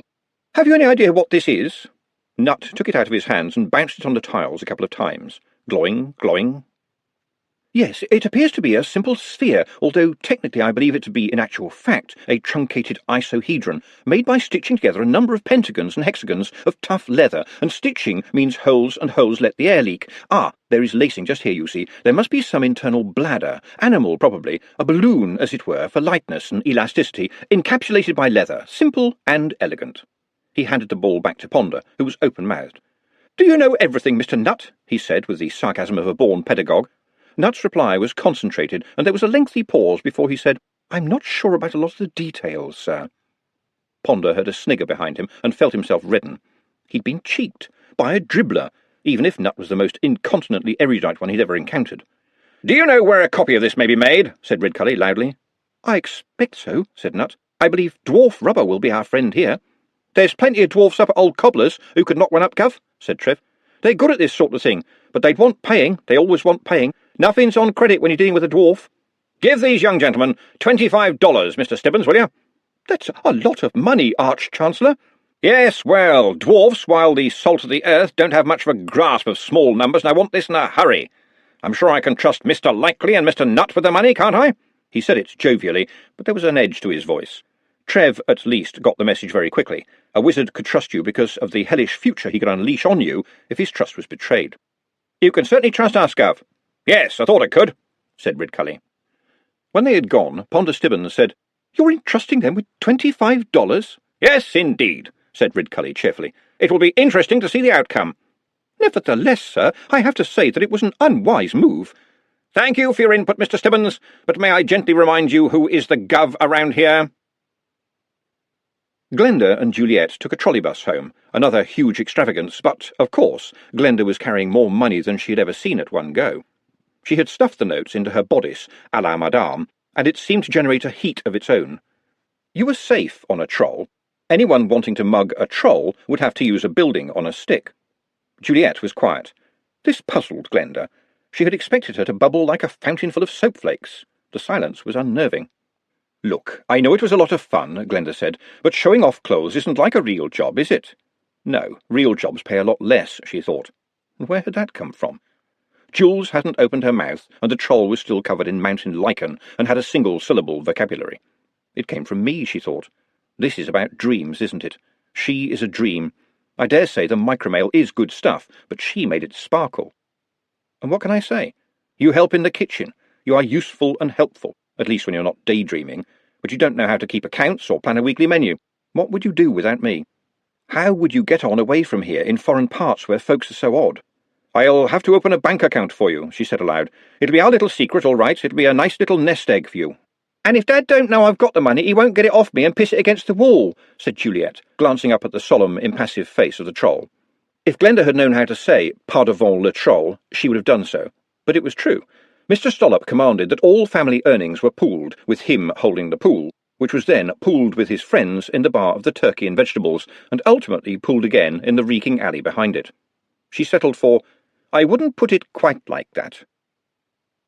Gloing, glowing. The new ball was magic, that's what it was. It bounced back to Trev's waiting hand as if by its own free will. For 2 pins he'd risk kicking it, but he and Nut and the ball were already picking up a trail of curious street urchins, such that he would be guaranteed never to see it again. "Are you really sure you know how it works?" he said to Nut. "Oh yes, Mr. Trev. It's a lot simpler than it looks, although the polyhedrons will need some work, but overall—" A hand landed on Trev's shoulder. "Well, now, Trev Likely," said Andy. "Andy's little pet, harder to kill than a cockroach by all accounts. Something's going on, ain't it, Trev? And you're going to tell me what it is. Here, what's that you're holding?" "Not today, Andy," said Trev, backing away. "You're lucky you didn't end up in the tanty, with Mr. One-Drop measuring you up for a hemp collar." "Me?" said Andy innocently. "I didn't do a thing. Can't blame me for what a thicko Stollop does. But something's going on with the football, ain't it? Veterinary wants to muck it about." "Just leave it alone, will you?" said Trev. There was more than the usual gang behind Andy. The Stollop brothers had sensibly spared the streets their presence lately, but people like Andy could always find followers. Like they said, it was better to be beside Andy than in front of him, and with Andy you never knew just when he was... The cutlass was out in one movement. That was Andy. Whatever it was inside that held back the primeval rage could flick off just like that. And here came the blade with Trev's future written on it in very short words. And it stopped in mid-air, and Nut's voice said, "I believe I could squeeze with enough pressure, Andy, to make your bones grind and flow. There are 27 bones in the human hand. I truly believe that I could make every one of them useless with the slightest extra pressure. However, I would like to give you a chance to revise your current intentions." Andy's face was a mix of colours, a white that was almost blue, and a rage that was almost crimson. He was trying to pull away, and Nut stood calmly and was completely immovable. "Get him!" Andy hissed at the world in general. "Could I regretfully remind you, gentlemen, that I have another hand?" said Nut. He must have squeezed because Andy yelped as his hand ground against the weapon's handle. Trev knew all too well that Andy did not have friends, he had followers. They were looking at their stricken leader, and they were looking at Nut, and they could see very clearly not only that Nut had a spare hand, but what he was capable of doing with it. They did not move. "Very well," said Nut. "Perhaps this has been nothing more than an unfortunate misunderstanding. I am about to release my grip, just enough for you to drop the cutlass, Mr. Andy, please." There was another intake of breath from Andy as the cutlass landed on the stones. "Now, if you would excuse us, Mr. Trev and I are going to walk away." "Take the bloody cutlass! Don't leave the cutlass on the ground," said Trev. "I am sure Mr. Andy would not come after us," said Nut. "Are you bloody mad?" said Trev. He reached down, snatched up the cutlass and said, "Let him go and let's get a move on." "Very well," said Nut. He must have squeezed a little harder because now Andy slumped to his knees. Trev pulled Nut away and towed him through the permanent city crowd. "That's Andy," he said, hurrying them along. "You don't expect logic with Andy. You don't expect him to learn the error of his ways. Don't look for any sense when Andy's after you. Got that? Don't try talking to him as if he's a human being. Now keep up with me." Dwarf shops were doing well these days, largely because they understood the first rule of merchandising, which is this: I have got goods for sale, and the customer has got money. I should have the money, and, regrettably, that involves the customer having my goods. To this end, therefore, I will not say the one in the window is the last one we have and we can't sell it to you, because if we did, no one would know we have them for sale, or we'll probably have some more on Wednesday, or we just can't keep them on the shelves, or I'm fed up with telling people there's no demand for them. I will make a sale by any means short of physical violence, because without one I am a waste of space. Glang Snorrison lived by this rule, but he didn't like people much, an affliction that affects many who have to deal with the general public over a long period. And the two people on the other side of his counter were making him edgy. One was small and looked harmless, but something so deep down in Glang's psyche that it was probably stuffed in his genes was making him nervous. The other, in true customer, was not much more than a boy, and therefore likely to commit a crime any moment. Glang dealt with the situation by not understanding anything they said, and uttering silly insults in his native tongue. There was hardly a risk. Only the watch learned Dwarfish, and it came as a surprise when the worryingly harmless one said, in better Chlamidos Dwarfish than Glang himself spoke these days, "Such incivility to the amiable stranger shames your beard and erases the writings of Tack, ancient merchant." "What did you say to him?" Trev asked as Glang spluttered out apologies. "Oh, just a traditional greeting," said Nut. "Could you pass me the ball, please?" He took the football and bounced it on the floor. Glowing. "I suspect you might know the trick of making brimstone rubber." "That was my grandfather's name," Glang stuttered.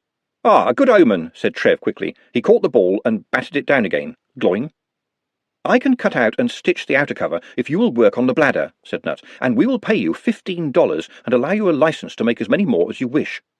"You'll make a fortune," said Trev encouragingly. Glowing, glowing went the ball, and Trev added, "That'd be a university license too. No one would dare mess with it." "How come you know about brimstone rubber?" said Glang. He had the look about him of someone who knows that he is outnumbered but will go down fighting. "Because King Rhys of the Dwarfs presented a dress of brimstone rubber and leather to Lady Margalotta 6 months ago, and I'm pretty sure I understand the principle." The Dark Lady? She can kill people with a thought." "She is my friend," said Nut calmly, "and I will help you." Glenda wasn't quite sure why she tipped the troll twopence. He was elderly and slow, but his upholstery was well kept, and he had twin umbrellas, and it was no fun for trolls to come this far, because the kid gangs would have graffitied them to the waist by the time they got out of there. She felt hidden eyes on her as she walked up to her door, and it didn't matter. "All right," she said to Juliet. "Have a night off, okay?" "I'll go back to work with you," said Juliet to her surprise. "We need the money, and I can't tell Dad about the $50, can I?" There was a small collision of expectations in Glenda's head as Juliet went on. "You're right, it's a steady job and I want to keep it, and I'm so thick I'd probably muck up the other one. I mean, it was fun and all that, but then I thought, well, you always gave me good advice, and I remembered that time you kicked Greasy Damon in the Ghoulies so hard when he was messing me around, he walked bent double for a week. Besides, if I go away with them it means leaving the street and Dad and the lads. That's really scary. And you said, be careful about fairy stories, and you're right, half the time it's goblins. And I don't know how I'd get on without you putting me right. You're as solid, you are. I can't remember you not being around, and when one of the girls sniggered about your old coat, I told her you worked very hard." Glenda thought, "I used to be able to read you like a book, one with big colourful pages and not many words. And now I can't. What's happening? You're agreeing with me, and I ought to feel smug about it, but I don't. I feel bad about it, and I don't know why, and that hurts." "Maybe you ought to sleep on it," she suggested. "No, I'd mess it up, I know I would." Do you feel all right?" Something inside Glenda was shouting at her. "I'm okay," said Juliet. "Oh, it was fun and that, but it's for nobby girls, not me. It's all glitter, nothing you can hold. But a pie's a pie, right? Solid. Besides, who'd look after Dad and the lads?" "No, no, no," screamed Glenda's voice in her own head. "Not that. I didn't want that." "Oh, didn't I? Then what did I think I was doing, passing on all that old tut? She looks to me, and I've gone and given her a good example. Why? Because I wanted to protect her. She's so vulnerable. Oh dear, I've taught her to be me, and I've even made a bad mess of that chore." "All right, then you can head back with me." "Will we see the banquet? Our Dad's been fretting about the banquet. He reckons Lord Vetinari is going to have everybody murdered." "Does he do that a lot?" "Yeah, but he gets hushed up, our Dad says." "There's going to be hundreds of people there. That would need a lot of hush. And if I don't like what I hear, there won't be enough hush in all the world," she thought. Trev mooched aimlessly around the shop while Nut and the dwarf put their heads together over the ball. For some reason, there was a faint scrabbling on the roof. It sounded like claws. Just a bird, he told himself. Even Andy wouldn't come in through the roof. There was another pressing matter. This place would have a privy, wouldn't it? There was at least a back door, and that would inevitably lead to a back alley, and, well, what is a back alley for, except for sleeping tramps and the call of nature? Possibly in the same place if you were feeling cruel. Trev unbuckled his belt, faced a noisome wall, and stared upwards nonchalantly, as a man does in these circumstances. However, most men don't look up into the astonished faces of two bird-like women who were standing, no, perching on the roof. They screeched, "Orc! Orc!" and flew up into the darkness. Trev scuttled quickly and damply back into the shop. This city got bloody stranger every day. After that, time flew past for Trev, and every second stank of sulphur. He'd seen Nut dribbling candles, but that was at snail's pace compared with the speed at which the leather was cut for the ball. But that wasn't creepy, that was just Nut. What was creepy was that he didn't measure anything. Eventually, Trev couldn't stand it any more, and stopped leaning against the wall, pointed to one of the multi-sided little leather strips and said, "How long is that?" 1 15/16 of an inch. "How can you tell without measuring?" "I do measure, with my eyes. It is a skill. It can be learned." "And that makes you worthy?" "Yes." "And who judges?" "I do." "There we are, Mr. Nutt, still warm," said Glang, arriving from the back of the shop holding something that looked like something taken from an animal that was now, you hoped for its own sake, dead. "Of course, I could do a lot better with more time," he continued, "but if you blow down this little tube—" Trev watched in wonder, and it occurred to him that in all his life he'd made a few candles and a lot of mess. How much was he worth? Glowing, glowing. Two balls in harmony, thought Trev, but clapped as Nut and Glang shook hands. Then, while they were still admiring their handiwork, he reached behind him and slipped a dagger off the bench and into his pocket. He wasn't a thief. Oh, fruit off stalls, but everyone knew that didn't count, and picking a toff's pocket was just a case of social redistribution. Everyone knew that, too. And maybe you found something that looked lost. Well, someone would pick it up, so why not you? Weapons got you killed, often because you were holding one. But things were going too far. He had heard Andy's bones creak, and Nut had brought the man to his knees without sweating. And there were two reasons for taking precautions right there. One was that if you put Andy down, you'd better put him out, right out, because he would come back, blood around the corner of his mouth. And two, the worst, was that right now Nut was more worrying than Andy. At least he knew what Andy was. Carrying a ball each, they hurried back to the university, with Trev keeping a watchful eye on high buildings. "It's amazing what's turning up in this city," he said. "There were a couple of vampire types back there, did you know?" "Oh, those, they work for Ladyship. They are there for protection." "Whose?" said Trev. "Do not worry about them." "Ha! And do you know something even stranger has happened this evening?" said Trev, as the university hove into sight. "You offered that dwarf $15, and he didn't even haggle. Like, that's unheard of. Must be the power of glowing." "Yes, but I actually gave him $20, said Nut. "Why? He didn't ask for anything more." "No, but he did work very hard, and the extra $5 will more than repay him for the dagger you stole while our backs were turned." "I never did," said Trev hotly. "Your automatic, unthinking, and spring-loaded reply is noted, Mr. Trev, as was the sight of the dagger on the bench, shortly followed by the sight of the empty space where the dagger had been. I'm not angry, because I saw you most sensibly toss Mr. Shanks's wretched cutlass over a wall, and I understand your nervousness, but nevertheless I must point out that this is stealing. And so I ask you, as my friend, to take the dagger back in the morning." "But that will leave him up by $5 and his dagger back," Trev sighed. "But at least we've got a few dollars each," he said, as they entered the back door of the university. "Yes, and then again no, Mr. Trev. You will take the remaining $5 and this rather grubby although genuine receipt for $20 to Mr. Stibbons, who thinks you are no good, thus making him doubt his original assumption that you are a thief and a scallywag, and assisting your progress in this university. I'm not a... Trev began, and stopped, honest enough to acknowledge the knife in his coat. Honestly, Nut, you're one of a kind, you are. Yes, said Nut.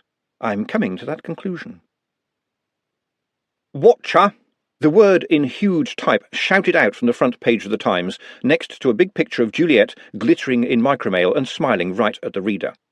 Glenda, frozen for the last 15 seconds in the act of raising a piece of toast to her mouth, finally bit. Now she blinked and dropped the toast to read, Mystery model Jules was the toast of an astounding fashion show at Shatter yesterday, when she was the very incarnation of micromail, the remarkable metal cloth about which there has been so much speculation in recent months, and which, she confirms, does not chafe. She chatted happily and with fetching straightforward earthiness to dignitaries to whom, this writer is certain, no one has ever said watcher before. They appeared to find the experience refreshing and entirely without chafe. Glenda stopped reading at this point because the question, how much trouble are we going to get into about this, was attempting to fill her whole head. And there was no trouble, was there? And there would not be. There couldn't be. First, who would think that the beauty in the silver beard, like some goddess of the forge, was a cook's assistant? And second, there was no trouble to be had, unless someone tried to make it, in which case they would have to go through Glenda, and Glenda would go through them in very short order.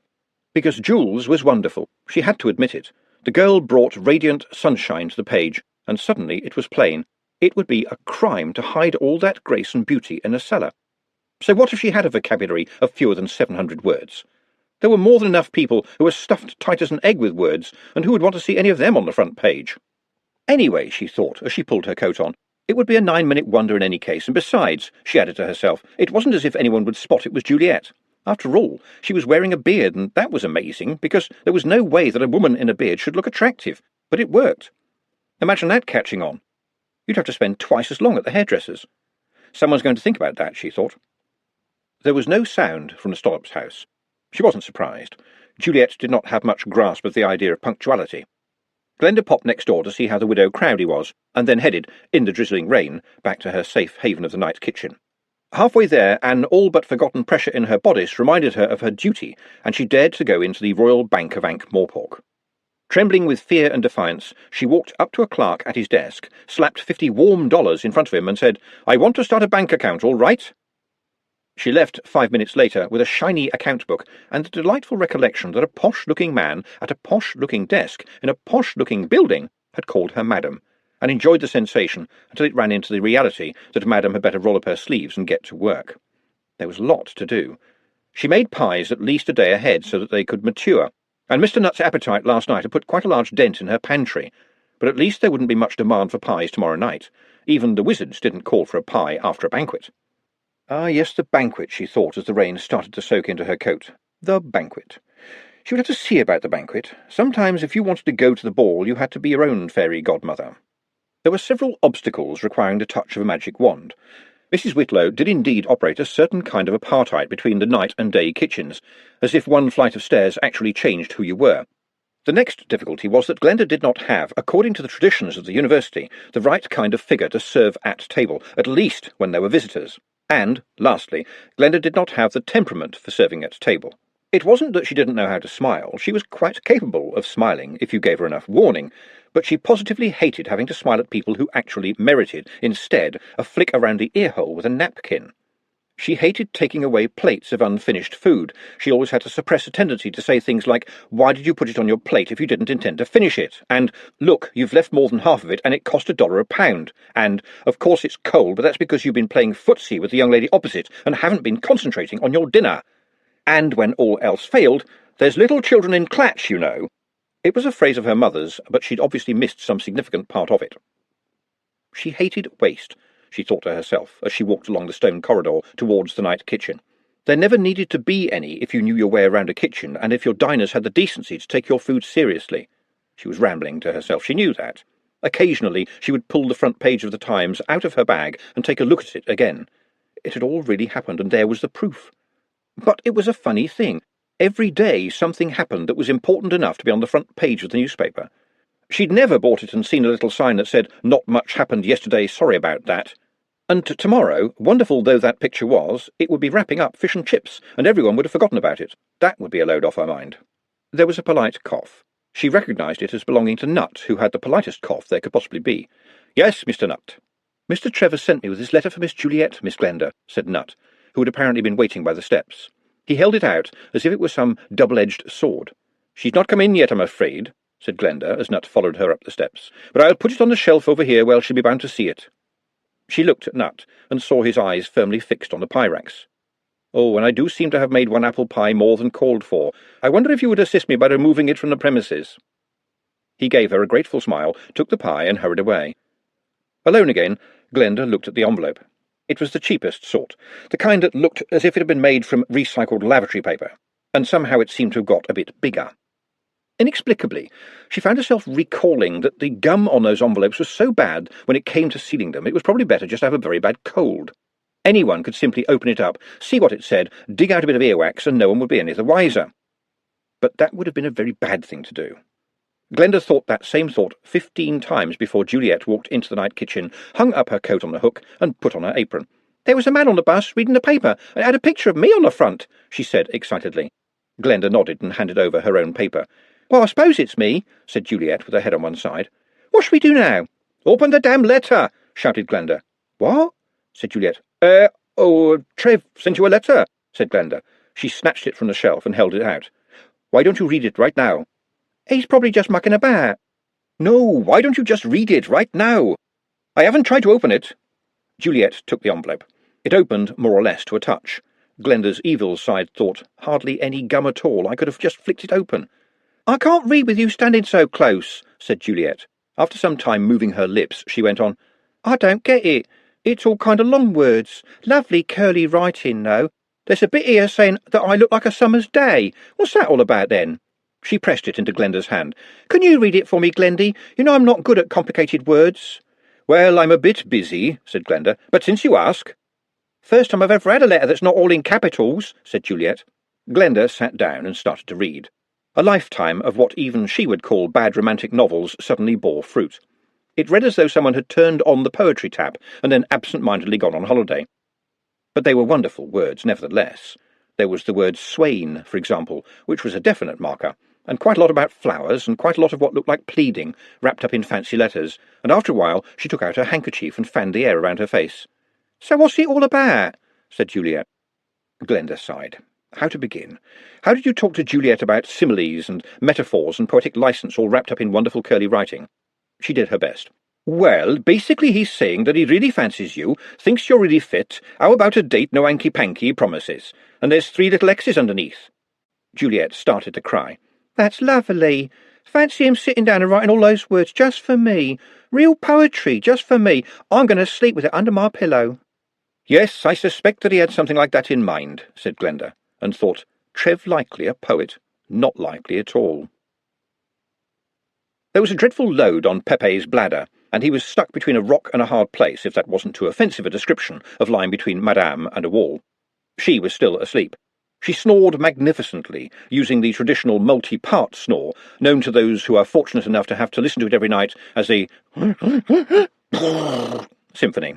And she was lying on his leg, and the room was pitch dark.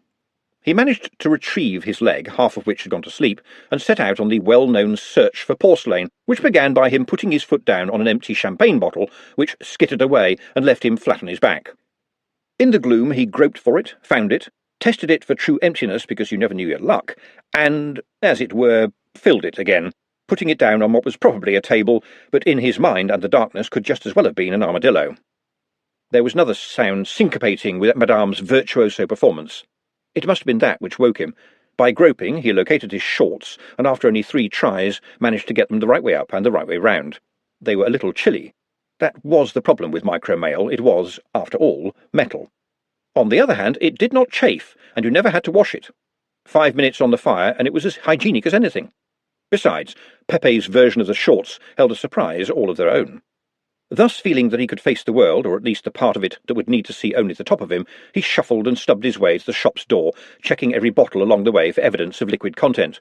Remarkably, a bottle of port had survived with 50% remaining capacity. Any port in a storm, he thought, and drank his breakfast. The shop's door was rattling. It had a small sliding aperture by which the staff could determine whether they wanted to let a prospective customer in, because when you are a posh shop like Shatter, you don't sell things to just anyone. Pairs of eyeballs zigzagged back and forth across his vision as people clustered on the other side of the door and fought for attention. Somebody said, "We're to see Jules." "She's resting," said Pepe. That was always a good line and could mean anything. "Have you seen the picture in the Times?" said a voice. "Then look," as a vision of Juliet was held up in front of the door. "Blimey," he said to himself. "She had a very tiring day," he said. "The public wants to know all about her," said a sterner voice. And a rather less aggressive female voice said, "She seems to be rather amazing." She is," said Pepe, inventing desperately, "but a very private person and a bit artistic too, if you know what I mean." "Well, I've got a big order to place," said yet another voice, as the owner managed to shuffle for slot space. "Oh, well, we don't have to wake her up for that. Just give me a moment and I'll be right with you." He took another swig of the port. When he turned around, Madame, in a nightshirt that could have accommodated a platoon, at least if they were very friendly, was bearing down on him with a glass in one hand and the champagne bottle in the other. "This stuff's gone horribly flat," she said. "I'll go and find some fresh," he replied, snatching it from her quickly. "We've got newspaper people and customers out there, and they all want Jules. Can you remember where she lives?" "I'm sure she told me," said Madame, "but it all seems a long time ago. That other one, Glenda, I think, works at some big place in the city as a cook. Anyway, why do they want to see her?" "There's a wonderful picture in the Times," said Pepe. "You know when you said you thought we'd get rich? Well, it looks like you weren't thinking big enough." "What do you suggest, dear?" "Me," said Pepe. "Take the order, because that's good business, and tell the others that Jules will see them later." "Do you think they'll go for that?" "They'll have to, because we don't know where the hell she is. There's $1 million walking around this city on legs." Rhys, Low King of the Dwarfs, paid particular attention to the picture of the wonderful girl. The definition wasn't too bad at all. The technique of translating the clack's semaphore signal into a black-and-white picture was quite well advanced these days. Even so, his people in Ankh-Morpork must have thought this particularly interesting to merit the expense of the bandwidth required. Certainly, it was exercising a lot of other dwarfs, but in the Low King's experience, it was possible to find someone, somewhere, who objected to anything. He looked at the Grags in front of him. So simple for people like Vetinari, he thought. He just has religions to deal with. We don't have religions. Being a dwarf is a religion in itself, and no two priests ever agree. And sometimes it seems that every other dwarf is a priest. "I see nothing here to disturb me," he said. "We believe the beard to be a false one," said one of the Grags. "That is perfectly acceptable," said the king. "There is absolutely nothing in any precedent that bans false beards. They are a great salvation to those who find beards hard to grow." "But she looks, well, alluring," said one of the other Grags. They were indistinguishable under their tall, pointed leather cowls. "Attractive, certainly," said the king. "Gentlemen, is this going to take long?" "It must be stopped. It's not dwarfish." "Oh, but it manifestly is it not?" said the king. "Micromale is 100% male, and you don't get any more dwarfish than that. She is smiling, and while I would agree that dwarfs do not appear to smile very much, certainly not when they come to see me, I think we could profit from her example." "It's positively an offence against morality." "How? Where? Only in your heads, I feel." The tallest Grag said, "So you intend to do nothing?" The king paused for a moment, staring at the ceiling. "No, I intend to do something," he said. "First of all, I shall see to it that my staff find out just how many orders there have been for micromail originating from here in Bionk today. I'm sure Shatter would not object to them seeing their records, especially since I intend to tell Madame Shan that she can come back and establish her premises here." "You would do that?" said a Grag. "Yes, of course. We have nearly concluded the Coombe Valley Accord, a peace with the trolls that no one ever thought they would see, and I am fed up, gentlemen, with your whining, moaning, and endless attempts to refight battles that you've already lost. As far as I am concerned, this young lady is showing us a better future, and now, if you are not out of my office in 10 seconds, I will charge you rent. There'll be trouble over this. Gentlemen, there is always trouble, but this time I will be making it for you." As the door slammed shut behind them, the king sat back in his chair. "Well done, sir," said his secretary. "They'll keep on. I can't imagine what being a dwarf would be like if we didn't argue all the time." He squirmed a little in his chair. "You know, they're right when they say it doesn't chafe, and it's not as cold as you would imagine. Do ask our agent to express my thanks to Madame Shan for her generous gift, will you?" Even this early in the day, the great hall of the university was a general thoroughfare. Most of the tables were pushed back against the walls, or, if someone felt like showing off, levitated to the ceiling. And the huge black and white slabs of the floor, worn smooth by the footfalls of millennia, were polished still further as today's faculty and students took a short cut to various concerns, destinations, and, very occasionally when no viable excuse presented itself, to lectures. The great chandelier had been swung down and off to one side for its daily replenishing of candles, but there was, fortunately for Mustrum Ridcully's purposes, a large expanse of clear floor. He saw the figure he was waiting for, hurrying towards him. "How did it go, Mr. Stibbons?" "Extremely well, I have to say, sir," said Ponder. He opened the sack he was carrying. "One of these is our original ball, and one of them is the ball that Nutt and Trevor Likely had made last night." "Ah, spot the ball," said Ridcully. He picked them both up in his enormous hands and dropped them onto the flagstones. Glowing, glowing. "Perfectly identical," he said. "Trevor Likely said they had it made by a dwarf for $20, said Ponder. "Did he really?" "Yes, sir, and he gave me the change and the receipt." "You seem puzzled, Mr. Stibbons." "Well, yes, sir. I feel I have been rather misjudging him." "Possibly even small leopards can change their shorts," said Ridcully, slamming him on the back convivially. "Call it score one for human nature. Now, which of these balls is the one that's going back to the cabinet?" "Amazingly, sir, they did think to mark the new ball, and there's a tiny little dot of white paint on this one here. I mean this one here. I think it was here. Ah, here it is. It's ours. I'll send one of the students to put the other one back shortly. We still have an hour and a half." "No, I'd rather you did it yourself, Mr. Stibbons. I'm sure it would only take a few minutes. Do hurry back. I'd like to try a little experiment." When Ponder returned, he found Ridcully loitering unobtrusively by one of the big doors. "You have your notebook ready, Mr. Stibbons?" he said quietly. "And a fresh pencil, Arch-Chancellor." "Very well, then. The experiment begins." Ridcully gently rolled the new football out onto the floor, straightened up, and glanced at his stopwatch. "Ah, the ball has been kicked aside by the Professor of Illiberal Studies, quite possibly by accident. Now one of the Bledlows, Mr. Hipney, I think his name is, has kicked it somewhat uncertainly. One of the students, Pond Life, I believe, has prodded it back. We have momentum, Mr. Stibbons. Undirected, it is true, but promising. Ah, but we can't have this. No touching the ball with your hands, gentlemen," shouted the Arch-Chancellor, deftly trapping the travelling ball with his boot. "That's a rule. We really could do with that whistle, Stibbons." He bounced the ball on the stone floor, glowing. "Don't just mess about like kids kicking a tin. Play football. I am the Arch-Chancellor of this university, and by Io, I will rusticate or otherwise expel any man who skives off without a note from his mother. Ha!" Glowing. "You will arrange yourselves into 2 teams, set up goals, and strive to win. No man will leave the field of play unless injured. The hands are not to be used. Is that clear? Any questions?" A hand went up. Ridcully sought the attached face. "Ah, Rincewind," he said, and because he was not a determinedly unpleasant man, amended this to "Professor Rincewind, of course." "I would like permission to fetch a note from my mother, sir." Ridcully sighed. "Rincewind, you once informed me to my everlasting puzzlement that you never knew your mother because she ran away before you were born. Distinctly remember writing it down in my diary. Would you like another try?" "Permission to go and find my mother?" Ridcully hesitated. The Professor of Cruel and Unusual Geography had no students, and no real duties other than to stay out of trouble. Although Ridcully would never admit it, it was against all reason an emeritus position. Rincewind was a coward and an unwitting clown, but he had several times saved the world in slightly puzzling circumstances.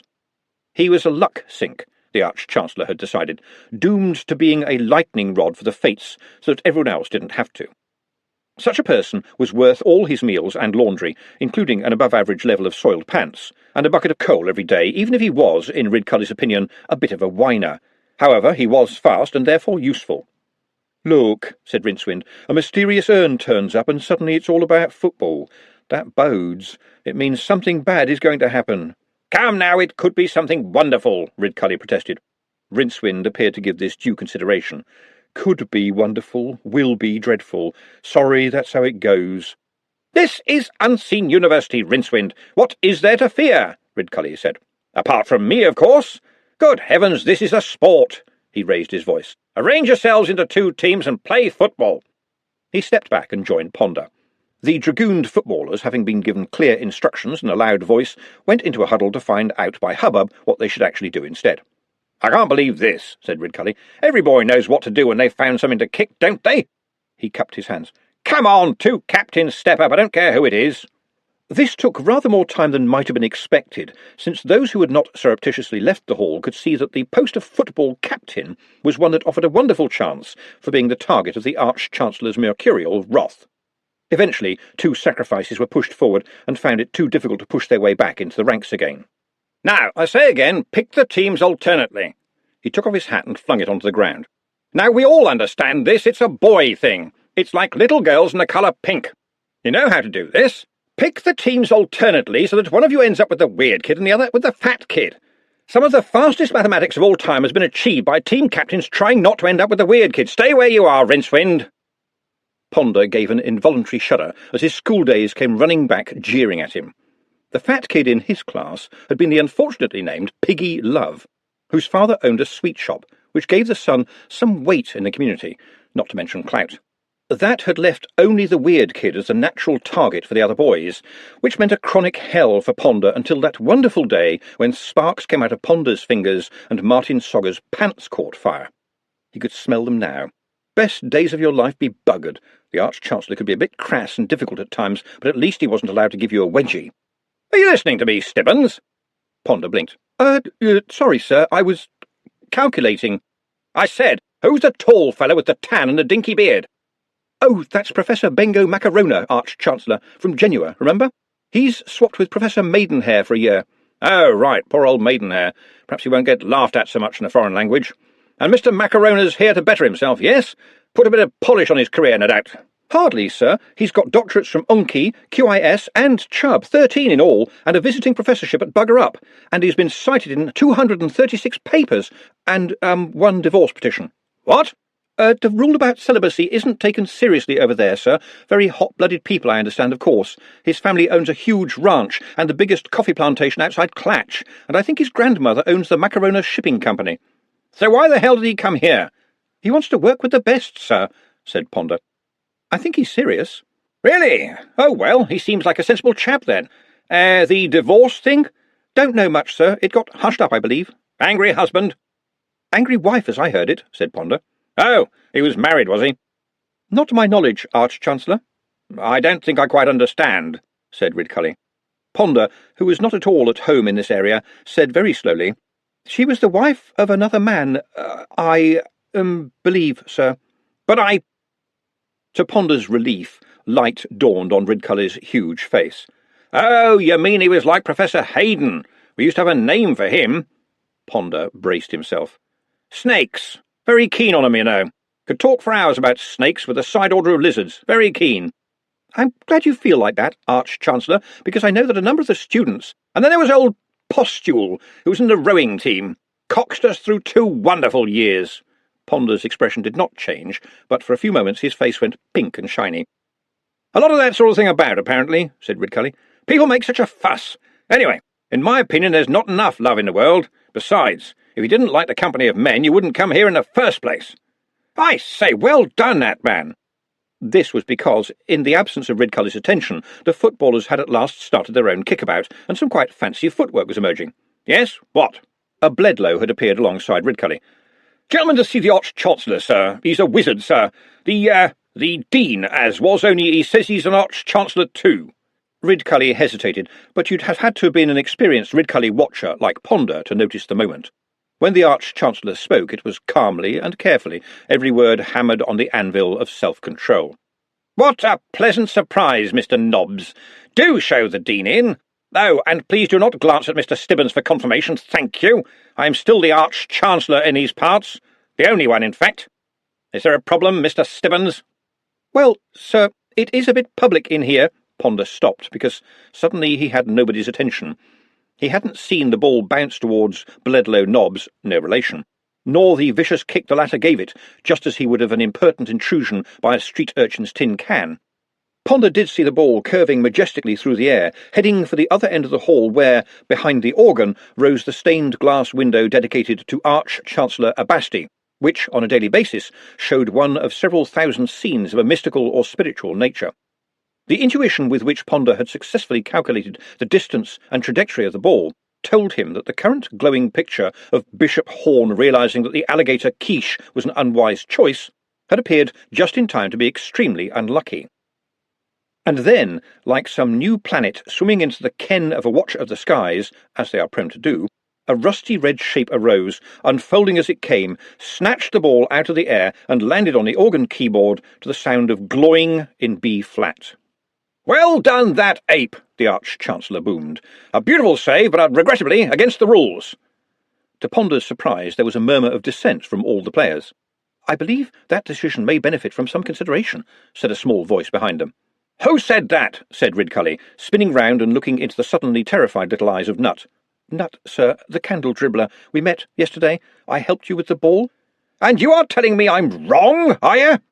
"I would rather you thought of me as suggesting a way in which you could be even more right." Ridcully opened his mouth and then shut it again. "I know what he is," he thought. "Does he? Or did they spare him that?" "Very well, Mr. Nut. Is there a point you wish to make?" "Yes, sir. What is the purpose of this game?" "To win, of course." "Indeed.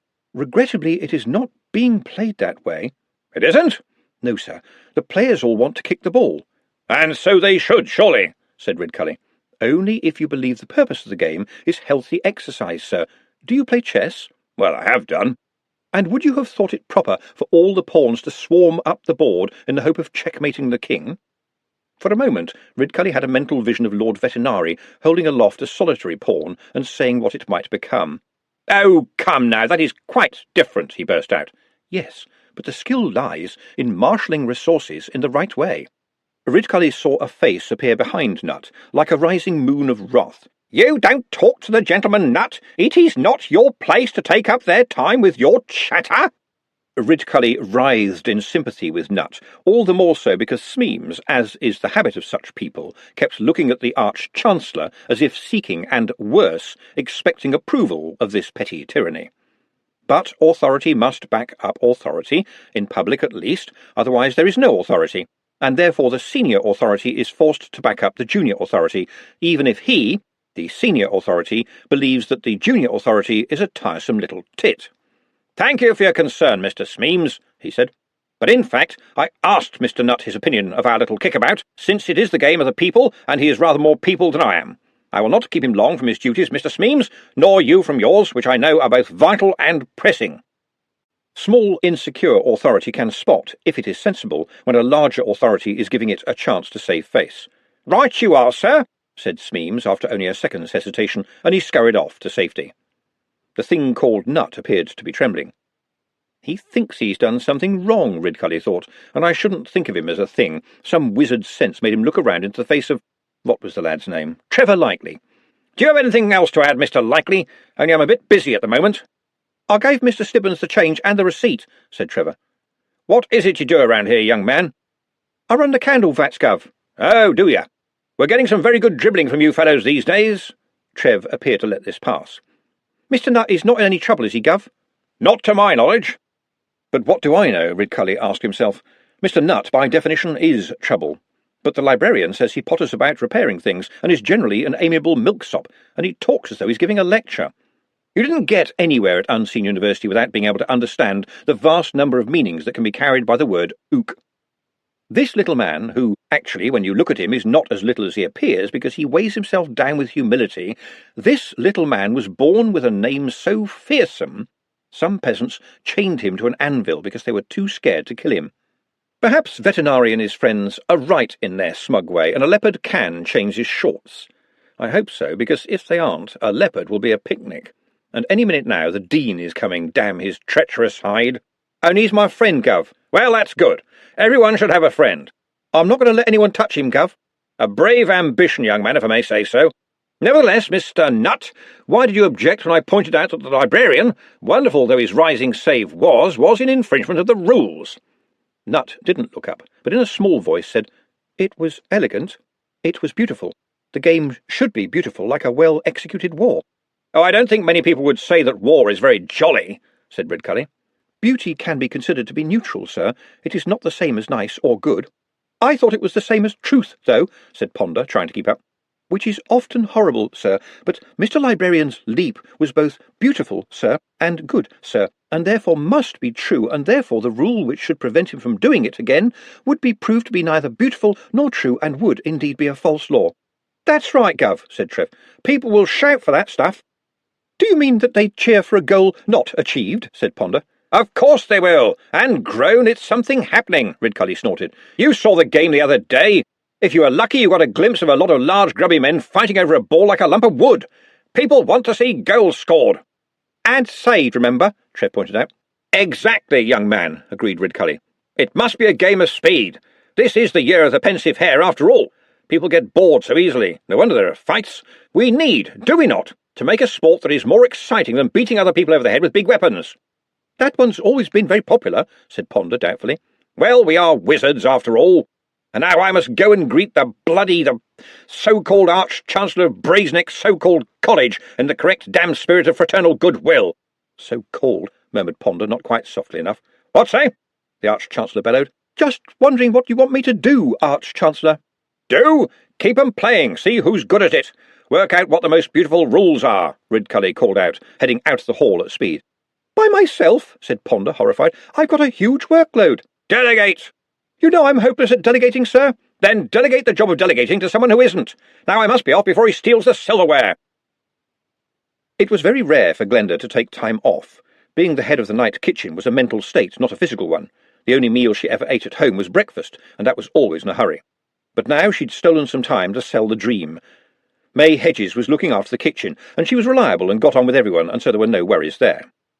The sun had come out, and now she knocked on the rear door of Mr. Strong-in-the-Arm's workshop. The dwarf opened the door with rouge all over his fingers. "Oh, well, old Glenda, how's it going?" She thumped a wad of orders on the table proudly and opened the suitcase. It was empty. "And I need a lot more samples," she said. "Oh, that's wonderful," said the dwarf. "When did you get these?" "This morning." It had been easy. Door after door seemed to have opened for her, and every time a little voice in her head had said, "Are you doing the right thing?" a slightly deeper voice, which sounded remarkably like Madame Shan, said, "He wants to make it. You want to sell it. They want to buy it. The dream goes round, and so does the money." "The lipstick went down very well," she said. "Those troll girls put it on with a trowel, and I'm not kidding. So what you ought to do, sir, is sell the trowel. A pretty one in a nice box with sprinkles on it." He gave her an admiring look. "This isn't like you, Glenda." "Not sure about that," said Glenda, as more samples were dropped into the battered case. "Have you thought about getting into shoes?" "Do you think it would be worth a try? They don't normally wear shoes." "They didn't wear lipstick until they moved here," said Glenda. "It could be the coming thing." "But they've got feet like granite. They don't need shoes." "But they'll want them," said Glenda. "You could be in on the ground floor, as it were." Strong-in-the-Arm looked puzzled, and Glenda remembered that even city dwarfs were used to the topsy-turvy language of home. "Oh, sorry, I meant to say the top floor." "And then there's dresses," said Glenda. "I've been looking around and no one makes proper dresses for trolls. They're just outsized human dresses, and they're cut to make the troll look smaller, but they'd be better if they were cut to make them look bigger. More like a troll and less like a fat human. You know, you want the clothing to shout, 'I'm a great big troll lady and proud of it.'" "Have you been hit on the head with something?" said Strong-in-the-Arm. "Because if so, I'd like it to drop on me." "Well, it's spreading the dream, isn't it?" said Glenda, carefully arranging the samples in her suitcase. "It's a bit more important than I thought." She made 14 more successful calls before calling it a day, posted the orders through Strong-in-the-Arm's letterbox, and, with a light case and uncharacteristically light heart, went back to work. Ridcully turned the corner, and there, right in front of him, was... His mind spun as it sought for the correct mode of address. Arch-Chancellor was out of the question. Dean, too obvious an insult. 2 chairs, ditto with knobs on, and ungrateful, backstabbing, slimy bastard took too long to say. What the hell was the bastard's name? Great heavens, they'd been friends since their first day at UU. "Henry!" he exploded. "What a pleasant surprise! What brings you here to our miserable and sadly out-of-date little university?" "Oh, come now, Rostrum. When I left, the lads were pushing back the boundaries of knowledge. It's been a bit quiet since, I gather. By the way, this is Professor Turnipseed."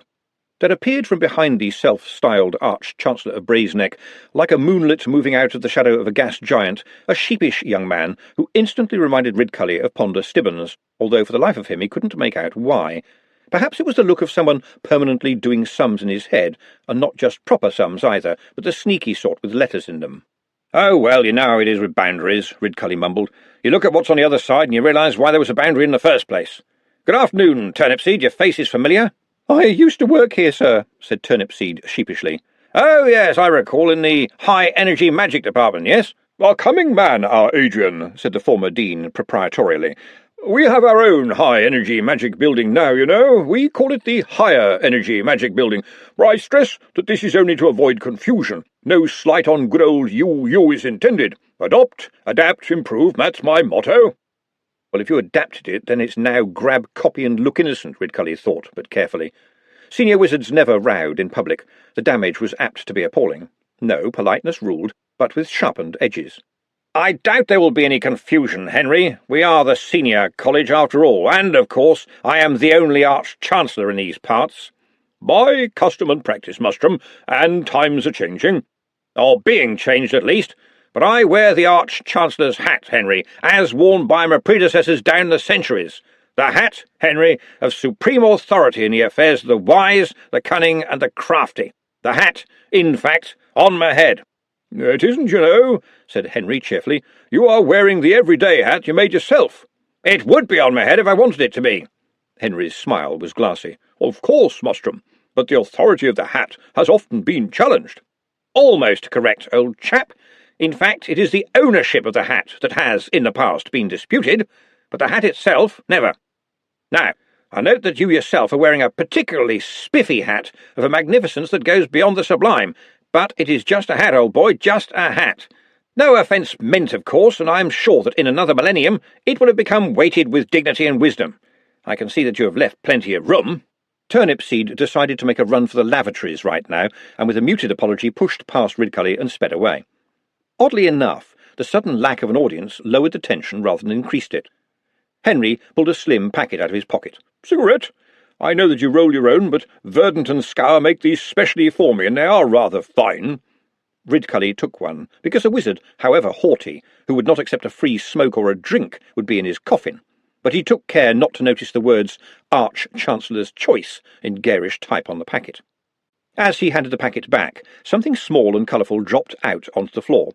Henry, with an agility unexpected in a wizard so far up the main sequence as described in the well-known Owl Spring Tips diagram, this diagram was devised to chart the tendency of wizards, who start out small and pale, to progress through the craft getting bigger and cholerically redder until at last they swell up and explode in a cloud of pomposity. Reached down quickly and snatched it up, muttering something about not letting it get dirty. You can eat your dinner off these floors, said Ridcully sharply, and probably would, he added to himself. Only the collectors get so annoyed if there is a speck of dust on them, and I give mine to the butler's little boy, Henry went on blithely. He turned the pasteboard over and frowned. Notable wizards of our time, number 9 of 50, Dr. Abel Baker, B.C. Ons, FDL, KP, PDF, Escrow, Director of Blitz Studies, Brazenegg. I'm sure he's already got this one. He dropped it into a waistcoat pocket. Never mind, good for swapsies. Ridcully could assess things quite fast, especially when fuelled by banked fires of rage. The Whistler Tobacco Snuff and Rolling Paper Company, he said, of Pseudopolis. Clever idea. Who's in this from UU? Ah, well, I have to admit that the Assembly and people of Pseudopolis are rather patriotic in their outlook. I think the word is parochial, don't you? Harsh words, considering that Ankh-Morpork's the smuggest, most self-satisfied city in the world. This was self-evidently true, so Ridcully decided he hadn't heard it. You on one of these cards, then? He grunted. They insisted, I'm afraid, said Henry. I was born there, you see, local boy and all that. And no one from UU, said Ridcully flatly. Technically no, but Professor Turnipseed is in there as the inventor of PEX. As Henry said it, guilt and defiance fought for space in the sentence. PEX, said Ridcully slowly. You mean like hex? Oh, no, not at all like hex, certainly not. The principle is quite different. Henry cleared his throat. It's run by chickens. They trigger the morphic resonator, or whatever it's called. Your hex, as I recall, utilises ants, which are far less efficient. How so?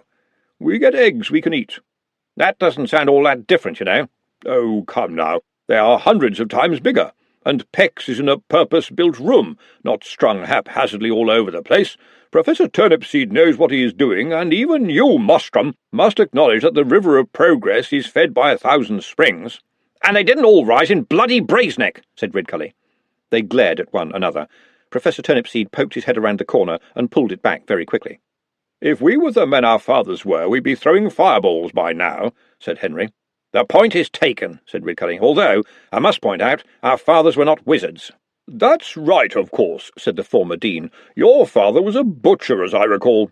"That's right, and your father owned a lot of cabbage fields," said Ridcully. There was a moment's silence, and then the former dean said, "Remember the day we both turned up at UU?" "We fought like tigers, as I recall," said Ridcully. "Good times when you come to remember them," said the dean.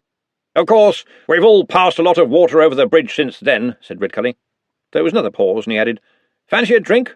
"I don't mind if I do," said the former dean. "So you are trying to play football," said Henry as they progressed majestically towards the Arch-Chancellor's office.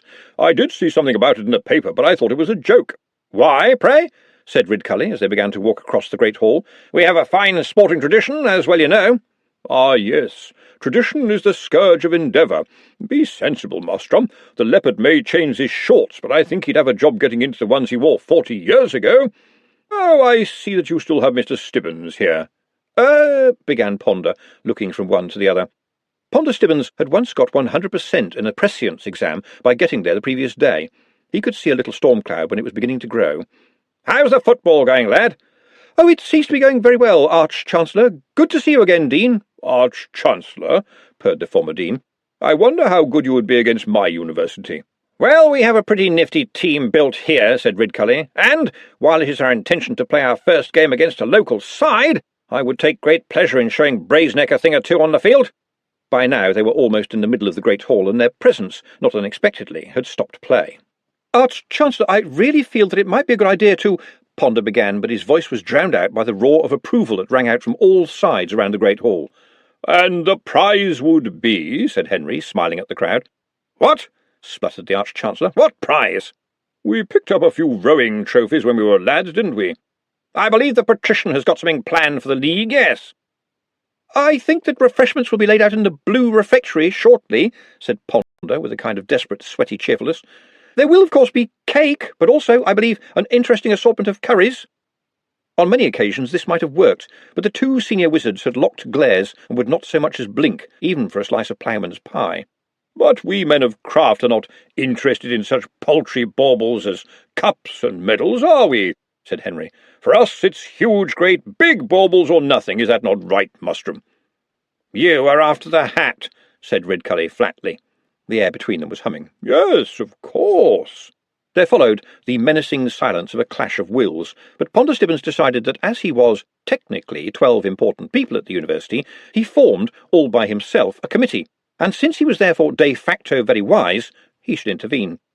"And your stake, sir, would be—" Ridcully turned his head slightly and growled, "He doesn't have to have one. I have rather walked into this."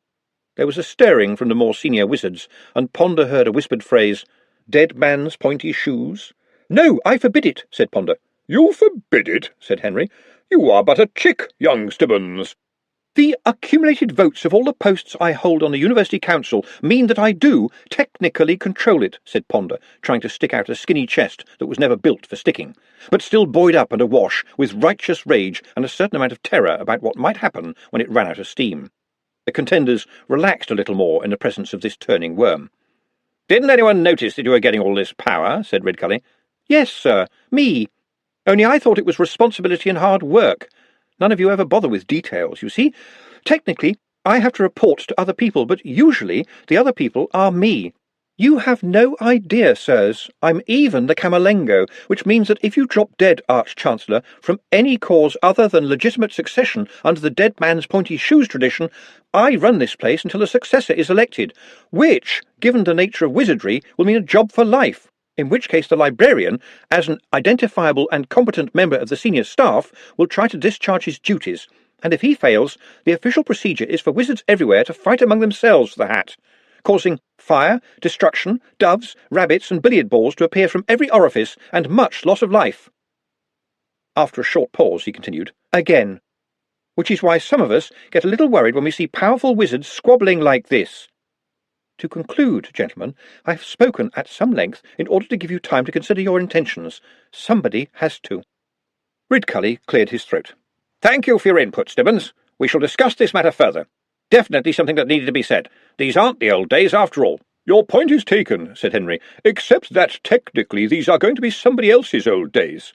Ponder's chest was still going up and down. "A very good point," said Ridcully. I believe I heard mention of a curry, said Henry, with equal care.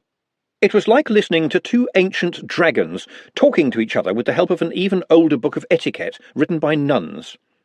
It's a long time until lunch. This may not be true. Wizards tend to think it's a long time to the next meal right up until they are consuming it. I tell you what, why don't you accept the hospitality of my university? I believe we have left your room exactly as it was, although I understand some quite amazing things have crawled out under the door, and perhaps you might like to stay on for tomorrow's banquet. Oh, are you having a banquet? Said Henry. Indeed so, and I would be delighted if you would accept, old boy. We'll be entertaining some of the solid citizenry, salt-of-the-earth fellows, you understand. Wonderful people if you don't watch them eat, but quite good conversationalists if you give them enough beer. Funnily enough, I find that works with wizards, too. Well, I must accept, of course, I haven't been to a banquet in ages. You haven't? Said Ridcully. I thought you'd have a banquet every night. We have a limited budget, you know, said the Arch-Chancellor of Brazenneck. It's a governmental grant thing, you see. The wizards fell silent. It was as if a man had just told you his mother had died. Ridcully patted him on the hand. Oh, I'm so sorry. He paused at the doors of the hall and turned back to ponder. We'll be having some high-level discussions, Stibbons. Keep them on their toes. The lads will help. Find out what football wants to be. The older members of the faculty exhaled as the two heads left. Most of them were old enough to recall at least 2 pitched battles amongst factions of wizards, the worst of which had only been brought to a conclusion by Rincewind, wielding a half-brick in a sock. Ponder looked across at Rincewind now, and he was hopping awkwardly on one leg, trying to put a sock back on. He thought it better not to comment. It was probably the same sock. The chair of indefinite studies slapped Ponder on the back. Well done, lad. Could have been a nasty incident there. Thank you, sir. I'm sorry we seem to have loaded you down a bit. I'm sure it wasn't deliberate. I'm sure it wasn't too, sir. Very little around here is, Ponder sighed. I'm afraid that unthinking delegation and prevarication and procrastination are standard practice here. He looked expectantly at the remaining members of the council. He wanted to be disappointed, but knew he wouldn't be. A very bad state of affairs indeed, said a lecturer in recent runes. The chair looked grave. So go on, thought Ponder, say it. I know you're going to. You just won't be able to stop yourself, you really won't. I think, Stibbons, that you should sort it out when you have a moment, said the chair. Bingo! I beg your pardon, Stibbons. Oh, nothing, sir, not really. I was just pondering, as it were, on the unchangeable nature of the universe. I'm glad somebody is. Keep it up. The lecturer in recent runes looked around and added, It all seems to have quietened down. That curry sounds amusing. There was a general movement towards the doors on the part of those wizards who were well endowed with years, gravitation, or both, but the scratch match went on among those less magnetically attracted to knives and forks. Ponder sat down, his clipboard balanced on his lap. I don't have the faintest idea what I'm doing here, he declared to the world around him. May I be of some worth, sir? Mr. Nutt? Oh, well, it's very kind of you, but I don't think that your skill with a candle can be of much. In games of this nature, there are 3 classes of things to be considered. 1. The rules of the game in all their detail. 2. The correct skills, actions, and philosophies required for success. And 3. An understanding of the real nature of the game. May I continue? Huh? Said Ponder, in that slight daze that overcame everyone hearing a Nut lecture for the first time. Got a fine jaw on him, ain't he? Said Trev. He can say the long words where the likes of you and me would have to stop for a rest halfway through. Me, anyway, he trailed off. Do continue, Mr. Nutt. Thank you, sir. As I understand it, the purpose of this game is to score at least 1 more goal than your opponents. But our 2 teams just ran around with everyone trying to kick the ball at once. Oh, goals were scored, but only opportunistically. As in chess, you must secure the king, your goal. Yes, you are going to say that you have the custodian of the goal, but he is only 1 man, figuratively speaking. Every ball he saves shames the team members who let the opponents get so close. Yet, at the same time, they must maximise their chances of getting the ball into the opposing goal. This is a problem I will have to address. I have mentioned chess, but this game, and particularly the ease with which the ball takes flight, means that the activity can go from one end of the play to the other in seconds, just as 1 dwarf piece can upset the whole board in a game of thud. He smiled up at their expressions and added, You know, this game is surely one of the simplest. Any little boy knows how to play it, and yet playing it optimally requires superhuman talents. He thought for a moment and added, or possibly subhuman. Certainly the willing sublimation of the ego, which takes us into the realms of the metaphysical. So simple and yet so complex. You know, this is wonderful. I'm quite thrilled. The ring of silence around him was not ominous, but the air choked with bafflement. Finally, the wizard Rincewind said, Mr. Nutt, I thought you told us we just had to get the ball between the pointy hats. Professor Rincewind, you run very well, but you don't do anything with it. Professor Macarona, you attempt to score as soon as you get the ball, irrespective of anything else that's happening. Dr. Hicks, you cheat and foul constantly. Excuse me, school ring, Hicks intervened. I am required to attempt to break the rules under college statutes. Within acceptable limits, Ponder added quickly. Bledlow Nobbs, no relation, you have a furiously powerful kick, Nutt continued, but you don't seem to care where the ball goes so long as it gets there. All of you have strengths and weaknesses, and it might be possible to make use of both of them. That is, if you want to win.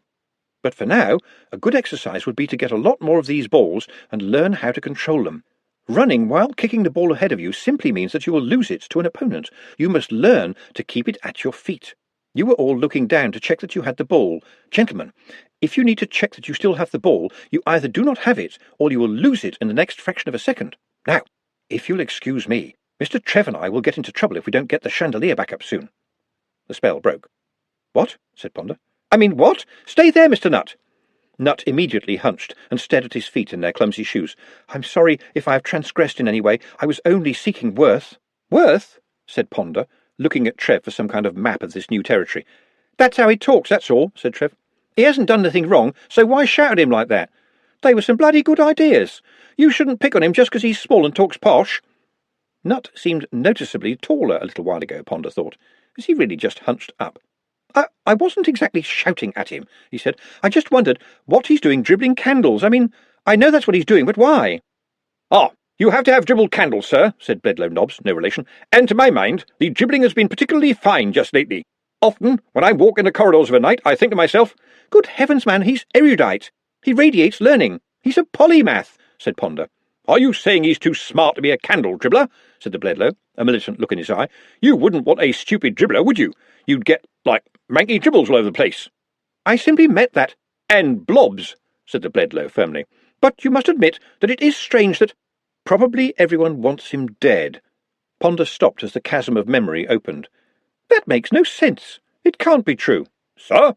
He realised that all the footballers were staring at him. Ridcully had refused to say any more, and in Ponder's crowded mind he'd settled for believing that Nutt was on the run in some way. It was not unknown.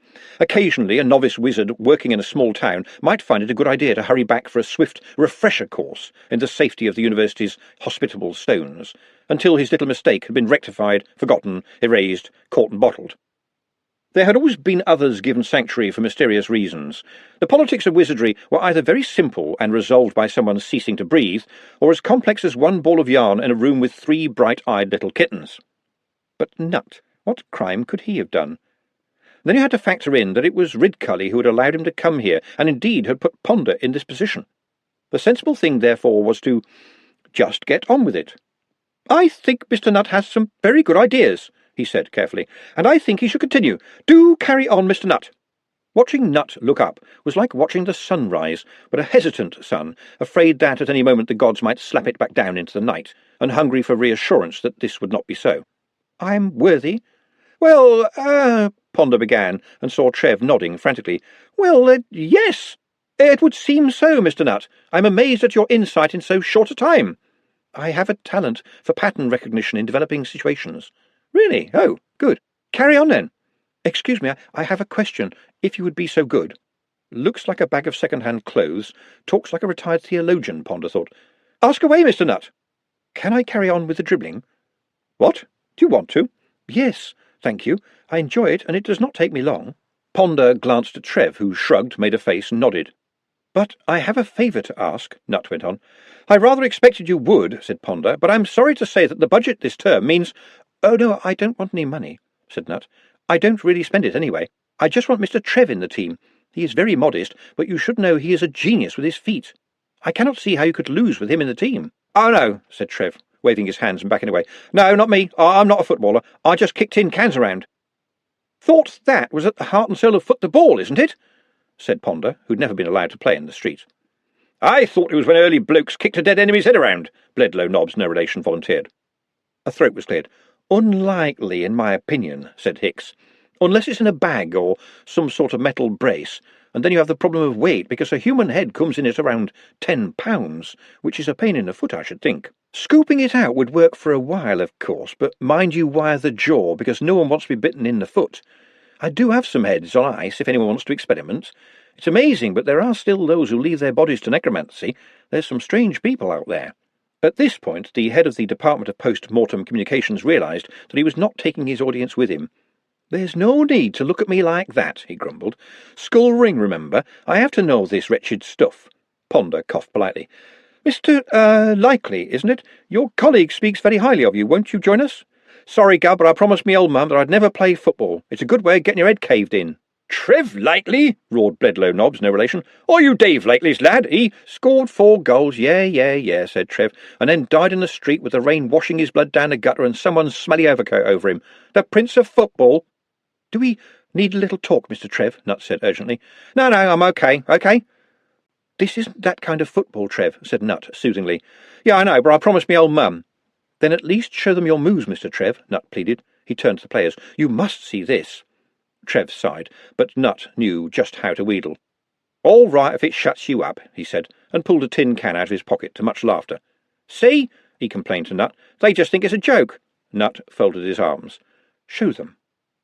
Trev dropped the can onto his foot, and with hardly any effort flicked it onto his shoulder, where it rolled around his neck to his other shoulder, and after a tiny pause righted itself. He shrugged it onto his other foot, spun it into the air, and let it tumble and spin on the toe of his boot with a faint rattling noise. Trev winked at Ponder Stibbons. "Don't move, Gov." The can sprang off the boot and up into the air. Then, as it fell, he hit it with a roundhouse kick, driving it at Ponder. The people behind Ponder dived out of the way as it growled past his face and went into orbit, appearing for a moment to give him a silver necklace until it broke away and dropped into Trev's hand like a beached salmon. In the silence, Ponder pulled his thermometer out of his pocket and glanced at it. "Natural background," he said flatly. "No magic involved. How did you do that, Mr. Likely?" "You just have to get the hang of it, Gov. Getting the spins is the thing, but if I have to think too much, it don't work." "Can you do it with a ball?" "Dunno. Never tried, but probably no. Can't get the long spin and the short spin, see?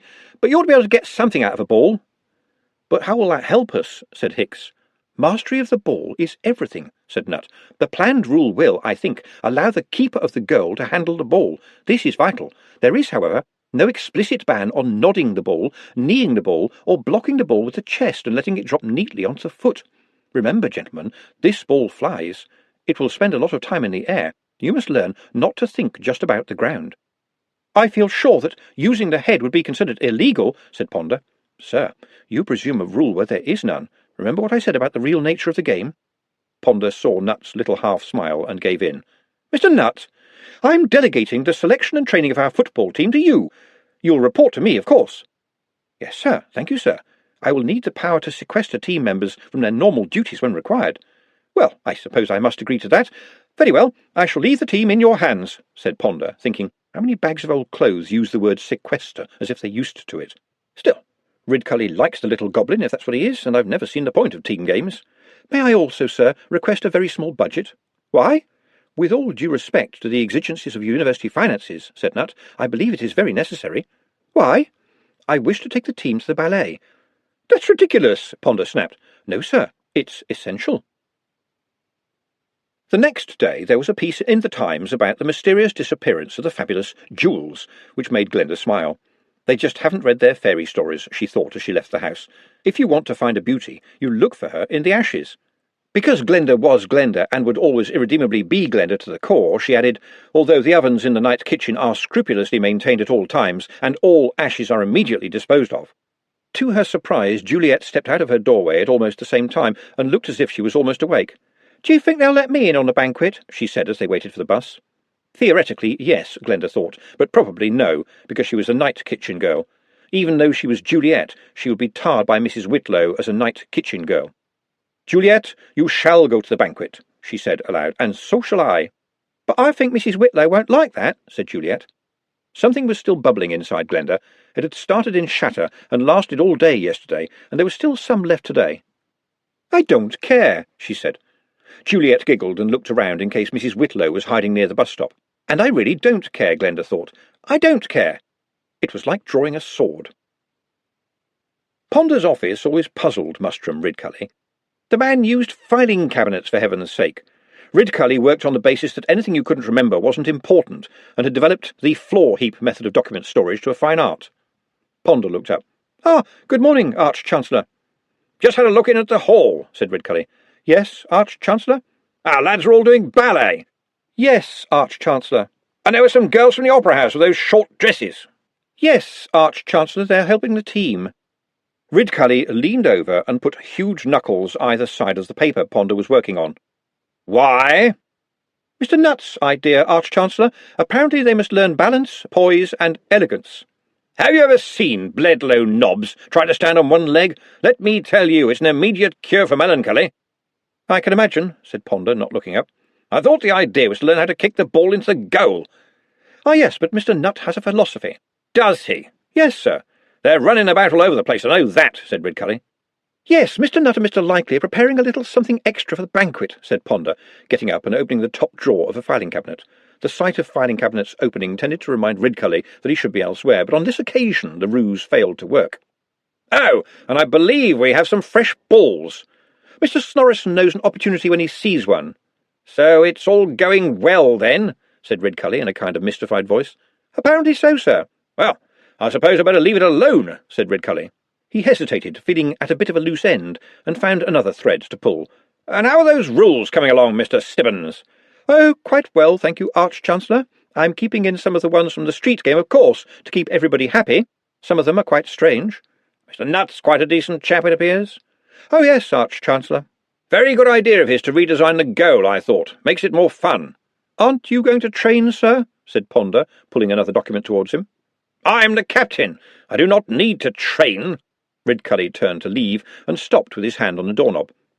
"Had a long chat with the former dean last night. Decent soul at heart, of course," he said. "Yes, I understand the atmosphere in the Uncommon Room was very convivial, Arch-Chancellor," said Ponder. "And expensive," he added to himself. "You know young Adrian Turnipseed is a professor?" "Oh, yes, Arch-Chancellor." "You want to be one?" "Not really, Arch-Chancellor. I think there should be 1 or 2 posts in this institution that I don't hold." "Yes, but they've just called their machine PEX. Hardly a great leap of ingenuity, is it?" "Oh, there are some significant differences. I believe he's using chickens to generate the Blitz diametric," said Ponder. "Apparently so," said Ridcully. "Something like that, anyway." Said Ponder. "And it was quite a solid possibly one you could moor a small boat to." "Something wrong?" said Ridcully. "Oh, not really, Arch-Chancellor. Did the former dean mention anything about the need to totally rebuild the morphic resonator, to allow for the necessary changes in the Blit-Slood interface?" "Shouldn't think so," said Ridcully. "Oh," said Ponder, his face blank. "Well, Adrian is bound to get round to that. He's very clever." "Yes, but it was all based on your work. You built Hex, and now they're putting out that he's some big clever clogs. He's even on a cigarette card." "That's nice, sir. It's good when researchers get recognition." Ridcully felt like a mosquito that was trying to sting a steel breastplate. "Ha! Wizardry has certainly changed since my day," he said. "Yes, sir," said Ponder, noncommittally. "And by the way, Mr. Stibbons," said Ridcully as he opened the door, "my day isn't over yet." There was a yell in the distance, and then a crash. Ridcully smiled. The day had suddenly brightened up. When he and Ponder reached the great hall, most of the team were gathered around one of their members, lying on the floor, with Nutt kneeling over him. "What's happened here?" Ridcully demanded. "Badly bruised, sir. I shall put a compress on it." "Ah." His gaze fell upon a large brass-bound chest. It looked, at first sight, like any other chest, until you saw the tiny little toes poking out. "Rincewind's luggage," he growled. "And where that is, Rincewind can't be far in front. Rincewind!" "Actually, it wasn't my fault," said Rincewind. "He's right, sir," said Nutt. "I have to apologise for the fact that this was a group misapprehension. I understand it is a remarkably magical chest on hundreds of little legs, and I'm afraid that the gentleman here believed that it would play football like stink, as they put it. In which surmise, I have to say, they were proved wrong." "I tried to tell them," said the former dean from the edge of the crowd. "Morning, Mustrum, good team you have here."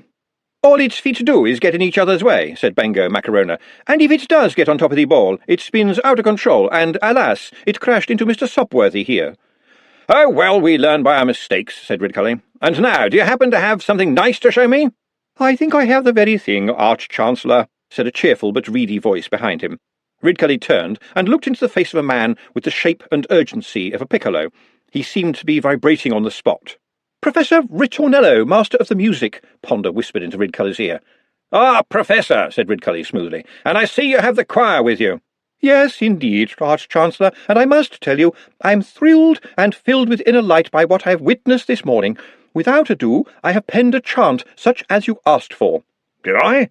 Said Ridcully out of the corner of his mouth.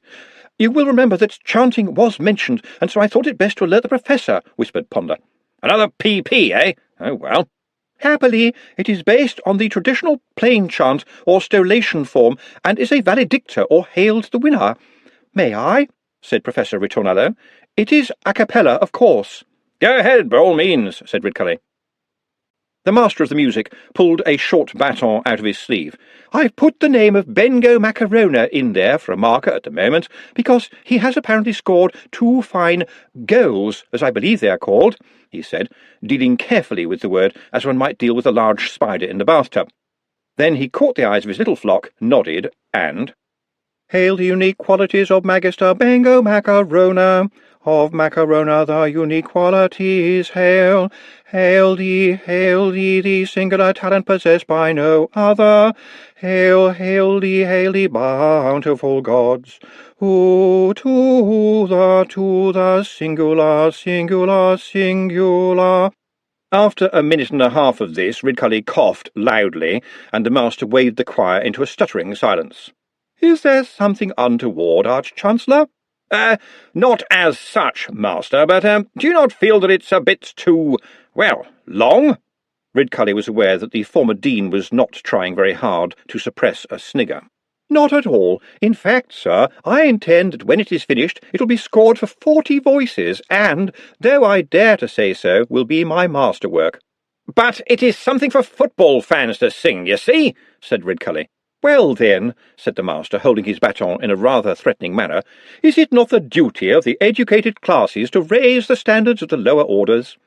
He's got a point there, Mustrum, said the chair of indefinite studies, and Ridcully felt his grandfather kick him in the heredity, and was glad that maid wasn't here. What was her name now? Oh, yes, Glenda, smart woman, but although she was not there, he saw something of her expression in Trev Likely's face. During the week, possibly, he snapped, but not on Saturdays, I think. But very well done anyway, and I look forward to hearing more of your efforts. The Master of the Music flounced out, with the choir flouncing out in perfect unison behind him. Ridcully rubbed his hands together. Well, gentlemen, perhaps you could show me your moves. While the players spread out in the hall, Nut said, I must say that Professor Macarona is excelling at the game. He clearly has excellent ball skills. I'm not surprised, said Ridcully brightly. The librarian is, of course, an excellent keeper of the goal, especially since he can stand in the middle and reach either side of it. I believe that it will be very hard for any of our opponents to get past him. And, of course, you'll be partaking also, Arch-Chancellor. Oh, you don't become Arch-Chancellor if you don't get the hang of things quickly. I will just watch for now. He watched. After the second occasion, when Macarona, like a silver streak, ran the length of the hall to flick the ball into the opponent's goal, Ridcully turned to Ponder and said, We're going to win, aren't we? If indeed he is still playing for you, put in the former dean. Oh, come now, Henry, can we at least agree to just play one game at a time here? Well, I think today's session should end pretty soon, sir, said Ponder. It's the banquet tonight, after all, and it will take some time to get the place ready. Excuse me, Gav, that's right, said Trev behind him. And we've got to get the chandelier down and put new candles in. Yes, but we have been practising a little demonstration for tonight. Maybe the Arch-Chancellor would like to see it, said Nut. Ridcully looked at his watch. Well, yes, Mr. Nutt, but time is getting on, and so I look forward to seeing it later. Splendid effort all round, though, he boomed. The night market was setting up in Sator Square as Glenda and Juliet arrived for work. Ankh-Morpork lived on the street, where it got its food, entertainment, and, in a city with a ferocious housing shortage, a place to hang around until there was space on a floor. Stalls had been set up anywhere, and flares filled the early evening air with stink, and, almost as a by-product, a certain amount of light. Glenda could never resist looking, especially now. She was very good at all sorts of cookery, she really was, and it was important to keep that knowledge at the calm centre of her spinning brain. And there was Verity Pushpram, Queen of the Sea. Glenda had a lot of time for Miss Pushpram, who was a self-made woman, although she could have used some help when it came to her eyes, which were set so far apart that she rather resembled a turbot. But Verity, like the ocean that was making her fortune these days, had hidden depths. Because she'd made enough to buy a boat, and then another boat, and a whole aisle in the fish market. But she still woman-handled her barrow to the square most evenings, where she sold whelks, shrimps, leather crabs, blossom prawns, monkey clams, and her famous hot fish sticks. Glenda often bought from her. There was the kind of respect you give to an equal who is, crucially, no threat to your own position. "Going to the big bun fight, girls?" said Verity cheerfully, waving a halibut at them. "Yes," said Juliet proudly. "What, both of you?" said Verity, with a glance towards Glenda, who said firmly, "The night kitchen is expanding." "Oh, well, so long as you're having fun," said Verity, looking in theory from one to the other. "Here, have one of these. They're lovely, my treat." She reached down and picked a crab out of a bucket. As it came up, it turned out that 3 more were hanging onto it. "A crab necklace?" giggled Juliet. "Oh, that's crabs for you," said Verity, disentangling the ones who'd hitched a ride. "Take us planks, the lot of them. That's why you can keep them in a bucket without a lid.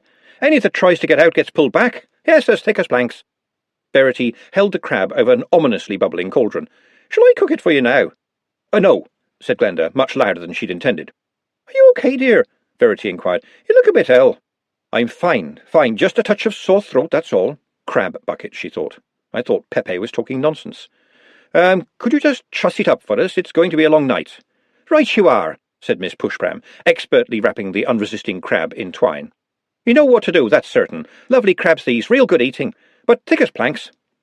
Crab bucket, thought Glenda as they hurried towards the night kitchen. That's how it works. People from the sisters disapproving when a girl takes the trolley bus. That's crab bucket. Practically everything my mum ever told me. That's crab bucket.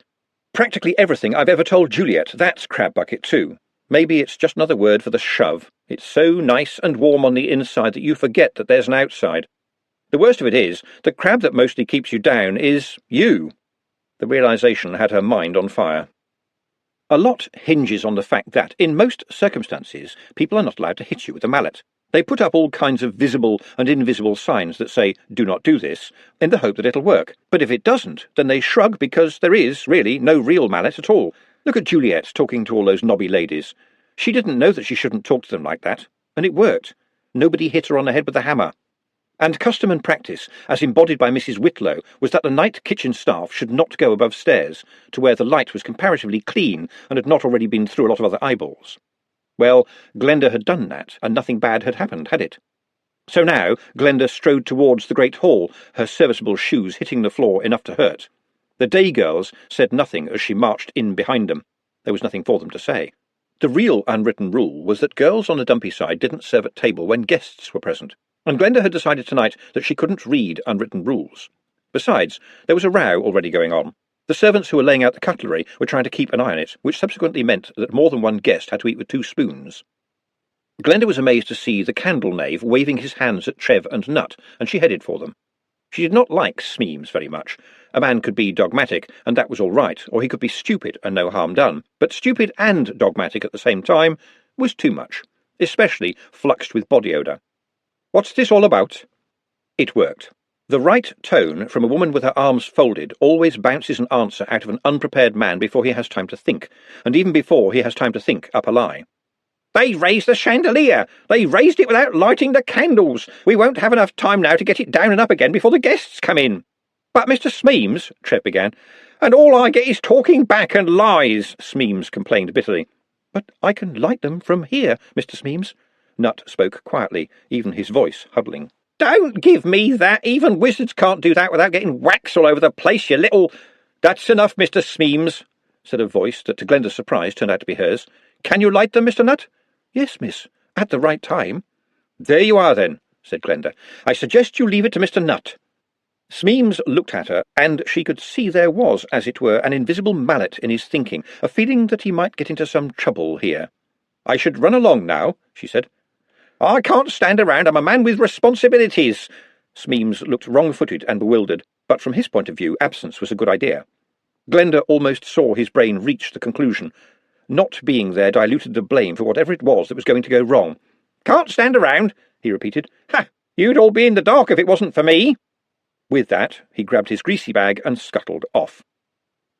Glenda turned to Nut. "He can't possibly make himself smaller," she told herself. "His clothes would fit him even worse than they do already. I must be imagining it." "Can you really light the candles from here?" she said aloud. Nut carried on staring at the floor. Glenda turned to Trev.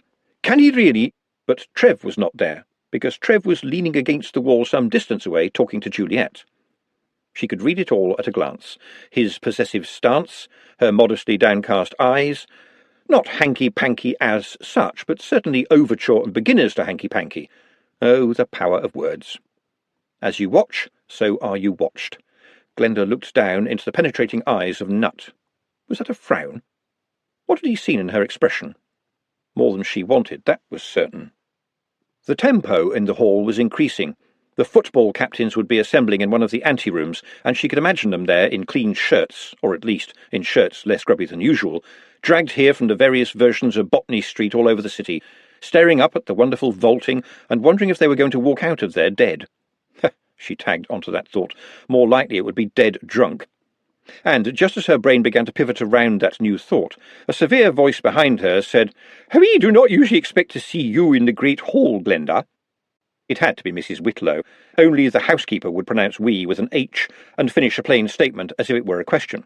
Besides, without turning round, Glenda heard the clink of her silver chatelaine, reputed to hold the one key that could open any lock in the university, and the creaking of her fearsome corsetry. It is said that if you want to stand up to someone, you should picture them naked. In the case of Mrs. Whitlow, this would be, as Ponder Stibbons might put it, contra-indicated. Glenda turned. There is no mallet. "I thought you might need a few extra hands tonight, Mrs. Whitlow," she said sweetly. "Nevertheless, custom and practice." "Ah, dear Mrs. Whitlow, I think we're ready to let them through now. His lordship's coach will shortly be leaving the palace," said the Arch-Chancellor behind them.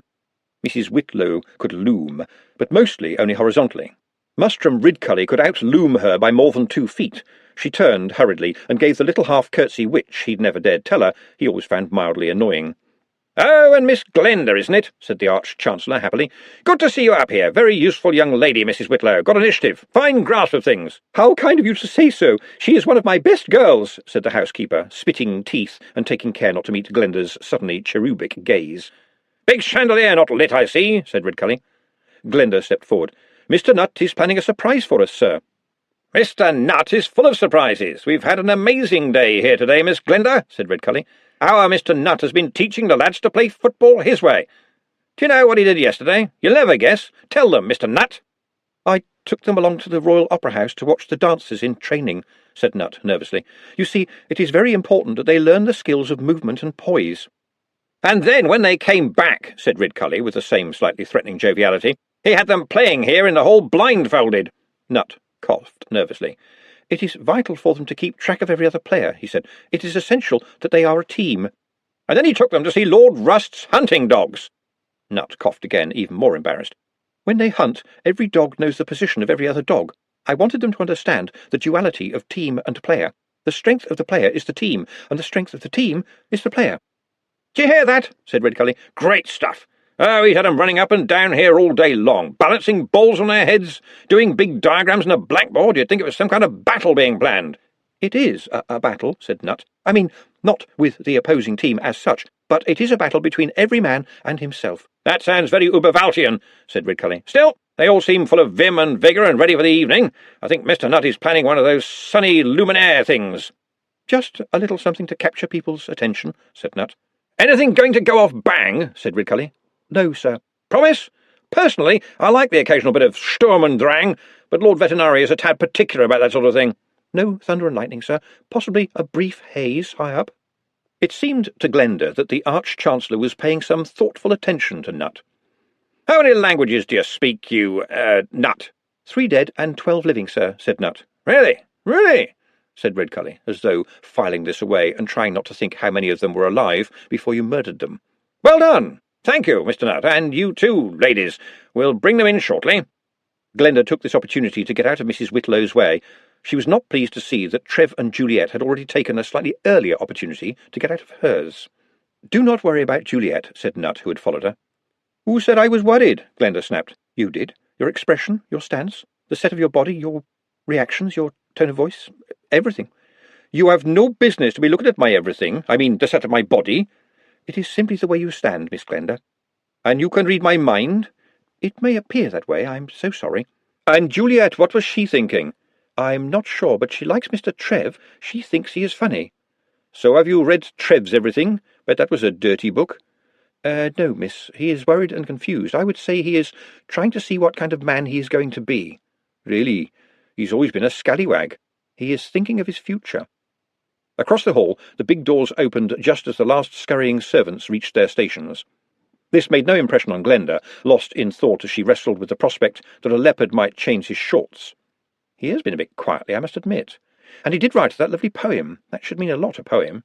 Who'd have thought it? It's not like him at all. With atomic speed, Nut was suddenly missing, and the doors stood wide, and here came the captains with their retinues, and all of them were nervous, and some of them were wearing unaccustomed suits, and some of them were walking a little unsteadily even now, because the wizard's idea of an aperitif had bite. And in the kitchen, plates would be being filled, and the chefs would be cursing, and the ovens clanging as they... What was the menu, anyway? Life, as an unseen part of Unseen University, was a matter of alliances, feuds, obligations, and friendships, all stirred and twisted and woven together. Glenda was good at it. The night kitchen had always been generous to other toilers, and right now the great hall owed her favours, even if all she had done was keep her mouth shut. Now she bore down on Shiny Robert, one of the head waiters, who gave her the cautious nod due to someone who knew things about you that you wouldn't want your mother to know. "Got a menu?" she asked. One was produced from under a napkin. She read it in horror. "That's not the stuff they like." "Oh dear, Glenda," Robert smirked. "Are you saying it's too good for them?" "You're giving them avec. Nearly every dish has got avec in it, but stuff with avec in the name is an acquired taste. I mean, do these look to you like people who habitually eat in a foreign language? Oh dear, and you're giving them beer. Beer with avec." "Our choice of wines is available. They are choosing beer," said Robert coldly. Glenda stared at the captains. They seemed to be enjoying themselves now. Here was free food and drink, and if the food tasted strange, there was plenty of it, and the beer tasted welcomely familiar, and there was lots of that too. She didn't like this. Heavens knew that football had got pretty disgusting these days, but, well, she couldn't quite work out what she was uneasy about, but... "Excuse me, miss." She looked down. A young footballer had decided to confide in the only uniformed woman he could see who was not carrying at least 2 plates at once. "Can I help?" He lowered his voice. "This chutney tastes of fish, miss." She looked at the other grinning faces around the table. "It's called caviar, sir. It'll put lead in your pencil." The table, as one well-oiled drinker, guffawed, but the youth only looked puzzled. "I haven't got a pencil, miss." More amusement. "There's not a lot of them around," said Glenda, and left them laughing. "So kind of you to invite me, Mustrum," said Lord Vetinari, waving away the hors d'oeuvre. He turned to the wizard on his right. "And the Arch-Chancellor, formerly known as Dean, is back with you, I see. That is capital. You may remember that Henry went to Sidopolis. Brazeneck, you know. He is—" Ridcully slowed. "The new Arch-Chancellor," said Vetinari. He picked up a spoon and perused it carefully, as if it were a rare and curious object. "Dear me. I thought that there could be only one Arch-Chancellor. Is this not so? One above all others, and one hat, of course. But these are wizardly matters of which I know little, so do excuse me if I have misunderstood." In the gently turning bowl of the spoon, his nose went from long to short. "However, it occurs to me, as an onlooker, that this could lead to a little friction, perhaps." The spoon stopped in mid-twirl. "A soupçon, perhaps," said Ridcully, not looking in the direction of Henry. "That much indeed. But I surmise, from the absence of people being turned into frogs, that you gentlemen have foregone the traditional option of magical mayhem. Well done. When it comes to the pinch, old friends united by the bonds of mutual disrespect cannot bring themselves to actually kill one another. We have hope. Ah, soup." There was a brief interregnum as the ladle went from bowl to bowl, and then the patrician said, "Could I assist you? I am without any bias in this matter." "Excuse me, my lord, but I think it might be said that you would favour Ankh-Morpork," said the Arch-Chancellor formerly known as Dean. "Really? It might also be said that it would be in my interest to weaken the perceived power of this university. You take my meaning? The delicate balance between town and gown, the unseen and the mundane, the twin foci of power. It might be said that I could take the opportunity to embarrass my learned friend." He smiled, a little smile. "Do you still own the official Arch-Chancellor's hat, Mustrum? I notice that you don't wear it these days, and tend to prefer the snazzy number with the rather attractive drawers and the small drinks cabinet in the point." "I never liked wearing the official one. It grumbled all the time." "It really can talk," said Vetinari. I think the word nag would be far more accurate, since its only topic of conversation has been how much better things used to be. My only comfort here is that every Arch-Chancellor over the last 1,000 years has complained about it in exactly the same way. So it can think and speak, said Vetinari innocently. Well, I suppose you could put it like that. Then you can't own it, Maelstrom. A hat that thinks and speaks cannot be enslaved. No slaves in Ankh-Morpork, Maelstrom. He waved a finger waggishly. Yes, but it is the look of the thing. What would it look like if I gave up the uniqueness of Arch-Chancellorship without a fight? I really could not say, said Lord Vetinari. But since just about every genuine battle between wizards has hitherto resulted in wholesale destruction, I feel that you would at least look a little embarrassed. And of course, I will remind you that you were quite happy that Arch-Chancellor Bill Rincewind at Bugger-Up University cheerfully calls himself Arch-Chancellor. Yes, but he's a long way away, said Ridcully, and 4X doesn't really count us anywhere, whereas in Pseudopolis we're talking about a Johnny-come-lately of an organisation, and it's— So we are then merely arguing over the question of distance, said Vetinari. No, but— said Ridcully, and stopped. Is this worth the argument, I ask you, said Vetinari. What we have here, gentlemen, is but a spat between the heads of a venerable and respected institution and an ambitious, relatively inexperienced, and importunate new school of learning. Yes, that's what we've got all right, said Ridcully. Vetinari raised a finger. I hadn't finished, Arch-Chancellor. Let me see now. I said that what we have here is a spat between an antique and somewhat fossilized, elderly and rather hidebound institution and a college of vibrant newcomers full of fresh and exciting ideas. Yeah, hang on, you didn't say that the first time, said Ridcully. Vetinari leaned back. Indeed I did, Arch-Chancellor. Do you not remember our talk about the meaning of words a little while ago? Context is everything. I suggest, therefore, that you allow the head of Brazeneck University the opportunity to wear the official Arch-Chancellor's hat, for a short time. You had to pay close attention to what Lord Vetinari said. Sometimes the words, while clearly docile, had a tendency to come back and bite. Play the football for the hat, said Vetinari. He looked at their faces. Gentlemen, do take a moment to consider this. The importance of the hat is enhanced. The means by which the wizards strive are not primarily magical. The actual striving, and indeed the rivalry, will, I think, be good for both universities, and people will be interested, whereas in the past when wizards have argued, they have had to hide in the cellars. Please do not answer me too quickly, otherwise I will think you have not thought about this enough. As a matter of fact, I can think very fast indeed, said Ridcully. It will simply be no contest. It'll be totally unfair. It certainly will, said Henry. You both feel that it will be totally unfair, said Vetinari. Indeed, we have a much younger faculty and the brisk and healthy playing fields of Pseudopolis. Capital, said Lord Vetinari. It seems to me that we have a challenge, university against university, city, as it were, against city. Warfare, as it were, without the tedious necessity of picking up all those heads and limbs afterwards. All things must strive, gentlemen. I suppose I have to agree, said Ridcully. It's not as if I'm going to lose the hat in any case. I must note, though, Havelock, that you do not allow many challenges to your position. Oh, but I am challenged very frequently, said Lord Vetinari. It's just that they don't win.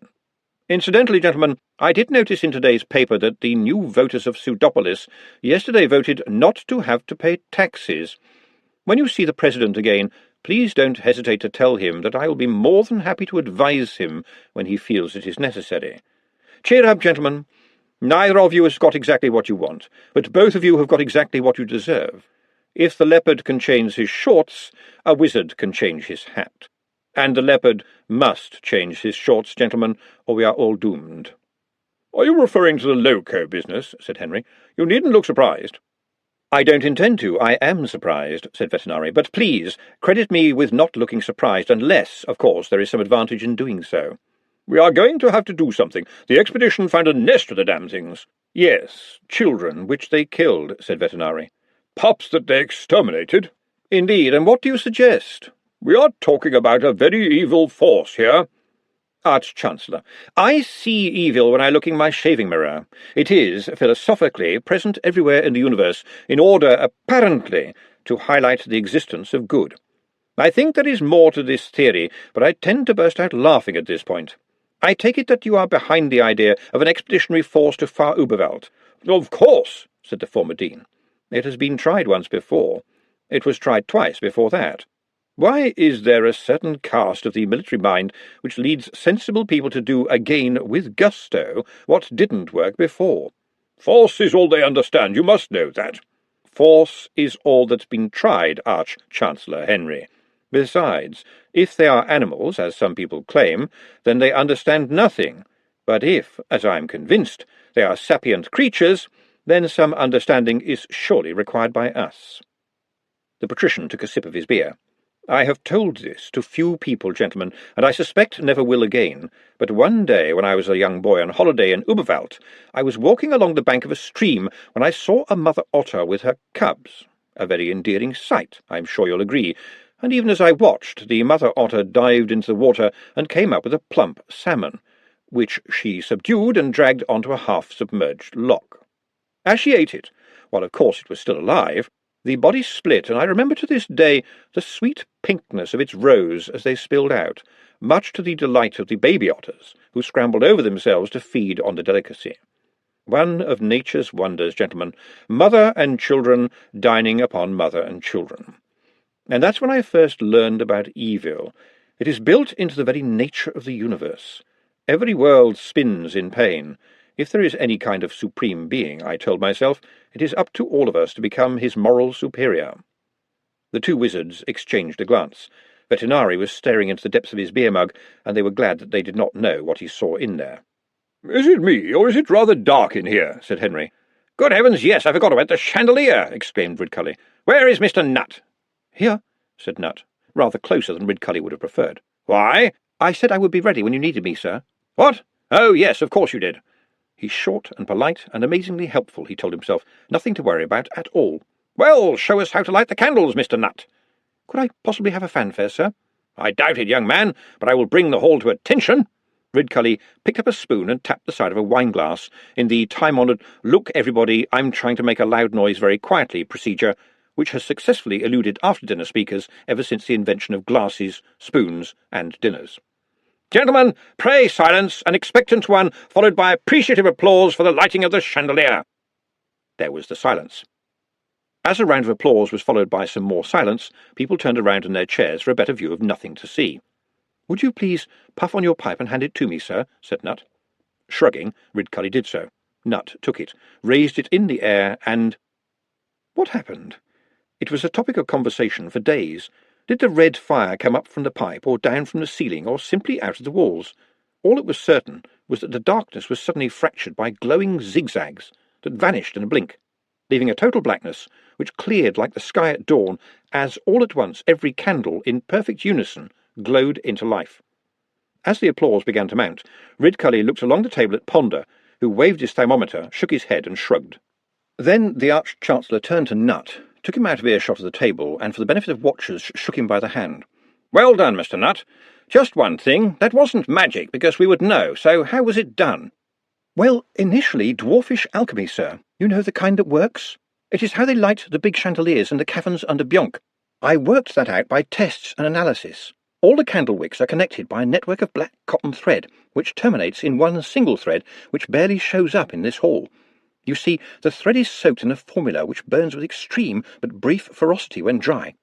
My slightly altered solution burns considerably faster even than that, consuming the thread until it's nothing but gas. It is quite safe. Only the tips of the candle wicks are treated, you see, and they light as normal. You might be interested, sir, in the fact that the flame travels so fast as to be instantaneous by any human measure, certainly faster than 20 miles a second, I calculate." Ridcully was good at looking blank. You couldn't deal with Vetinari on a regular basis without being able to freeze your expression at will, but right now he didn't have to try. Nutt looked concerned. "Have I failed to achieve worth, sir?" "What? Ah, well," Ridcully's face thawed. "A wonderful effort, Nutt, well done. How did you get hold of the ingredients?" "Oh, there is an old alchemy room in the cellars." Well, thank you again," said Ridcully. "But as master of this university, I must ask you not to talk to anyone about this invention until we have spoken again on the matter. Now, I must get back to the events in hand." "Don't you worry, sir. I will see that it does not fall into the wrong hands," said Nutt, bustling off. "Except, of course, that you are the wrong hands," Ridcully thought, as he returned to the table. "An impressive display," said Vetinari, as Ridcully took his seat again. "Am I right in thinking, Maelstrom, that the Mr. Nutt you referred to is indeed, as it were, the Mr. Nutt?" That's right, yes, quite a decent chap. And you're letting him do alchemy? I think it was his own idea, sir. And he's been standing here all this time? Very keen. Is there a problem, Havelock? No, not at all, said Vetinari. It was indeed an impressive display, Glenda acknowledged, but while she watched it, she could feel Mrs. Whitlow's gaze on her. In theory, Glenda's activities would merit another kind of firework display later on, but it wasn't going to happen, was it? She had nailed the invisible hammer, but there were other, if less personal matters on her mind. Stupid, silly, and thoughtless though some of her neighbours were, it was up to her as ever to protect their interests. They had been dropped into a world they didn't understand, so she had to understand it for them. She thought this because as she prowled between the tables, she could make out a certain type of clink-clink noise, and, sure enough, the amount of silverware on the tables appeared to be diminishing. After watching carefully for a moment or two, she walked up behind Mr. Stollop, and without ceremony pulled 3 silver spoons and a silver fork out of his jacket pocket. He spun around, and then had the decency to look a bit embarrassed when he saw that it was her. Glenda didn't have to open her mouth. "They've got so many," he protested. "Who needs all these knives and forks?" She reached into the man's other pocket and pulled out 3 silver knives and a silver salt cellar. "Well, there's such a lot," said Stollop. "I didn't think they'd miss 1 or 2. Glenda stared at him. The clinking of cutlery disappearing from the tables had been a small but noticeable part of the ambient noise for some time. She leaned down until her face was an inch away from his. "Mr. Stollop, I wonder if that's what Lord Vetinari is expecting you all to do." His face went white. She nodded. "Just a word to the wise," she said. And words spread fast. As Glenda walked on, she was gratified to hear behind her, spreading along the tables, more clinking as a tide of cutlery flowed swiftly out of pockets and back onto the tables. The tinkling flew up and down the tables like little fairy bells. Glenda smiled to herself and hurried off to dare everything, or at least everything that she dared. Lord Vetinari stood up. For some inexplicable reason he needed no fanfare. No "would you put your hands together for," no "lend me your ears," no "be upstanding for." He simply stood up, and the noise went down. "Gentlemen, thank you for coming, and may I thank you, Arch-Chancellor Ridcully, for being such a generous host this evening. May I also take this opportunity to put your minds at rest. You see, there appears to be a rumour going around that I am against the playing of football. Nothing could be further from the truth. I am completely in favour of the traditional game of football, and indeed would be more than happy to see the game leave the fusty obscurity of the back streets. Moreover, while I know you have your own schedule of games, I personally propose a league, as it were, of senior teams who will valiantly vie with one another for a golden cup." There were cheers of a beery nature, or should I say gold-ish cup? More cheers and more laughter. "Based on the recently discovered ancient urn known as the Tackle, which I am sure you have all seen." General sniggering. "And if you haven't, then your wives certainly have." Silence, followed by a tsunami of laughter which, like most tidal waves, had a lot of froth on the top. Glenda, lurking among the serving girls, was taken aback and affronted at the same time, which was a bit of a squeeze, and wondered, so he's planning something. They're lapping it up along with the beer, too. "Never seen that before," said a wine-waiter beside her. "Seen what before?" "Seen his lordship drinking. He doesn't even drink wine." Glenda looked at the skinny black figure and said, enunciating carefully, "When you say he does not drink wine, do you mean he does not drink wine, or he does not drink wine?" "He doesn't have a bloody drink, that's all I'm saying. That's Lord Vetinari, that is. He's got ears everywhere. I can only see 2, but he's quite handsome in a way." "Oh, yeah, the ladies like him," said the waiter, and sniffed. "Everyone knows he's got something going on with that vampire up in Uberwald, you know? The one who invented the Temperance League? Vampires who don't suck blood? Hello, what's this?" "Let no one suppose that I'm alone in a desire to see a better future for this great game," Vetinari was saying. "Tonight, gentlemen, you will see football, hear football, and if you don't duck, gentlemen, you might even eat football. Here to display a marriage of football from the past, and I dare hope from the future, I present to you the first team of Unseen University, Unseen Academicals." The candles went out all at once, even the ones high up in the chandelier. Glenda could see pale ghosts of smoke rising in the gloom. Beside her, Nut started counting under his breath. 1, 2. At the count of 3, the candles at the far end of the hall burst into life again, revealing Trevor Likely, wearing his most infectious grin. "Evening all," he said, "and to you too, your lordship. My, but ain't you looking quite the swell tonight. As breaths were indrawn all around the hall, Trev pulled out his tin can, dropped it onto his foot, and flicked it up onto his shoulder, where it travelled around the back of his neck and down his other arm. At the start, people used to kick rocks. That was sort of stupid. Then they tried skulls, but you had to get them off people, and that led to fighting. Beside Glenda, Nut was still counting. And now we've got what we call a ball, Trev continued, as his tin can rolled and climbed around him. But it ain't all that, because it's a lump of firewood. You can't kick it unless you've got big heavy boots on. It's slow. It's heavy. It don't live, gentlemen, and football should live. The doors at the other end of the hall opened, and Bengo Macarona trotted in, bouncing the new football. Its glowing echoed around the hall. Some of the football captains had got to their feet, craning for a better view. And with the old football you couldn't do this, said Trev, and dived for the floor as Macarona spun in one balletic movement and sent the ball screaming up the aisle like an angry hornet. Some scenes are only ever a memory rather than experience, because they happen too fast for immediate comprehension, and Glenda watched the subsequent events on the internal screen of horrified recollection. There were the two archmages and the tyrant of the city watching with frozen interest as the spinning globe hummed towards them, dragging terrible consequences in its wake. And then there was the librarian rising out of nowhere, stopping it dead in mid-air with a hand like a shovel. "That's us, gentlemen, and we'll take on the first team that joins us on the Hippo on Saturday at 1 o'clock. We'll be training all around the city. You can join in if you like. And don't worry if you don't have the balls. We'll give you some." The candle flames went out, which was just as well, because it is hard to riot in the dark.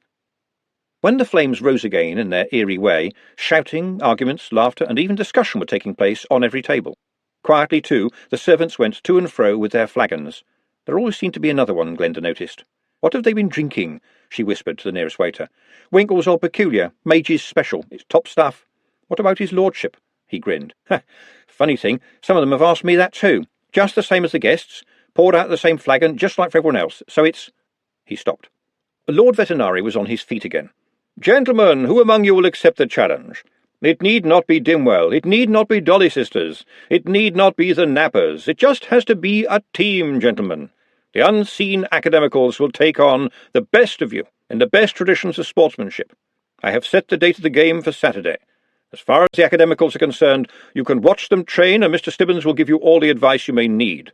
This will be a fair match, gentlemen. You have my word on it." He paused. "Did I mention that when it is presented, the very nearly gold urn will be full of beer? The concept is quite popular, I gather, and I predict that for a reasonable period the Golden Cup will quite miraculously stay full of beer, no matter how many drink thereof. I shall personally see to it." This got a big cheer, too. Glenda felt embarrassed for the men, but angry at them, too. They were being led by the nose, or, more accurately, by the beer. Vetinari didn't need whips and thumbscrews. He just needed Winkle's Old Peculiar Mage's Special, and he was leading them like little lambs and matching them pint for pint. How could he manage that? "Hey, look at me," he's saying. "I'm just like you," and he's not like them at all. They can't have someone killed. She paused the thought to allow consideration of some of the street fights when the pubs shut, and amended it to, "and get away with it." "My friend the Arch-Chancellor has just informed me that, of course, the unseen Academicals will not on any account resort to magic. Nobody wants to see a team of frogs, I'm sure." There was general laughter at this lame joke, but the plain fact was that right now they would have laughed at a paper bag. "This will be a proper football match, gentlemen. No trickery, only skills," said the patrician, his voice sharp again. "And on that note I am decreeing a new code based on the hallowed and traditional rules of football so recently rediscovered, but including many familiar ones of more recent usage. The office of referee is there to ensure obedience to the rules. There must be rules, my friends, there must be. There is no game without rules. No rules, no game." And there it was. No one else seemed to notice, through the fumes, the razor blade glittering for a moment in the candy floss. Rules, thought Glenda. What are these new rules? I never knew there were rules. But Lord Vetinari's assistant, whoever he was quietly putting a few sheets of paper in front of each man. She remembered old Stollop's bafflement when confronted with a mere envelope. Some of them could read, surely. But how many of them could read now? His lordship had not finished. "Finally, gentlemen, I would like you to peruse and sign the copies of the rules Mr. Drumknot has given you. And now I understand the Arch-Chancellor and his colleagues are looking forward to seeing you in the uncommon room for cigars, and, I believe, an exceptionally rare brandy. Well, that would about wrap it up, wouldn't it? The footballers were used to just beer. To be fair, they were used to lots of just beer. Nevertheless, if she was any judge, and she was pretty good, they would now be very nearly falling down drunk. Although some seasoned captains could stand up for some time while being technically falling down drunk. And there is nothing more embarrassing than seeing a falling down drunk, except for when it is a falling down drunk who is still standing up. And that was amazing. The captains were the type of men who drank in quarts and could belch the national anthem and bend steel bars with their teeth, or even somebody else's teeth. OK, they had never had much in the way of schooling, but why did they have to be so dumb? "Tell me," murmured Ridcully to Vetinari as they watched the guests file out unsteadily, "are you behind the discovery of the urn? We have known one another for quite some time, Mustrum, have we not?" said Vetinari. "And as you know, I would not lie to you." He paused for a moment and added, "Well, of course, I would lie to you in acceptable circumstances, but on this occasion I can truthfully say that the discovery of the urn came as a surprise to me as well, albeit a pleasant one. Indeed, I assumed that you gentlemen had had something to do with it." "We didn't even know it was there," said Ridcully. "Personally, I suspect that religion is involved." Vetinari smiled. "Well, of course, classically, gods play with the fates of men, so I suppose there is no reason why it shouldn't be football. We play and are played, and the best we can hope for is to do it with style." It might have been possible to cut the air in the uncommon room with a knife, had anyone been able to find a knife, or hold a knife the right way if found. From the point of view of the wizards, it was business as usual. But while a number of captains were being wheeled away in a wheelbarrow, thoughtfully stationed there earlier in the evening, there were enough visitors still standing to make for a damp, hot hubbub.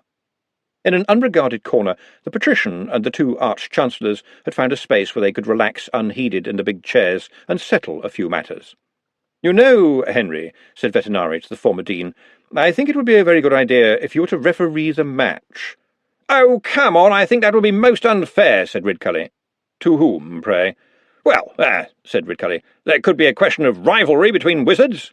"But on the other hand," said Vetinari, his voice all smoothness, "it might also be said that, for political reasons, another wizard would have a vested interest in not allowing a fellow archmage to be seen to be bested by people who, despite their often amazing talents, skills, features, and histories, are nevertheless lumped together in the term ordinary people." Ridcully raised a very big brandy glass in the general direction of the edge of the universe. "I have every faith in my friend Henry," he said, "even though he's a little bit on the tubby side." "Oh, unfair," snapped Henry. "A large man may be quite light on his feet. Is there any chance of me having the poisoned dagger?" "In these modern times," said Vetinari, "I'm sorry to say that a whistle of some sort will have to suffice." At which point someone tried to slap Vetinari on the back. It happened with remarkable speed, and ended possibly even faster than it began, with Vetinari still seated in his chair, with his beer mug in one hand and the man's wrist gripped tightly at head height. He let go and said, "Can I help you, sir?" "You're that Lord Veterinary, ain't you? I seed you on them postage stamps." Ridcully glanced up. Some of Lord Vetinari's clerks were briskly heading towards them, along with some of the slurred speaker's friends, who could be defined at this point as people who were slightly more sober than he was, and right now were sobering up very, very fast. Because when you have just slapped a tyrant on the back, you need all the friends you can get. Vetinari nodded at his gentleman, who evaporated back into the crowd. Then he snapped his fingers at one of the waiters. "A chair here, please, my new friend." "Are you sure?" said Ridcully, as a chair was pushed under the man, who, by happy coincidence, was falling backwards in any case. "I mean," said the man, "everyone says you're a bit of a wanacker, but I says you're all right over this football thing.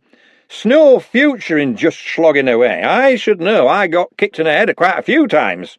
"Really?" said Lord Vetinari. "And what is your name?" "Swithin, sir," said the man. "Any other name, by any chance?" said Vetinari.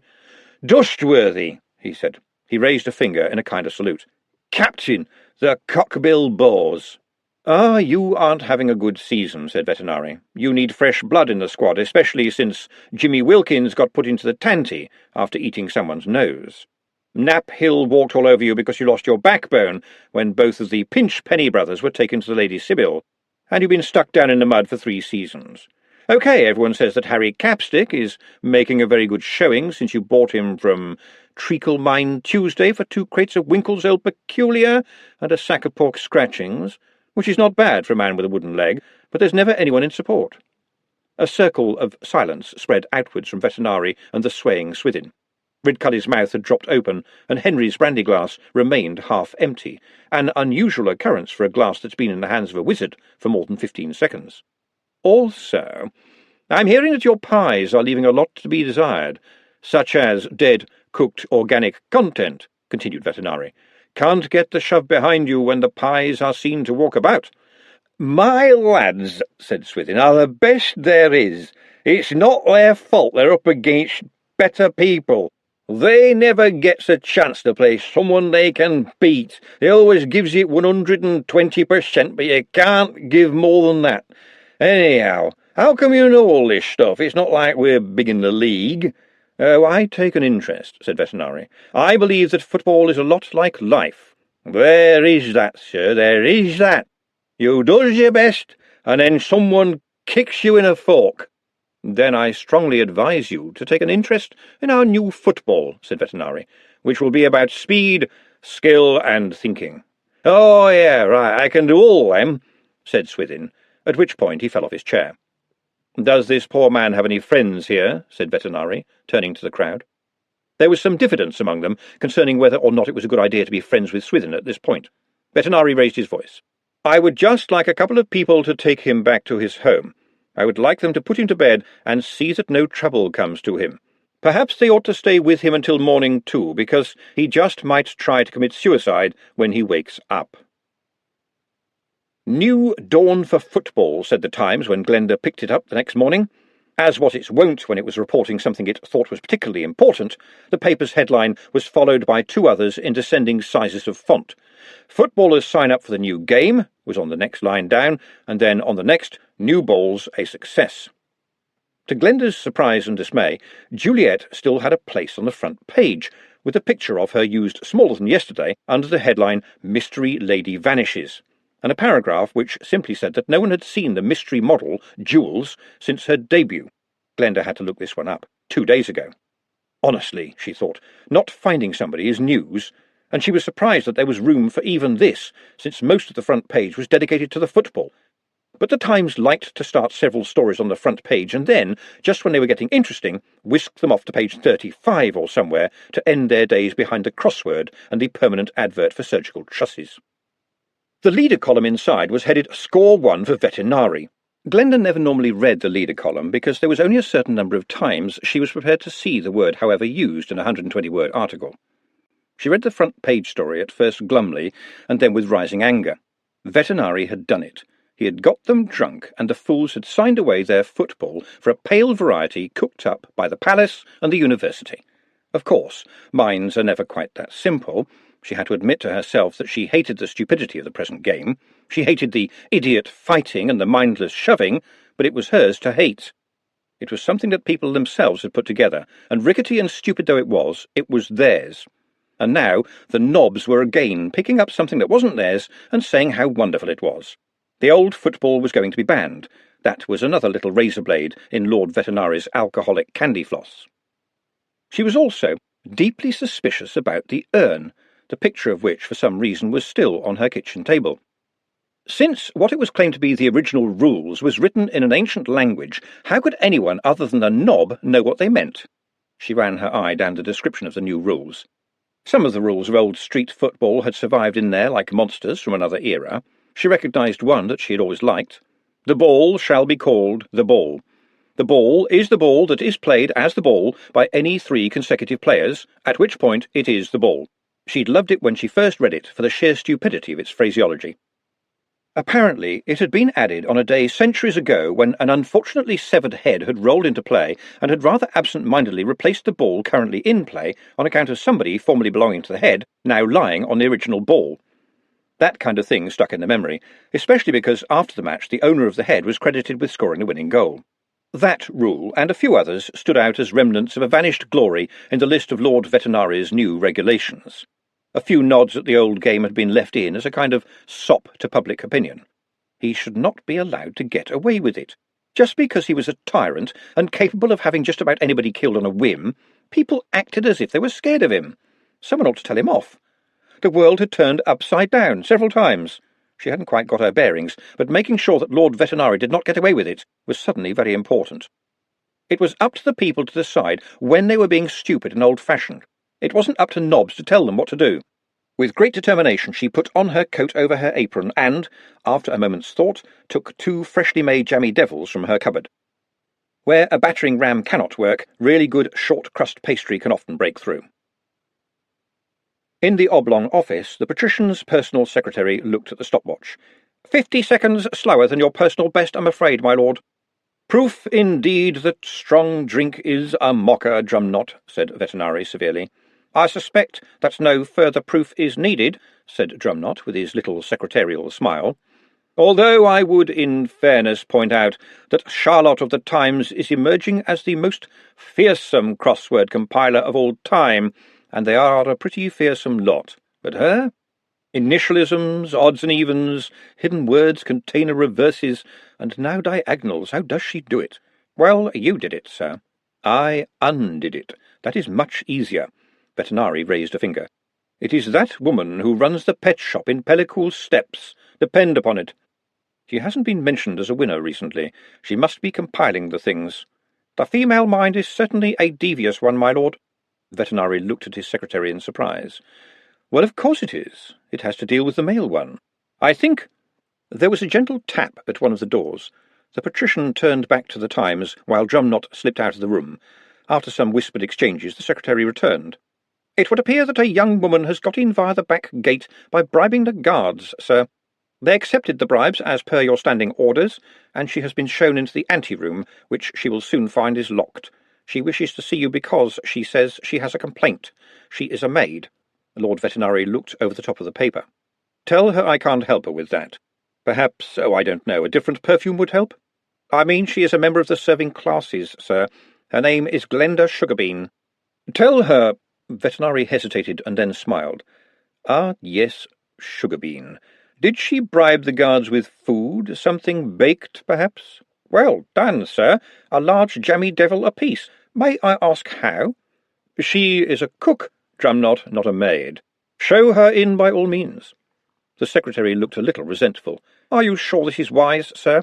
I have already told the guards to throw the foodstuffs away. Food cooked by a Sugarbean? You may have committed a crime against high art, Drumknott. I shall see her now. I must point out that you have a full schedule this morning, my lord. Quite so. It is your job to point this out, and I respect that. But I did not return until 4:30 this morning, and I distinctly remember stubbing my toe on the stairs. I am as drunk as a skunk, Drumknott, which of course means skunks are just as drunk as I. I must say the term is unfamiliar to me, and I had not thought hitherto of skunks in this context, but Mustrum Ridcully was kind enough to enlighten me. Allow me then a moment of indulgence. Well, you are the patrician, sir, said Drumknott. You can do as you please. That is kind of you to say so, but I did not, in fact, need reminding, said Vetinari, with what was almost certainly a smile. When the severe thin man opened the door, it was too late to flee. When he said, His lordship will see you now, Miss Sugarbean, it was too late to faint. What had she been thinking of? Had she been thinking at all? Glenda followed the man into the next room, which was oak-panelled and sombre, and the most uncluttered office she had ever seen. The room of the average wizard was so stuffed with miscellaneous things that the walls were invisible. Here, even the desk was clear, apart from a pot of quill pens, an inkwell, an open copy of the Ankh-Morpork Times, and, her eye stayed fixed on this one, unable to draw itself away, a mug with the slogan, To the World's Greatest Boss. It was so out of place it might have been an intrusion from another universe. A chair was quietly placed behind her. This was just as well, because when the man at the desk looked up, she sat down abruptly. Vetinari pinched the bridge of his nose and sighed. Miss Sugarbean, there are whole rooms in this palace full of people who want to see me, and they are powerful and important people, or at least they think they are. Yet Mr. Drumknott has kindly inserted in my schedule, ahead of the Postmaster-General and the Mayor of Stow-Lat, a meeting with a young cook with her coat on over her apron, and an intent, it says here, of having it out with me. And this is because I take notice of incongruity, and you, Miss Sugarbean, are incongruous. What is it you want? Who says I want anything? Everyone wants something when they are in front of me, Miss Sugarbean, even if it is only to be somewhere else. All right. You made all the captains drunk last night and got them to sign that letter in the paper. The stare did not flicker. That was much worse than, well, anything. Young lady, drink levels all mankind. It is the ultimate democrat, if you like that sort of thing. A drunk beggar is as drunk as a lord, and so is a lord. And have you ever noticed that all drunks can understand one another, no matter how drunk they are and how different their native tongues? I take it for a certainty that you are a relation to Augusta Sugarbean? The question, tagged onto the praises of inebriation, hit her between the eyes, scattering her thoughts. What? Oh, well, yes, that's right, she was my grandmother. And she was a cook at the Guild of Assassins when she was younger. That's right, she always made a joke about how she wouldn't let them use any— She stopped quickly, but Vetinari finished the sentence for her. Of her cakes to poison people. And we always obeyed, too, because, as you surely know, miss, no one likes to upset a good cook. Is she still with us? She passed on 2 years ago, sir. But since you are a Sugarbean, I assume you have acquired a few more grandmothers as a replacement. Your grandmother was always a stalwart in the community, and you must take all those little dainties for someone. You can't know that, you're only guessing. But all right, they're for all the old ladies that don't get out much. Anyway, it's a perk. Oh, but of course. Every job has its little perks. Why, I don't expect Drumknot here has bought a paperclip in his life, eh, Drumknot? The secretary, tidying papers in the background, gave a wan little smile. Look, I only take leftovers, Glenda began, but this was waved away. You are here about the football, said Vetinari. You were at the dinner last night, but the university likes its serving girls to be tall, and I have an eye for such things. Therefore, I assume you made it your business to be there without bothering your superiors. Why? You're taking their football away from them. The patrician steepled his fingers and rested his chin on them while he looked at her. He's trying to make me nervous, she thought. It's working. Oh, it's working. Vetinari filled in the silence. Your grandmother used to do people's thinking for them. That trait runs in families, always on the female side. Capable women scurrying about in a world where everyone else seems to be 7 years old and keeps on falling over in the playground, picking them up and watching them run right out there again. I imagine you run the night kitchen. Too many people in the big one. You want spaces you can control, beyond the immediate reach of fools. If he'd added, am I right, like some windbag seeking applause, she would have hated him. But he was reading her from the inside of her head, in a calm, matter-of-fact way. She had to suppress a shiver, because it was all true. I'm taking nothing from anybody, Miss Sugarbean. I'm simply changing the playground, the man went on. What skill is there in the mob pushing and shoving? It is nothing more than a way of bringing on a sweat. No, we must move with the times. I know the times moves with me. The captains will moan, no doubt, but they are getting old. Dying in the game is a romantic idea when you are young, but when you are older, the boot is in the other ear. They know this, even if they won't admit it, and while they will protest, they will take care not to be taken seriously. In fact, far from taking, I am giving much. Acceptance, recognition, a certain standing, a gold-ish cup, and the chance to keep what remains of their teeth.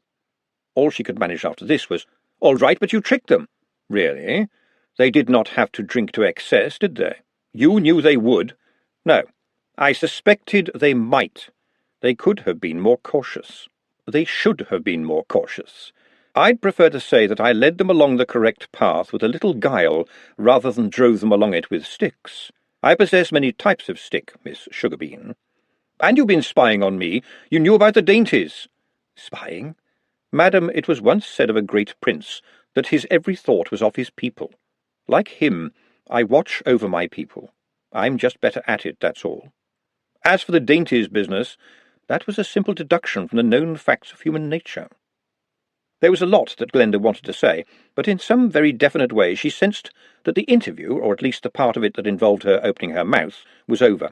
Nevertheless, she said, Why aren't you drunk? I beg your pardon? You must weigh about half of what they do, and all of them went home in wheelbarrows. You drank as much as them, and you look as fresh as a daisy. What is the trick? Did you get the wizards to magic the beer out of your stomach? She had stopped pushing her luck a long time ago. Now it was out of control, like a startled cart horse that can't stop because of the huge load bouncing and rumbling along behind it. Vetinari frowned. My dear lady, Anyone drunk enough to let wizards, who themselves had just been partaking copiously of the fruit of the vine, I might add, take anything out of him, would already be so drunk as to be dead. To forestall your next comment, the hop is also technically a vine. I am in fact drunk. Is this not so, Drumknot? You did indeed consume some 12 pints of very strong malted beverage, sir. Technically, you must be drunk. Idiosyncratically put, Drumknot, thank you. You don't act drunk. No, but I do act sober quite well, don't you think? And I must confess that this morning's crossword was something of a tussle. Procatalepsis and pleonasm in one day. I had to use the dictionary. The woman is a fiend. Nevertheless, thank you for coming, Miss Sugarbean. I recall your grandmother's bubble and squeak with great fondness.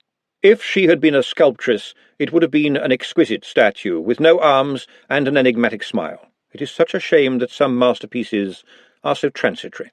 The proud cook in Glenda rose unstoppably. But she passed the recipe on to me. A legacy better than jewels, said Vetinari, nodding. Actually, a few jewels would not have gone amiss, Glenda reflected. But there was a secret of bubble and squeak, of course, right out there in the open where everyone could miss it. And as for the truth of Salmagundi, I believe this audience is at an end, Miss Sugarbean, said Vetinari.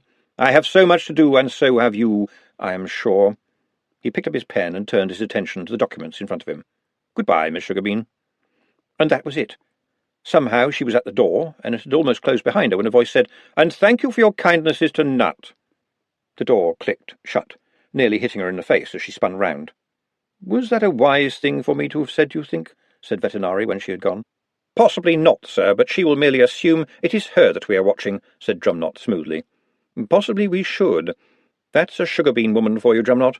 Little domestic slaves until they think someone has been wronged, and then they go to war like Queen Inky of Lanka, with chariot wheels spinning and arms and legs all over the place." "And no father," observed Drumknot. "Not very good for a child in those days." "Only served to make her tougher. One can only hope she doesn't take it into her head to enter politics." "Is that not what she is doing now, sir?" "Well noted, Drumknot. Do I appear drunk?" "In my opinion, no, sir, but you seem unusually talkative." "Coherently?" "To the minutest scruples, sir. The postmaster is waiting, sir, and some of the guild leaders want to talk to you urgently." "I suspect they want to play football." "Yes, sir, they intend to form teams. I cannot for the life of me understand why." Vetinari put down his pen. "Drumknot, if you saw a ball lying invitingly on the ground, would you kick it?" The secretary's forehead wrinkled. "How would the invitation be couched, sir?" "I'm sorry?" "Would it be, for example, a written note attached to the ball by person or persons unknown?" "I was rather inclining to the idea that you might perhaps feel simply that the whole world was silently willing you to give said ball a hearty kick." "No, sir. There are too many variables. Possibly an enemy or japester might have assumed that I would take some action of the kind, and made the ball out of concrete or similar material, in the hope I might do myself a serious or humorous injury, so I would check first." "And then, if all was in order, you would kick the ball?" "To what purpose or profit, sir?" "Interesting question. I suppose for the joy of seeing it fly." Drumknot seemed to consider this for a while, and then shook his head. "I'm sorry, sir, but you have lost me at this point." "Ah, you are a pillar of rock in a world of changes, Drumknot. Well done." "I was wondering if I could just add something, sir," said the secretary solemnly. "The floor is yours, Drumknot."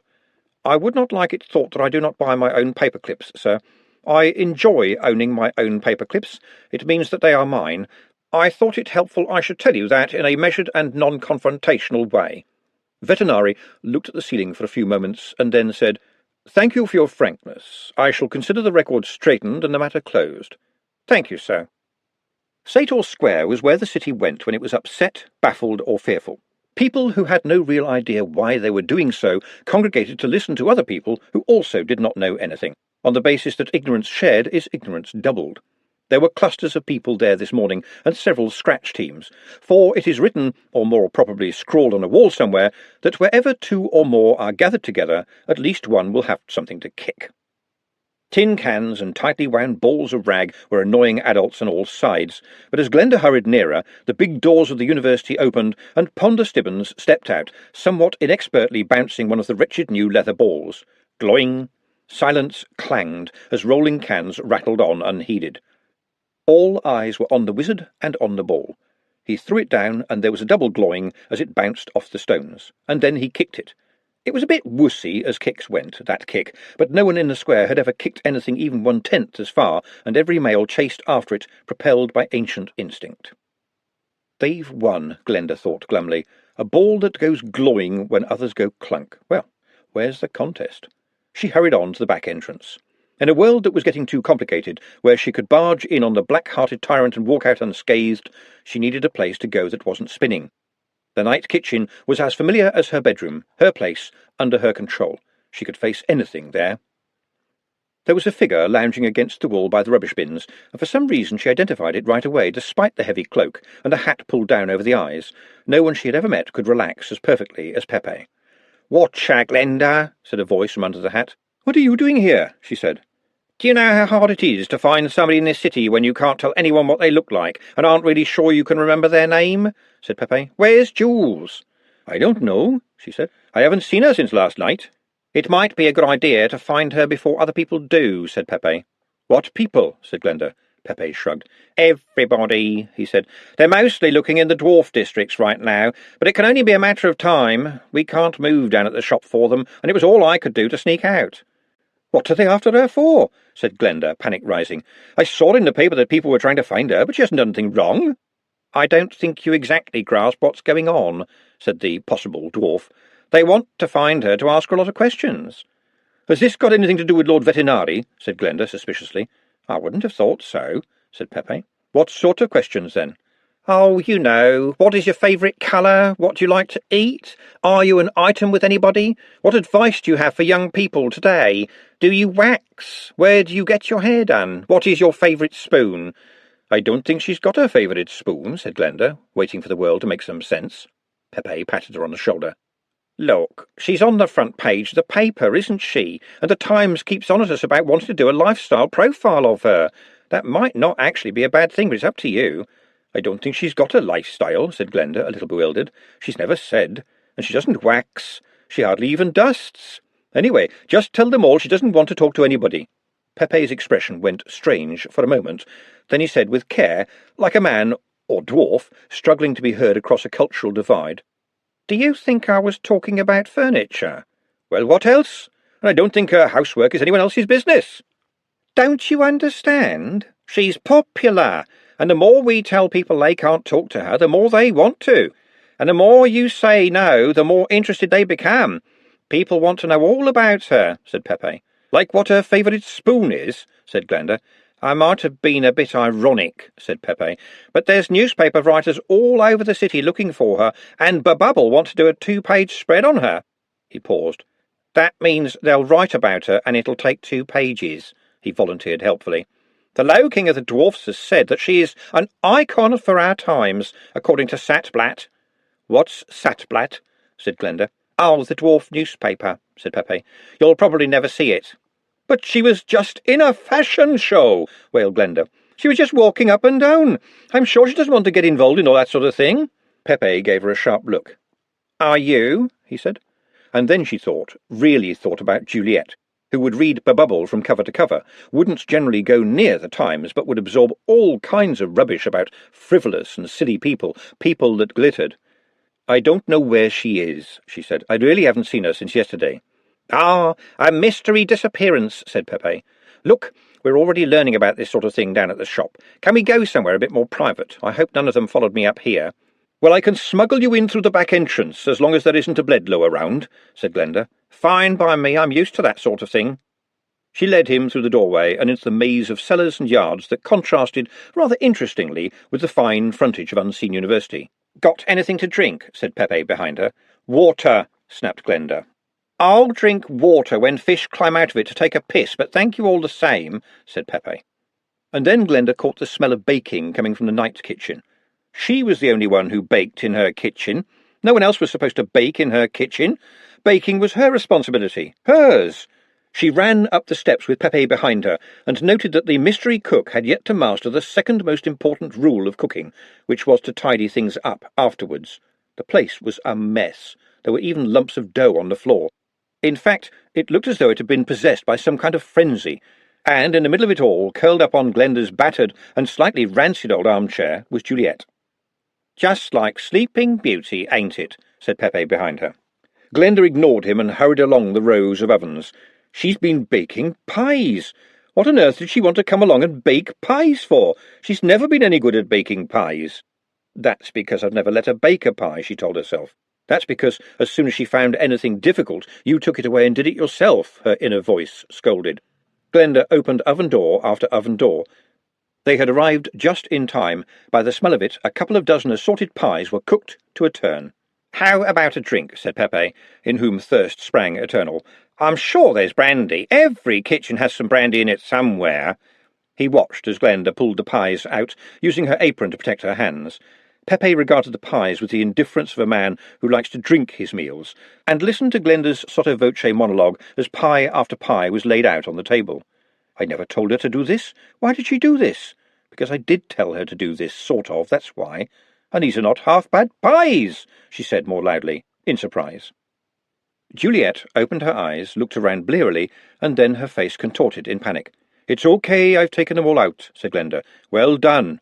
"I didn't know what else to do, and Trev was busy with the footballing, and I thought they'd be wanting pies tomorrow, and I thought I'd better do some," said Juliet. "Sorry." Glenda took a step backwards. How to begin, she wondered. How to unravel it, and then ravel it all back up again in a better shape, because she had been wrong. Juliet hadn't just walked up and down with clothes on. She had become some kind of a dream of clothes, sparkling and alive and tantalizingly possible. And in Glenda's memory of the fashion show, she literally shone, as if being lit from the inside. It was a kind of magic, and it shouldn't be making pies. She cleared her throat.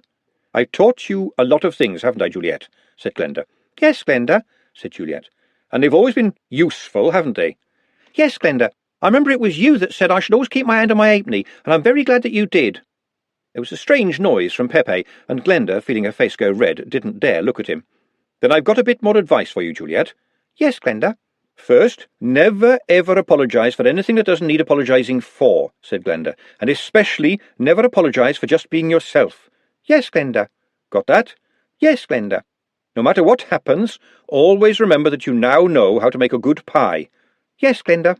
"Pepe is here because Babubble wants to write something about you," said Glenda. "Your picture was in the paper again this morning, and—" Glenda stopped. "She is going to be all right, isn't she?" she said. Pepe paused in the act of surreptitiously removing a bottle from a cupboard. "You can trust me and Madame on that," he said. "Only people who are very trustworthy would dare to look as untrustworthy as me and Madame. And all she will have to do is show off clothes. Don't drink that, that's cider vinegar." "I'm only drinking the cider bit," said Pepe. "Yes, all she'll have to do is show off clothes. But to judge from the mob back at the shop, there's going to be people who want her to show off shoes, hats, hairstyles." "No hanky-panky," said Glenda. "I don't think you'll find anywhere in the world a greater expert in both hanky and panky than Madame. In fact, I would be surprised if you, Glenda, knew 1/100th of the hanky and panky that she does, especially as she invented quite a lot of it herself. And since we'll notice it when we see it, we'll keep an eye on her." "And she's got to eat proper meals and get a good night's sleep," said Glenda. Pepe nodded, although she expected that both those concepts were quite alien to him. "And paid," she added. "We'll cut her in on the profits if she works exclusively for us," said Pepe. "Madame wants to talk to you about that." "Yes, someone might want to pay her more than you do," said Glenda. My, how fast we learn. I'm sure Madame will have great fun talking to you." Juliet looked from one to the other, sleep still wreathing her face. "You want me to go back to the shop?" "I don't want you to do anything," said Glenda. "It's up to you, okay? It's just up to you. But it seems to me that if you stay here, then basically what you'll be doing is pies." "Well, not just pies," said Juliet. "Well, no, fair enough. There are also flans, bubble and squeak, and assorted late-night dainties," said Glenda. "But you know what I mean. On the other hand, you could go and show off all these fancy clothes and go to lots of fancy places a long, long way from here, and see a lot of new people. And you'd know that if it all goes pear-shaped, you could always make it pie-shaped." "Ha, nice one," said Pepe, who'd found another bottle. "I really would like to go," said Juliet. "Then go now. I mean right now, or at least as soon as he's finished drinking the ketchup." "But I'll have to go back for my stuff." Glenda reached down inside her vest and pulled out a burgundy-coloured booklet with the seal of Ankh-Morpork on it. "What's that?" said Juliet. "Your bank book. Your money's safe in the bank and you can take it out any time you want." Juliet turned the bank book over and over in her hands. "I don't think anyone in my family's ever been in a bank. except for Uncle Geoffrey, and I caught up with him even before he got home. Keep quiet about it. Don't go home. Buy yourself lots of new stuff. Get yourself sorted out, and then go back and see your dad and everybody when you have. The point is, even if you don't go right away, in your mind you should always be going. But the important thing is to go right now. Move out, get on, climb up, all the things I should have done. What about Trev? Said Juliet. Glenda had to think about that. How are things with you and Trev, then? I saw you two talking last night. Talking is allowed, said Juliet defensively. Anyhow, he was only telling me how he was going to get himself a better job. Doing what? Said Glenda. I've never seen him doing a straight day's work in all the years I've known him. He says he's going to find something, said Juliet. He says Nut told him to. He said Nut said that when Trev finds out who Trev is like, he will know what he can do. So I told him he was Trevor Likely, and he said that was, helpful. I'm stuck, aren't I? Glenda told herself. I'm talking about changing and getting out, so I have to allow that maybe he's going to too. Aloud, she said, It's up to you. It's all up to you. But just mind that he keeps his hands to himself. He always keeps his hands to himself, said Juliet. It's a bit worrying. I've never had to think about nearing him in the tonker, not once. There was a strangled laugh from Pepe, who had just discovered the wow-wow sauce. The bottle was almost empty, and, in theory, he should have no stomach left. Never ever, said Glenda, mystified at this unnatural history. No, he's always very polite and just a bit sad. That must mean he's planning something, Glenda's inner self provided. She said, Well, it's up to you. I can't help here. But remember, you've always got your knee. And what about... Juliet began. Look, said Glenda firmly. Either you go off now and see the world and earn lots of money and get your picture in the papers and all of the other things I know you would really like to do, or you have to sort it out for yourself. We're going to be here for some time, said Pepe. This sauce would be nice with a little bit of vodka in it. It really would give it a little bit of zest, a little bit of sparkle. Come to think of it, a lot of vodka would be even better. But I love him, Juliet wailed. That's all right then, stay here, said Glenda. Have you even kissed? No, he never quite gets round to it. Perhaps he's one of those gentlemen who don't like the ladies, said Pepe primly. And we could really do without your input, snapped Glenda, turning on him. I mean, for some of the others, like Rotten Johnny, I nearly wear my knee out, but Trev's just sweet all the time. Look, I know you told me to keep out of this, and I know I've been a terrible sinner in my time, and hope to remain so, but I have been around the houses more times than a postman, and the reason for this imp arse is obvious, Pepe volunteered. He's got the nous to see that she's so beautiful that she should be painted, standing on some shell somewhere without her vest on, and little fat pink babies inexplicably zooming around all over the place, and he's some kid with nothing more than a bit of street smarts. I mean, it's pointless, isn't it? He's not going to stand a chance, and he knows it, even if he doesn't know he knows it. I'd give him a kiss if he wanted one, and would definitely not knee him in the tonker, said Juliet. You have to sort it out, said Glenda. I can't sort it out for you. If I tried, it would get sorted out all wrong. But, Juliet began. No, that's it, said Glenda. Off you go. Buy yourself lots of nice stuff. It's your money. And if you don't look after her, Mr. Pepe, a knee would only be the start. Pepe nodded, and very gently tugged Juliet away and down the stone steps. Now, what would I do at this point if I were in a romantic novel? Glenda said to herself as the footsteps died away. Her reading had left her pretty much an expert on what to do if you were in a romantic novel, although one of the things that really annoyed her about romantic novels, as she had confided to Mr. Wobble, was that no one did any cooking in them. After all, cooking was important. Would it hurt to have a pie-making sequence? Would a novel called Pride and Buns be totally out of the question? Even a few tips on how to make fairy cakes would help, and be pretty much in period as well. She'd be a little happier if, even, the lovers could be thrown into the mixing bowl of life. At least it would be some acknowledgement that people actually ate food. Around about now she knew, and knew all through her body, that she should be dissolving into a flood of tears. She started cleaning up the floor. Then she cleaned up the ovens. She always left them sparkling, but that was no reason not to clean them again. She used an old toothbrush to ease minute amounts of dirt from odd corners, scoured every pot with fine sand, emptied the grates, riddled the cinders, swept the floor, tied 2 brooms together to dislodge the spider's webs of years from the high wall, and scrubbed again until the soapy water poured down the stone stairs and washed away the footprints. Oh yes, and one other thing. There were some anchovies on the freezing slab. She warmed up a couple and went to the large 3-legged cauldron in the corner of the kitchen where last night she had chalked the words, "Do not touch." She took off the lid and peered into its depths. The crab that Verity Pushpram had given her last night, which seemed a very long time ago now, waved its eyeballs at her. "I wonder what would have happened if I had left the lid off," she said. "I wonder how fast crabs learn." She dropped in the soggy anchovies, which seemed to meet with crabby approval. With that done, she stood in the middle of the kitchen and looked for something else to clean. The black iron would never shine, but every surface had been scrubbed and dried. As for the plates, you could eat your dinner off them.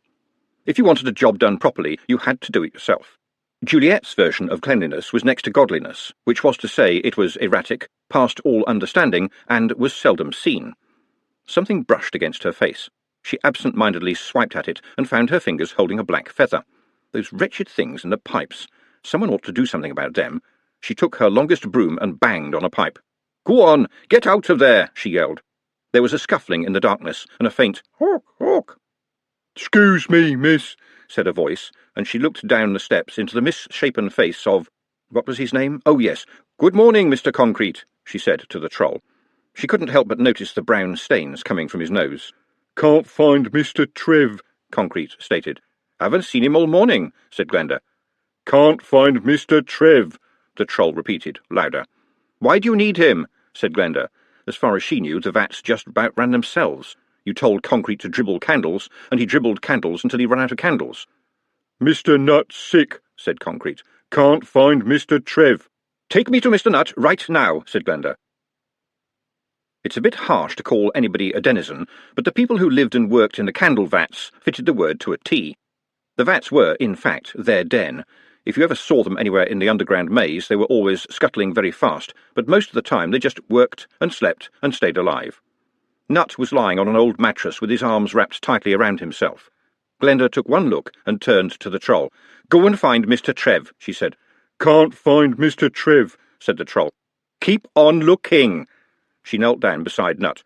His eyes had rolled back inside his head. "Mr. Nut, can you hear me?" He seemed to wake. "You must go away," he said. "It will be very dangerous. The door will open." "What door is that?" she said, trying to remain cheerful. She looked at the denizens, who were watching her with a kind of meek horror.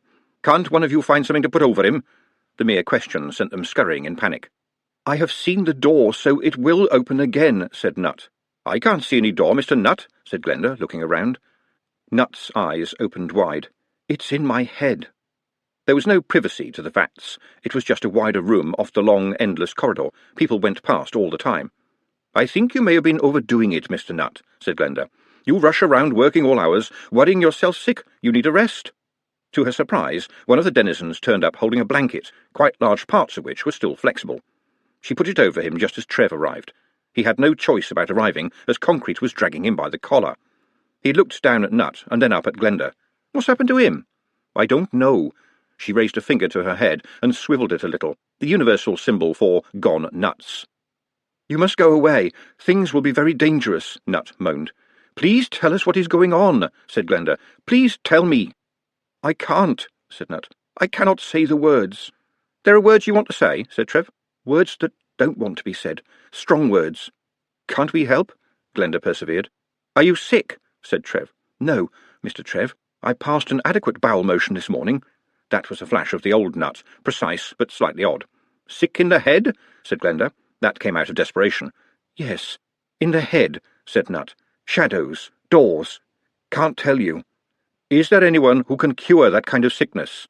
Nut didn't answer for a while, and then said, "Yes, you must find me a philosopher trained in Uberwelt. They will help the thoughts come straight." "Isn't that what you did for Trev?" said Glenda. "You told him what he was thinking about his dad and everything, and that made him a lot happier, didn't it, Trev?" "Yes, it did," said Trev. "And there's no need to elbow me in the ribs like that. It really did help." "Couldn't you be hypnotised?" he said to Nut. "I saw a man in the music hall once, and he just waved his shiny watch at them, and it's amazing the kind of things they did. Bark like dogs, even." "Yes, hypnosis is an important part of the philosophy," said Nut. "It helps to relax the patient, so that the thoughts get a chance to be heard." "Well, there you are, then," said Glenda. "Why not try doing it on yourself? I'm sure I could find something shiny for you to wave." Trev pulled his beloved tin can out of his pocket. "Tra-la, and I think I've got a piece of string here somewhere." "That is all very well, but I would not be able to ask myself the right kinds of questions, because I will have been hypnotised. How the questions are posed is very important," said Nut. "I know what," said Trev. "I'll tell you to ask yourself to ask the right questions. You'd know what questions to ask if it was someone else, wouldn't you?" Yes, Mr. Trev. You didn't need to hypnotise Trev, Glenda pointed out. No, but his thoughts were close to the surface. I fear that mine will not be so easy to access.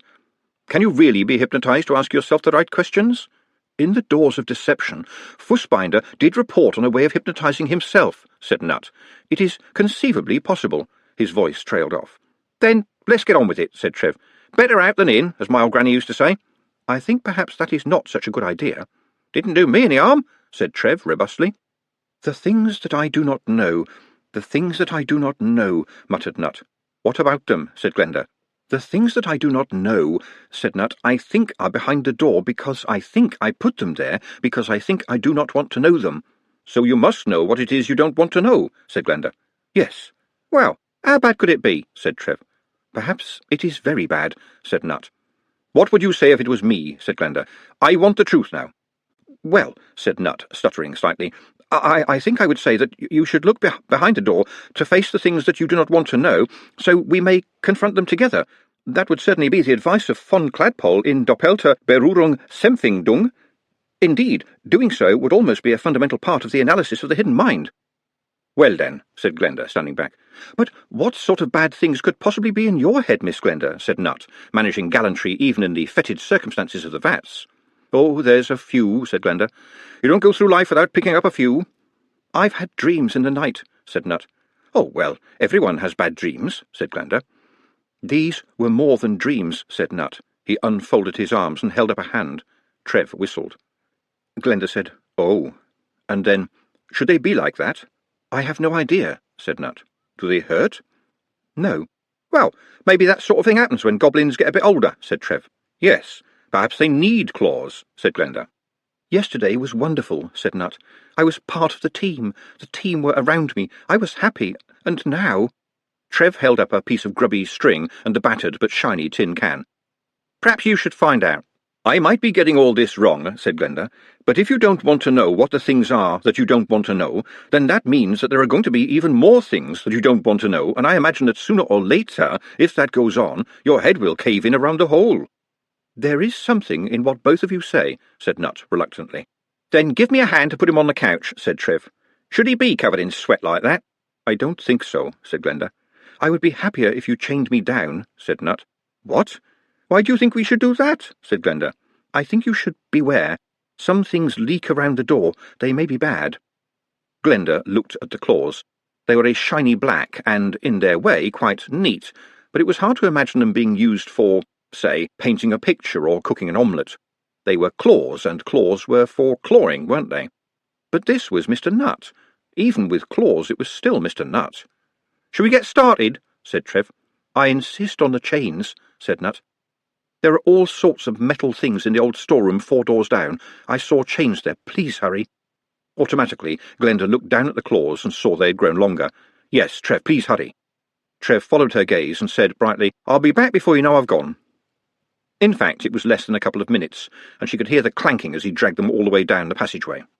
Glenda was fighting tears at the simple strangeness of the whole business. Nutt lay there, looking at the ceiling, as they lifted him onto the couch and carefully wrapped the chains around him. There's padlocks, but there's no keys. I can close them, but I can't open them. Close them, said Nutt. Glenda had very seldom cried, and she was trying not to now. I don't think we should be doing this, she said. Not here in the vats. People are watching. Please swing your pendulum, Mr. Trev, said Nutt. Trev shrugged and did so. Now you have to start telling me that I'm feeling sleepy, Mr. Trev, said Nutt. Trev cleared his throat and swung the shiny can back and forth. You are definitely feeling sleepy. Extremely sleepy. That is good. I'm feeling enormously sleepy, said Nutt wearily. And now you must ask me to analyse myself. What does that mean? Said Glenda sharply, always on the lookout for dangerous words. I'm sorry, said Nutt. I mean, help me examine in detail the workings of my own mind by means of question and answer. But I don't know the questions to ask, said Trev. I do, said Nutt patiently, but you must instruct me to do it. Trev shrugged. Mr. Nutt, you must find out what is wrong with Mr. Nutt, he said. Ah, yes, said Nutt, his tone of voice changing slightly. Are we comfortable, Mr. Nutt? Yes, thank you. The chains hardly chafe at all. Very good. Now tell me about your mother, Mr. Nutt. I am familiar with the concept, but I never had a mother as I recall. Thank you for asking anyway, said Nutt. And so the monological dialogue began. The other two sat on the stone steps as the quiet voice unravelled itself until, "Ah, yes, the library. Is there something in the library, Mr. Nutt? There are many books in the library. What else is in the library, Mr. Nutt? There are many chairs and ladders in the library. And what is in the library that you do not want to tell me about, Mr. Nutt?" They waited. At last the voice said, "There's a cupboard in the library." "Is there anything special about this cupboard, Mr. Nutt?" Another pause, another faint little voice. "I must not open the cupboard." "Why is half of him talking like someone from Uberwald?" said Glenda to Trev, forgetting the notoriously acute sense of hearing. "Questions asked in a mild Uberwaldian accent in examinations of this nature appear to put the patient more at ease," said Nutt. "And now I would be pleased if you would not make with the interruptions." "Sorry," said Glenda. "Don't mention it." "So, why must you not open the cupboard, Mr. Nutt?" "Because I promised Ladyship that I would not open the cupboard." "And did you open the cupboard, Mr. Nutt?" "I promised Ladyship that I would not open the cupboard." "And did you open the cupboard, Mr. Nutt?" A much longer pause this time. "I promised Ladyship that I would not open the cupboard." "Did you learn many things in the castle, Mr. Nutt?" "Many things." "Did you learn how to make the lockpicks, Mr. Nutt?" "Yes." "Where is the door now, Mr. Nutt?" "It is in front of me." "You opened the door, Mr. Nutt. You think you did not, but you did. And now it is very important that you open the door again." "But what is inside the door is wrong." The two eavesdroppers craned to hear.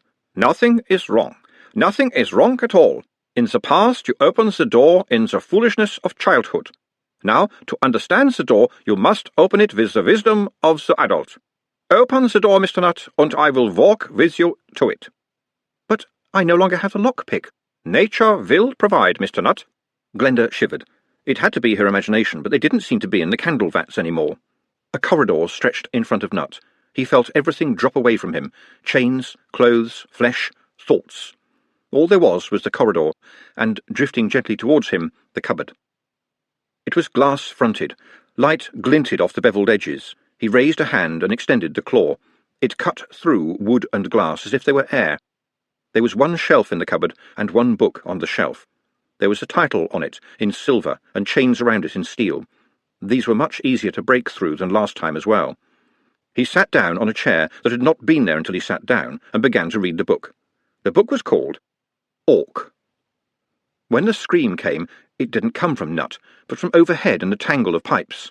A skinny woman in a long black robe, perhaps a witch, Glenda thought, shocked by the suddenness, dropped down onto the flagstones and looked around like a cat. No, more like a bird, Glenda thought, jerky. And then it opened its mouth and screamed, "Orc! Orc! Danger! Danger! Beware!"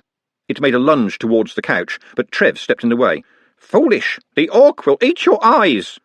And now this was a duet, because another of the creatures had slid down out of the gloom on what might have been a billowing cloak, or might have been wings. They never stopped moving, each in a different direction, trying to get closer to the couch. "Do not be afraid," squawked one of them. "We are on your side. We are here to protect you." Glenda, trembling in shock, managed to stand up. She folded her arms. She always felt better like that. "Who do you think you are, dropping out of the ceiling and shouting at people? And you're shedding feathers? That's disgusting. This is quite near a food preparation area." "Yeah, push off," said Trev. "That's telling them," said Glenda out of the corner of her mouth. "I bet that took a lot of thinking." "You do not understand," said a creature. The faces really were strange, as if someone had made a bird out of a woman. "You are in great danger. Orc!" "From you," said Glenda. "From the orc," said the creature, and the word was a scream. "Orc!" In the shadows in front of the open cupboard, the soul of Nutt turned a page. He felt someone at his elbow and looked up into the face of Ladyship. "Why did you tell me not to open the book, Ladyship?" "Because I wanted you to read it," said her voice. "You had to find the truth for yourself. That is how we all find the truth." "And if the truth is terrible?" "I think you know the answer to that one, Nutt," said the voice of Ladyship. "The answer is that, terrible or not, it is still the truth," said Nutt. "And then," said her voice, like a teacher encouraging a promising pupil, "and then the truth can be changed," said Nutt. "Mr. Nutt is a goblin," said Trev.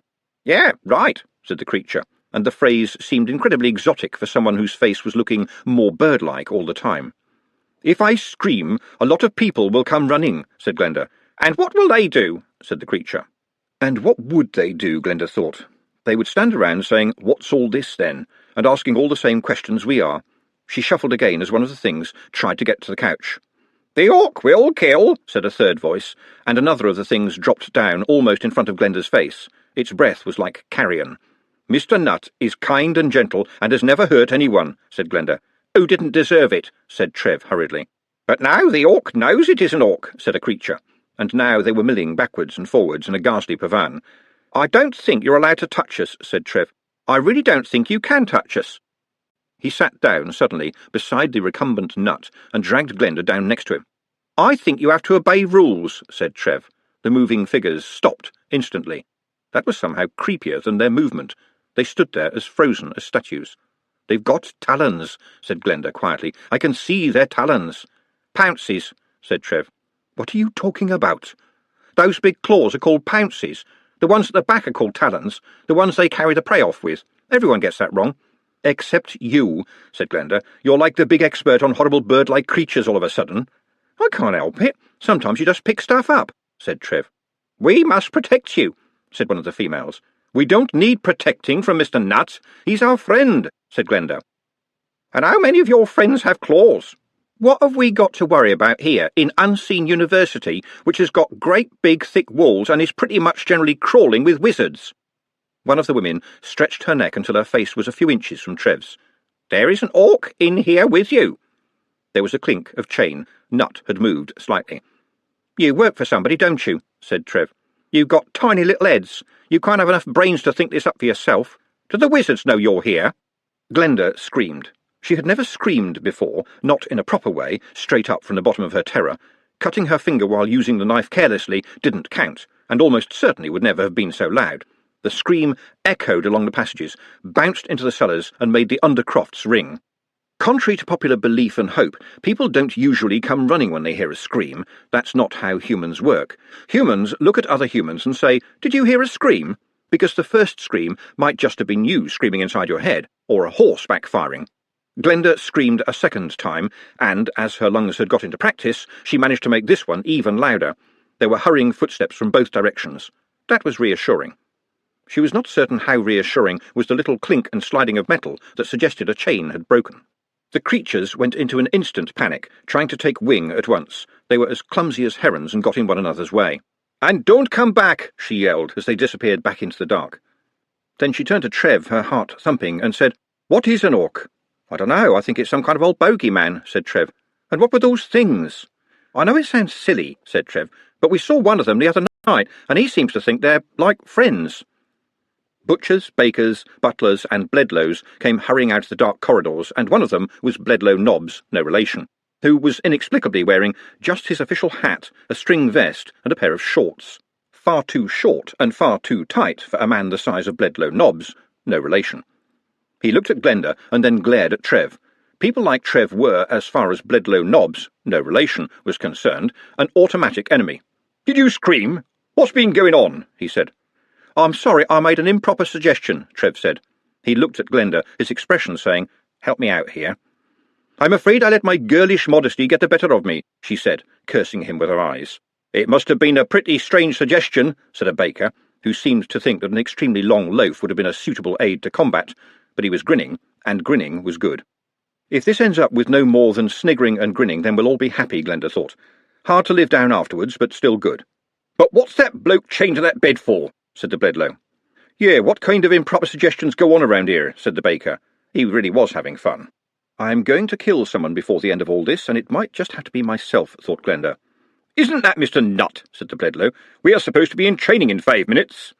There was another clink behind Glenda, and Nut's voice said, "Don't worry, Alphonse, I often do this trick. Dynamic tension, you know, helps build up the muscles."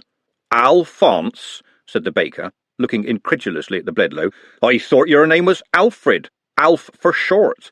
Alphonse is a Quirmian name if ever I've heard one. You're not from there, are you?" That was an accusation as much as a question. "What's wrong with Elf being short for Alphonse?" said the Bledlow. He had very large hands that might have troubled even Mustrum Ridcully in a game of patter cake. Also, his ears were going red, never a good sign in a man of his size. "Oh, I never said it wasn't a nice name," said the baker, belatedly using his loaf, "but I would never have figured you for an Alphonse. It just goes to show that you never can tell." I am an orc, said Nut quietly. Actually, Alphonse is quite a nice name, the baker went on. The font spoils it a bit, but the Alf I quite like. He paused and turned to Nut. What do you mean, orc? An orc, said Nut again. And away in the distant central heating pipes there was a scream of orc, orc. That'd be daft. There's no such thing as orcs any more. They all got killed off hundreds of years ago. Bloody hard to kill, too, I read somewhere, said a butler. In the latter part of your statement you are substantially correct, said Nut, still chained to the couch. However, nevertheless, I am an orc. Glenda looked down. You told me you're a goblin, Mr. Nut. You told me you're a goblin. I was misinformed, said Nut. I know I am an orc. I think I have always known that I am an orc. I have opened the door and read the book, and I know the truth of my soul, and I am an orc. And for some reason, I am an orc with a terrible urge to smoke a cigar. But they were like these big horrible monsters that wouldn't stop fighting and were quite happy to tear off their own arm to use as a weapon, said Bledlow Nobbs, no relation. There was an article about them in Bows and Ammo. Every eye turned to Nut's arms. Certainly that is the judgment of history, said Nut. He looked up at Glenda. I am so sorry, he said. I disobeyed. Everybody does it, you see. Schnauzentintl says as much in his book, The Obedience of Disobedience. So I wondered what was in the cupboard, and I already had some expertise with lockpicks. I opened the cupboard, I read the book, and... His chains clinked as he shifted position. I disobeyed. I think everybody does it. We are very good at hiding from ourselves what we do not want to know. Believe me, I was very good at keeping that from myself. But it leaks out, you see, in dreams and things when you have dropped your guard. I am an orc. There is no doubt about that. OK, right. If you are an orc, right, then why are you not tearing my head off? Said Bledlow Nobbs, no relation. Would you like me to? Said Nut. Well, as it happens, no. Who cares? Said Trev. It's all ancient history anyway. These days you see vampires hanging around all over the place, and we've got trolls and golems and zombies and all kinds of people just grafting away. Who cares what happened hundreds of years ago? Hang on a minute, said the butler. He's not tearing your head off because he's chained down. So why did you get us to chain you down? Said Glenda. So I wouldn't tear off anybody's head. I suspected the truth, although I didn't know what it was that I suspected. At least, I think it works like that. So that means you can't escape and tear us all limb from limb, said Bledlow Nobbs, no relation. No offence meant, but does this mean you won't be training us? I am sorry, said Nut, but as you can see, I'm rather inconvenienced. Have you all gone loony? Astonishingly, this came from Juliet, standing in the corridor. He's nuts. He potters around making candles and stuff. I see him around all the time, and he's never holding someone else's leg or head, and he likes his football too. Glenda thought she could actually hear Trev's heartbeat. She hurried over to the girl. I told you to go, she hissed. I've come back to tell Trev about everything. After all, he did write such a lovely poem.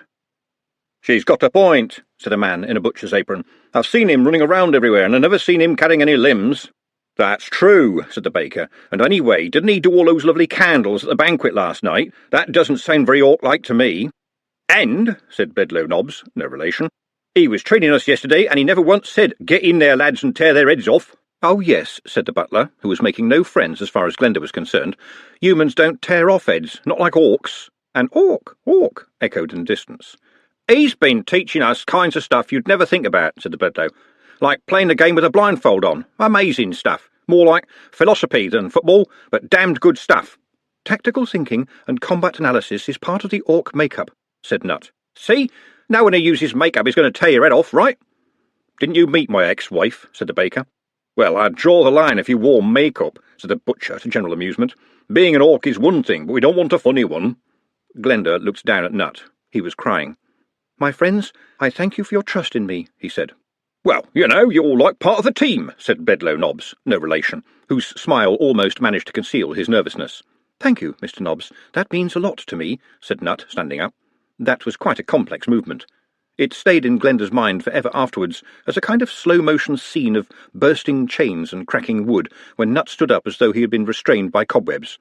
Pieces of chains spun off and hit the wall. Padlocks broke. As for the couch, barely one piece remained attached to another. It dropped to the floor as so much firewood. Run for it, lads! You would have needed some kind of special micrometer to work out which man said it first, but the stampede along the corridor was swift and over very quickly. You know, said Trev, after a few moments' silence, at one point I thought this was all going very well. Those women, said Glenda, what were they? Nut stood forlornly in the wreckage. A length of chain slithered off him like a serpent and landed on the flagstones. "Them?" he said. "They are the little sisters of perpetual velocity. They come from a Phoebe. I think the name for their species is Furies. I think Ladyship sent them in case I tried to hurt anybody." The words came out without emphasis or emotion. "But you haven't hurt anyone," said Glenda. "But they ran away," said Nut, "because of what I am." "Well, you know they're ordinary people," said Glenda. "They're—" "Twits," said Trev. Nut turned and walked down the opposite corridor, kicking off the remnants of wood and chain. "But the world is full of ordinary people." "You can't just let him go like that," said Juliet. "You just can't. Look at him. He looks like he's been kicked." "I'm his boss. That's my job," said Trev. Glenda caught Trev by the arm. "No, I'll sort this out. Now you listen to me, Trev Likely. Under all that gab you're a decent sort, so I'll tell you this. See Juliet over there? You know her, she works in the kitchens. You wrote her a lovely poem, didn't you? Ever heard of Emberella? Everyone's heard of Emberella. Well, you might not be my first choice for Prince Charming, but there's probably plenty worse." "What the hell are you talking about?" said Trev. "Juliet's going to be leaving soon, isn't that right, Jules?" Juliet's face was a picture. "Well, And that's because she's been that girl in the papers." "What, the shiny dwarf one, with a beard?" "That's her," said Glenda. "She's going to go off with the circus. Well, you know what I mean, with the fashion show at least." "But she hasn't got a beard," said Trev. Blushing, Juliet delved into her apron and, to Glenda's surprise, produced the beard. "They let me keep it," she said, with a nervous giggle. "Right," said Glenda. "You say you love him. Trev, I don't know whether you love her or not. Time to make up your mind. You're both grown up, well, strictly speaking, and so you better sort yourselves out, because I don't see any fairy godmothers around. As for Mr. Nutt, he hasn't got anyone." "She's going to leave the city," said Trev, realisation dawning slowly through a male mind. "Oh yes, for quite a long time, I suspect," said Glenda. She watched his face carefully. "You haven't got much learning, and you haven't opened a book in your life, Trevor Likely, but you are smart, and you must know there is a wrong way and a right way to reply to what I have just told you." She watched the high-speed changes around his eyes as he thought, and then he said, "Well, that's nice. It's the kind of thing she's always dreamed of. I'm very happy for her." "You cunning bastard, you actually got it right," Glenda thought. "You're not appearing to be thinking about yourself at all, because you know I'd have no time for you if you were. And who knows, you might just be genuine. In fact, heavens help me, I think you are, but I'd pull all my own teeth out rather than tell you. She likes you, you like her, and I've made a lot of silly mistakes. The two of you sort out what you want to do, and now, if I were you, I'd run before anyone else beats you to it. And can I offer you a word of advice, Trev? Don't be smart, be clever."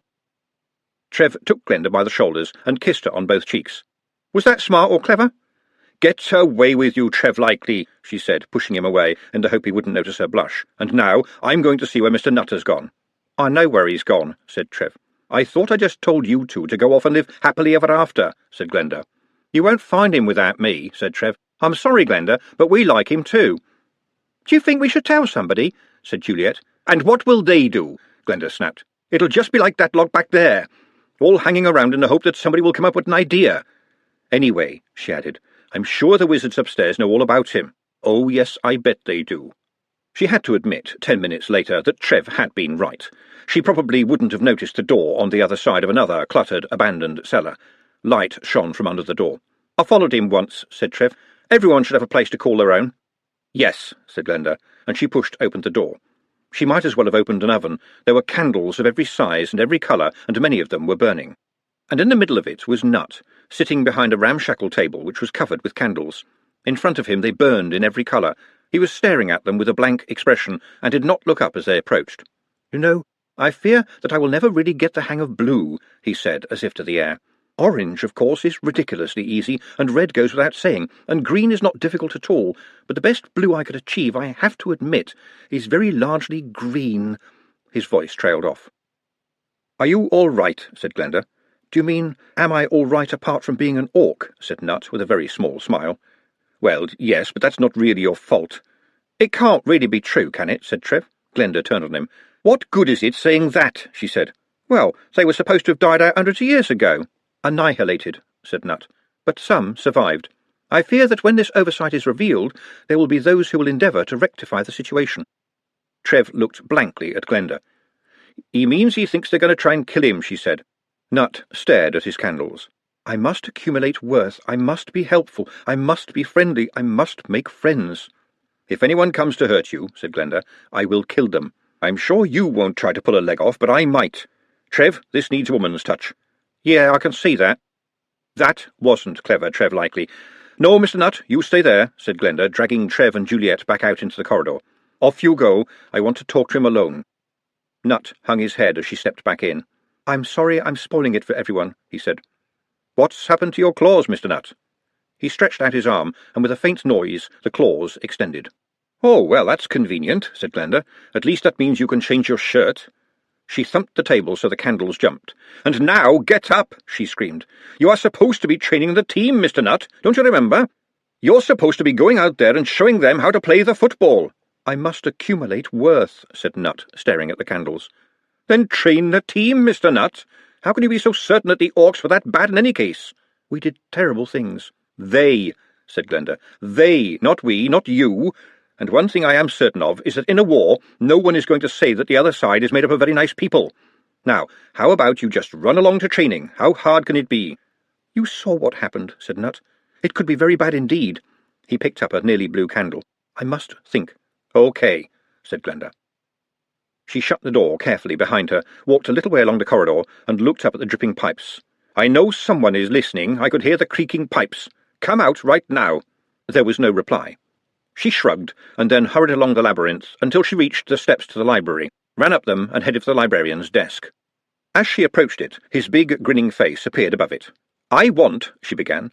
The librarian rose slowly, put a finger to his lips, and placed a book on the table in front of her. The three-letter title, silver on black, was Orc. He looked her up and down as if trying to reach a conclusion, then opened the book and turned the pages with exquisite care, given the thickness of those fingers, until he found the page he had been looking for. He held it up in front of her. There had been no time for breakfast today, but it's still possible to throw up when there's nothing left to throw. And if you needed to vomit, the woodcut held up beneath the librarian's hands would be a sure-fire medicine. He put the book down on the desktop, reached down again and produced a barely used handkerchief and, after some rummaging around, a glass of water. "I don't have to believe that," said Glenda. "It's a drawing, it's not real." The librarian's thumb went up, and he nodded. He put the book under one arm, and grabbed her with another, and led her with surprising speed out of the door into the great maze of halls and corridors of the university. Their breathless journey finished in front of a door on which was painted Department of Post-Mortem Communications. The paint, however, had peeled somewhat, and under the bright new title could just be made out the letters NECR and what could possibly be one half of a skull. The door opened. Any door pushed by the librarian would assuredly open. Glenda heard the clink of the catch falling onto the floor inside. In the middle of the floor that was revealed stood a hideous figure. Its horrifying countenance had less than the effect it might have done, because from it dangled a quite readable label that said, "Boffo Novelty and Joke Emporium, Improved Necromancer's Mask, Sale Price, 3 Ankh-Morpork dollars."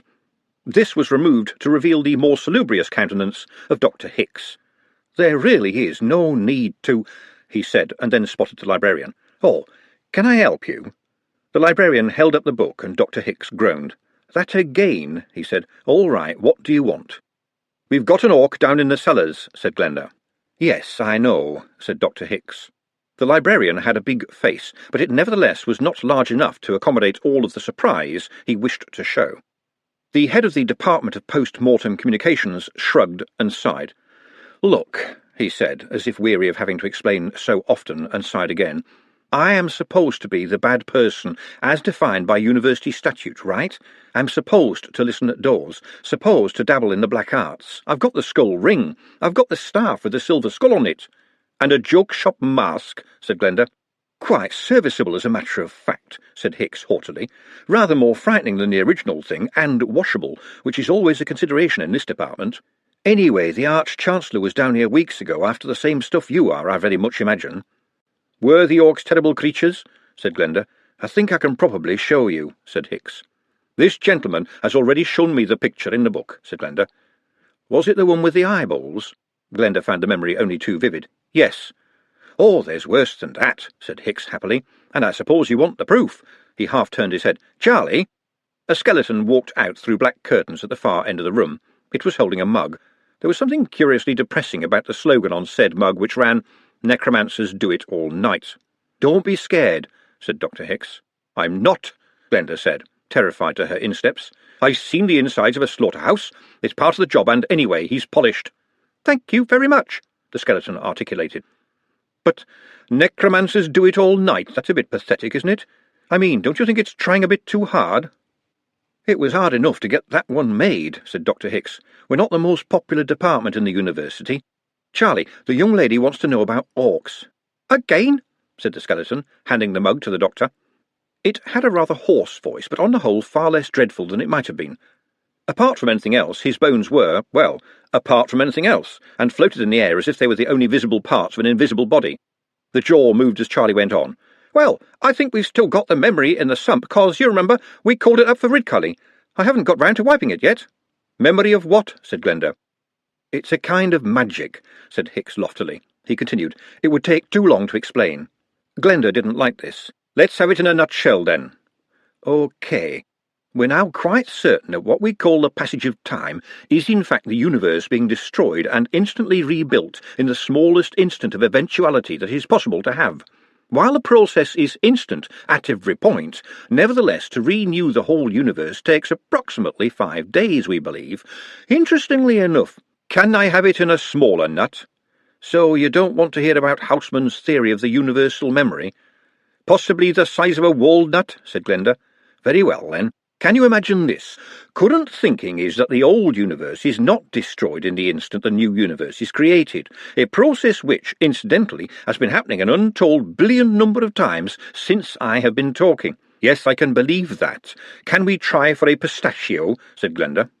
Copies of the universe are kept. We don't know how, we don't know where, and it beats the hell out of me trying to imagine how it all works. But we're finding that it is sometimes possible to read this memory in certain circumstances. How am I doing in terms of nut dimensions? You've got some kind of magic mirror, said Glenda flatly. That's it, if you want the size of a pine nut, said Hicks. Pine nuts are actually seeds, said Glenda smugly. So what you're saying is that everything that happens stays happened somewhere, and you can look at it if you have the knowing. That is a magnificent distillation of the situation, said Hicks, which is incredibly helpful, while at the same time inaccurate in every possible way. But, as you put it, we use and here he gave a little shudder, magic mirror, as you put it. We recently looked at the Battle of Orc Deep for the Arch-Chancellor. That was the last known battle in which the race known as Orcs were deployed. Deployed? Said Glenda. Used, said Hicks. Used? And you can find something like that in the total history of everything there's ever been? It helps to have an anchor, said Hicks, something that was present. And all I am going to tell you, young lady, is that there was a piece of a skull found on that battlefield, and since it was a skull, that firmly puts it into the responsibility of my department. He turned to the librarian. It's okay to show her, isn't it? He said. The librarian shook his head. Good. That means I can do it then under university statute. A certain amount of surreptitious disobedience is demanded of me. We have it set up on an omniscope. Since my colleague is so certain that I should not be doing this, he will not mind if I do. It's only a very brief fragment of time, but it did impress the Arch-Chancellor, if impress is the right word. I just want to get something clear, said Glenda. You can actually disobey the orders of someone like the Arch-Chancellor? Oh, yes, said Hicks. I am under instruction to do so. It is expected of me. But how can that possibly work, said Glenda. What happens when he gives you an instruction that he doesn't want you to disobey? It works by common sense and goodwill on all sides, said Hicks. If, for example, the Arch-Chancellor gives me a command that absolutely must not be disobeyed, he will add something like, Hicks, you little worm, by university statute, if you disobey this one, I'll smack your head. Though, in reality, a word to the wise, madam, is sufficient. It's all done on the basis of trust, really. I am trusted to be untrustworthy. I don't know what the Arch-Chancellor would do without me. Yeah, right, said Charlie, grinning. A few minutes later, Glenda was in another dark room, standing in front of a round, dark mirror, at least as high as she was. Is this going to be like the moving pictures? She said sarcastically. An amusing comparison, said Hicks, except for, 1, there is no popcorn, and 2, you would not want to eat it if there was. What might be called the camera in this case was the last thing one of the human fighters saw. Is this the person whose skull you've got? Well done, I see you have been following things, said Hicks. There was a moment of silence. This is going to be scary, isn't it? Yes, said Hicks. Nightmares? Very probably. Even I think it's extremely disconcerting. Are you ready, Charlie? "Ready," said Charlie from somewhere in the darkness. "Are you sure, miss?" Glenda wasn't sure, but anything would be better than facing Hicks's know-it-all smile. "Yes," she said, keeping her voice firm. "The fragment we're able to show lasts less than 3 seconds, but I doubt whether you will want to see it again. Are we ready? Thank you, Charlie." Glenda's chair went backwards very quickly, and Hicks, who had been hovering, caught her.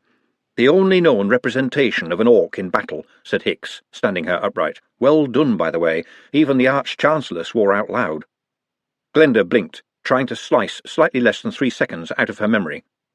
"And that's true, is it?" But it had to be true. There was something about the way the image was sticking to the back of her brain that declared the truth of it. "I want to see it again."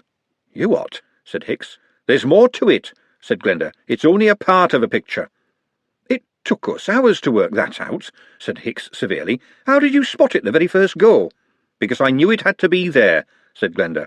"She's got you there, boss," said Charlie. "All right. Show it again, and this time magnify the right-hand corner. It's very blurry," he said to Glenda. "Can you stop it?" said Glenda. "Oh, yes, Charlie has worked that one out. Then you know the bit I mean." "Oh, yes." "Then show me it again." Charlie disappeared behind his curtain. There were a few flashes of light, and then— "There!" She pointed at the frozen image.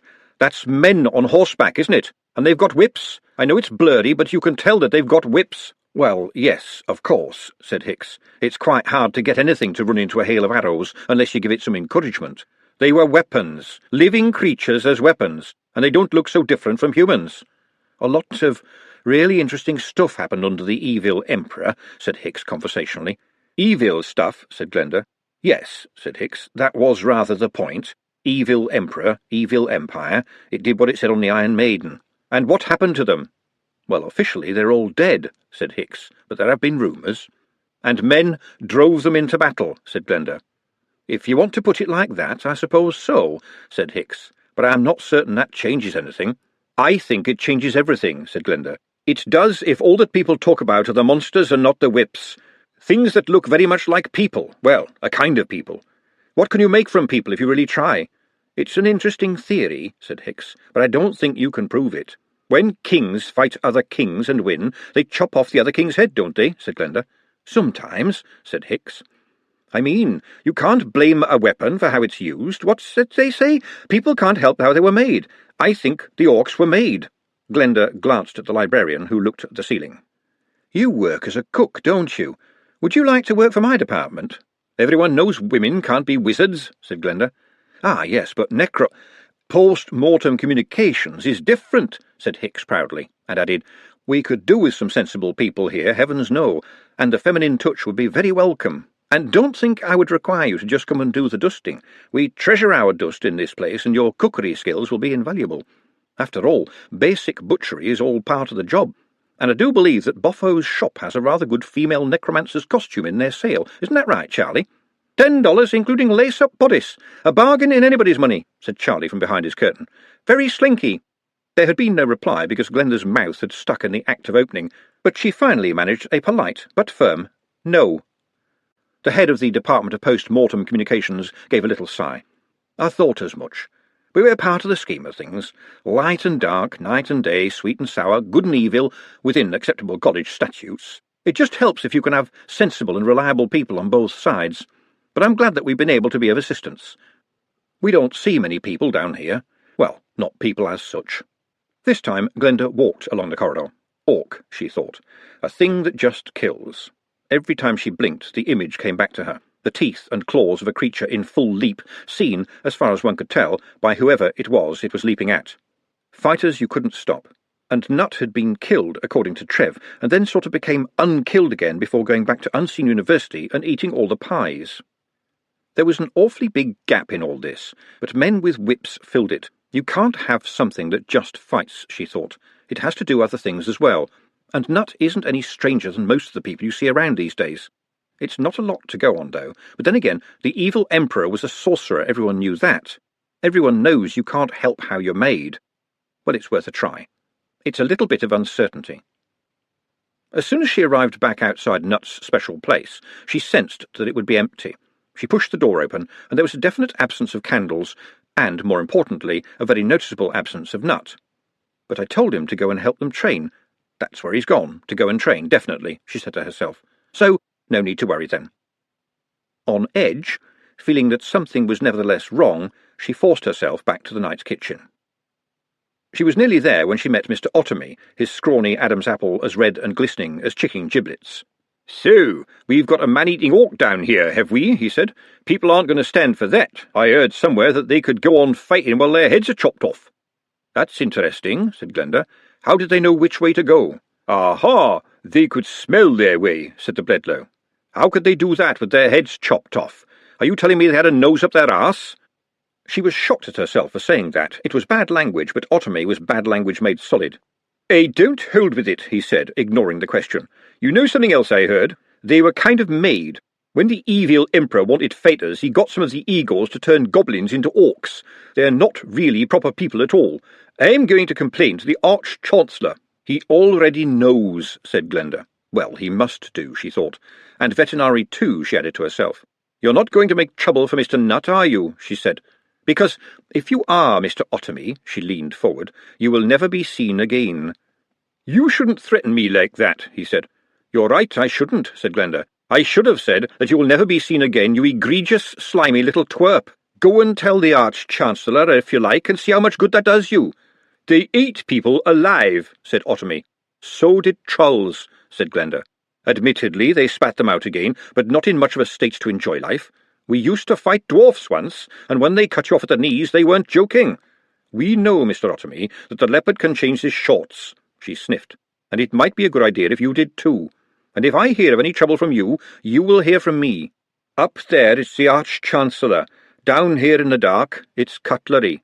"I'll tell him what you said," said the luckless Bledlow, backing away. "I would be very grateful if you did," said Glenda. "Now push off." "Why do we tell one another that the leopard cannot change his shorts?" she mused as she watched him scurry away. "Has anyone ever seen a leopard wearing shorts? And how would they be able to put them on if they had them? But we go on saying it as if it was some kind of holy truth, when it just means that we've run out of an argument." There was something she had to do. Now what was it? Oh yes, she went over once again to the cauldron on which she had chalked "Do not touch" and lifted up the lid. The beady eyes stared up at her from the watery depths, and she went away and got a few scraps of fish, which she dropped towards the waiting claws. "Well, I know what to do with you, at least," she said. A fully working kitchen holds a great many things, not least of which is a huge collection of ways of committing horrible murder, plus multiple ways of getting rid of the evidence. This wasn't the first time the thought had crossed her mind. She was quite glad about it. For now, she selected a really thick pair of gloves from a drawer, put her old coat on again, reached into the cauldron and picked up the crab. It snapped at her. She knew it would. Never, ever expect gratitude from those you help. "Tide's turning," she told the crustacean, "so we're going to take a little walk." She dropped it into her shopping bag and headed across the university lawns. A couple of graduate wizards were working in the university boatyard nearby. One looked at her and said, "Are you supposed to be walking on the university lawns, madam?" "No, it is absolutely forbidden to kitchen staff," said Glenda. The students looked at one another. "Oh, right," said one of them. And that was it. As easy as that. It was only a metaphorical hammer. It only hit you if you allowed it to be there. She pulled the crab out of her bag, and it waved its claws irritably. "See that over there," she said, waving her own spare hand. "That's hen and chicken's field." It's doubtful whether the crab's beady eyes could focus on the grassy waste across the river, but at least she pointed it in the right direction. "People think it's because there was chickens kept there," she went on conversationally, while the two wizards looked at one another. "As a matter of fact, that's not so. It used to be where people were hanged, and so, when they walked out from the old jail that used to be over there, the priest in front of the procession with his billowing robes seemed to lead the line of doomed men and jailers like a hen leading its chicks. That sort of thing is what we call a droll sense of humour in these parts, and I haven't got the faintest idea why I'm talking to you. I've done my best. You now know more than any other crab." She walked down to the very edge of what passed for water as the river flowed through the city, and dropped the crab into it. "Stay clear of crab pots and don't come back." She turned round and realised the wizards had been watching her. "Well," she snapped, "is there any law about talking to crabs around here?" She then gave them a little smile as she walked past. Back in the long corridors she wandered, feeling a little light-headed towards the vats. Some of its denizens eyed her nervously as she passed through, but there was no sign of Nut. Not that she was looking for him at all. As she walked on towards the knight's kitchen, Trev and Juliet appeared. Glenda couldn't help but notice that Juliet had a somewhat bright-eyed and ruffled look. That is, she couldn't help but notice because she made a point of noticing every time. Semi-parental responsibility was a terrible thing. "What are you still doing here?" she said. They looked at her, and there was more in their expressions than mere embarrassment. "I come back to say goodbye to the girls, and I had to wait for Trev because of the training." Glenda sat down. "Make me a cup of tea, will you?" And because old habits died hard, she added, "Boil water in the kettle, 2 spoons of tea in the pot. Pour water from kettle into pot when it boils. Do not put tea in kettle." She turned to Trev. "Where's Mr. Nutt?" she said, nonchalance booming in her voice. Trev looked down at his feet. "I dunno, Glenda," he said. "I've been—" "Busy," Glenda completed. "But no hanky-panky," said Juliet quickly. Glenda realised that right now she would not have minded if there had been hanky-panky, or even spanky. There were things that were important and things that weren't, and times when you knew the difference. "So, how did Mr. Nutt get on, then?" Trev and Juliet looked at one another. We don't know. He wasn't there," said Trev. "We kind of thought he might be with you," said Juliet, handing her a cup of what you get when you ask for a cup of tea from someone who tends to confuse the recipe, even at the best of times. "He wasn't in the Great Hall," said Glenda. "No, he wasn't there. Wait 1 moment." Trev ran down the steps, and after a few seconds they heard his footsteps coming back. "His toolbox is gone," said Trev. "I mean, it wasn't much. He made it out of bits he found in the cellars, but as far as I know, it's all he owned." "I knew it," thought Glenda. "Of course I knew it." "Where could he be? He's got nowhere else to go but here," she said. "Well, there is that place up in Uberwald he talks about quite a lot," said Trev. "That's getting on for about 1,000 miles away," said Glenda. "Well, I suppose he thinks he might as well be there as here," said Juliet innocently. "I mean, Orc, I'd want to run away from a name like that if it was me." "Look, I'm sure he's just wandered off somewhere in the building," Glenda said, believing absolutely that he hadn't. "But if I believe he's going to be around the next corner, or has just nipped off to powder his nose, or has just wandered away for half an hour, which of course is his right, perhaps he needs to go and buy a pair of socks. If I keep believing he'll turn up any minute, he might, even though I know he won't." She put down the cup. "Half an hour," she said. "Juliet, you go and check around the Great Hall. Trev, you go down the tunnels that way. I'll go down the tunnels this way. If you find anyone you can trust, ask 'em." A little more than half an hour later, Glenda was the last to turn up back in the night kitchen. She very nearly half expected that he would be there and knew that he wouldn't. "Would he know about getting on a coach?" she said. "I doubt he's ever seen one," said Trev. "You know what I would do if I was him? I'd just run. It was like when Dad died. I spent all night walking round the city. I wasn't bothered where I went, just went. Wanted to run away from being me." "How fast can an orc run?" said Glenda. "Much faster than a man, I bet," said Trev. "And for a long time, too." "Listen," this was Juliet. "Can't you hear it?" "Hear what?" said Glenda. "Nothing," said Juliet. "Well?" "What happened to Orc?" "I think we'll find them where we find him," said Trev. "Well, he can't run all the way back to Uberwald," said Glenda. "You couldn't." At last Glenda said it. "I think we should go after him." "I'll come," said Trev. "Then I'm going to come too," insisted Juliet. "Besides, I've still got the money and you're going to need it." "Your money's in the bank," said Glenda, "and the bank is shut. But I think I've got a few dollars in my purse." "Then, excuse me," said Trev. "I won't be a moment. I think there's something we ought to take." The driver of the horse bus to Stow Lat looked down and said, $2.50 each. "But you only go to Stow Lat," said Glenda. "Yes," said the man calmly. "That's why it says Stow Lat on the front." "We might have to go a lot further," said Trev. "Just about every coach in this part of the world goes through Stow Lat," he said. "How long will it take to get there?" "Well, this is the late-night bus, OK? It's for people who've got to be in Stow Lat early and haven't got much money. And there's the rub, see? The less the money, the slower the travel. We get there in the end, somewhere around about dawn, in fact." "All night? I think I could walk it faster." The man had the quiet, friendly air about him of someone who had found the best way to get through life was never to give much of a stuff about anything. "Be my guest," he said. "I'll wave to you as we go past." Glenda looked down the length of the coach. It was half full of the kind of people who took the overnight bus because it wasn't very expensive. The kind of people, in fact, who had brought their own dinner in a paper bag, and probably not a new paper bag at that. The three of them huddled. "It's the only one we can afford," said Trev. "I don't think we can even afford travel for one on the mail coaches." "Can't we try and bargain with him?" said Glenda. "Good idea," said Trev. He walked back to the coach. "Hello again," said the driver. "When are you going to leave?" said Trev. "In about 5 minutes. So, everyone who's going to be riding is on the coach." Glenda glanced past the driver. The passenger behind him was very meticulously peeling a hard-boiled egg. "Could be," said the driver. "Then why not leave right now? said Trev, and go faster. It's very important. Late night, said the driver. That's what I said. Supposing I was to threaten you with this lead pipe, would you go any faster? Said Trev. Trevor likely, said Glenda. You can't go around threatening people with lead pipes. The driver looked down at Trev and said, Can you run that past me again? I told you I had this length of lead pipe, said Trev, banging it gently against the bus's door. Sorry, but we really need to get to Stow Lat. Oh, right, yeah, said the driver. I see your lead pipe, and he reached down to the other side of his seat, and I will raise you this battle-axe, and would remind you that if I were to cut you in half, the law would be on my side. No offence meant. You must think I'm some kind of fool, but you're all hopping about like nits on a griddle, so what's this all about, then? We've got to catch up with our friend. He could be in danger, said Trev. And it's very romantic, said Juliet. The driver looked at her. If you help us catch up with him, I'll give you a big kiss, she said. There, said the driver to Trev. Why didn't you think of that? All right, I'll give you a kiss as well, said Trev. No, thanks, sir, said the driver, clearly enjoying himself. In your case, I think I'll go for the lead pipe, although please don't try anything, because it's the devil's own job to get the bloodstains off the seats.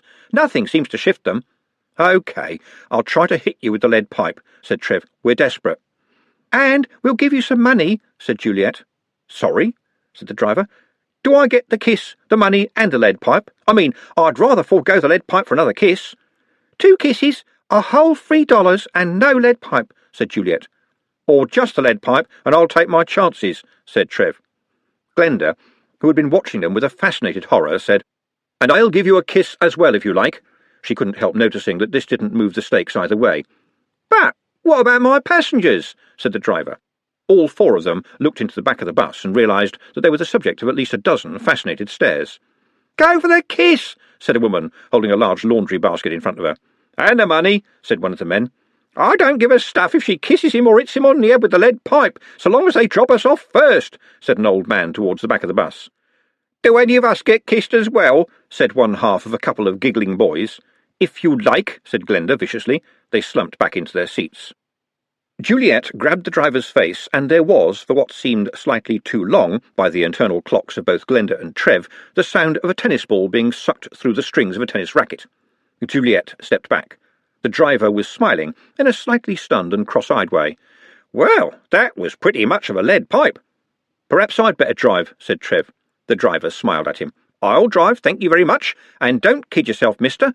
I know a dicey one when I see one, and you don't come close. My old mum will be more likely to hit me with a lead pipe than you. Throw it away, why don't you? Or someone will give you a centre parting you won't forget in a hurry. He winked at Juliet. What with one thing or another, it's a good idea to give the horses a bit of a run every now and again. All aboard for Stow Lat! The horse buses did not usually travel very fast, and the driver's definition of a run was only marginally faster than what most people would call a walk. But he managed to get them up to something that at least meant they did not have the time to get bored by a passing tree. The bus was for people, as the driver had pointed out, who couldn't afford speed but could afford time. In its construction, therefore, no expense had been attempted. It was really no more than a cart with double seats all the way along it from the driver's slightly elevated bench. Tarpaulins on either side kept out the worst of the weather, but fortunately still let in enough of the wind to mitigate the smell of the upholstery, which had experienced humanity in all its manifold moods and urgencies. Glenda got the impression that some of the travellers were regulars. An elderly woman was sitting quietly knitting. The boys were still engaged in the furtive giggling appropriate to their age, and a dwarf was staring out the window without looking at anything in particular. No one really bothered about talking to anybody, except a man right at the back, who was having a continuous conversation with himself. "This isn't fast enough," Glenda shouted after 10 minutes of bouncing over the potholes. "I could run faster than this." "I don't think he's going to get that far," said Trev. The sun was going down, and the shadows were already drawing across the cabbage fields, but there was a figure on the road ahead, struggling. Trev jumped off. "Orc, orc!" "It's those wretched things," said Glenda, running up behind him. "Give me that lead pipe." Nut was half crouched in the dust on the road. The sisters of perpetual velocity were half flying and half flapping around him while he tried to protect his face with his hands. The passengers of the bus were quite unnoticed until the lead pipe arrived, followed very shortly by Glenda. It didn't have the effect she'd hoped. The sisters were indeed like birds. She couldn't so much hit them as bat them through the air. "Orc! Orc! You stop trying to hurt him!" she screamed. "He hasn't done anything wrong." Nut raised an arm and grabbed her wrist. There wasn't much pressure, but somehow she couldn't move it at all. It was as if it had suddenly been embalmed in stone. "They're not here to hurt me," he said. "They're here to protect you." "Who from?" "Me. At least, that's how it's supposed to go." "But I don't need any protection from you. That doesn't make any sense." "They think you might," said Nut, "but that is not the worst of it." The creatures were circling, and the other passengers, sharing the endemic Ankh-Morpork taste for impromptu street theatre, had piled out and had become an appreciative audience, which clearly discomforted the sisters. "What is the worst of it, then?" said Glenda, waving the pipe at the nearest sister, which jumped back out of the way. "They may be right." "All right, so you're an orc," said Trev. "So they used to eat people. Have you eaten anyone lately?" "No, Mr. Trev." "Well, there you are, then."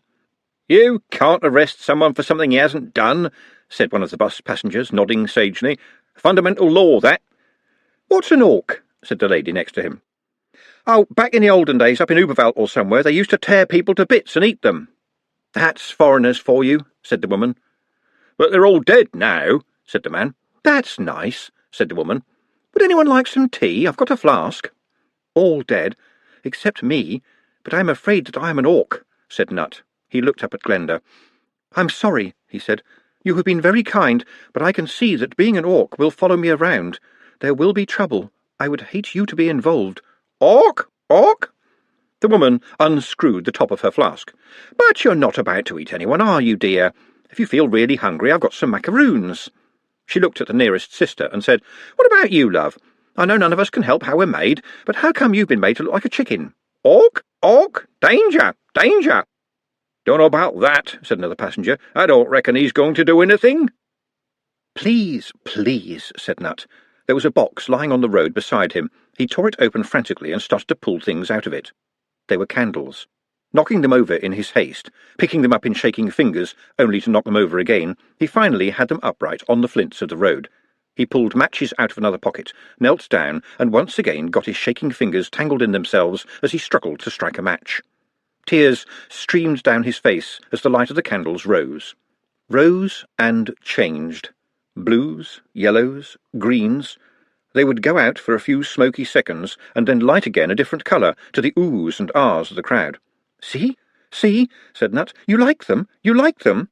"I think you could make yourself a lot of money out of that," said one of the passengers. "They're lovely," said the old lady. "Honestly, the things you young people can do today."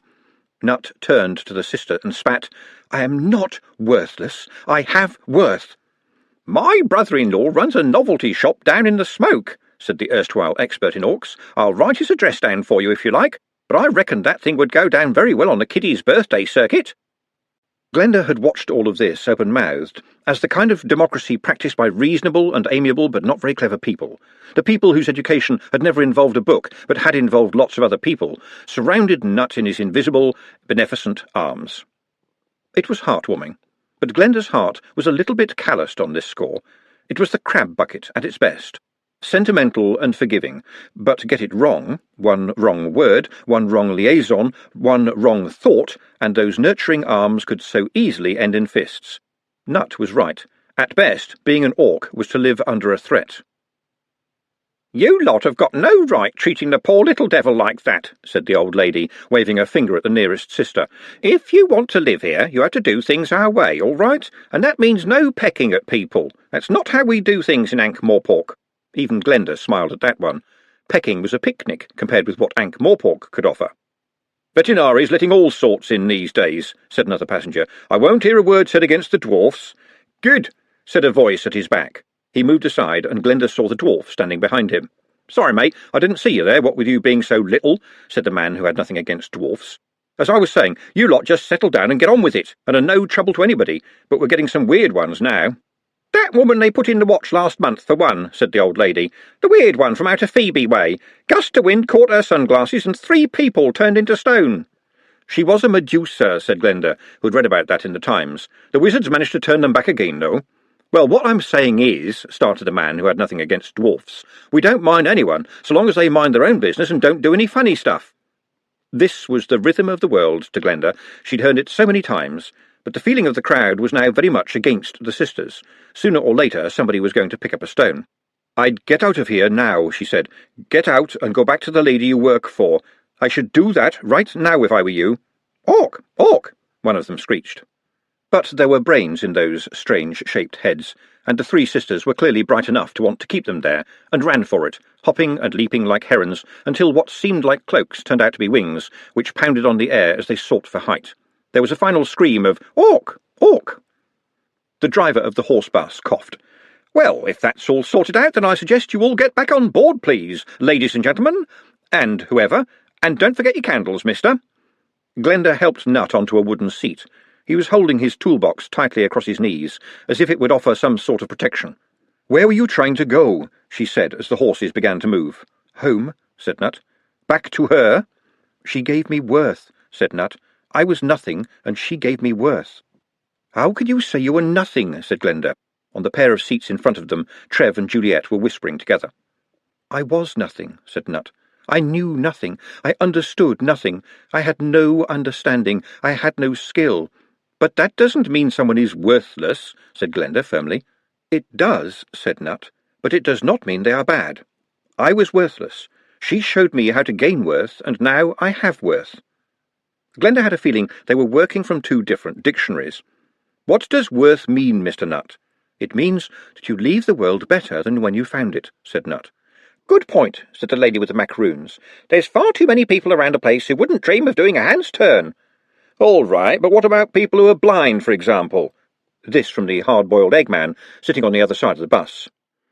"I know a blind bloke in Stow Lat who runs a bar," said an elderly gentleman. "Knows where everything is, and when you put your money on the counter, he knows if it's the right change just by listening. He does all right. It's amazing. He can pick out a dud sixpence halfway across a noisy bar." "I don't think there are absolutes," said Nut. "I think what Ladyship meant was that you do the best you can with what you have." "Sounds like a sensible lady," said the man who had nothing against dwarfs. "She's a vampire," said Glenda maliciously. "Nothing against vampires, just so long as they keep themselves to themselves," said the macaroon lady, who was now engaged in licking something revoltingly pink. "We've got one working down at the kosher butcher's on our street, and she's as nice as you like." "I don't think it's about what you end up with," said the dwarf. "It's about what you end up with compared with what you started with." Glenda leaned back with a smile as attempts at philosophy bounced their way from seat to seat. She wasn't at all certain about the whole thing, but Nut was sitting there looking far less bedraggled, and the rest of them were treating him as one of themselves. There were dim lights ahead in the darkness. Glenda slipped from her seat and went up ahead to the driver. "Are we nearly there yet?" "Another 5 minutes," said the driver. "Sorry about all that silly business with the lead pipe," she said. "Didn't happen," said the man cheerfully. "Believe me, we get all sorts on the night bus. At least no one's thrown up. Quite an interesting lad you got back there with you." "You've no idea," said Glenda. "Of course, all he's saying is you've got to do your best," said the driver. "And the more best you're capable of, the more you should do. That's it, really." Glenda nodded. That did seem to be it, really. "Do you go straight back?" she said. "No, me and the horses are stopping here, and we'll go back in the morning." He gave her the wry look of a man who's heard a great many things, and surprisingly seen a great many things, when to those behind him he was just ahead, facing forward, keeping an eye on the road. "That was a wonderful kiss she give me. I'll tell you what, the bus will be in the yard. There's plenty of straw round, and if anyone was to have a bit of a kip, I wouldn't know about it, would I?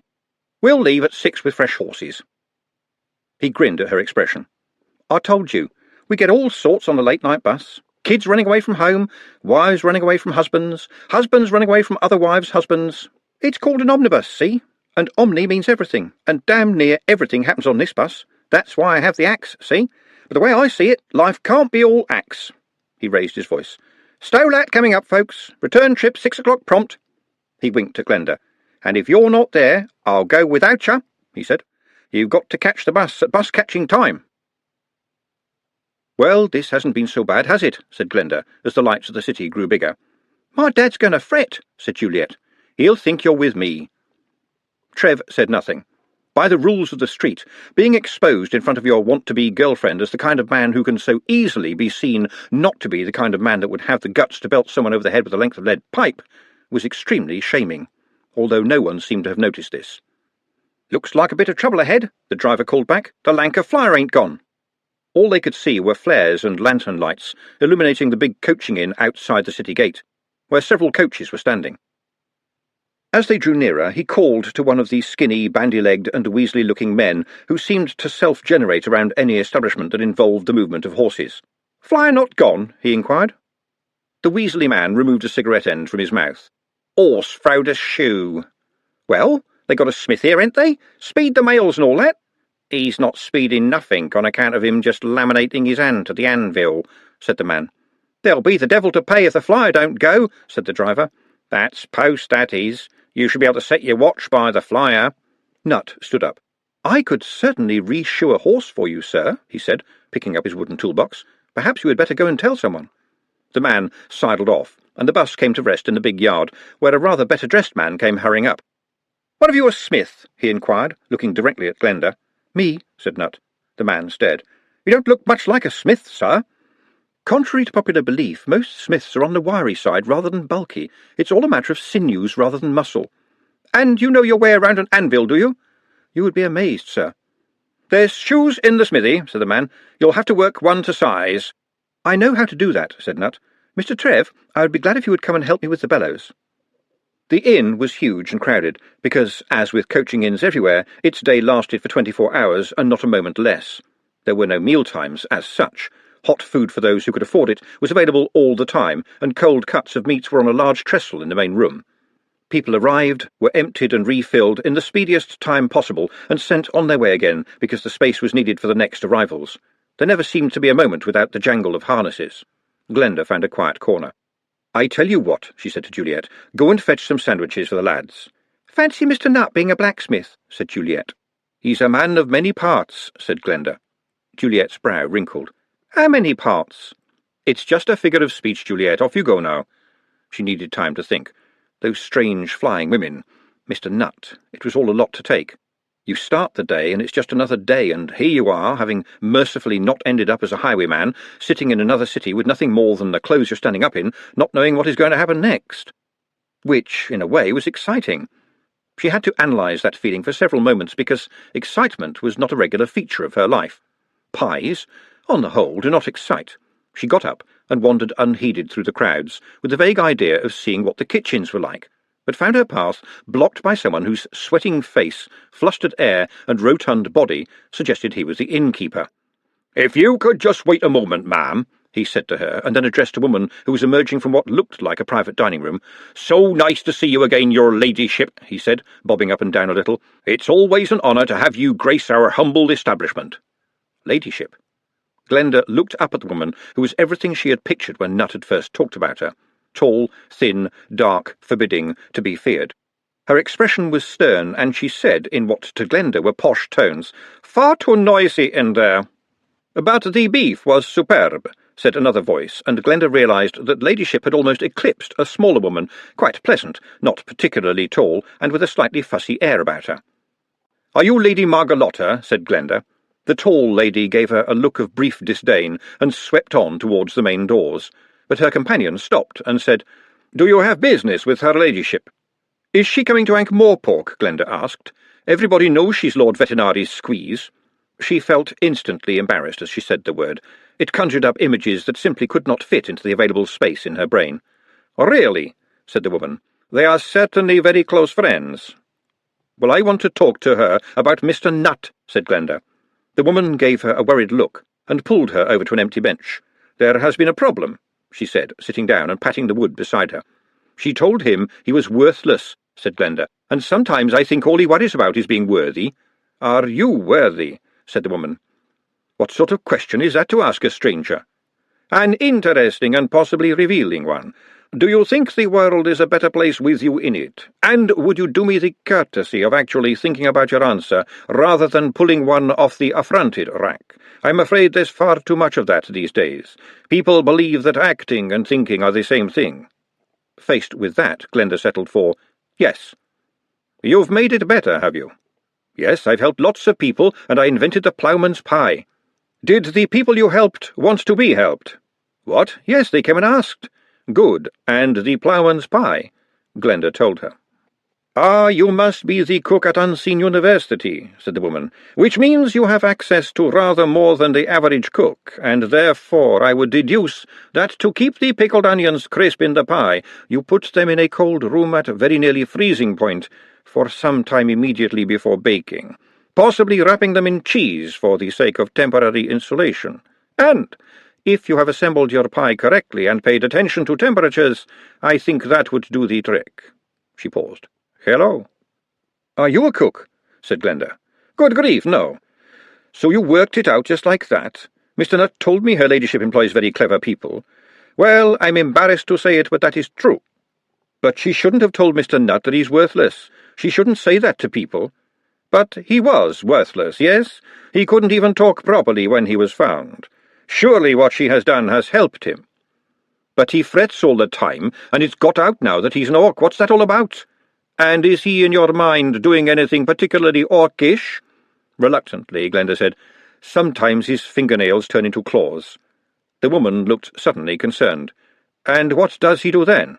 "Well, nothing," said Glenda. "They just sort of go back in again. But he makes wonderful candles," she added quickly. "He's always making things. It's as if worth is something that drains away all the time, so you have to keep topping it up." "Possibly, now you put it that way. She has been a little too brisk with him." "Does she love him?" asked Glenda. "I beg your pardon. I mean, has anyone ever loved him?" "Oh, I think she does, in her way," said the woman. "Although she's a vampire, you know, they tend to see the world rather differently." "Well, if I met her, I'd give her a piece of my mind," said Glenda, muddling him about. "Setting those wretched flying ladies on him, I wouldn't let her do that sort of thing." "She's immensely strong, I'm led to believe," said the woman. "That doesn't give her the right," said Glenda. "And shall I tell you something? Mr. Nutt is right here. Oh, yes, out in the yard, shoeing one of the horses for the Lanka Flyer. He really is amazing." "It sounds like it," said the woman with a faint little smile. "You certainly seem to be a vehement supporter." Glenda hesitated. "Is that something to do with foxes?" she said. "It means with great passion," said the woman. "Do you have a great passion for Mr. Nutt, Miss Sugarbean? And remember, please, I do like people to do me the honour of thinking before they speak." "Well, I like him a lot," said Glenda hotly. "That is charming," said the woman. "It does occur to me that Mr. Nutt might have achieved more worth than I had previously thought." "So you tell her ladyship what I said," said Glenda, feeling her neck on fire with blushes. "Mr. Nutt has got friends." "Indeed I will," said the woman, standing up. "And now, if you'll excuse me, I'm sure our coach is about to depart. I must fly." "Remember to tell her what I said," Glenda shouted after her. She saw the woman turn to smile at her, and then she was lost as a party arriving from a new coach hurried in from the cold night air. Glenda, who had stood up at the same time as the woman, sat down heavily. Who on earth did that woman think she was? Her ladyship's librarian, probably.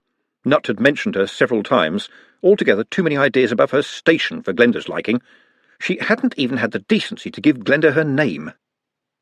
The faint, distant hunting horns of sheer terror began to sound in the back of her mind.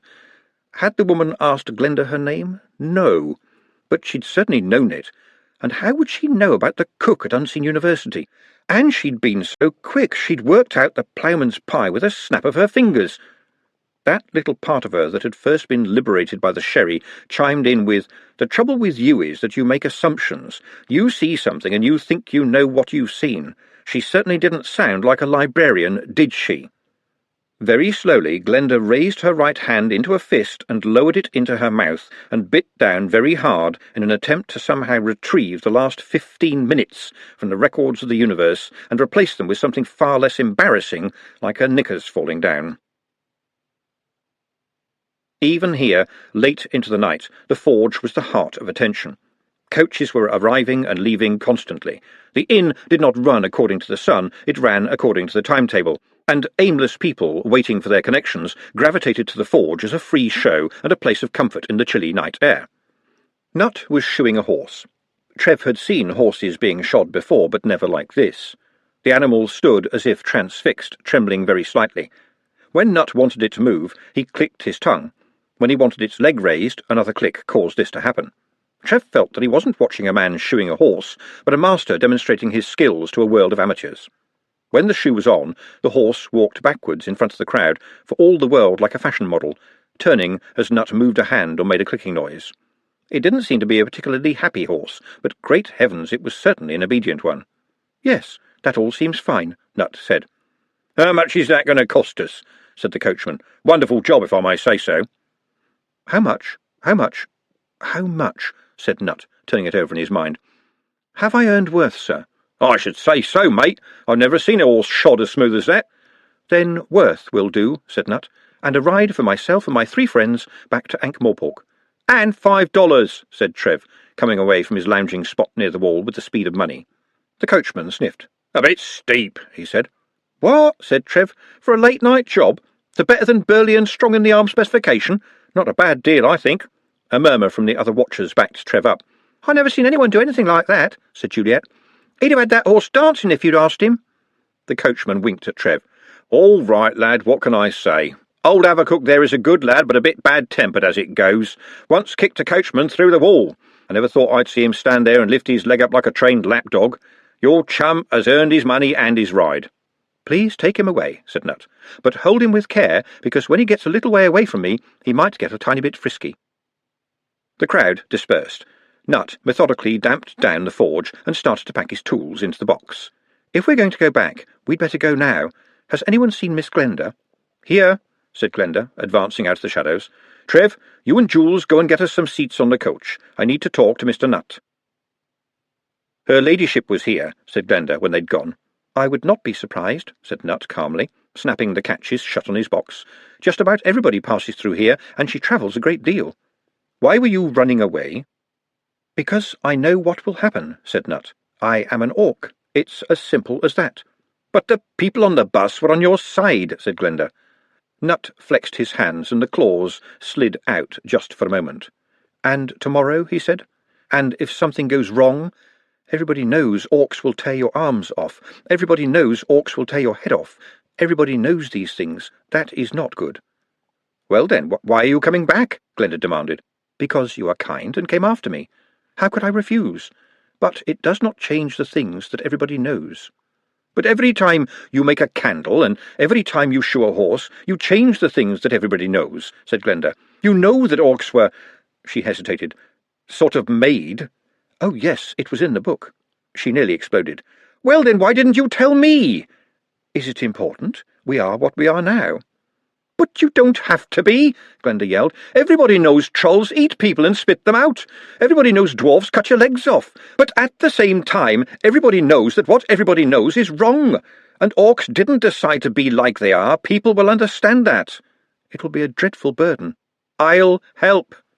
Glenda was shocked at the speed of her response, and then mumbled, I'll help. The coals in the forge crackled as they settled down. Fires in a busy forge seldom die out completely. After a while, Glenda said, You wrote that poem for Trev, didn't you? Yes, Miss Glenda. I hope she liked it. Glenda thought she'd better raise this carefully. I think I ought to tell you that she didn't understand a lot of the words exactly. I sort of had to translate it for her. It hadn't been too difficult, she reckoned. Most love poems were pretty much the same under the curly writing. Did you like it? Said Nut. It was a wonderful poem, said Glenda. I wrote it for you, said Nut. He was looking at her with an expression that stirred together fear and defiance in equal measure. The cooling embers brightened up at this. After all, a forge has a soul. As if they had been waiting there, the responses lined themselves up in front of Glenda's tongue. Whatever you do next is going to be very important, she told herself. Really, extremely very important. Don't start wondering about what Mary the bloody housemaid would do in one of those cheap novels you read, because Mary was made up by someone with a name suspiciously like an anagram for people like you. She is not real, and you are. We had better get on the coach, said Nut, picking up his box. Glenda gave up on the thinking and burst into tears. It has to be said that they were not the gentle tears they would have been from Mary the housemaid, but the really big, long-drawn-out, blobby ones you get from someone who very rarely cries. They were gummy, with a hint of snot in there as well. But they were real. Mary the housemaid would just not have been able to match them. So, of course, it will be just like Trev likely to turn up out of the shadows and say, They're calling the coach now. Are you two all right? Nut looked at Glenda.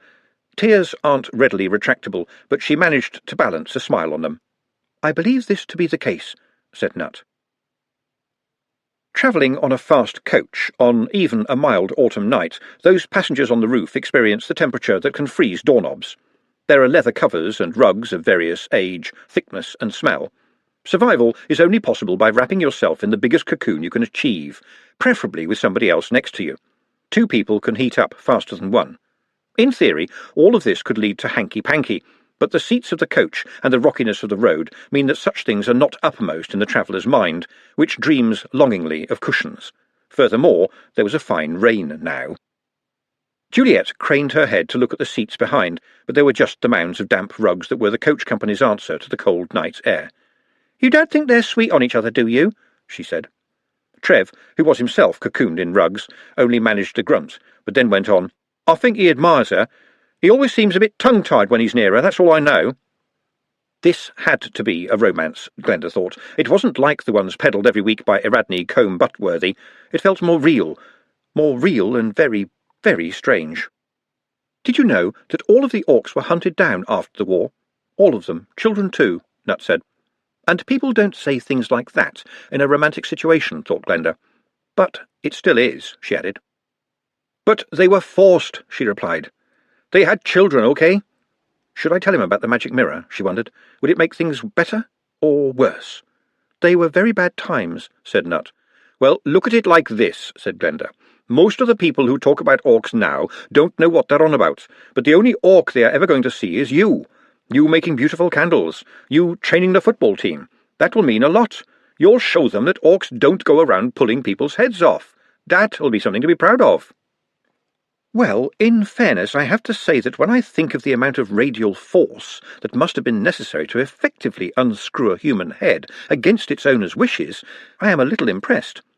But that's now, sitting here with you. Then I wanted to go up to the hills. I think that's how we must have survived. If you didn't keep away from humans, you died." "Yes, that's a very good point," said Glenda, "but I think you should keep it to yourself for now." She noticed a surprised owl, lit up briefly by the coach's lamps. Then she said, keeping her eyes straight ahead, "The thing about the poem." "How did you know, Miss Glenda?" said Nut. "You talk about kindness a lot." She cleared her throat. "And under these circumstances, I think Glenda is sufficient." "You are kind to me," said Nut. "You are kind to everybody." Glenda swiftly put aside a vision of Mr. Otomy and said, "No, I'm not. I'm shouting at everyone all the time." "Yes, but it's for their own good." "What do we do now?" Glenda said. "I have no idea. But can I tell you something very interesting about ships?" It wasn't exactly what Glenda had expected, but somehow it was 100% Nut. "Please, tell me the interesting thing about ships," she said. "The interesting thing about ships is that the captains of ships have to be very careful when two ships are close together at sea, particularly in calm conditions. They tend to collide." "Because of the wind blowing and that?" said Glenda, thinking, "In theory this is a romantic novel situation, and I'm about to learn about ships. Eradney Combe-Butworthy never puts a ship in her books. They probably don't have enough reticules." "No," said Nut.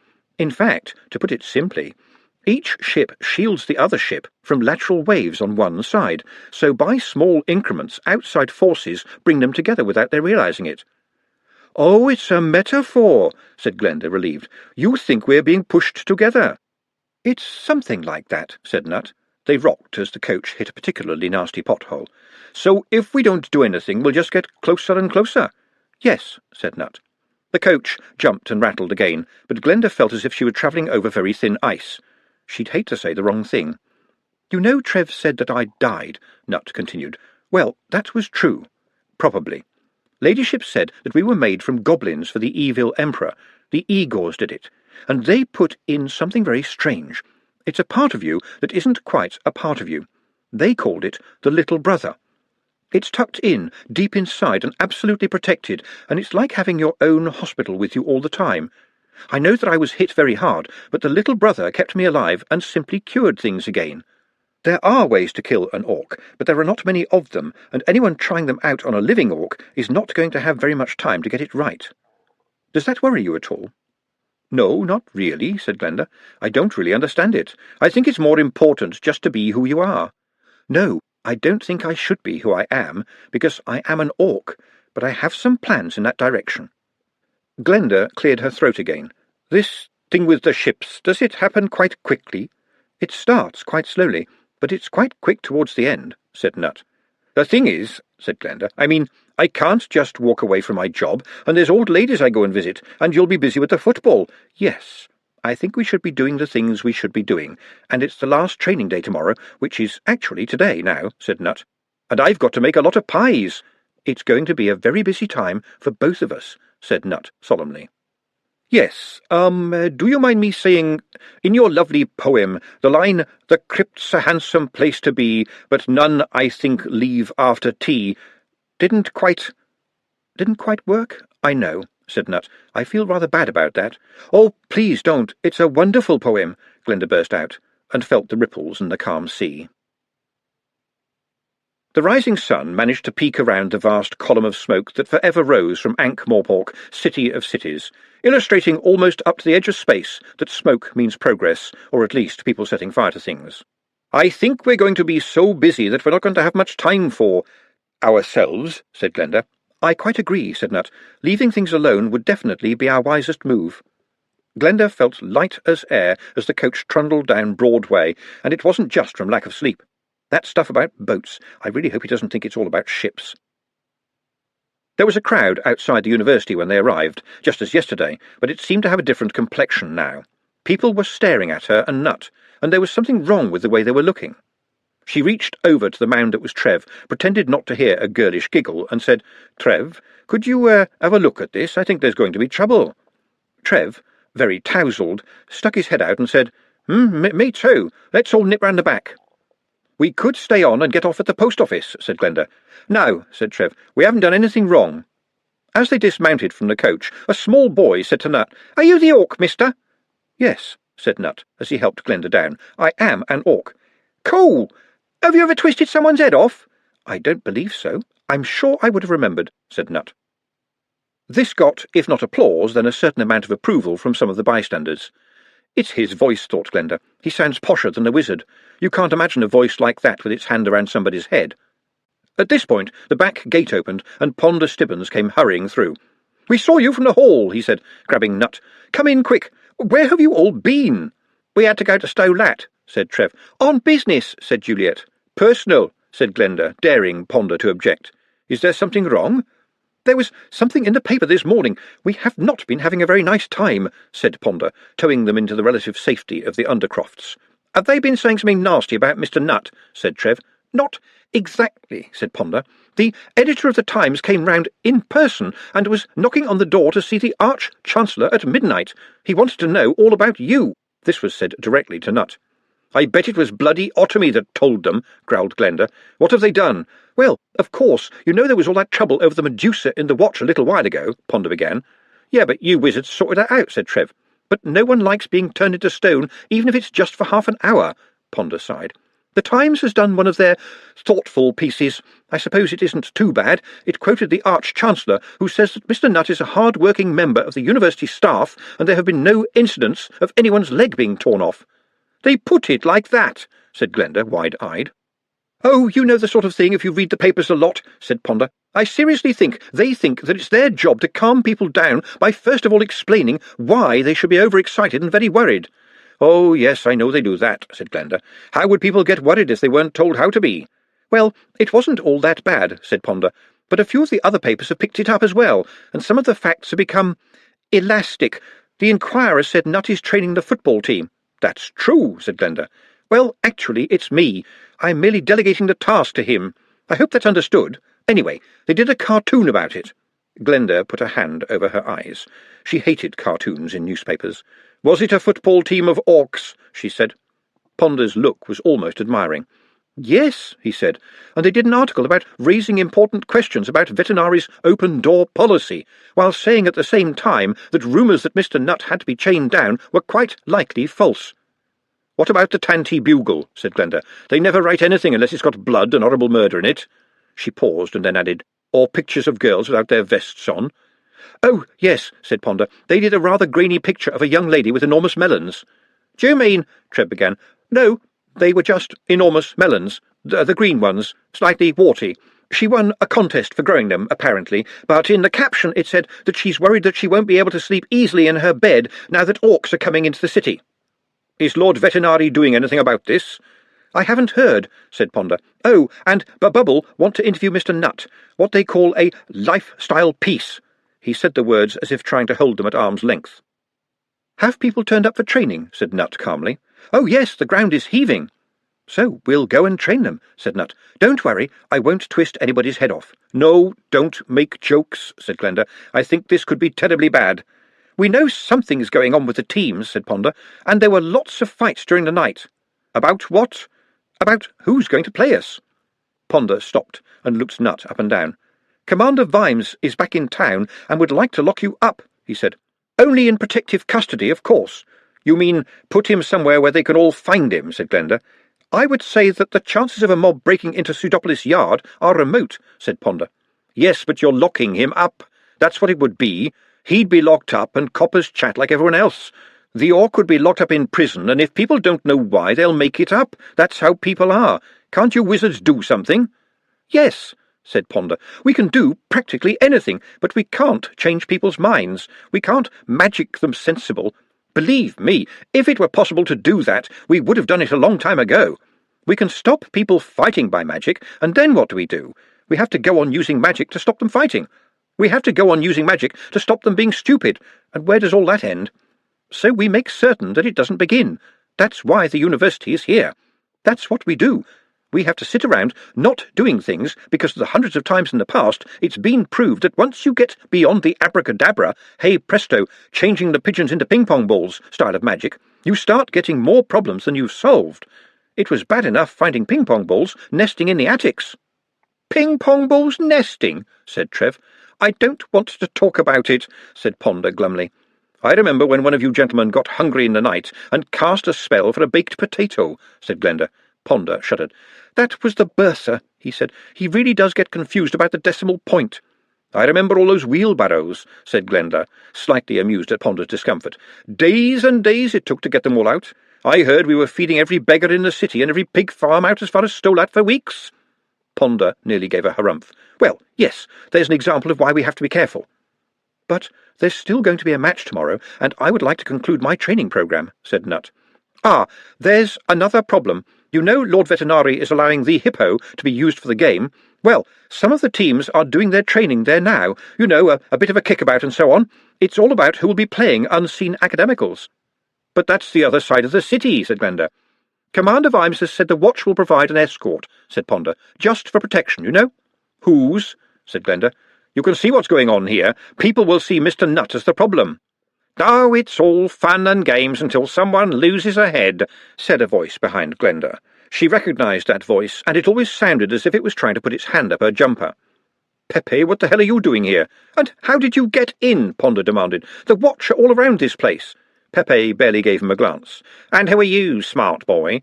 "I run this university." "Then I should go away and run it, because you're not going to be any good around here." "Is this person known to you, miss?" Ponder demanded. Yes, he designs clothes."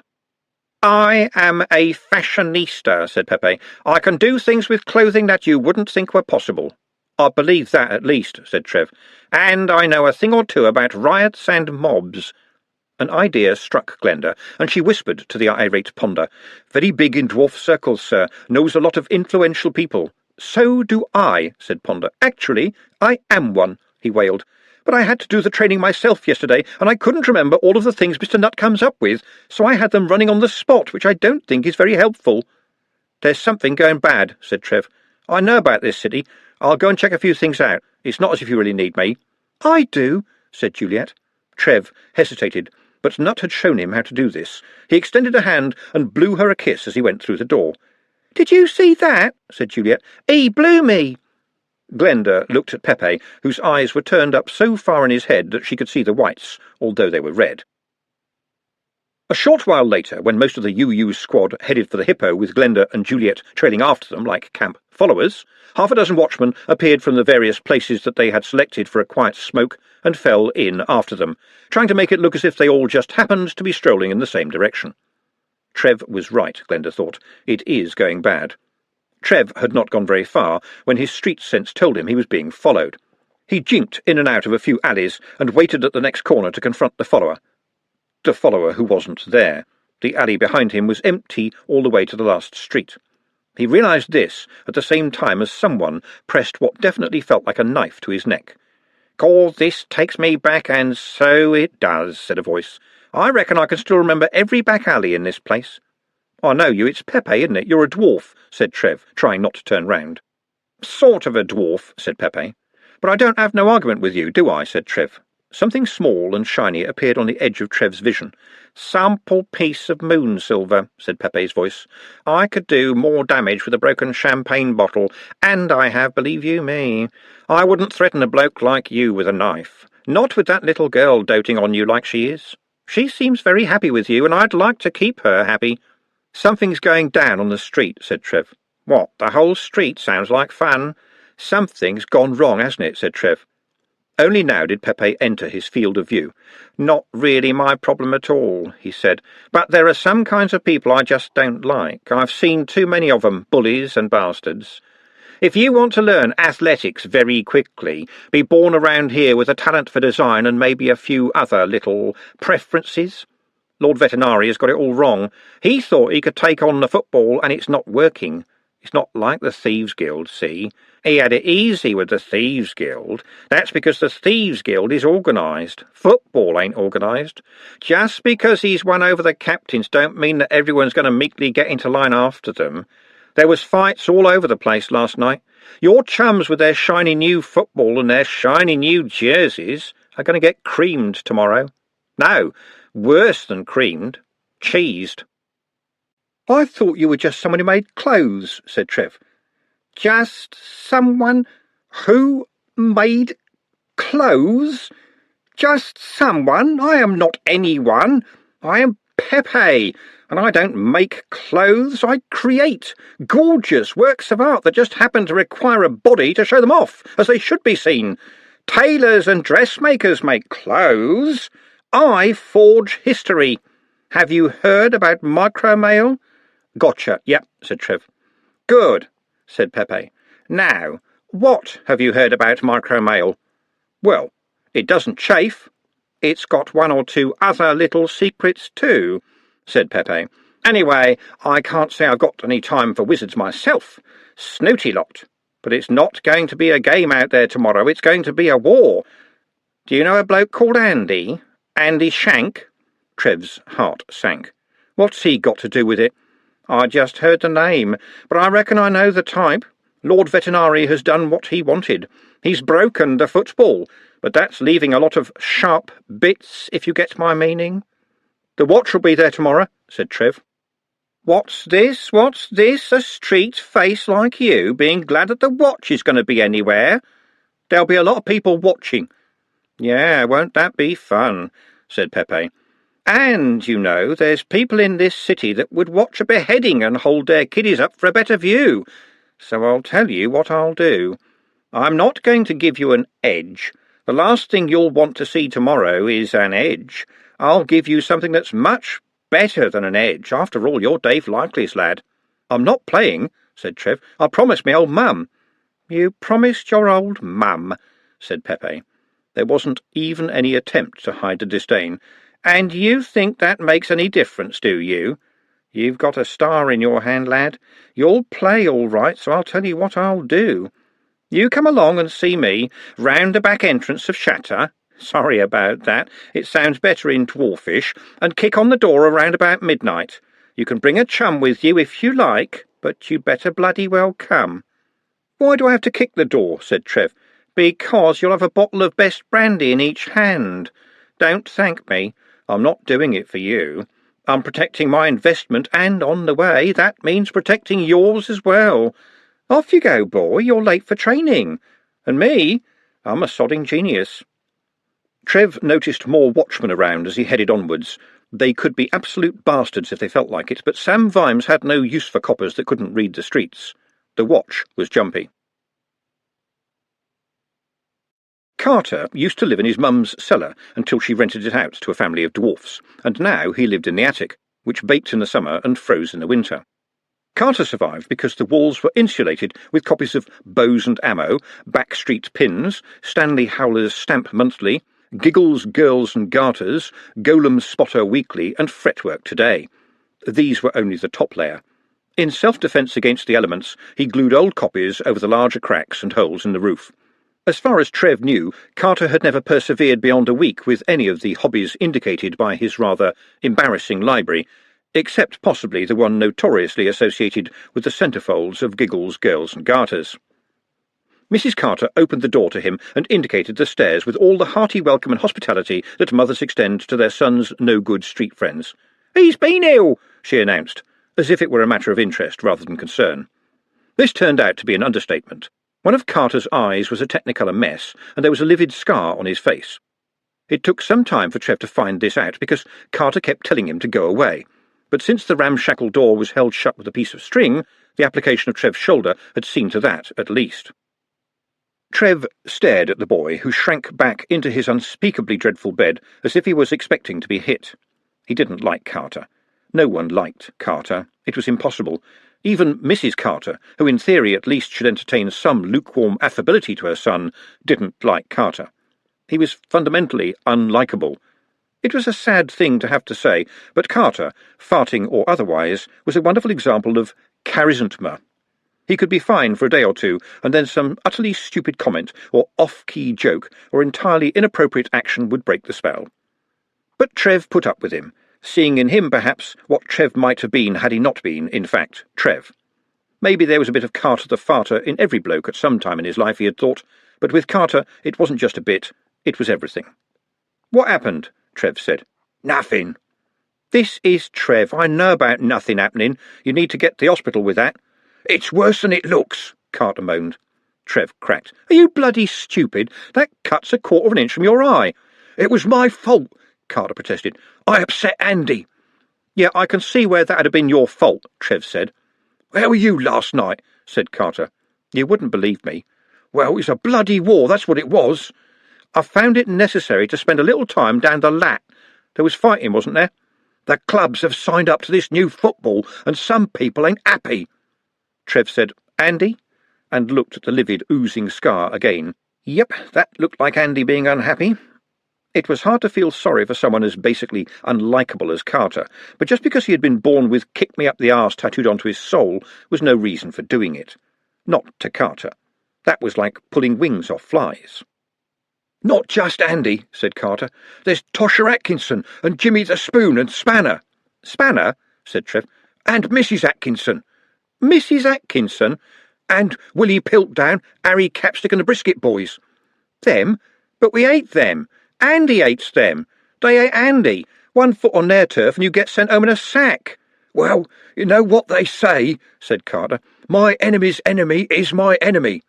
"I think you got that wrong," said Trev, "but I know what you mean." Trev stared at nothing, utterly aghast. The subjects of that litany of names were faces, hugely influential in the world of the teams, and, more importantly, among the supporters. They owned the shove. Pepe had been right. Vetinari thought the captains were in charge, and the captains were not in charge. The shove was in charge, and the faces ran the shove. One other reason that you could call them faces was that crude drawings of them appeared on watch posters, with hopeful messages asking people to let the watch know if said person had been seen around and about. "There's going to be a team put together for tomorrow, and they'll try to get as many of them in as possible," Carter volunteered. "Yeah, I heard." "They're going to show Vetinari what they think of his new football." "I didn't hear the name of the stollops there," Trev said. "I hear their dad's got them doing choir practice every night," said Carter. "The captains did sign up," said Trev, "so it'll look bad for them. But how much do you think Andy and his little chums care about that?" He leaned forward. "Vetinari's got the watch, though, hasn't he? And you know about the watch. OK, so there's some decent bastards among 'em when you get 'em by themselves, but if it all goes Wahoonie-shaped, they've got big, big sticks and big, big trolls, and they've not got to bother too much about who they hit, because they're the watch, which means it's all legal. And if you get 'em really pissed off, they'll add a charge of damaging their truncheons with your face. And talking of faces, exactly how come you're a quarter-inch away from being a candidate for a white stick?"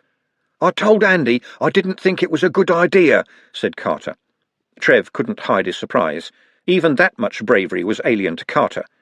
"Well, as it happens, it might be a blessing in disguise. You just stay here in bed and you won't end up stuck between the old Sam and Andy."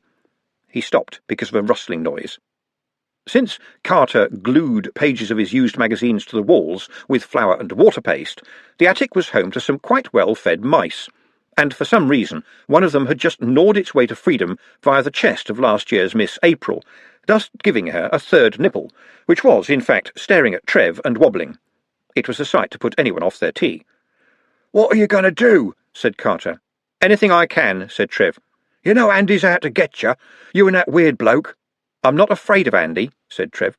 As a statement, this was entirely true. He was not frightened of Andy. He was mortally terrified to his boots and back again, with a visceral fear that dripped off his ribs like melting snow. "Everyone's afraid of Andy, Trev, if they're smart," said Carter. "Hey, Fartmeister, I'm Trevor Likely. I think you're going to need a lot more than that." "I'm going to need a lot more than that," thought Trev, travelling at speed across the city. If even Pepe knew there was something on the boil, then surely the old Sam would know too. Whoops! He sprinted quickly to the horse bus's rear platform and landed in the road before the conductor was anywhere near. If they didn't catch you on the bus, then they couldn't catch you at all, and while they were issued with those big shiny choppers to deter non-paying passengers, everyone knew that A, they were too scared to use them, and B, the amount of trouble they would get into if they actually whacked a respectable member of society did not bear thinking of. He darted through the alley into Cockbill Street, spotted another bus plodding its way in the right direction, jumped onto the running board and held on. He was lucky this time. The conductor gave him a look and then very carefully did not see him. By the time he reached the big junction known as Five Ways, he had travelled almost the width of the city at an average speed faster than walking pace and had hardly had to run very far at all. A near-perfect result for Trev Likely, who wouldn't walk if he could ride. And there, right in front of him, was the Hippo.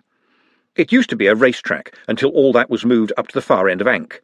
Now it was just a big space that every large town needs for markets, fairs, the occasional insurrection, and of course the increasingly popular cart-tail sales, which were very fashionable with people who wanted to buy their property back. It was full today, without even a stolen shovel to be seen. All over the field people were kicking footballs about. Trevor relaxed a little. There were pointy hats in the distance, and no one seemed to be doing any murder. "Watcher, how you doing?" He adjusted his eyeline down a little bit. "How's it going, Throat?" "I'm hearing you're kind of associated with unseen Academicals," said Cut-Me-Own-Throat Dibbler, the city's most enterprising but inexplicably least successful businessman. "Don't tell me you come to sell pies." Nah, said Dibbler. "Too many amateurs here today. My pies aren't just knocked about of rubbish for a load of drunken old football fans." "So your pies are for—" Trev left the question hanging in the air with a noose on the end of it. "Anyway, pies are so yesterday," said Dibbler dismissively. "I'm on the ground floor of football memorabilitiness." "What's that, then? Like genuine autographed team jerseys and that sort of thing? I mean, look here." Dibbler produced from the large tray around his neck a smaller version of what one of the new glowing footballs would be if it were about half of the size and had been badly carved out of wood.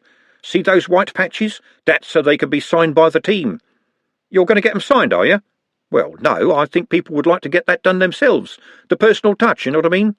"So they're actually just painted balls of wood and nothing else," said Trev. "But authentic," said Dibbler. "Just like the shirts. Want one? $5 to you, and that's cutting me own throat." He produced a skimpy red cotton item and waved it enticingly. "What's that? Your team colours, right?" "Two big yellow U's on the front," said Trev. "That's wrong. Ours has got two little U's interlocked on the left breast, like a badge. Very stylish." "Pretty much the same," said Dibbler airily. "No one'll notice, and I had to keep the price down for the kiddies." He leaned closer. "Anything you can tell me about the game tomorrow, Trev? Looks like the teams are putting together a tough squad. Veterinari's not going to get it all his own way for once." "We'll play a good game, you'll see," said Trev. "Right, can't lose with the Likely playing, right?" "I just help around the place. I'm not playing. I promised me old mum after Dad died." Dibbler looked around at the crowded stadium of the Hippo. He appeared to have something else in his mind other than the need for the next dollar. "What happens if your lot lose?" he said. "It's only a game," said Trev. "Ah, but Veterinari's got his reputation based on it. It's a game. One side wins, one side loses. Just a game." "A lot of people aren't thinking like that," said Dibbler. "Things always come out well for Veterinari," he went on, staring at the sky. "And that's the magic, see? Everyone thinks he always gets it right. What do you think will happen if he gets things wrong?" "It's just a game, Throat, only a game. Be seeing you." Trev wandered onwards. People were putting up tiers of wooden stands on one side of the arena, and because this was Ankh-Morpork, when two or more people gathered together, thousands turned up just to wonder why. And there was Mr. Ponder Stibbons, sitting at a long table with some of the football captains. Oh yes, the Rules Committee. There had been talk about that.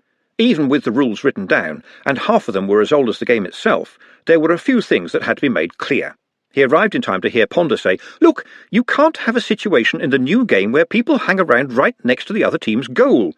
"Worked all right before," said one of the captains. "Yes, but the ball flies. One really good kick would send it down half the length of the hippo. If someone gets that right, the goalkeeper wouldn't have a chance." "So what you're saying," said Mr. Stollop, who had become a kind of spokesman for the captains, "is that there's got to be two blokes from Team A in front of a bloke from Team B before he scores." "Yes, that's about right," said Ponder stiffly, "but one of them is the goalkeeper." "So what happens if one of them fellas nips past him downfield before he kicks the ball?" "Then he will be what is traditionally known as off his side," said Ponder. "Off his head, more like," said one of the captains, and since this had the same shape as humour, it got a laugh. "If that's true, you could end up with loads of blokes rushing past one another, all trying to get the other poor buggers into an unlawful position, without any of the poor devils moving, right? Nevertheless, we are standing by this rule. We have tried it out. It allows for free movement on the field. In the old game, it wasn't unusual for players to bring their lunch and a copy of Girls, Giggles and Garters, and just wait for the ball to come along." "Hello, Trev, how are you getting on?" It was Andy, and he was standing behind Trev. There must be 1,000 people here today, Trev thought, in a curiously slow and blissful sort of way, and a lot of watchmen. I can see a couple of them from here.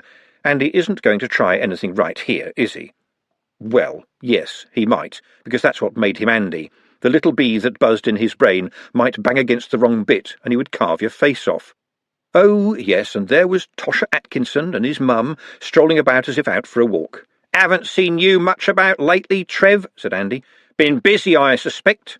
"I thought you were lying low," said Trev hopelessly. "Well, you know what they say. Sooner or later all sins are forgiven." In your case, quite a bit later, Trev thought.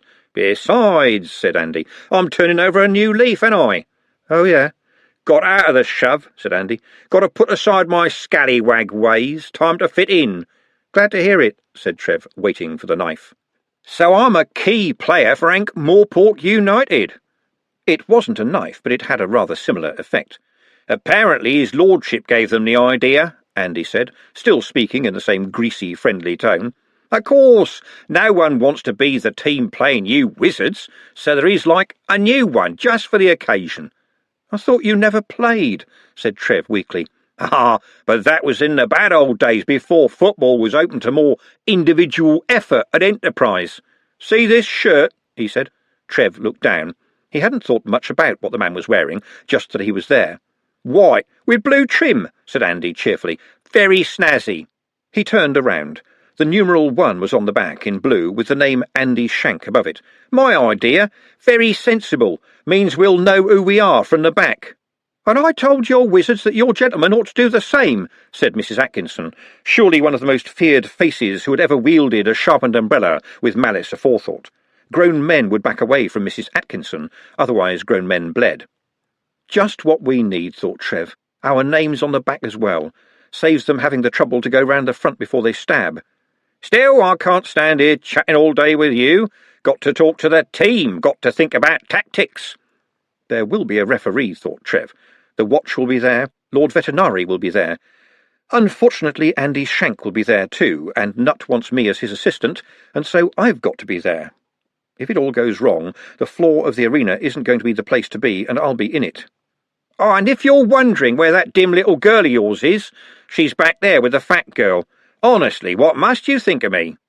"Nothing, right up until you said that," said Trev, "and now I do." "Give my best to the orc," said Andy. "Shame to hear he's the last one." They strolled on, but Trev was quick enough to get out of the way before Mrs. Atkinson sliced at his leg with her stick. Find Juliet. Find Nut. Find Glenda. Find help. Find a ticket to 4X. Trev had never fought, never really fought. Oh, there had been times when he was younger, when he was drawn into a bit of a ruck, and it was politic to be among the other kids, holding a makeshift weapon in his hands. He'd been so good at appearing to be everywhere, shouting a lot, and then running into the thick of the fray, but never actually catching up with the real action.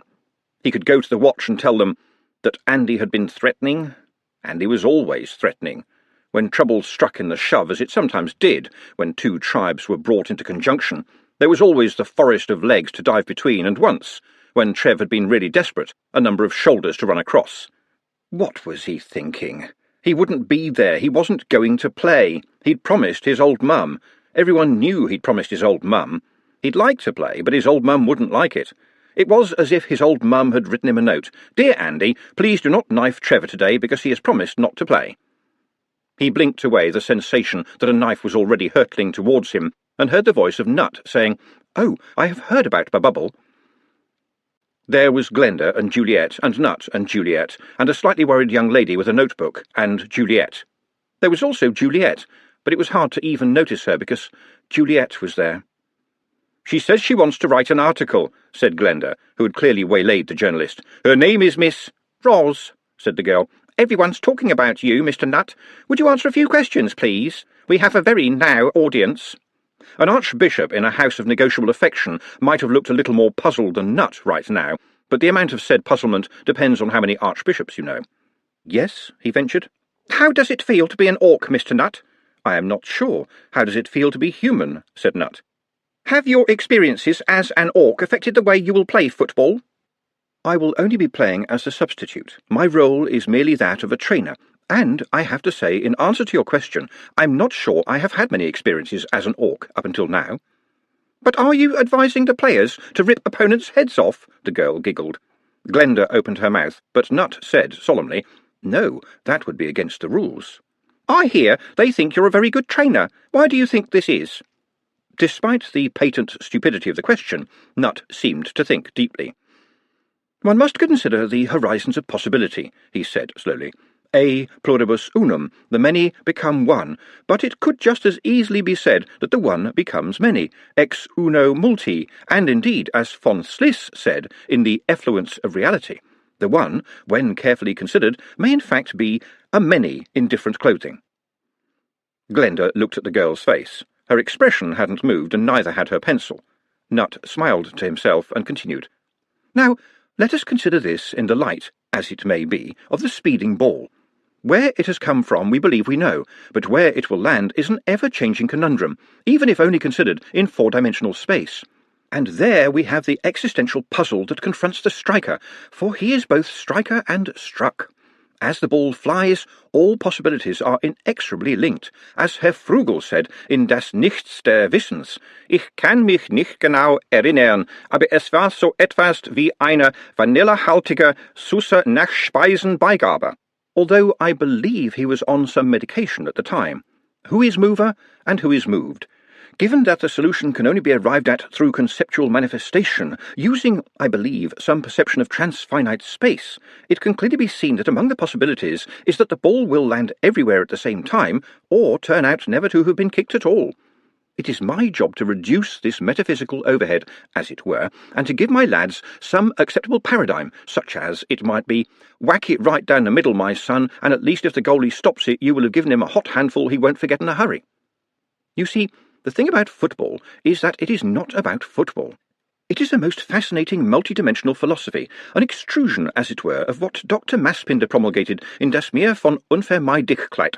Now, you would say to me, I'm sure, he went on, what of the 4-4-2, or even the 4-1-2-1-2, yes? And my answer to that would be, there is only the one. Traditionally, we say there are 11 players in the team, but that is because of our rather feeble perceptions. In truth, there is only the one, and therefore, I would say, he gave a little laugh, daring to adapt a line from the Doors of Deception, it does not matter whether you win or lose, so long as you score the most goals. The girl looked down at her notepad. Could you give that to me a little bit more simply? Oh, I'm sorry, said Nutt. I thought I had. And I think that's about enough, said Glenda, taking the girl by the arm. But I haven't asked him about his favourite spoon, she wailed. Nutt cleared his throat. Well, I would have appreciated some notice of that question, because it is quite a large field, but I think the great bronze spoon of clad, which weighed more than a ton, would definitely have to be a runner, though we must not forget the set of spoons, each one smaller than a grain of rice, crafted by some unknown genius for the concubines of the Emperor Wezi. But undoubtedly, from what I can gather, these were surpassed by the notorious clockwork spoon devised by bloody stupid Johnson, which could apparently stir coffee so fast that the cup would actually rise up from the saucer and hit the ceiling. Oh, to be a fly on that wall, but not too close, obviously. Possibly less well known is the singing spoon of the learned sage Lai Tin Wheedle, which could entertain the dinner table by singing comic songs. Among other great spoons, That is enough, said Glenda, tugging the girl away for her own good. He's an orc, the girl said. So everyone says, said Glenda. Were they all like that? I thought it was all about twisting heads off. Well, I suspect people get bored with the same old thing. But how does he know all about spoons? Believe me, if anyone has ever written Great Spoons of the World, Mr. Nutt has read it. Trev heard the girl's plaintive voice as Glenda almost forcibly led her away, or at least away from Nutt. I really wanted to talk to Jules, Trev heard the girl say as she walked past Juliet without a glance. But she's hiding out, everyone says. He hurried across and pulled the other two in a huddle towards him. There's going to be murder tomorrow, he said. The wizards can't use magic, and Ankh-Morpork United is going to be made up out of the toughest, nastiest bunch of buggers that are outside the Tanty. We shall have to change our tactics to suit, then, said Nutt. Are you insane? I'm talking about people like Andy, Nutt. And he might not be the worst one. But everything is a matter of tactics, a respect for strengths and weaknesses, and the proper utilisation of the knowledge, said Nutt. Listen, said Trev, there won't be time for that sort of thing. If I may quote, Nutt began. I said listen. Do you know any quotes by people who've been knifed in the back and then kicked in the nut? He stopped and then continued. Kicked when they're lying on the ground, yes? Because that's what you need to be thinking about at the moment. The watch will be there, said Nutt. But generally, their way of dealing with a complicated event is to get everyone lying on the ground, said Trev. That makes it simpler. I feel certain that we could beat any team at football, said Nutt soothingly. Trev looked around him in a desperate search for anyone who might have a grip. It doesn't work like that. It's not about the football. I don't think I want to see anyone hurt, said Juliet. Then you'll have to close your eyes, said Trev. Nutt, you think that everything is going to be nice and sportsmanlike because that's how the new football has been designed, but it's the same old people out there. You know what I think? My dad says it won't look very good for veterinary if the Academicals lose, said Juliet. And will he be glad about that? Said Trev. Well, I suppose, yes, but even Dad says probably better to have bloody veterinary than most of the buggers we've had. That was because the city worked, thought Trev. It had been a mess before veterinary had taken over, and no one knew exactly how he'd done it. He'd got the watch working properly. He'd got the war between the dwarfs and the trolls sorted out. He let people do whatever they liked, provided they did whatever he liked. And above all, the city was crammed with people and money. Everyone wanted to live in Ankh-Morpork. Could he really be shaken down because the new football went bad? Well, the answer was, of course, yes, because that's how people were. Trev mentioned this to Glenda as she came back from ushering the bemused Roz out of the range of more of Nutt's philosophy. She looked at Trev and said, Do you think veterinary knows about this? Dunno, said Trev. Well, I know he's supposed to have lots of spies, but I don't know whether they'd know about this. Do you think someone ought to tell him? Said Glenda. Trev laughed. What are you suggesting? That we go over to the palace, walk right up to him and say, Excuse us, mister, there are a few things that have escaped your attention? Yes, said Glenda.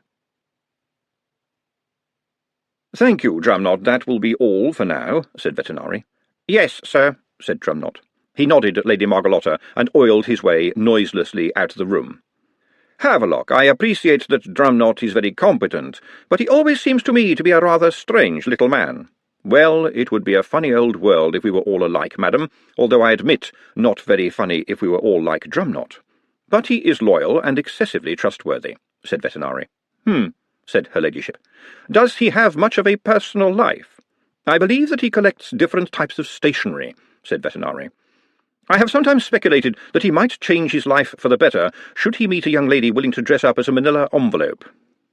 They were on the balcony outside the oblong office, which offered a perfect view of the centre of the city while leaving the viewer almost invisible. The accord is going ahead, said Veterinary.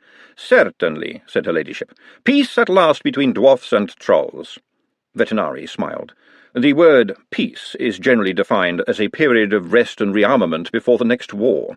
Were many assassinations necessary? Havelock, sometimes you are too direct. I do beg your pardon.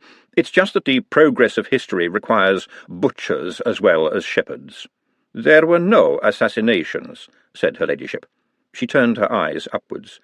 There was, however, a terrible mining accident and a rather unusual rock slide. But of course there is still the loco business to sort out. The dwarfs still want total extermination. How many orcs are there? Nobody knows. Perhaps Nutt will be able to find them.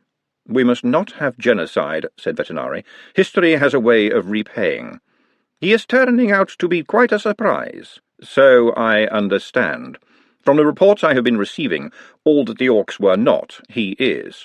But he will remain an orc underneath it all, said her ladyship. I wonder what remains under all of us, said Vetinari. You've taken a very big risk, you know, said Lady Margalotta. Madam, this city is all risk, I assure you. And power is a game of smoke and mirrors, said her ladyship, reaching for the wine. Oddly enough, Commander Vimes reminds me of that nearly every day. No civil police force could hold out against an irate and resolute population. The trick is not to let them realise that, yes? There was a knock at the door. It was Drumknot again. I'm sorry to interrupt, sir, madam, but in the circumstances I thought it would be a good idea, he sniffed. It's the lady with the pies. Ah, Miss Sugarbean, legendary inventor of the famous ploughman's pie, said Vetinari. He glanced at her ladyship. And Mr. Nutt's friend. I have met her, Havelock. She harangued me. Yes, she does it very well. You feel as if you've had a nice cold bath. Do show her in, Drumknot. And there is a young man with her. I recognise him as Trevor Likely, son of the famous footballer Dave Likely, and I'm informed by her that she has indeed brought you a ploughman's pie. You would take untested food from a member of the public, said her ladyship, horrified. Certainly from this one, said Vetinari. There is no possible way that she would ever put poison in anything. Not out of respect for me, you understand, but out of respect for the food. Don't leave. I think you will find this interesting. The pie was still warm in Glenda's hands as she stepped into the oblong office. She herself almost froze at the sight of Lady Margalotta, but a certain robustness kicked in. Do I have to curtsy? She said. Not unless you really feel the need. We've come to warn you, said Trev. Indeed, Vetinari raised an eyebrow. Ankh-Morpork United will walk all over unseen Academicals with great big boots on. Oh dear, do you think that will be the case? They're not your average players, Trev blurted out. They're from the shove. They go armed. Ah, yes, football as warfare, said Vetinari. Well, thank you for telling me. Silence fell. Vetinari broke it by saying, Was there anything else you would like to say? He looked at the pie that Glenda was holding out in front of her like some kind of chastity device. Can't you do something? She said. It's a game, Miss Sugarbean. Having suggested the match in the first place, what do you think I would look like if I intervened? There will, after all, be rules. There will, after all, be a referee. They won't care, said Trev. Then I suppose the watch will have to do its duty. And now, if you'll excuse me, I have affairs of state to attend to, but please leave the pie. One moment, said her ladyship. Why have you come to warn his lordship, young lady? Isn't that the sort of thing I ought to do? Said Glenda. And you walked in, just like that. Well, the pie helped. We have met before, you know, said her ladyship. She stared at Glenda, and Glenda stared back, and she finally managed, Yes, I know, and I'm not frightened, and I'm not sorry. The battle of the stairs went on for a year too long, and then Lady Margalotta turned her head away sharply and said, Well, you have got one of them right, but I'm sure I shall enjoy the pie and also the match. Yes, yes, said Vetinari. Thank you both for calling, but if you will excuse us, we do have matters of state to discuss. Well, said Lady Margalotta as the door shut behind them, what type of people are you incubating in this city of yours, Havelock? I imagine some of the very best, said Vetinari. 2 common people can barge in on you without so much as an appointment. But with a pie, said Vetinari quickly. You were expecting them. Let us just say that I was not unduly surprised, said Vetinari. I certainly know about the make-up of Ankh-Morpork United. So does the watch. And you are going to let them into an arena with a bunch of old wizards who have promised not to do magic? A bunch of old wizards and Mr. Nutt, said Vetinari cheerfully. Apparently he's very good at tactical planning. I can't allow that. This is my city, Margalotta. There are no slaves in Ankh-Morpork. He is my ward. I expect you will ignore that, though. I have every intention of doing so. After all, it's only a game. But a game is not about games, and what sort of game do you think you will get tomorrow? A war, said Vetinari, and the thing about war is that it's about war. Lady Margalotta shot out her long sleeve, and a fine steel dagger was suddenly in her hand. I suggest you cut it in half, said Vetinari, indicating the pie, and I will choose which half to pick up. But what if one half has more pickled onions than the other? Then I think that will be open to negotiation. Would you like some more wine? "Did you see that she tried to stare me down?" said Margalotta. "Yes," said Vetinari. "I saw that she succeeded." When Glenda and Trev got back to the Hippo, Nut looked at them expectantly. "He hardly listened," said Trev. "Quite so," said Nut. "I am confident of our success on the morrow. I am quite certain that we will be tactically supreme." "I'm just glad I won't be playing, that's all," said Trev. "Yes, Mr. Trev, that really is a great shame." From the nearby table, where last-minute adjustments were being made by the Football League, came the voice of somebody saying, Nah, look, you've still got it wrong. If a bloke from side B is closer to the goalkeeper— No, I tell a lie. If he's closer to the goal than the goalkeeper, then he surely puts one away there and then, stands to reason." There was a sigh that could only have come from Ponder Stibbons. "No, I don't think you understand." Another voice chipped in, "If the goalkeeper is that far out of his goal, then he's a pillock." "Look, let's start again," said another voice. "Supposing I'm this bloke here." Trev looked across and saw one of the men flick a screwed-up piece of paper across the table. "Like, I've kicked the ball that far, and this is me, this piece of paper. Then what?" He flicked the paper once again, which hit Ponder's pencil. "No, I've already explained that, and stop flicking bits of paper around. I find it very confusing." "But it must work if he dribbles on it," said a voice. "Hold on a minute, though," said yet another voice. "What happens, right, if you get the ball in your own half of the field and run all the way, not passing it to anyone else, and get it into the net?" "That would be perfectly legal," said Ponder. "Yeah, but there's no way that's going to happen, is there?" said the man who had just flicked a soggy piece of paper and had enjoyed it so much that he'd flicked another one. "But if he tries and succeeds, it would be magnificent football, would it not?" said Ponder. "Where's our team?" said Trev, looking around. "I've suggested that they have an early night," said Ponder. "An early night for wizards is 2 o'clock in the morning," said Glenda. "I have also given instructions that the team are to have a special meal this evening," said Nut. "On that note, Miss Glenda, I shall have to ask you to lock the night kitchen." Stony silence hung over the dining room that evening. "I don't eat salads," said Bledlow Nobbs, no relation. "They gives me the wind." "How can a man live without pasta?" said Bengo. "This is barbaric." "I hope you notice that my plate is as barren as yours, gentlemen," said Ridcully. "Mr. Nutt is training us, and I'm allowing Mr. Nutt the driver's seat. Nor is there to be any smoking this evening." There was a chorus of dismay, and he raised his hand for silence. "Also, his instruction here—" he looked closer at Nutt's rather untidy writing and gave a little smile— "there is to be no sexual congress." This did not meet with the reaction he had expected. "That means talking about it, doesn't it?" said the Chair of Indefinite Studies. "No, that's oral sex," said Rincewind. "No, that's listening to it." Bengo Macarona sat with a dazed look on his face. "Now, I don't want any sneaking off for midnight snacks," said Ridcully. "There are rules. Mrs. Whitlow and Miss Sugarbean have been told that I fully back Mr. Nutt's authority here. Surely you gentlemen could show some backbone." "In an attempt to show solidarity with the rest of the team," said the lecturer in recent runes, "I am led to believe that there is some cheese in the mousetrap in my room." Ridcully was left all alone, with only the echo of falling chairs for company. The Arch-Chancellor repaired to his own room and tossed his hat onto its stand. "There have to be rules," he said to himself, "and there has to be a rule for them and a rule for me." He went to his 8-poster bed and opened the hatch containing the tobacco jar. It now contained a little note instead, saying, "Dear Arch-Chancellor, in accordance with your ratification of Mr. Nutt's instructions that the faculty are not to be allowed food or the implements of smoking this evening, I've taken the liberty of clearing away your cigarettes and pipe tobacco. May I also mention that I have emptied the cool cupboard of the usual cold cuts and pickles to avoid temptation." "Bugger!" said Ridcully under his breath. He walked to his wardrobe and rummaged in the pocket of his smoking jacket, coming up with a note that said, "In accordance with Mr. Nutt's rules, as ratified by yourself, Arch-Chancellor," and it was remarkable how reproachful Mrs. Whitlow could make her handwriting, "I have taken the liberty of removing your emergency peppermints." "Change and decay," Ridcully declared to the night air. "I'm surrounded by traitors. They thwart me at every turn." He wandered disconsolately past his bookcase and pulled out Bodry's Occult Companion, a book he knew by heart.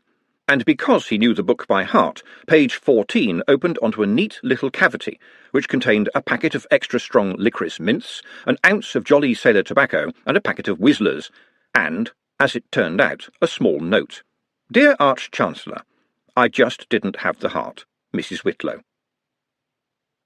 It seemed darker than usual. Generally, the Arch-Chancellor's rulings were obeyed, and it seemed to the members of unseen Academicals that every door was closed, indeed slammed, as they searched for food. Every pantry was locked and spell-proofed. The team trudged helplessly from one hall to another. "I do have some reheatable pasta in my room," said Bengo Macarona. "My grandmother gave it to me before I came down here. It will keep for 10 years, and my grandmother says it will taste as good after 10 years as it does now. I regret that she may have been telling the truth."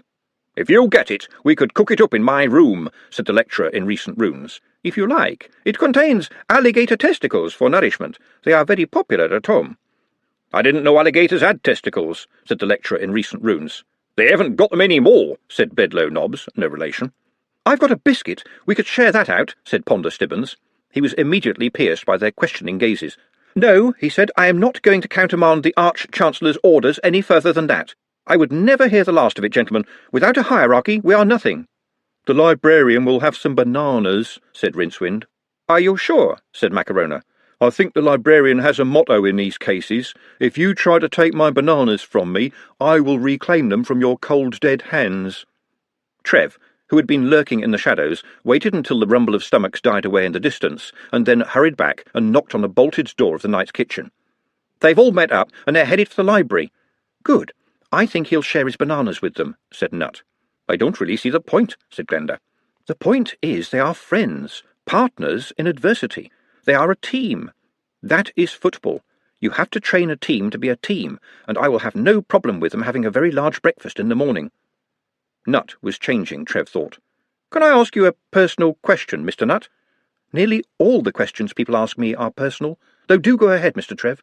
"Well, all right. Sometimes you look big, and sometimes you look small. What's that all about?" "It is something built into us," said Nut. "I believe that it is a product of the morphic field contracting and expanding. It affects your perceptions." "When you're upset, you do look very small," said Glenda. "What size do I look now?" "Pretty big," said Trev. "Good," said Nut, helping himself to a slice of pie. "Tomorrow I intend to look even bigger." "There's something else we have to do," said Trev. "Pepe wants to help me. He thinks I'm going to play football."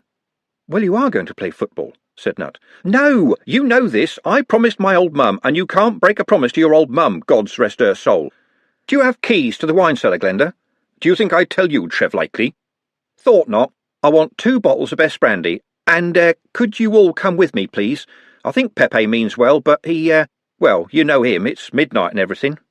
"I think I know Pepe," said Glenda. There was a guard on the rear door of Shatter, but before he could even think of turning away Trev and his bodyguards, Pepe appeared. "Cool, 3 chums, I must be very frightening," he said, leering. "Hello, chums, got the brandy?"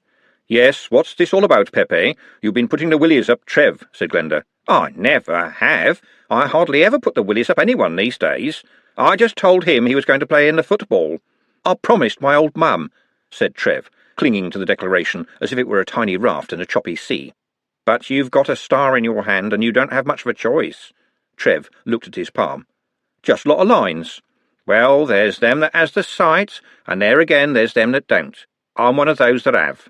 It's metaphorical, see? But all it is that I would like to give you a little something that may be of use to you tomorrow. What am I saying? It might damn well save your life," said Pepe. "It'll certainly save your marriage. I'm sure the ladies here would like to think that us at Shatter have done the best for you." "For what it's worth, Trev, I trust Pepe," said Glenda. "And this is Mr. Nut," said Trev. "He's a friend." "Yeah, I know what Mr. Nut is," said Pepe. "And you can come too. I'm pleased to make your acquaintance." He turned to Glenda. "You girls stay here, miss," he said. "This is no errand for a lady." He ushered the boys into the gloom. "What I'm going to show you, gentlemen, is top secret, and if you cross me, Trev Likely, I will do things that will make Andy Shank look like a playground bully." "Andy was a playground bully," said Trev as they reached what was clearly a forge. "Micro-mail," said Pepe with satisfaction. "The world hasn't seen the half of it yet." "It looks just like fine chainmail," said Nut. "It's strange stuff," said the dwarf. "I can give you a vest and a pair of shorts, and they better both come back here, boy. Otherwise, said implications will be performed on your arse, and I ain't kidding. This stuff isn't just for making the girls look pretty. You would be amazed what it can do with just a little change in the alloy." He pointed to a glistening heap. "It's as light as a feather, and doesn't chafe, you know." "And what else does it do?" I'll show you in a minute. Slip on a pair of the shorts. What, here? Said Trev. Somehow Pepe looked like a small demon by the light of the forge. Oh, look at Mr. Bashful, said Pepe. Just pull a pair on over your trousers for now, and I'll tell you what I'll do. I'll even turn my back while you're doing that. He looked away, fiddling with the tools beside the anvil. Got them on, he said, after listening to a few minutes of heavy breathing. Yeah, they feel all right. OK, said Pepe. Could you just wait here one moment? He disappeared into the darkness, and, after a succession of strange noises, walked back into view slowly and awkwardly. What's that you're wearing, Pepe? Said Trev. It looks like a mass of cushions to me. Oh, just a bit of protection, said Pepe. Now, if you could just go back a little way, Mr. Nutt, and Trev, if you could oblige me by putting your hands on your head, it just helps to get the measurements right. He turned his back on them. OK, Trevor, are your hands on your head? Yeah. At which point Pepe spun round and hit him full force in the groin with a 24-pound sledgehammer. Surprisingly, the only effect was to send Pepe crashing into the opposite wall. Perfect, said his voice, muffled by the padding. Morning came, but it seemed to Glenda that there was no night and no day, no work and no play. There was just football, ahead of them all, drawing them together. In the great hall the team had a table all to themselves, servants and wizards side by side, filling up as only Unseen University could. Football owned the day. Nothing was happening that wasn't about football. There were certainly no lectures. Of course, there never were, but at least today they weren't being attended because of the excitement about the upcoming match, rather than not being attended because no one wanted to go to them. And after a while, Glenda became aware of the sound which was coming from the city itself. There were crowds outside the university. There were crowds, even now, queuing to get into the Hippo. The sound of 100,000 people at one purpose rose like the buzz of a distant swarm. Glenda went back to the sanctuary of the night kitchen and tried to pass some time by doing some baking, but the dough fell from her fingers. "Are you upset?" said Juliet. "I hope we're going to win," said Glenda. "Well, of course we're going to win," said Juliet. "That's all very well up until the time we lose," said Glenda. "Yes, who's that?" The door was pushed open and Pepe stepped in, looking smarter than usual. "Hello, ladies," he said. "Got a little message for you. How was you expecting to watch the match?" "Just so long as we can get close," said Glenda. "Tell you what, then," said Pepe. "Madame has got the best seats in the stadium. Nothing underhand, just open and above-board bribery. Shatter has got to be seen out and about, you see. Got to keep micromail in the public eye." "I'd love to," Juliet shouted, and even Glenda found that her automatic, unthinking cynicism was letting her down. "There will be sherry," said Pepe. "Will there be anyone famous there?" said Juliet. Pepe walked over and prodded her gently in the chest and said, "Yes, you, miss. Everyone wants to see Jules." It seemed as if the clocks turned backwards. All watch leave had been suspended, but it was hard to see what crime there could be in streets where nobody could move. A flood of humanity, well, mostly humanity, poured towards the stadium, bounced off it and overflowed and backfilled more and more of the city. The game was in the Hippo, the crowd stretched back to Sator Square, and eventually the pressure of so many eyeballs on the hands of so many clocks moved time forwards. Only the team and Trev remained in the great hall, everyone else having left much earlier in a fruitless attempt at securing a seat. They milled around aimlessly, prodding the ball to one another until Ponder, Nut, and the Arch-Chancellor turned up. "Well, big day, lads," said Ridcully. "Looks like there's going to be a nice day for it as well. They're all over there waiting for us to give them a show. I want you to approach this in the best traditions of Unseen University sportsmanship, which is to cheat whenever you're unobserved, although I fear that the chance of anyone being unobserved today is remote. But, in any case, I want you all to give it 110%. "Excuse me, Arch-Chancellor," said Ponder Stibbons. "I understand the sense of what you are saying, but there is only 100%. "Well, they could give it 110% if they tried harder," said Ridcully. "Well, yes and no, sir, but in fact that would mean that you had just made the 100% bigger, while it would still be 100%. Besides, there is only so fast a man can run, only so high a man can jump. I just wanted to make the point." "Good point, well made," said Ridcully, dismissing it instantly. He looked around at the faces. "Ah, Mr. Likely, I suppose there is nothing I can do that would get you onto the team? Dave Likely's boy playing for Unseen Academicals would be a bit of a feather in our cap, and I see my colleague Professor Rincewind has humorously already put a white one in his." "Well, sir, you know how I'm fixed," Trev mumbled. "Your old mum," said Ridcully, nodding understandingly. "I promised her," said Trev. "I know she's passed away, but I'm certain that she still watches over me, sir." "Well, that's nice and does you credit. Is there anything else that can be said? Let me think. Oh, yes, gentlemen. Mrs. Whitlow, as is her wont on these occasions, has organised her maids to dress up in appropriate costume and cheer us on from the sidelines." His face was a blank mask as he continued. "Mrs. Whitlow unaccountably takes an enthusiastic and uncharacteristically athletic part in these things. There will be high kicking, I am told, but if you are careful where you let your gaze fall, you should see nothing that will upset you too much."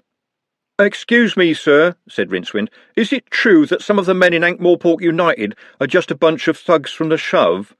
"That might be a bit harsh," Ridcully began.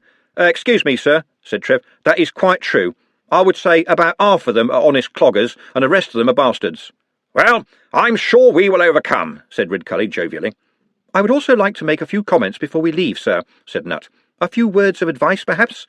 In these few days I have taught you everything I know, even if I do not know how I know it. As you know, I am an orc, and whatever else we were team players. You are playing, therefore, not as individuals, but as a team. I think it was von Houdenbrow who said—" "I don't think we've got very much time to get through the crowds," said Ridcully, who had been expecting this. "Thank you, Mr. Nutt, but I really think we ought to get going." Those watching from above would have seen the cramped streets of the city waver as the red caterpillar that was the unseen Academicals made its way to the ground. There were cheers and there were boos, and because this was Ankh-Morpork, usually the cheers and the booing were done alternately by everyone concerned. By the time Lance Constable Blue John of the Watch and two other trolls had forcibly prized open the gates against the pressure of bodies, the noise was just one great hammer of sound. The troll officers opened a path for them with the forethought and delicacy that has made police crowd control such a byword. It led to a fenced-off and heavily guarded area, in the centre of which was the Arch-Chancellor, formerly known as Dean, the entire team of Ankh-Morpork United, and His Grace the Duke of Ankh, Commander of the City Watch, Sir Samuel Vimes, with a face like a bad lunch. "What the hell are you clowns proposing to do to my city?" he demanded, and looked up at Vetinari in his box, in the middle of the stand. He raised his voice. "I've been grafting like mad this last month on getting the KV Accord sorted out, and it turns out that just when the dwarfs and the trolls are shaking hands and being jolly good pals, you lot are starting another KV of your very own." "Oh, come now, Sam," said Ridcully. "It's only a jolly day out." "People are queuing up at the gates," said Vimes. "The actual city gates. How much of this is magical?" "None, Sam, as far as we're aware. There will be no magic used during the game. This has been discussed and agreed, and the Ridcully swallowed hard. "The Arch-Chancellor of Brazenneck University is making himself responsible for thaumic damping of the stadium." "Then let me tell you this," said the commander. "None of my men will set a foot on the field of play no matter what happens. Do I make myself clear?" "As crystal, Sam." "Sorry, Arch-Chancellor. For now I am commander of the City Watch, not Sam, if it's all the same to you," said Vimes. "The whole damn city is an accident waiting to— No, an accident that already has happened, and anything that goes bad will get worse very quickly. I'm not going to have it said that the Watch were the problem. Honestly, Mustrum, I really would have expected better from you." "That will be Arch-Chancellor," said Ridcully coldly. "As far as I'm concerned," said Vimes, "this is a scuffle between rival gangs. Do you know what my job is, Arch-Chancellor? It's to keep the peace, and for 2 pins I'd arrest the whole boiling of you, but his lordship won't have it." Ridcully coughed. "May I extend my congratulations, sir, on the very good work you've been doing in Coombe Valley." "Thank you," said Vimes. "And so I suspect you can imagine how cheerful I am to see you involved in another kind of war." The commander turned to Arch-Chancellor Henry. "Nice to see you again, sir." Policemen have a way of pronouncing the word sir as if they would really like to spell it cur. "It's good to see that you've moved up in the world. I'm formally telling you that I'm laying down the law here, and as the referee, you have to pick it up. Inside these lines, it's football. Step over the line, and it's me." He turned back to Ridcully. "Mind how you go, Arch-Chancellor." He departed, watchman falling into place behind him. "Well, now, I suspect the good commander has a lot on his mind these days," said Arch-Chancellor Henry brightly. He pulled out his watch. "I would like to speak to the team captains." "Well, I know I'm one of them," said Ridcully. A man stepped forward from the ranks of United. "Joseph Hoggett of the Porkbackers, as it happens, captain for my sins." Hoggett held out his hand to Ridcully, and, to his credit, hardly winced when it was taken in a firm handshake. "Well, gentlemen, said the former dean. "I am sure you know the rules. We've been through them often enough. I want a good, clean game. One long peep from my whistle means that I'm interrupting play for an infringement or injury or for some other reason at that point known only to myself. One even longer peep, which I suppose will be more of a parp, will mean the end of one half and time for refreshment, after which the game will recommence. During the interval, I believe that there will be a marching display by the Ankh-Morpork Accordion Band, but I suppose these things are sent to try us. May I remind you, gentlemen, that you change ends at the half-time. Also, please impress on your team that the goal they are aiming for should not be behind them. If I see any serious infringement, that player will be removed from the pitch. A considerably longer parp, which as far as I'm concerned will continue until I am out of breath, will mark the end of the game. May I also remind you, as Commander Vimes has reminded us, that within these 4 rather sticky lines of chalk, I am a wielder of power second only to the gods themselves, and then only perhaps. If at any time it becomes clear that the rules themselves are impractical, I will change them. When I blow the whistle, I shall raise my staff and unleash a spell which will prevent any further magic being used within these hallowed lines until the close of play. Is that understood?" "Yes, sir," said Mr. Hoggett. "Mustrum?" said the former dean in a meaningful voice. Yes, all right," grumbled Ridcully. "You're making the most of your little moment, aren't you? Let's get on with it, shall we? Gentlemen, would you please form up your teams for the singing of the national anthem? Mr. Stibbons, I believe you have found me a megaphone, thank you very much." He raised the horn to his lips and shouted through it, "Ladies and gentlemen, be upstanding for the national anthem." The singing of the national anthem was always a ragged affair, the good people of Ankh-Morpork feeling that it was unpatriotic to sing songs about how patriotic you were, taking the view that someone singing a song about how patriotic they were was either up to something or ahead of state, i.e., up to something. An additional problem today lay in the acoustics of the arena, which were rather too good, coupled with the fact that the speed of sound at one end of the stadium was slightly off-beat compared with the other end, a drawback exacerbated when both sides tried to recover the gap. These acoustical anomalies did not count for much if you were standing next to Mustrum Ridcully, as the Arch-Chancellor was one of those gentlemen who will sing it beautifully, correctly enunciated, and very, very loudly. "When dragons belch and hippos flee, my thoughts Ankh-Morpork are of thee," he began.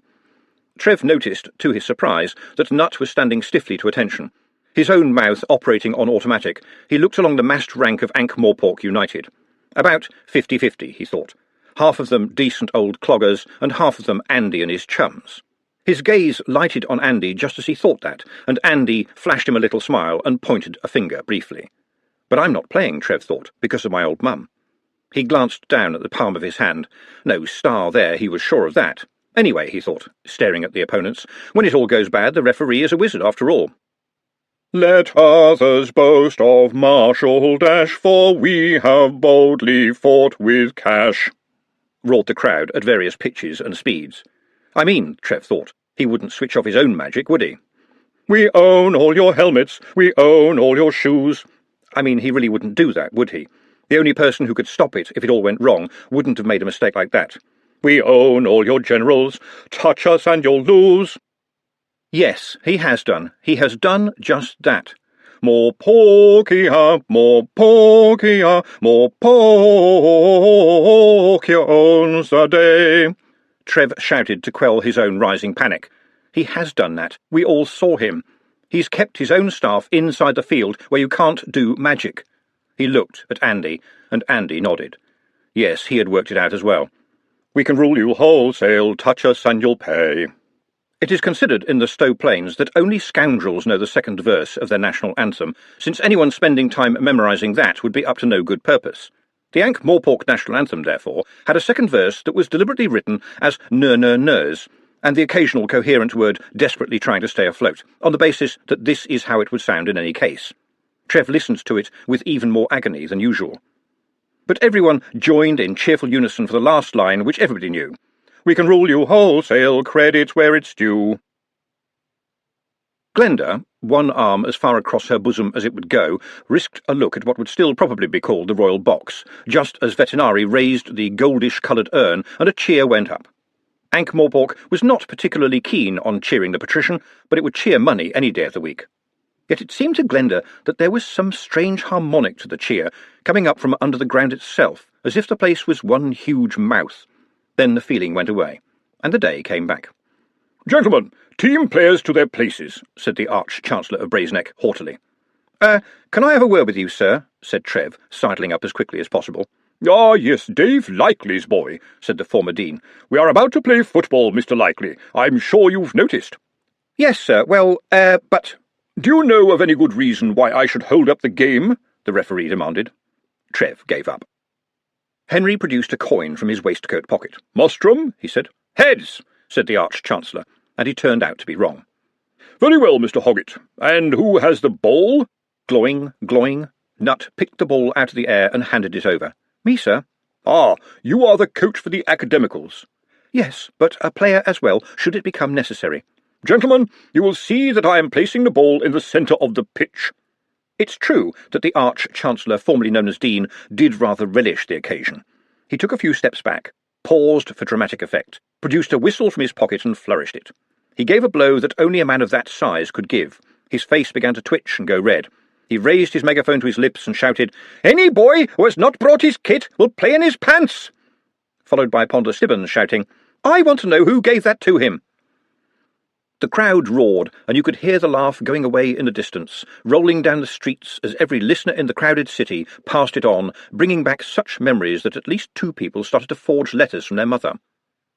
In his goal, the librarian swung himself to the top of his posts to get a better look.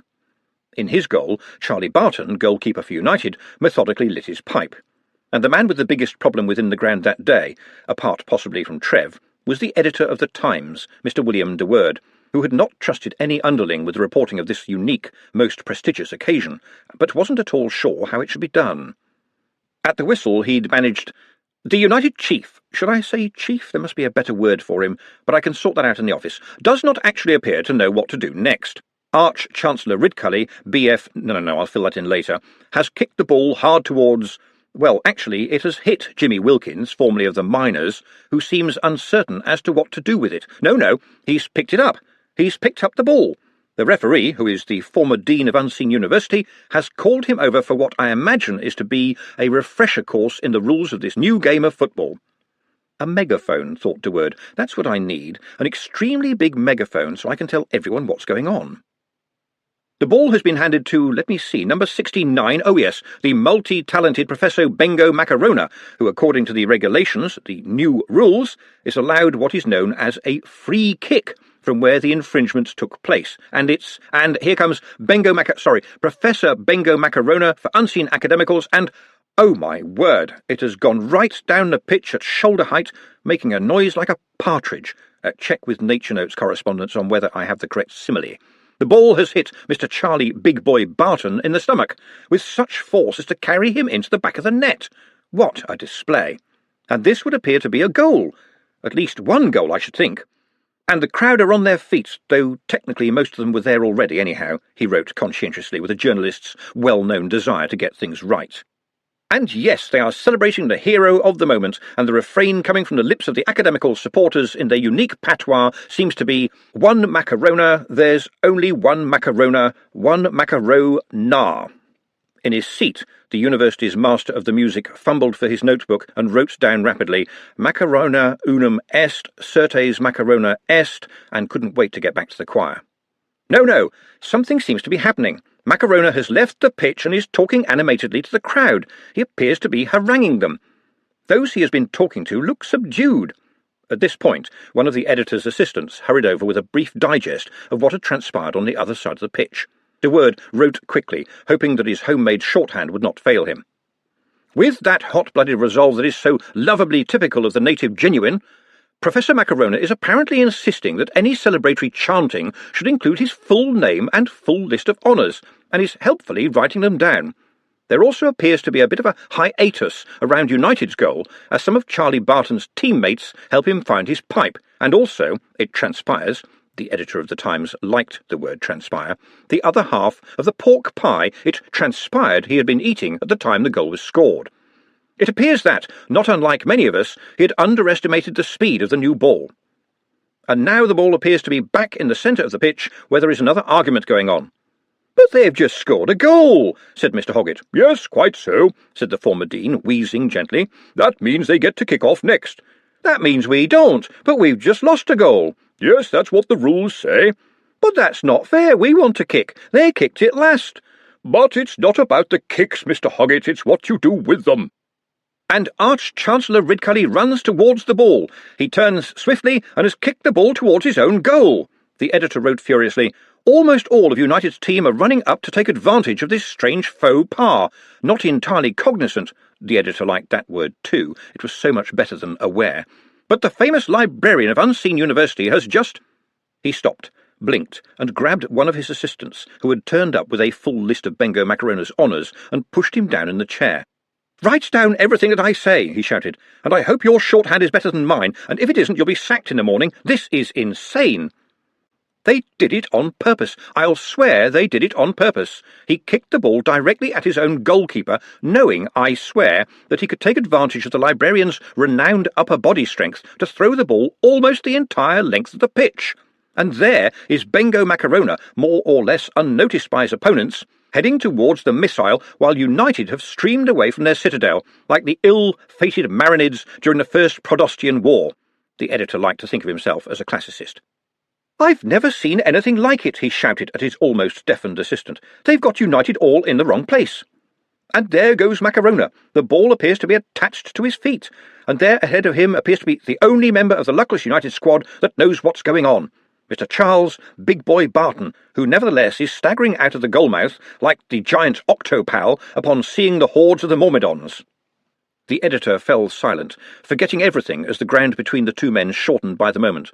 "Oh, no!" he said. There was a huge cheer from the crowd.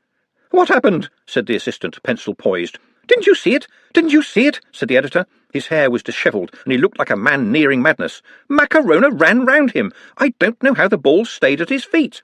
"Do you mean he dodged past him, sir?" said the assistant. The noise of the crowd would have been incandescent had it been visible. "Another goal," said the editor, slumping. "2 goals in as many minutes." "No, he didn't dodge him, he ran around him. Twice, and, I'll swear, ended up going faster." "Ah, yes," said the assistant, still writing. "I went to a lecture about that sort of thing once. It was about how things don't hit the world's turtle, sir. It was like a slingshot effect. He may have picked up additional speed as he rounded the goalkeeper's enormous girth, sir." "And listen to the crowd roar," said the editor.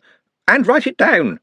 "Yes, sir, that would be 1 Professor Macarona, D. Thou Bug, D. Mouse Chub, Magister Ludorum QIS, Octavium Ons, PhGK Blit, DMSK, Mac, D. Thou Bra, Visiting Professor in Chickens, Yarn the Conqueror University, Floor 2, Shrimp Packers Building Genua, Primo Octo Dukes, Visiting Professor of Blit, Slood Exchanges Al-Khali, KCBFJ, Reciprocating Professor of Blit Theory Unki, D. Thou Unki, Didymus Supremius Unki, Emeritus Professor in Blit Substrata Determinations Chubb, Chair of Blit and Music Studies, Quirm College for Young Ladies.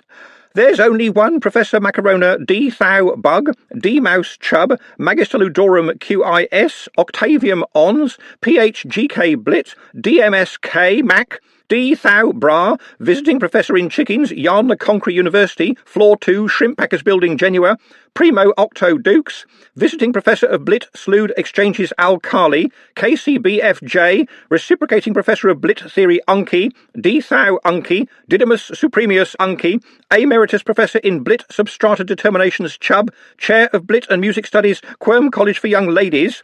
There's only 1 Professor Bengo Macarona, D. Thou Bug, D. Mouse Chub, Magus Ludorum QIS, Octavium Ons, PhGK Blit, DMSK, Mac, D. Thou Bra, Visiting Professor in Chickens, Yarn the Conqueror University, Floor 2, Shrimp Packers Building Genua, Primo Octo Dukes, Visiting Professor of Blit Slood Exchanges Al-Khali, KCBFJ, Reciprocating Professor of Blit Theory Unki, D. Thou Unki, Didymus Supremius Unki, Emeritus Professor in Blit Substrata Determinations Chubb, Chair of Blit and Music Studies, Quirm College for Young Ladies.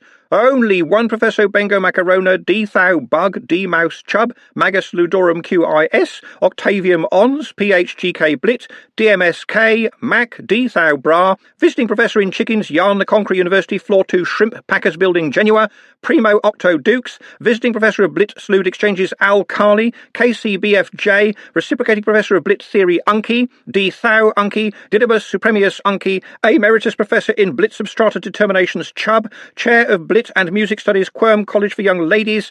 But wouldn't he be off the side, sir? That would indeed appear to be the complaint of the luckless warriors of United, said the editor. They are clustering around the referee, and what would I give to be a fly on that wall? There is no wall, sir. It would seem— and the editor stopped dead. Who is that? What is that, sir? Look over there at the stands. The upper-class stands, I might add, to which we were not invited. The sun usefully took this opportunity to appear from behind the clouds, and the bowl of the hippo seemed to fill with light. That's the micromail girls, sir, said the assistant. Even some of the protesting United team were looking up at the stands now. She hurt the eyes, but they were dragged towards it again. I've got her picture on my bedroom wall, said the assistant. Everyone's been looking for her, he coughed. They say it doesn't chafe, you know. Now all the footballers on the field, bar the unfortunate Charlie Barton, who was having a dizzy spell, were clustered around the referee, who said, I repeat, it was a perfectly acceptable goal. A trifle unkind and showy, perhaps, but nevertheless entirely within the rules. You've watched the unseen lads training. The game moves about. It doesn't send you a clack to tell you what's happening next. A voice a little lower down said, It is an elementary mistake to believe that even the most doughty keeper of the net can single-handedly defend against the full might of the opposing team. This was Nutt. Mr. Nutt, you are not supposed to tell them that sort of thing, said Ridcully. Mr. Hoggett looked downcast, a man betrayed by team, history, and expectations. I can see we've got a lot to learn, he said. Trev pulled Nutt off to one side. And this is where it all goes bad, he said. Oh, come now, Mr. Trev, we're doing very well. Bengo is anyway. I'm not watching him, I'm watching Andy, and Andy is watching Bengo. They're biding their time. They're letting the poor old buggers get into a hell of a fix, and then they'll just take over. And then Trev was given a short lesson in why wizards are wizards. I have a modest proposal, and I wonder if you will hear me out, referee. While we at Unseen University are absolute novices, we have had rather more time to get to grips with a new football than our current opponents have. Therefore, I propose to give them one of our goals, said Ridcully. You can't do that, sir, said Ponder. Why? Is it against the rules? Ridcully's tone deepened and became noticeably more pompous. I ask you, are good sportsmanship, fellowship, and generosity against the rules, pray? By the end of the sentence, his voice was audible nearly to the very back of the stadium. Well, of course, there is nothing against it, sir. There isn't a rule stopping you washing your laundry during the middle of the game, and that is because no one would do it. Right. Mr. Hoggett, one of our goals is now yours. We are, as it were, level. Hoggett, transfixed, looked around at his fellow players. Well, there, if you insist, sir. Wouldn't dream of taking no for an answer, said Ridcully expansively. What in the world made him do that? Said the editor of the Times, as an exhausted runner brought him the news. It was a very generous gesture. Why did you do it? Said Ponder to Ridcully. I'm totally transparent, Stibbons. Generous to a fault, that's me. It's not my fault that they do not know that they are inferior, and this will play on their minds for the rest of the game. That's rather cunning, sir. Yes, it is, isn't it? I'm rather proud of it. And once again we get to kick first. No wonder this is such a popular game. That was a remarkable piece of psychology there, said Nutt to Trev as they walked back to the sidelines. Somewhat cruel, possibly, but clever. Trev said nothing. There was the shrill call of the whistle for the game to resume, followed instantly by the referee screaming, A little bit of hail won't hurt you, boy. It's healthy and will do you good. That's magic, said Trev. Should that be happening? No, said Ponder Stibbons behind him. It's just possession. Yes, the game is all about possession, Mr. Trev, said Nutt. Trev looked up again at the stand. There was the shining shape of Juliet, only a few feet away from Vetinari himself, and flanked by Glenda and Pepe. She could be a goddess. It's never going to happen, is it? He said to himself. Not her and a boy from the candle vats. Not really going to happen. Not now. And then Bengo screamed, and it seemed as though every voice in the stadium joined in one communal, "Oh!" And the whistle blew again. What happened, sir? Said the editorial assistant. Can't exactly be sure. They got the ball to Macarona again, and then he collided with a couple of United players, and they all ended up in a heap. Nutt, the first to reach the stricken Macarona, looked up at Trev gravely. "Both patellas dislocated," he said. "We'll need a couple of men to take him down to the Lady Sybil." The former dean looked around at the clustered footballers. "So, what happened here, Mr. Shank?" he said as perspiration dripped off his chin. Andy momentarily lifted a finger to his forelock. "Well, sir, I was rushing forward according to the rules to tackle Mr. Macarona, and I had no idea at all that Jimmy the Spoon here had got exactly the same idea and was coming from a different direction, and suddenly we were all there together going arse over tip, if you would excuse my clatching." Trev glowered. The look on Andy's face was transparent. He was lying. He knew he was lying. He knew everyone else knew he was lying, and he didn't care. In fact, he rather enjoyed the situation. Andy's boots looked heavy enough to moor a boat. "They got him like the meat in a sandwich, sir," Trev complained to the referee. "Can you substantiate that, young man?" "Well, you can see what's happened to the poor bugger." "Yes, but do you have any evidence of collusion?" Trev went blank, and Nutt supplied in a whisper. "Can you prove it was a set-up?" "Can anyone?" said the referee, looking around the players. No one could. Trev wondered how many might, were it not for the fact that Andy was standing there, innocent as a shark. "I am the referee, gentlemen, and I can only referee what I see, and I saw nothing." "Yeah, because they made sure of that," said Trev. "Anyway, listen to the crowd, they all saw it." "Look, they've got boots on them that could strip bark," Ridcully protested. "Yes, indeed, sorry, Captain, but as yet there are no rules about which boots should be worn, and, at the very least, these are the boots that have been traditionally worn for the game of foot-the-ball." "But they're man-traps." "I can certainly see what you're getting at, but what would you like me to do?" said Henry. "I have a suspicion that if I cancelled this match at this point, you and I would not get out of here alive, because even if we ourselves did escape the wrath of the crowd, we would by no means escape the wrath of veterinary. The game will continue. Unseen Academicals can play a substitute, and I will... let me see." He pulled out a notebook. "Ah, yes, I will award a free kick at the very point where this unfortunate incident took place. And may I add that I will look askance at any future incidents. Mr. Hoggett, I trust that you will make this clear to your team." "Blow that for a game of soldiers," Trev yelled. "They just took out our best players, and you're going to let them walk away grinning." But the referee was, after all, the former dean, a man used to head-to-head confrontations with Mustrum Ridcully. He gave Trev a chilly look and turned very deliberately to the Arch-Chancellor and said, "And I trust you, too, Captain, will impress upon your team that my decisions are final. There will be a 5-minute interlude for you to do this, and can some of you fellows take poor Professor Macarona off the field and see if you can find some quack to look at him?" A voice behind him bellowed, "You have one right here, sir." They turned. A figure slightly larger than life, wearing a top hat and carrying a small bag, nodded at them. "Dr. Lorne," said Ridcully, "I wouldn't have expected to see you here." "Really?" said the doctor. "Wouldn't have missed it for the world. Now, some of you men drag him over to that corner, and I'll take a look at him. I'll send my bill to you, shall I, Mustrum?" "Wouldn't you like to take him somewhere nice and quiet?" said the referee. "No fear. I want to keep my eye on the play." "They're getting away with it," said Trev as he walked back to the line. "Everyone knows they're getting away with it." "We still have the rest of the team, Mr. Trev," said Nutt, lacing up his boots. He had, of course, made them himself. They looked like foot gloves. "And me, of course. I am the first substitute. I promise that I will do my best, Mr. Trev." Thus far, it had been a rather boring afternoon for the librarian after his one little moment in the sun. It really was rather dull between the goalposts, and he was getting hungry, and so was pleasantly surprised by the appearance of a large banana in front of the goal. It was later agreed that, in a footballing context, mysteriously appearing fruit should have been greeted with a certain amount of caution. But he was hungry, it was a banana, and the metaphysics were sound. He ate it. Glenda, up in the stand, wondered if she was the only one to have seen the startlingly yellow fruit in its trajectory, and then saw, looking up at her from the crowd with a big grin on her face, Mrs. Atkinson, mother of Tosher, himself something of an unguided weapon.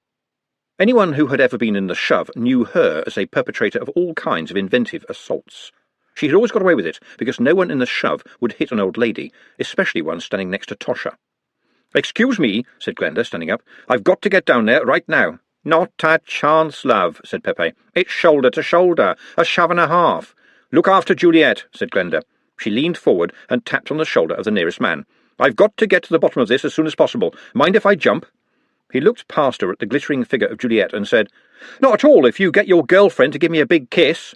"No, but I'll give you one." Don't trouble yourself, miss, but come on then, give me your hand." It was a reasonably fast descent, as she was passed from hand to hand, accompanied by ribaldry, much genial horseplay, and a definite feeling of satisfaction on Glenda's part that she was wearing her biggest and most impenetrable pants. This was slightly modified when she realised that none of the spectators had tried any hanky-panky whatsoever. Elbowing and kicking people out of the way, she reached the goal just as the banana was consumed in one gulp and stood, panting helplessly in front of the librarian. He gave her a wide smile, looked thoughtful for a moment, and went over backwards.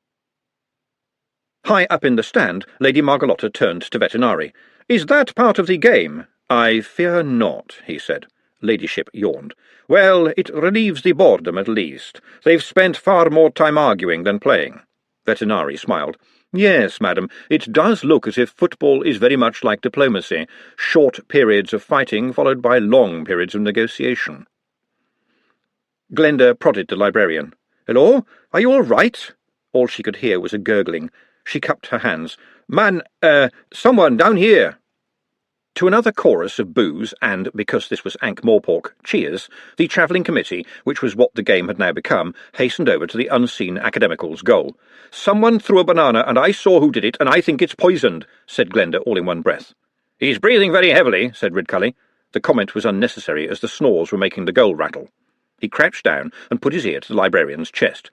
"I don't think he's been poisoned," he said. "Why's that, Arch-Chancellor?" said Ponder. "Because if anyone has poisoned our librarian," said Ridcully, "then, although I am not by nature a vindictive man, I will see to it that this university hunts down the poisoner by every thaumic, mystic, and occult means available, and makes the rest of their life not only as horrible as they can imagine it, but as horrible as I can imagine it. And you can depend on it, gentlemen, that I have already started work on it." Ponder looked around until he saw Rincewind. "Professor Rincewind, you are his friend. Can't you stick your fingers down his throat or something?" Well, no," said Rincewind. "I'm very attached to my fingers, and I like to think of them as attached to me." The noise of the crowd was getting louder. They were here to see football, not a debate. "But Dr. Lorne is still here," Rincewind volunteered. "He makes a living out of sticking his hand in things. He's got the knack." "Ah, yes," said the referee. "Perhaps we can impose upon him to take another patient." He turned to Ridcully. "You must play your other substitute." "That would be Trevor Likely," said the Arch-Chancellor. "No," blurted out Trev. "I promised my old mum." "I thought you were part of the team," said Ridcully. "Well, yes, sir, sort of. Helping out and all that. I promised my old mum, sir, after Dad died. I know I was down on the list, but who would have thought it would have turned out like this?" Ridcully stared at the sky. "Well, it seems to me, gentlemen, that we cannot ask a man to break a promise made to an old mum. That would be a crime more heinous than murder. We will have to play with 10 men. It appears that we will have to go without." Up in his ramshackle box, the editor of the Times picked up his notebook and said, "I'm going down there. It's ridiculous to sit up here like this." "You're going on the pitch, sir?" "Yes, at least that way I can see what's happening." "I don't think the referee will allow that, sir." "You're not going to play, Trev?" said Glenda. "I told you. How many times do I need to tell people I promised my old mum?" "But you are part of the team, Trev." "I promised my old mum." "Yes, but I'm sure she'd understand. That's easy for you to say. We'll never know, will we?" "Not necessarily," said a voice cheerfully. "Oh, hello, Dr. Hicks," said Glenda.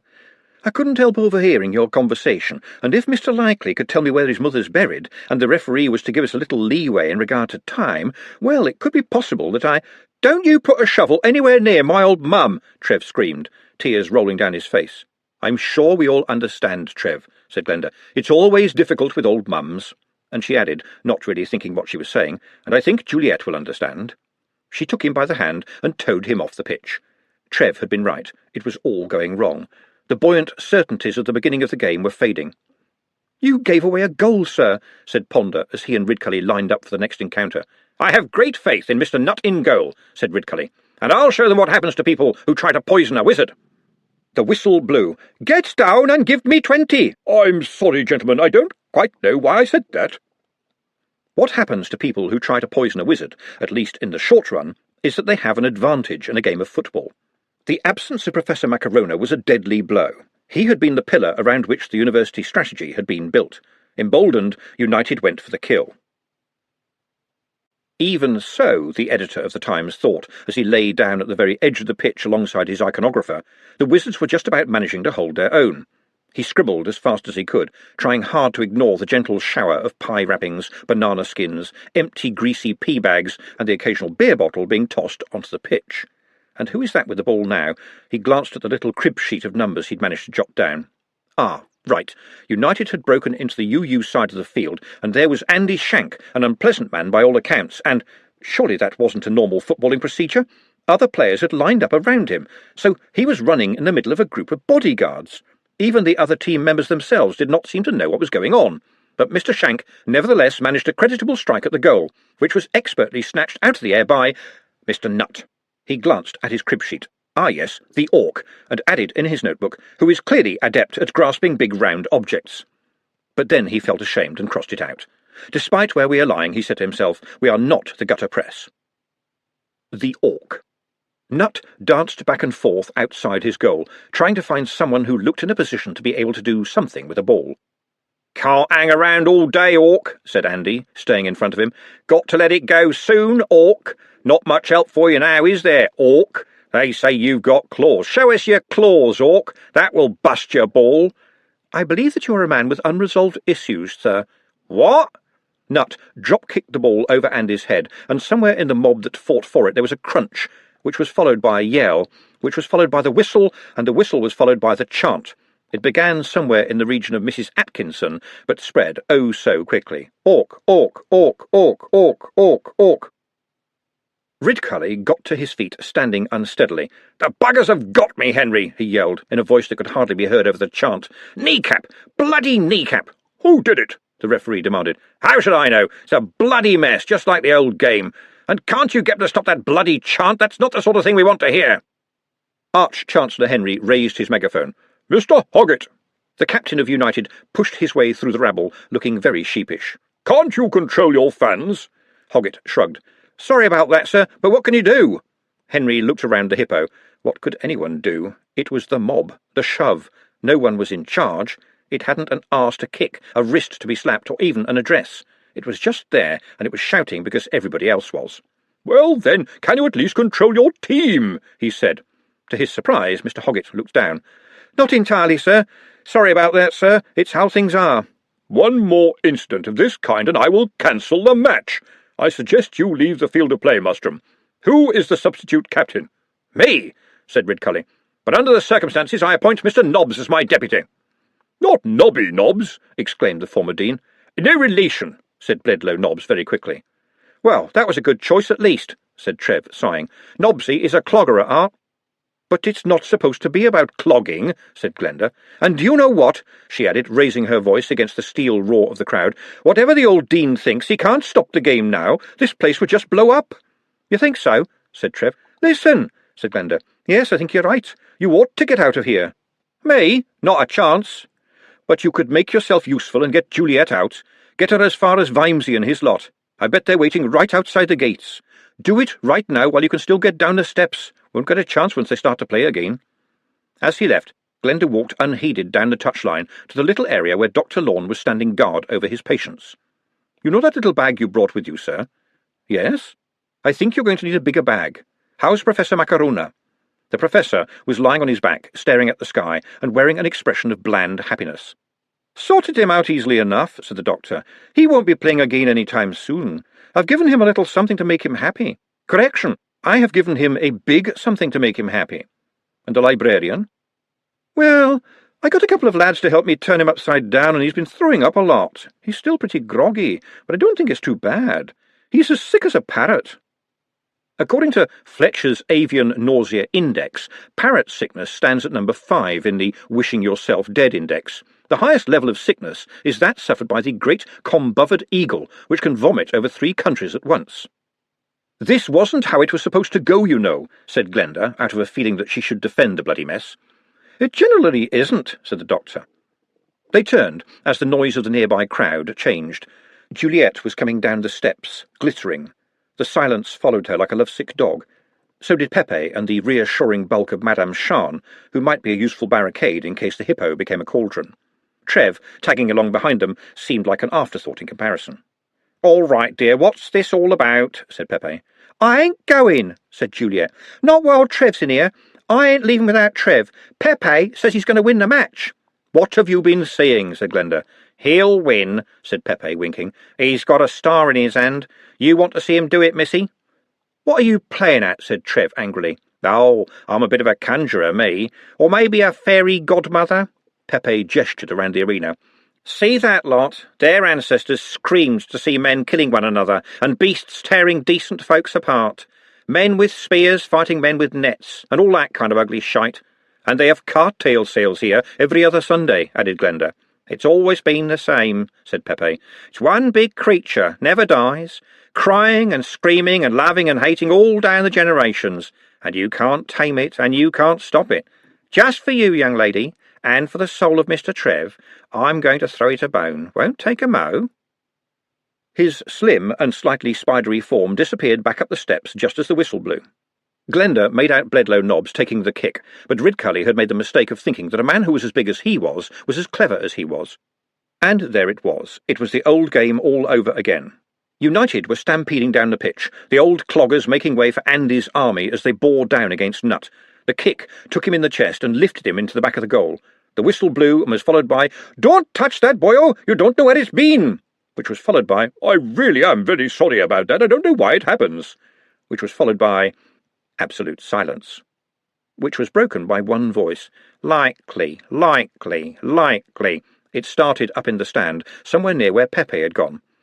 The beast had forgotten the name Orc, but certainly remembered the name Likely, a name that had fed it so often, a name it had given birth to and eaten, a name that was football, the very heart of the beast. And here, on this broken field, it was a name to conjure with. Likely, likely, likely. Hardly a grown man hadn't seen him. He was the legend. Even after all these years, it was a name that cut through other loyalties. You told your grandchildren about him. You told him how he lay there bleeding, and maybe how you dipped your handkerchief in his blood and kept it for a souvenir. "Likely," intoned the baritone of Madame Shan. "Likely," whispered Glenda, and then "Likely!" She could see the little figure running along the top of the stands, the chant tailing after it. Tears streamed down Trev's face. Mercilessly, Glenda looked him in the eye. "Likely, likely." "But my old mum," Trev wept. Then Juliet leaned over and kissed him, and for a moment the tears were silver. "Likely." Trev stood clutching and unclutching his hands as the chant went on. Then he gave a sort of shrug. Then he took his battered tin can out of his jacket pocket and handed it to Glenda, before turning to face the pitch again. "I'm sorry, Mum," he said, taking off his jacket, "but this is football, and I don't even have a jersey." "We thought of that," said Glenda, "when they were being made." She pulled one out of the depths of her bag. "Number 4. That was my dad's number." "Yes," said Glenda, "we know. Listen to 'em cheering, Trev." Trev looked like someone trying to find an escape clause. "I've never even trained with the new football. You know me, it's always been the tin can." "It's a football. It's just a football," said Nutt. "You'll get the hang of it in a second." The former dean strode up. "Well, this is all very gratifying, with a touch of welcome pathos, ladies and gentlemen, but it is time we continued this football match, and I would be very grateful if all non-players could stand back behind the touchlines," he said, shouting to make himself heard above the noise of the crowd. Trev left Nutt at the goal. "Don't you worry, Mr. Trev," said the Orc, grinning. "With me saving and you striking, we can't lose. They won't get me the same way a second time." He lowered his voice and grabbed Trev's shoulder. "When it starts to get hot down this end, run like stink towards the other, and I'll make sure you get the ball." Trev nodded and walked across the turf to the cheers of the crowd. The editor of the Times later reported as follows. "At this point, United seemed to feel that they had a working strategy and poured every resource into the university's side in a melee that was clearly beyond the referee to control. The plucky Orc custodian had also learned a lesson and 2 or 3 times recovered the day with magnificent saves, on one occasion kicking the ball, in our opinion, directly at the head of one of the milling opponents, stunning him and then catching it upon the rebound, dropping it onto the boot and sending it far into the opposing half, where Trevor Likely, son of the famous football hero, ran pell-mell towards the goal where Mr. Charlie Barton had happily been provided with a chair, a table, a late lunch, and 2 stalwart defenders whose clear purpose it was to see that none shall pass. All breathing in the park surely ceased as the young paladin fired off a tremendous shot, which was, alas, out by a few inches and only served to rattle the woodwork and rebounded towards the defenders. Nevertheless, Likely tackled like a man possessed, and spirits lifted once again as the two defenders got in each other's way just sufficiently for the boy to once again power the sphere back towards its intended resting place.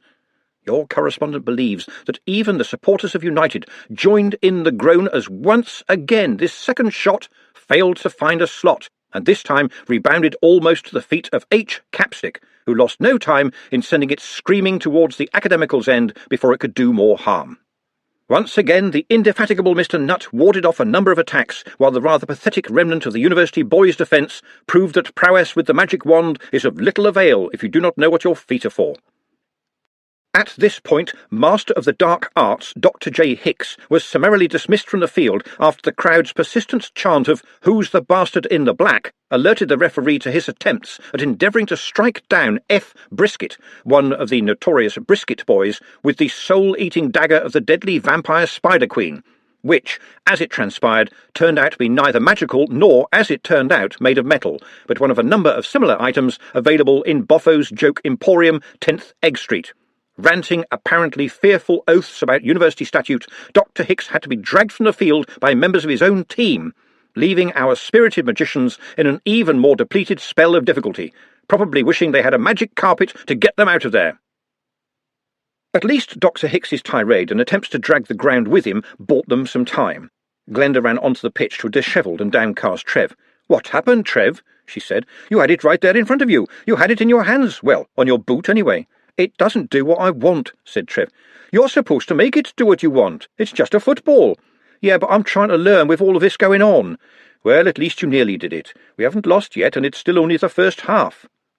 When play was resumed, according to the editor of the Times, a certain amount of backbone had been retrieved by the men in pointy hats, and Captain Nobbs led a concerted attack in an attempt to further interfere with Charlie Barton's lunch. But to the dismay of all, the son of Dave Likely still appeared to have only a nodding acquaintance with the art of goal-scoring, and it appeared very much that his only chance of putting one away would be to have the ball wrapped up and sent via the post office. And then, to the shock of all, the occult gang appeared to prove that they were far better at billiards than football, when another of Likely's powerful but directionless attempts rebounded again off the goal onto the head of Professor Rincewind, who was, in fact, running in the opposite direction, and was in the back of the goal before anyone, including Charlie, knew where it was. This got a cheer, but only because the game now appeared, in our opinion, to be a comedy routine.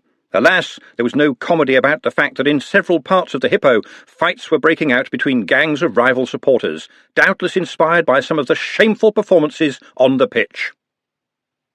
As the two sides trooped or hobbled back to their places, the referee called the captains together. "Gentlemen, I'm not quite sure what we are doing here, but I'm quite certain that it's not exactly football, and I'd look forward to the inquiry later on. In the meantime, before anyone else is injured, and especially before the crowd start to tear this place apart and eat one another, I will tell you that the next goal scored will be the last one, even though we are still only in the first half." He looked meaningfully at Hoggett and said, "I sincerely hope that some players will examine their consciences. If I may coin a phrase, gentlemen, it's sudden death either way. I will give you a few minutes to impress this upon your teams." "I am sorry, sir," said Hoggett, looking around. "Some of my lads are not people I would have chosen, if you get my drift. I'll give them a good talking to." "In my opinion, that would only work if you were hitting them with a hammer at the same time, Mr. Hoggett. They are a disgrace. And do you also understand me, Mr. Nobbs?" "I think we'd like to carry on too, never say die." "And I would not like to see death here either, but I suspect that your request for extra time is in the hope that Mr. Likely will learn how to play football, but I fear that will not happen in a month of Sundays." "Well, yes, sir, but can't you—" Hoggett began. "Mr. Hoggett, I have spoken, and I am the referee, and right now I am the nearest thing to the gods." "I am the nearest thing to the gods." It came back as an echo, softer, brighter. He looked around. "What? Did you chaps say something?" "Nearest thing to the gods." There was a sound like glowing, but the ball was still in his hands, wasn't it? He stared at it. And was it just him, or was there something in the air? Something in the air, the silveriness of fine winter days. Trev did an embarrassingly jiggly little run on the spot as he waited. When he looked up, there was Andy Shank watching him. "Your dear old dad must be having a fit," said Andy cheerfully. "I know you, Andy," said Trev wearily. I know what you do. You corner some poor tosser and taunt him until he loses his rag, and so he starts it, doesn't he? I'm not rising to it, Andy. Not rising to anything very much, are you? Not listening, Andy, said Trev. Oh, I reckon you are. Trev sighed again. I've been watching you. You and your chums are bloody masters at sticking the boot in when the ref ain't looking, and what he don't see he can't do nothing about. Andy lowered his voice. Well, I can do something about you, Trev. You won't be walking out of this place, I swear it. You'll be carried out. There was the sound of the whistle, followed by the unstoppable, "Any boy who has not brought his kit will play in his pants." "Sudden death," the former dean said, and the sides collided, Andy emerging with the ball at his feet and his dishonour guard flanking him at either side. Ponder Stibbons, in the path of their advance, calculated quite a lot of things very quickly, such as speed, wind direction, and the likelihood of being physically trodden into the turf. He made an effort, at any rate, but ended up flat on his back after the collision. As the editor of the Times put it, in this scene of despair, dismay, and disarray, one lone defender, Nutt, stood in the way of United's winning goal. There was a roar immediately behind Nutt. He daren't look round, but someone landed on top of the goal, making it shake, dropped down, and indicated by means of one huge and horny thumb that Mr. Nutt's assistance was no longer required. There was a green crust around the librarian's mouth, but this was nothing to the fire in his eyes. At this point, according to the editor of the Times, seemingly nonplussed by the return of the wizard's famous man of the forest, Shank essayed another attempt at the winning score, which was stopped one-handed by the librarian and effortlessly thrown back into United's turf. With everything to play for, it seemed to us that every man on the pitch was chasing the ball as if they were a pack of boys scuffling in the gutter for the traditional tin can. However, Mr. Nobbs, who we are assured is no relation, was able to make some space to give the unlucky Mr. Likely another attempt at following in his father's footsteps, which he failed to do by the width, from our estimation, of about half of 1 inch, and the ball was snatched up by Big Boy Barton, who then collapsed, choking, having stuffed, we understand, a considerable amount of pie into his face to keep his hands free. "It shouldn't be like this," said Glenda, and the thought echoed back in her head. "It shouldn't be like this. Trev has to win, it can't go any other way." And her voice came back again. Could you get echoes in your own head? They were going to lose, weren't they? They were going to lose because Andy knew how to break the rules. The rules. I am the rules. She looked around, but apart from the doctor and his groaning or, in Ridcully's case, cursing charges, there was no one near her apart from Juliet, who was watching the game with her normal faint smile. "Good heavens, all he needs is to get only 1 goal," said Glenda aloud. "I am the goal," said the quiet voice from nowhere. "Did you hear that?" said Glenda. "What?" said Juliet. She turned, and Glenda could see that she was crying. "Trev's going to lose." "I am the ball." This time it had come from her pocket, and she pulled out Trev's tin can. As Dr. Lorne gave a groan and hurried back up the pitch towards the choking Charlie, as the Times later put it, she followed him and caught up with Mr. Nobbs. "If you ever want a cup of tea and a piece of cake again in your life, Mr. Nobbs, you kick the ball towards me. You will know where I am, because I will be screaming and acting silly. Do what I say, OK?"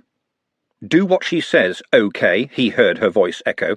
"And what will you do, throw it back?" "Something like that," said Glenda. "And what good is this going to do?" "It's going to win you the match, that's what. Can you remember Rule 202?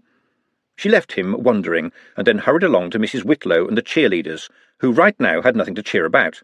"I think we should give the boys a really good display at this time," she suggested. "Don't you agree, Juliet?" Juliet, who had been dutifully following her, said, "Yes, Glenda." "Yes, Glenda." And there it was again, 1 sentence, 2 voices. Mrs. Whitlow was not the sort of person who would take an instruction from the head of the night kitchen, but Glenda leaned forward and said, "It's the Arch-Chancellor's special request." The resurrection of Big Boy Barton was not an easy job, and there were possibly fewer volunteers for putting their fingers down his throat than there had been for the librarian, and his emptying and cleaning up took a little more time. As the referee summoned the teams back into position, Glenda arrived out of breath and handed him a piece of paper. "What's this?" "It's the rules, sir, but you will see I have put a ring around one of them." He glanced at it and said dismissively, "Looks like a lot of nonsense to me." "It's not, sir. Not if you look at it a bit at a time, sir. It's the rules, sir." Arch-Chancellor Henry shrugged and stuffed the paper into his pocket.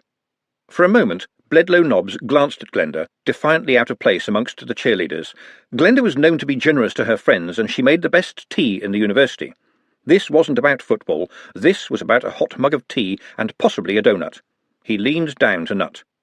"Glenda says I've got to remember Rule 202, he said. Nut's face brightened. "Clever idea, and of course it will work. Did she tell you to kick the ball out of the pitch?" "Yes, that's right. Are we going to cheat?" said Bedlow Nobbs. "No, we are going to stick to the rules, and the thing about sticking to the rules is that it's sometimes better than cheating." Nobbs's chance came soon enough, surprisingly with an obviously misdirected pass from Hoggett. Had Hoggett been standing very close when they'd been talking? And had he just said, "Go for it"? It sounded very much like it.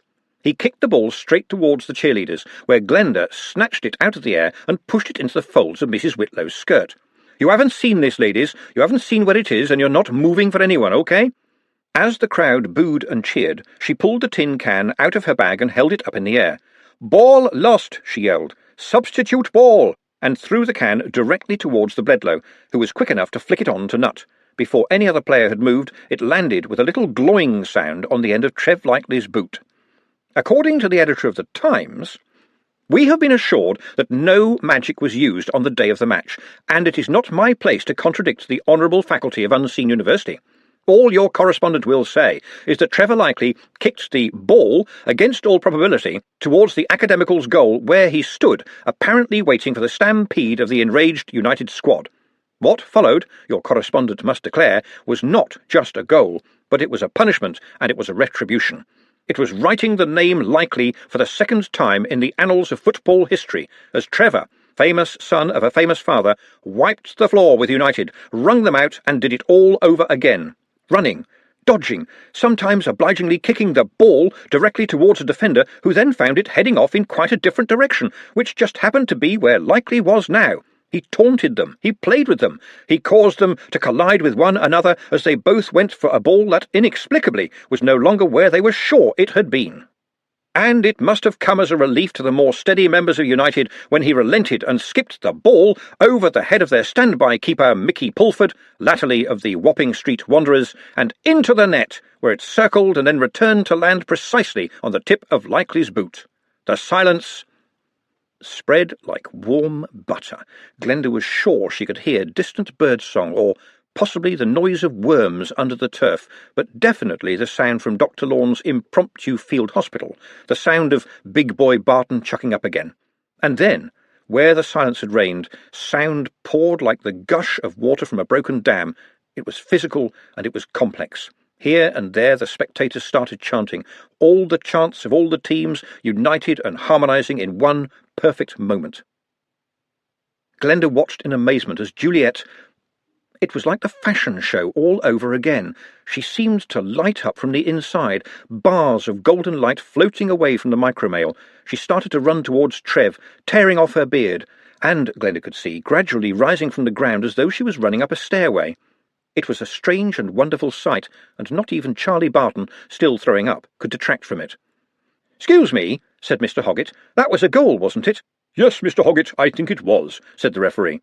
Hoggett was pushed out of the way by Andy Shank. "No, it went to one side. Are you bloody blind or what? And it was a tin can." "No, Mr. Shank, it was not. Gentlemen, can you not see what's happening in front of your faces? Look, everything that happened was perfectly legal under the rules of the game. Rule 202, to be precise. It's a fossil, but it is a rule, and I can assure you that no magic was used. But right now, gentlemen, can you not see the golden lady floating up in the air?" "Yeah, right. That's just more weird kid stuff, just like that goal." "This is football, Mr. Shank. It's all weird kid stuff." "So the game is over?" said Mr. Hoggett. "Yes, Mr. Hoggett, it is. Apart from, and I insist on drawing your attention to it, a beautiful golden lady floating over the pitch. Am I the only one seeing this?" Hoggett glanced towards the rising Juliet. "Yeah, right, very pretty. But we've lost, have we?" "Yes, Mr. Hoggett, you have clearly and emphatically lost." "And, just to be precise," said Hoggett, "there are no more, rules, are there?" "No, Mr. Hoggett, you are no longer subject to the rules of football." "Thank you for that clarification, your worship, and may I also thank you on behalf of United for the way you handled the trying events of this afternoon." With this, he turned and punched Andy full in the face. Mr. Hoggett was a mild man, but years of lifting a pig carcass in each hand meant that he had a punch that even Andy's thick skin had to reckon with. Even so, after Andy had blinked a few times, he managed to say, "You bastard! You lost us the game," said Hoggett. "We could have won fair and square, but you had to muck it up." And those around him felt able to murmur in support of the accusation. "Me? It wasn't me. It was that bloody Trev Likely and his little orc chum. They was using magic. You can't say that wasn't magic." "Just skill, I assure you," said the former dean. "Amazing skill, certainly, but he is well known for his prowess with the tin can, which itself is a veritable icon of football." "Where is that bloody Likely, anyway?" Glenda, eyes fixed on the centre of the pitch, said in the voice of someone half hypnotised, "He's racing up in the air as well." "Look, you can't tell me that's not magic," Andy insisted. "No," said Glenda. "You know what? I think it's religion. Can't you hear?" "I can't hear anything, dear, with all the noise from the crowd," said the former dean. "Yes," said Glenda. "Listen to the crowd." He did. It was a roar. A great sky-filling roar, old and animal, and coming up from the gods knew where, but inside it, travelling like a hidden message, he made out the words. They swam into focus, if indeed the ear could focus, and if he was actually hearing them with his ears. They might have been coming through his bones. "If the striker thinks he scores, or if the keeper cries in shame, they understand not the crowd's applause. I make and hear and earn again. For I am the crowd and I am the ball. I am the triumph and the blame. I am the turf, the pies, the all. Always and ever I am the game. It matters not who won or lost. Nothing is the score you made. Fame is a petal that curls in the frost, but I will remember how you played." And it stays there, Glenda thought, like sound in a banner, everybody one part of it. Juliet and Trev began to float down, hand in hand, turning gently until they landed lightly on the turf, still kissing. A sort of reality began to leak back into the arena, and there are some people who, even when hearing the voice of the nightingale, will say, "What's that bloody noise?" "Cheating bastard!" said Andy, and launched himself directly at Trev, covering the ground at speed as the boy stood there with a very bemused but happy expression on his face. He did not notice the hell-bent Andy until a huge boot kicked him squarely in the groin, so hard that the eyes of all male watchers watered in sympathetic pain. For the second time in 24 hours, Trev felt the micromale sing as the thousands of links moved and just as quickly settled down again. It was as if a little breeze had blown up his pants. Apart from that, he hadn't felt a thing. Andy, on the other hand, had. He was lying on the ground, bent double, making a sort of whistling noise through his teeth. Someone slapped Trev on the back. It was Pepe. "You did put my pants on, didn't you? Well, obviously not my pants. You'd have to be suicidal to want to put my pants on. Anyway, I've come up with a name for the stuff. I'm going to call it Retribution. Can't ever say it will be an end to war, because I can't imagine anything putting an end to war, but it sends the force back the way it came. Didn't chafe either, did it?" "No," said Trev, amazed. "Well, it did for him. My word, though, he's a game one. That reminds me, I'll need a picture of you in them." Andy was rising slowly, elevating himself to the vertical almost by willpower alone. Pepe grinned, and somehow it seemed obvious to Trev that anyone who was going to get up and try any threats with Pepe grinning at him was more than suicidal. "Got a knife, have you, you little squirt?" said Andy. "No, Andy," said Nut behind him. "No more. The game is over. Fortune has favoured unseen Academicals, and I believe the traditional ending is to exchange shirts in an atmosphere of good fellowship." "But not pants," said Pepe under his breath. "What do you know about that sort of thing?" growled Andy. "You're a bloody orc. I know all about you people. You can tear arms and legs off. You're black magic. I'm not scared of you." He came at Nut with commendable speed for a man in such pain. Nut dodged. "I believe there is a peaceful solution to the obvious enmity between us." "You what?" Pepe and some of the footballers were closing in. Andy had not been making friends. Nut waved them away. "I'm sure I could help you, Andy. Yes, you are right. I am an orc. But doesn't an orc have eyes? Doesn't an orc have ears? Doesn't an orc have arms and legs?" "Yeah, at the moment," said Andy, and leaped. What happened next happened so fast that Trev didn't see the middle of it. It started with Andy jumping, and finished with him sitting on the ground with Nut's hands clamped around his head, claws out. "Let me see now," Nut mused as the man struggled in vain. "Twisting the skull with enough force to snap the spine and spinal column should not present much difficulty, since it is a non-rotating joint. And, of course, the ear holes and eye sockets allow for extra grip in the manner of a bowling ball, he added happily. There was a horrified hush as he continued. Using the unit of measurement of force invented by Sir Rosewood Bunn, I should think that a mere 250 buns should do the trick. But of course, and possibly surprisingly, it is the tearing of the skin, tendons and muscles that would present me with some difficulty. You are a young man, and the tensile strength would be quite high. I imagine the skin alone would require a force of about 1,000 buns. Andy yelped as his head was gently twisted. "Oh, I say, look here now," said Ridcully. "A joke is a joke and all that, but—" "From then on, it gets rather messy," said Nutt. "Muscle would tear off the bones comparatively easily." Andy gave another strangled yelp. "But, taking it all in all, I would think a force of between 3 to 5 kilobuns should do the trick." He paused. "Just my little joke, Andy. I know you like a laugh.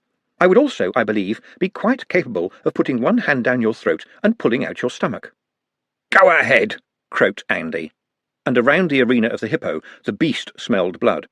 After all, it wasn't just horse racing that had taken place in the Hippo over the centuries.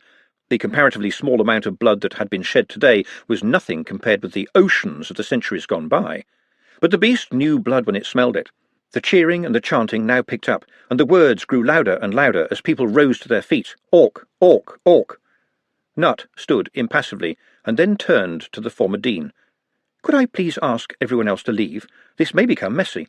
"Oh, come on," said Trev. "No way." "Ah, well," said Nutt. "Maybe just the ladies." "Not likely," said Glenda.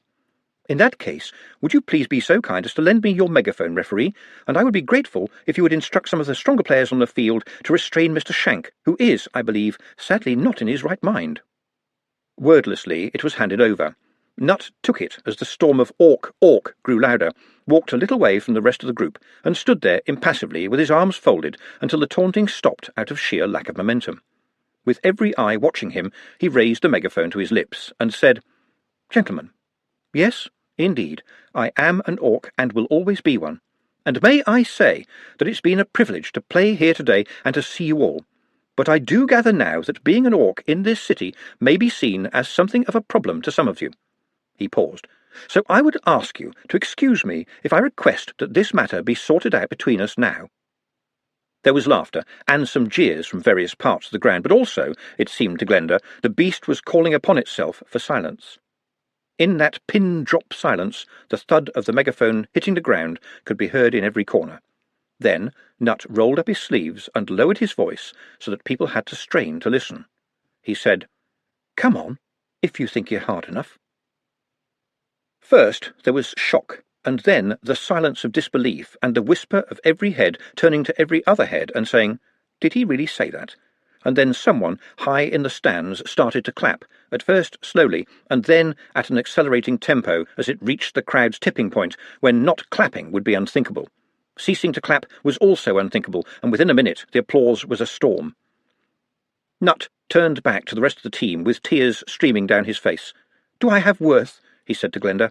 She ran towards him and hugged him. "You always did." "Then, when the match is over, there are things we have to do." "But it's been over for ages," said Glenda. "No, it's not over until the referee blows his whistle. Everyone knows that." "By Io, he's right," said Ridcully. "Go on, Dean, give it the works." The Arch-Chancellor of Braesneck University felt gracious enough to let that one pass. He put the gigantic whistle to his lips, filled his lungs with air, and sent the pea rattling. Despite everything, the shade of Evans the Striped had the last word. "No boy is to fiddle about in the showers!" As the crowd streamed down from the stands, trampling the now sacred turf, Ridcully tapped a gloomy Mr. Hoggett on the shoulder and said, "It would be my privilege to change shirts with you, sir." He dropped his hat on the ground, pulled off his shirt and revealed a chest so hairy that it looked like two sleeping lions. The United shirt he received in return was somewhat of a tight fit, but that was unimportant because, as Andy had predicted, the unseen Academicals were indeed picked up by the yelling crowd, except for Mrs. Whitlow, who fought back, and carried in glory through the city. It was a triumph. Whether you won or lost, it was still a triumph. It is traditional on these occasions for the conquering heroes to spray bottles of champagne on the crowd. This did not happen. If a wizard succeeds in getting the cork out of a champagne bottle, he certainly does not intend to pour it away. "You think it's all over?" The wizards of Unseen University knew how to party. Pepe and Madame Shan, who was the same shape as most of the wizards and felt doubly at home, were impressed. However, business was business, and they had to think about Juliet. "I can't see her anywhere," said Madame. "I think I saw 2 of her a while ago," said Pepe. "These fellows do themselves well. I have never seen such a large cheese board. It almost makes celibacy seem worthwhile." "Oh, do you think so?" "No. By the way, have you noticed that very tall wizard giving you the eye, my dear?" "That's Professor Bengo Macarona. Do you think he—" Madame began. "Without a shadow of a doubt, my dear. I know he's hurt his legs, but I doubt if that would be a problem." Once again, Madame craned to search the crowd for the glittering figure. "I do hope our young model is not getting involved in any hanky-panky." "How could she? She's totally surrounded by admirers." "It's still possible." In fact, Juliet and Trev were sitting in the darkness of the night kitchen. "I'll find something to do," said Trev. "I'll go wherever you go." "You ought to stay here and play football," said Juliet. "You know what some people said when we were drinking? They said Dave Likely was your father." "Well, yeah, that's true." "Yes," said Juliet, "but they used to say you were his son." "Well, maybe a bit of football," Trev conceded, "but I don't think I'll get away with a tin can again." They kissed. There and then, that was all that appeared necessary. However, Glenda and Nut had also wanted to find a place a little out of the way, and, if possible, dark. Fortuitously, she had pulled out of her pocket a pair of tickets, placed there by Dr. Hicks in his attempt to spread darkness and despondency throughout the world by the means of amateur dramatics, to the Dolly Sisters Players production of Star-Crossed by Hwell the playwright. They sat hand in hand, watching it solemnly, feeling the ripples move them, then discussed it as they walked back through the city, carefully skirting the chanting bands of happy, drunken supporters. "What did you think?" said Nut, after a while. "About the play, I mean." "I don't see that it was that romantic," said Glenda. "To be honest, I thought it was a bit silly." "It is widely regarded as one of the great romantic plays of the last 50 years, said Nut. "Really? But what type of example are they setting? First of all, didn't anyone in Genua, even in those days, know how to take a pulse? Is a little first-aid knowledge too much to expect? Even a hand mirror would have helped. There are quite a number of respectable places where you can take a pulse." "I think that's because neither of them were thinking about themselves, perhaps," said Nut. "Neither of them was thinking at all," said Glenda, "and they certainly weren't thinking about each other as people. A little common sense and they would be alive. It's made up, like books. I don't think anyone sensible would act like that." He squeezed her hand. "Sometimes you speak like ladyship," he said. "And that reminds me." "Reminds you of what?" "It's time for me to meet my maker." Andy Shank walked unsteadily among the night-time alleys, secure in the knowledge that they contained nothing worse than him, a belief which, as it happened, was in error. "Mr. Shank?" "Who's asking?" he said, turning around and reaching instinctively into his coat for his new cutlass. But another knife, silver and thin, sliced twice, and a foot expertly stamped the length of his shin and forced him to the ground. "Me? I'm the happy ending. You can call me the good fairy. Don't worry, you'll be able to see by the time you wipe the blood out of your eyes, and, as they say, now you won't have to pay for a drink in any bar in this town, though I suspect you never have." His attacker leaned nonchalantly against the wall. "And the reason I'm doing this, Mr. Shank, is that I am a bastard. I am an old bugger. I am a sod. They let you get away with it because they were nice people, and you know, the world needs someone like me to set the balance square. Since before you were born I have known people like you, tormentors, bullies and thieves. Ah, yes, thieves. Thieves of other people's self-respect. Thieves of their peace of mind. Now, Mr. Nutt, he's an orc, and I've heard that he can talk people better. Well, so be it, say I. If it works, he's a genius, but that don't square things, not in my book. So I thought you ought to meet Pepe, just to say hello. If I ever see you again, they'll never find all the pieces. But just to show that I have a decent streak, here's something to put on your wounds." Something landed softly near Andy's groping hand. Andy, dripping blood and snot onto the pavement, reached around quickly as the trim little footsteps disappeared, thinking only of getting the blood out of his eyes and revenge and retribution out of his heart. And, in the circumstances, therefore, he should not have wiped the half-lemon across his face. "You think it's all over?" It is a regrettable fact that when two people are dining at a very large and impressive dining table, they sit at the opposite ends of the long axis. This is incredibly stupid and makes conversation difficult and the passing of food impossible, but even Lord Vetinari and Lady Margalotta had apparently signed up to the idea.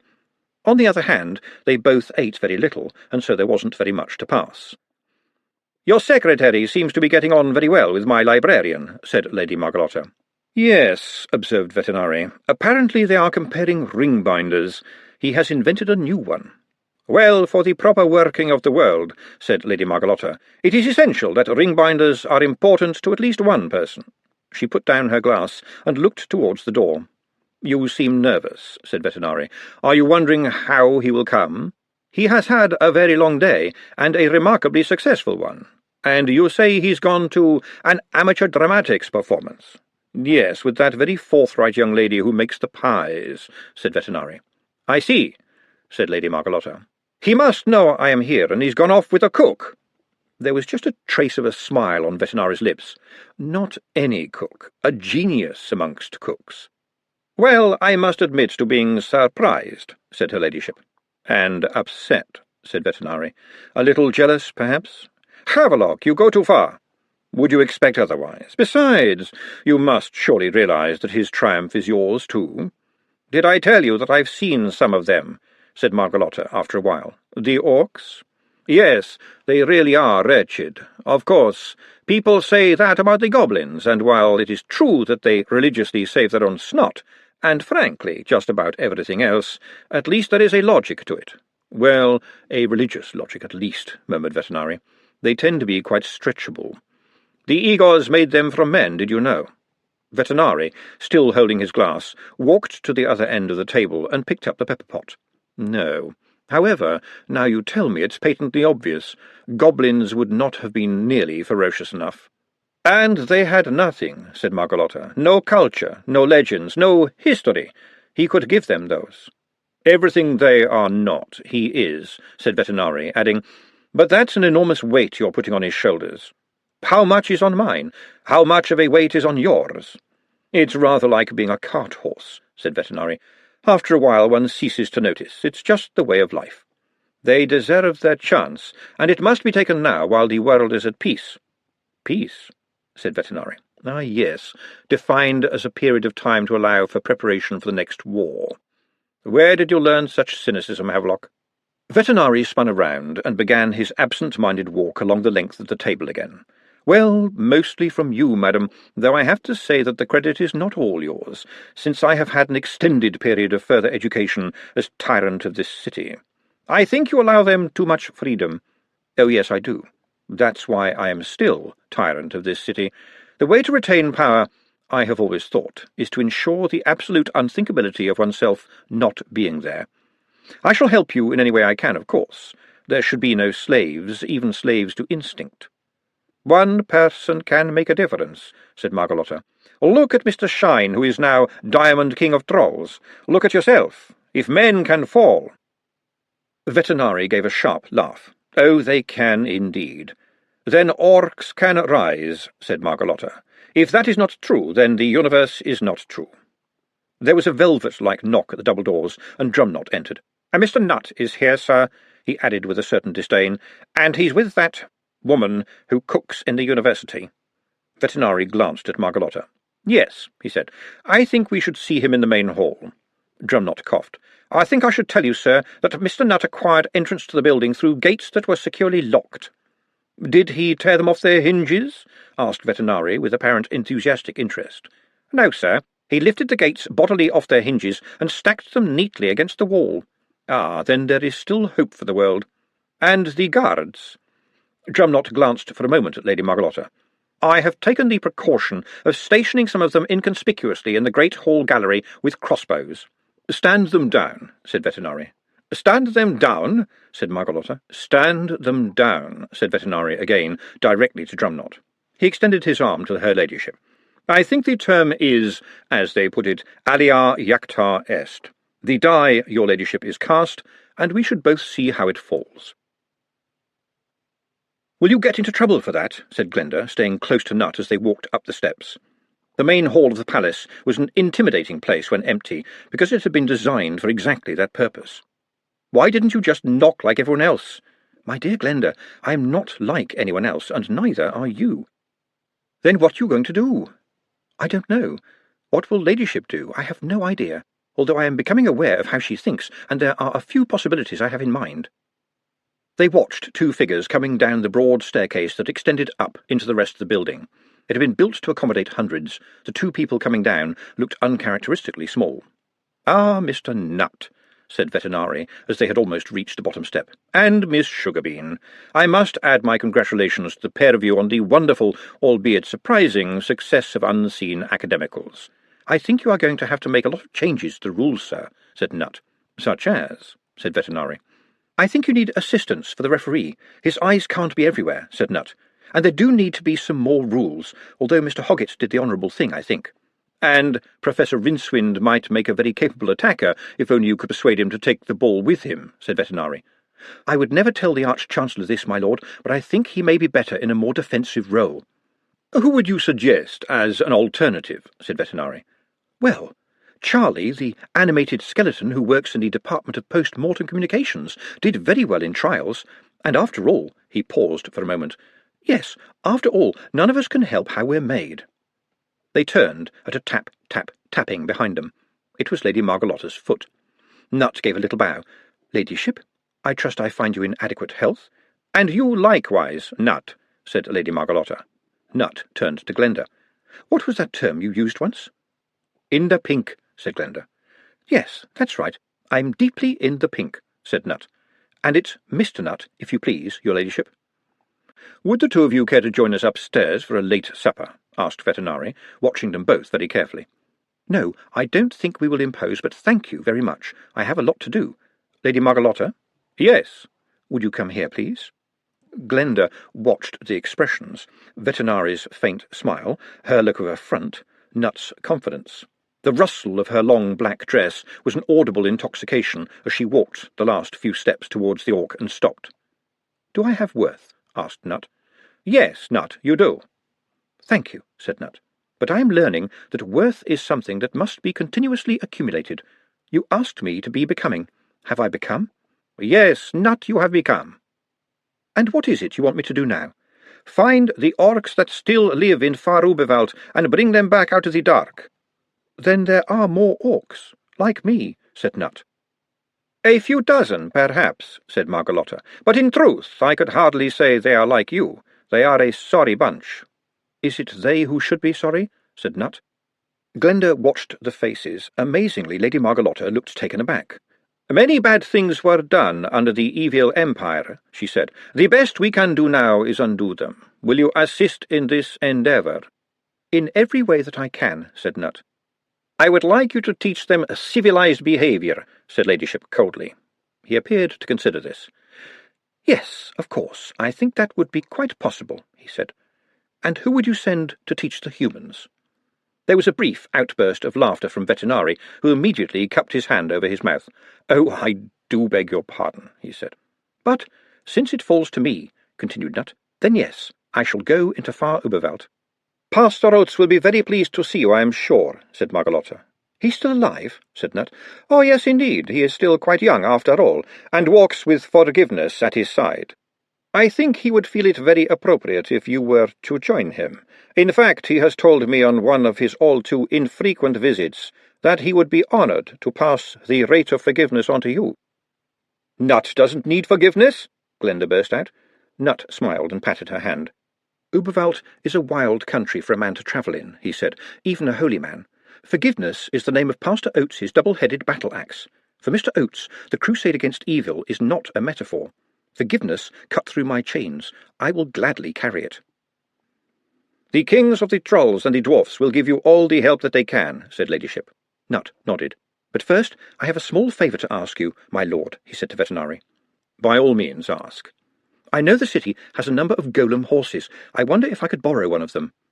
"Be my guest," said the patrician. Nutt turned to Glenda. "Miss Sugarbean, Juliet told me that you secretly want to ride through Quirm on a warm summer's evening, feeling the wind in your hair. We could leave now. I have saved money." All kinds of reasons why she shouldn't foamed in Glenda's head. Everywhere were responsibilities, commitments, and the never-ending clamour of wanting. There were 1,001 reasons why she should say no. "Yes," she said. "In that case, then, we will not take up any more of your valuable time, my lord, my lady, and will head off to the stables." "But—" Lady Margalotta began. "I think all that needs to be said has been," said Nut.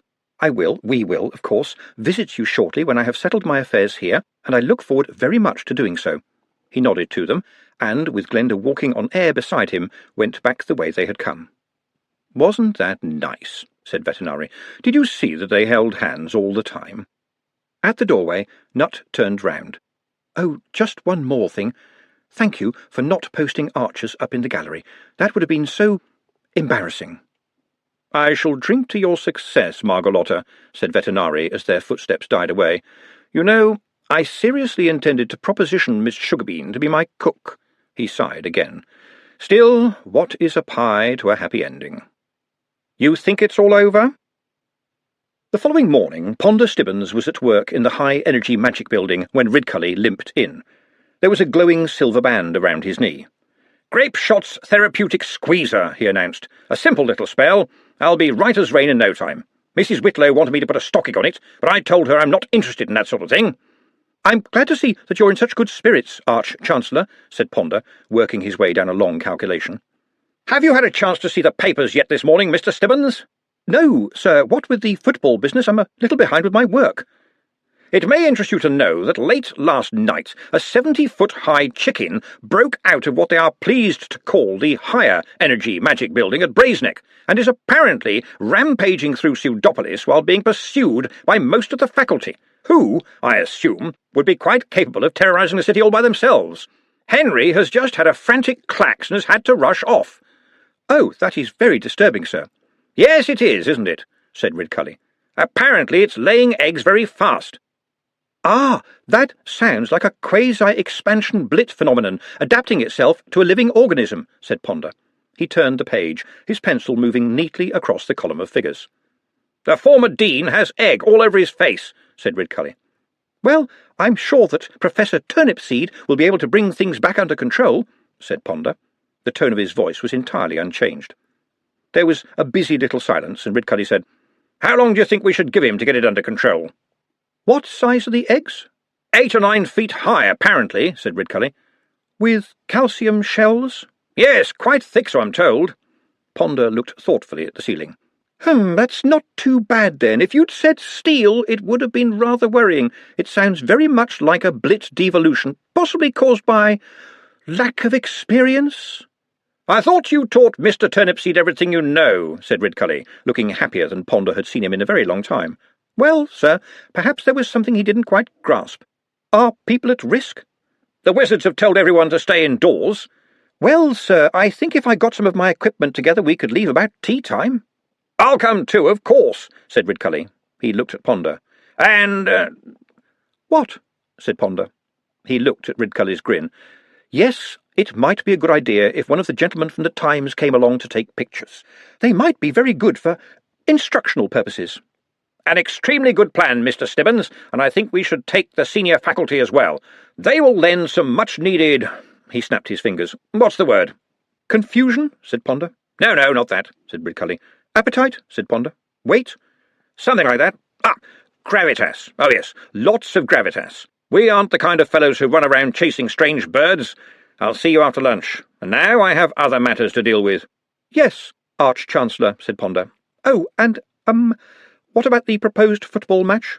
"Regrettably, it appears that it'll have to wait until they have rebuilt the university." "That's a shame, Arch-Chancellor," said Ponder.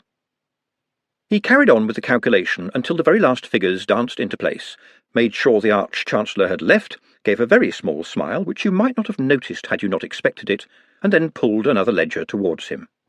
It was another good day.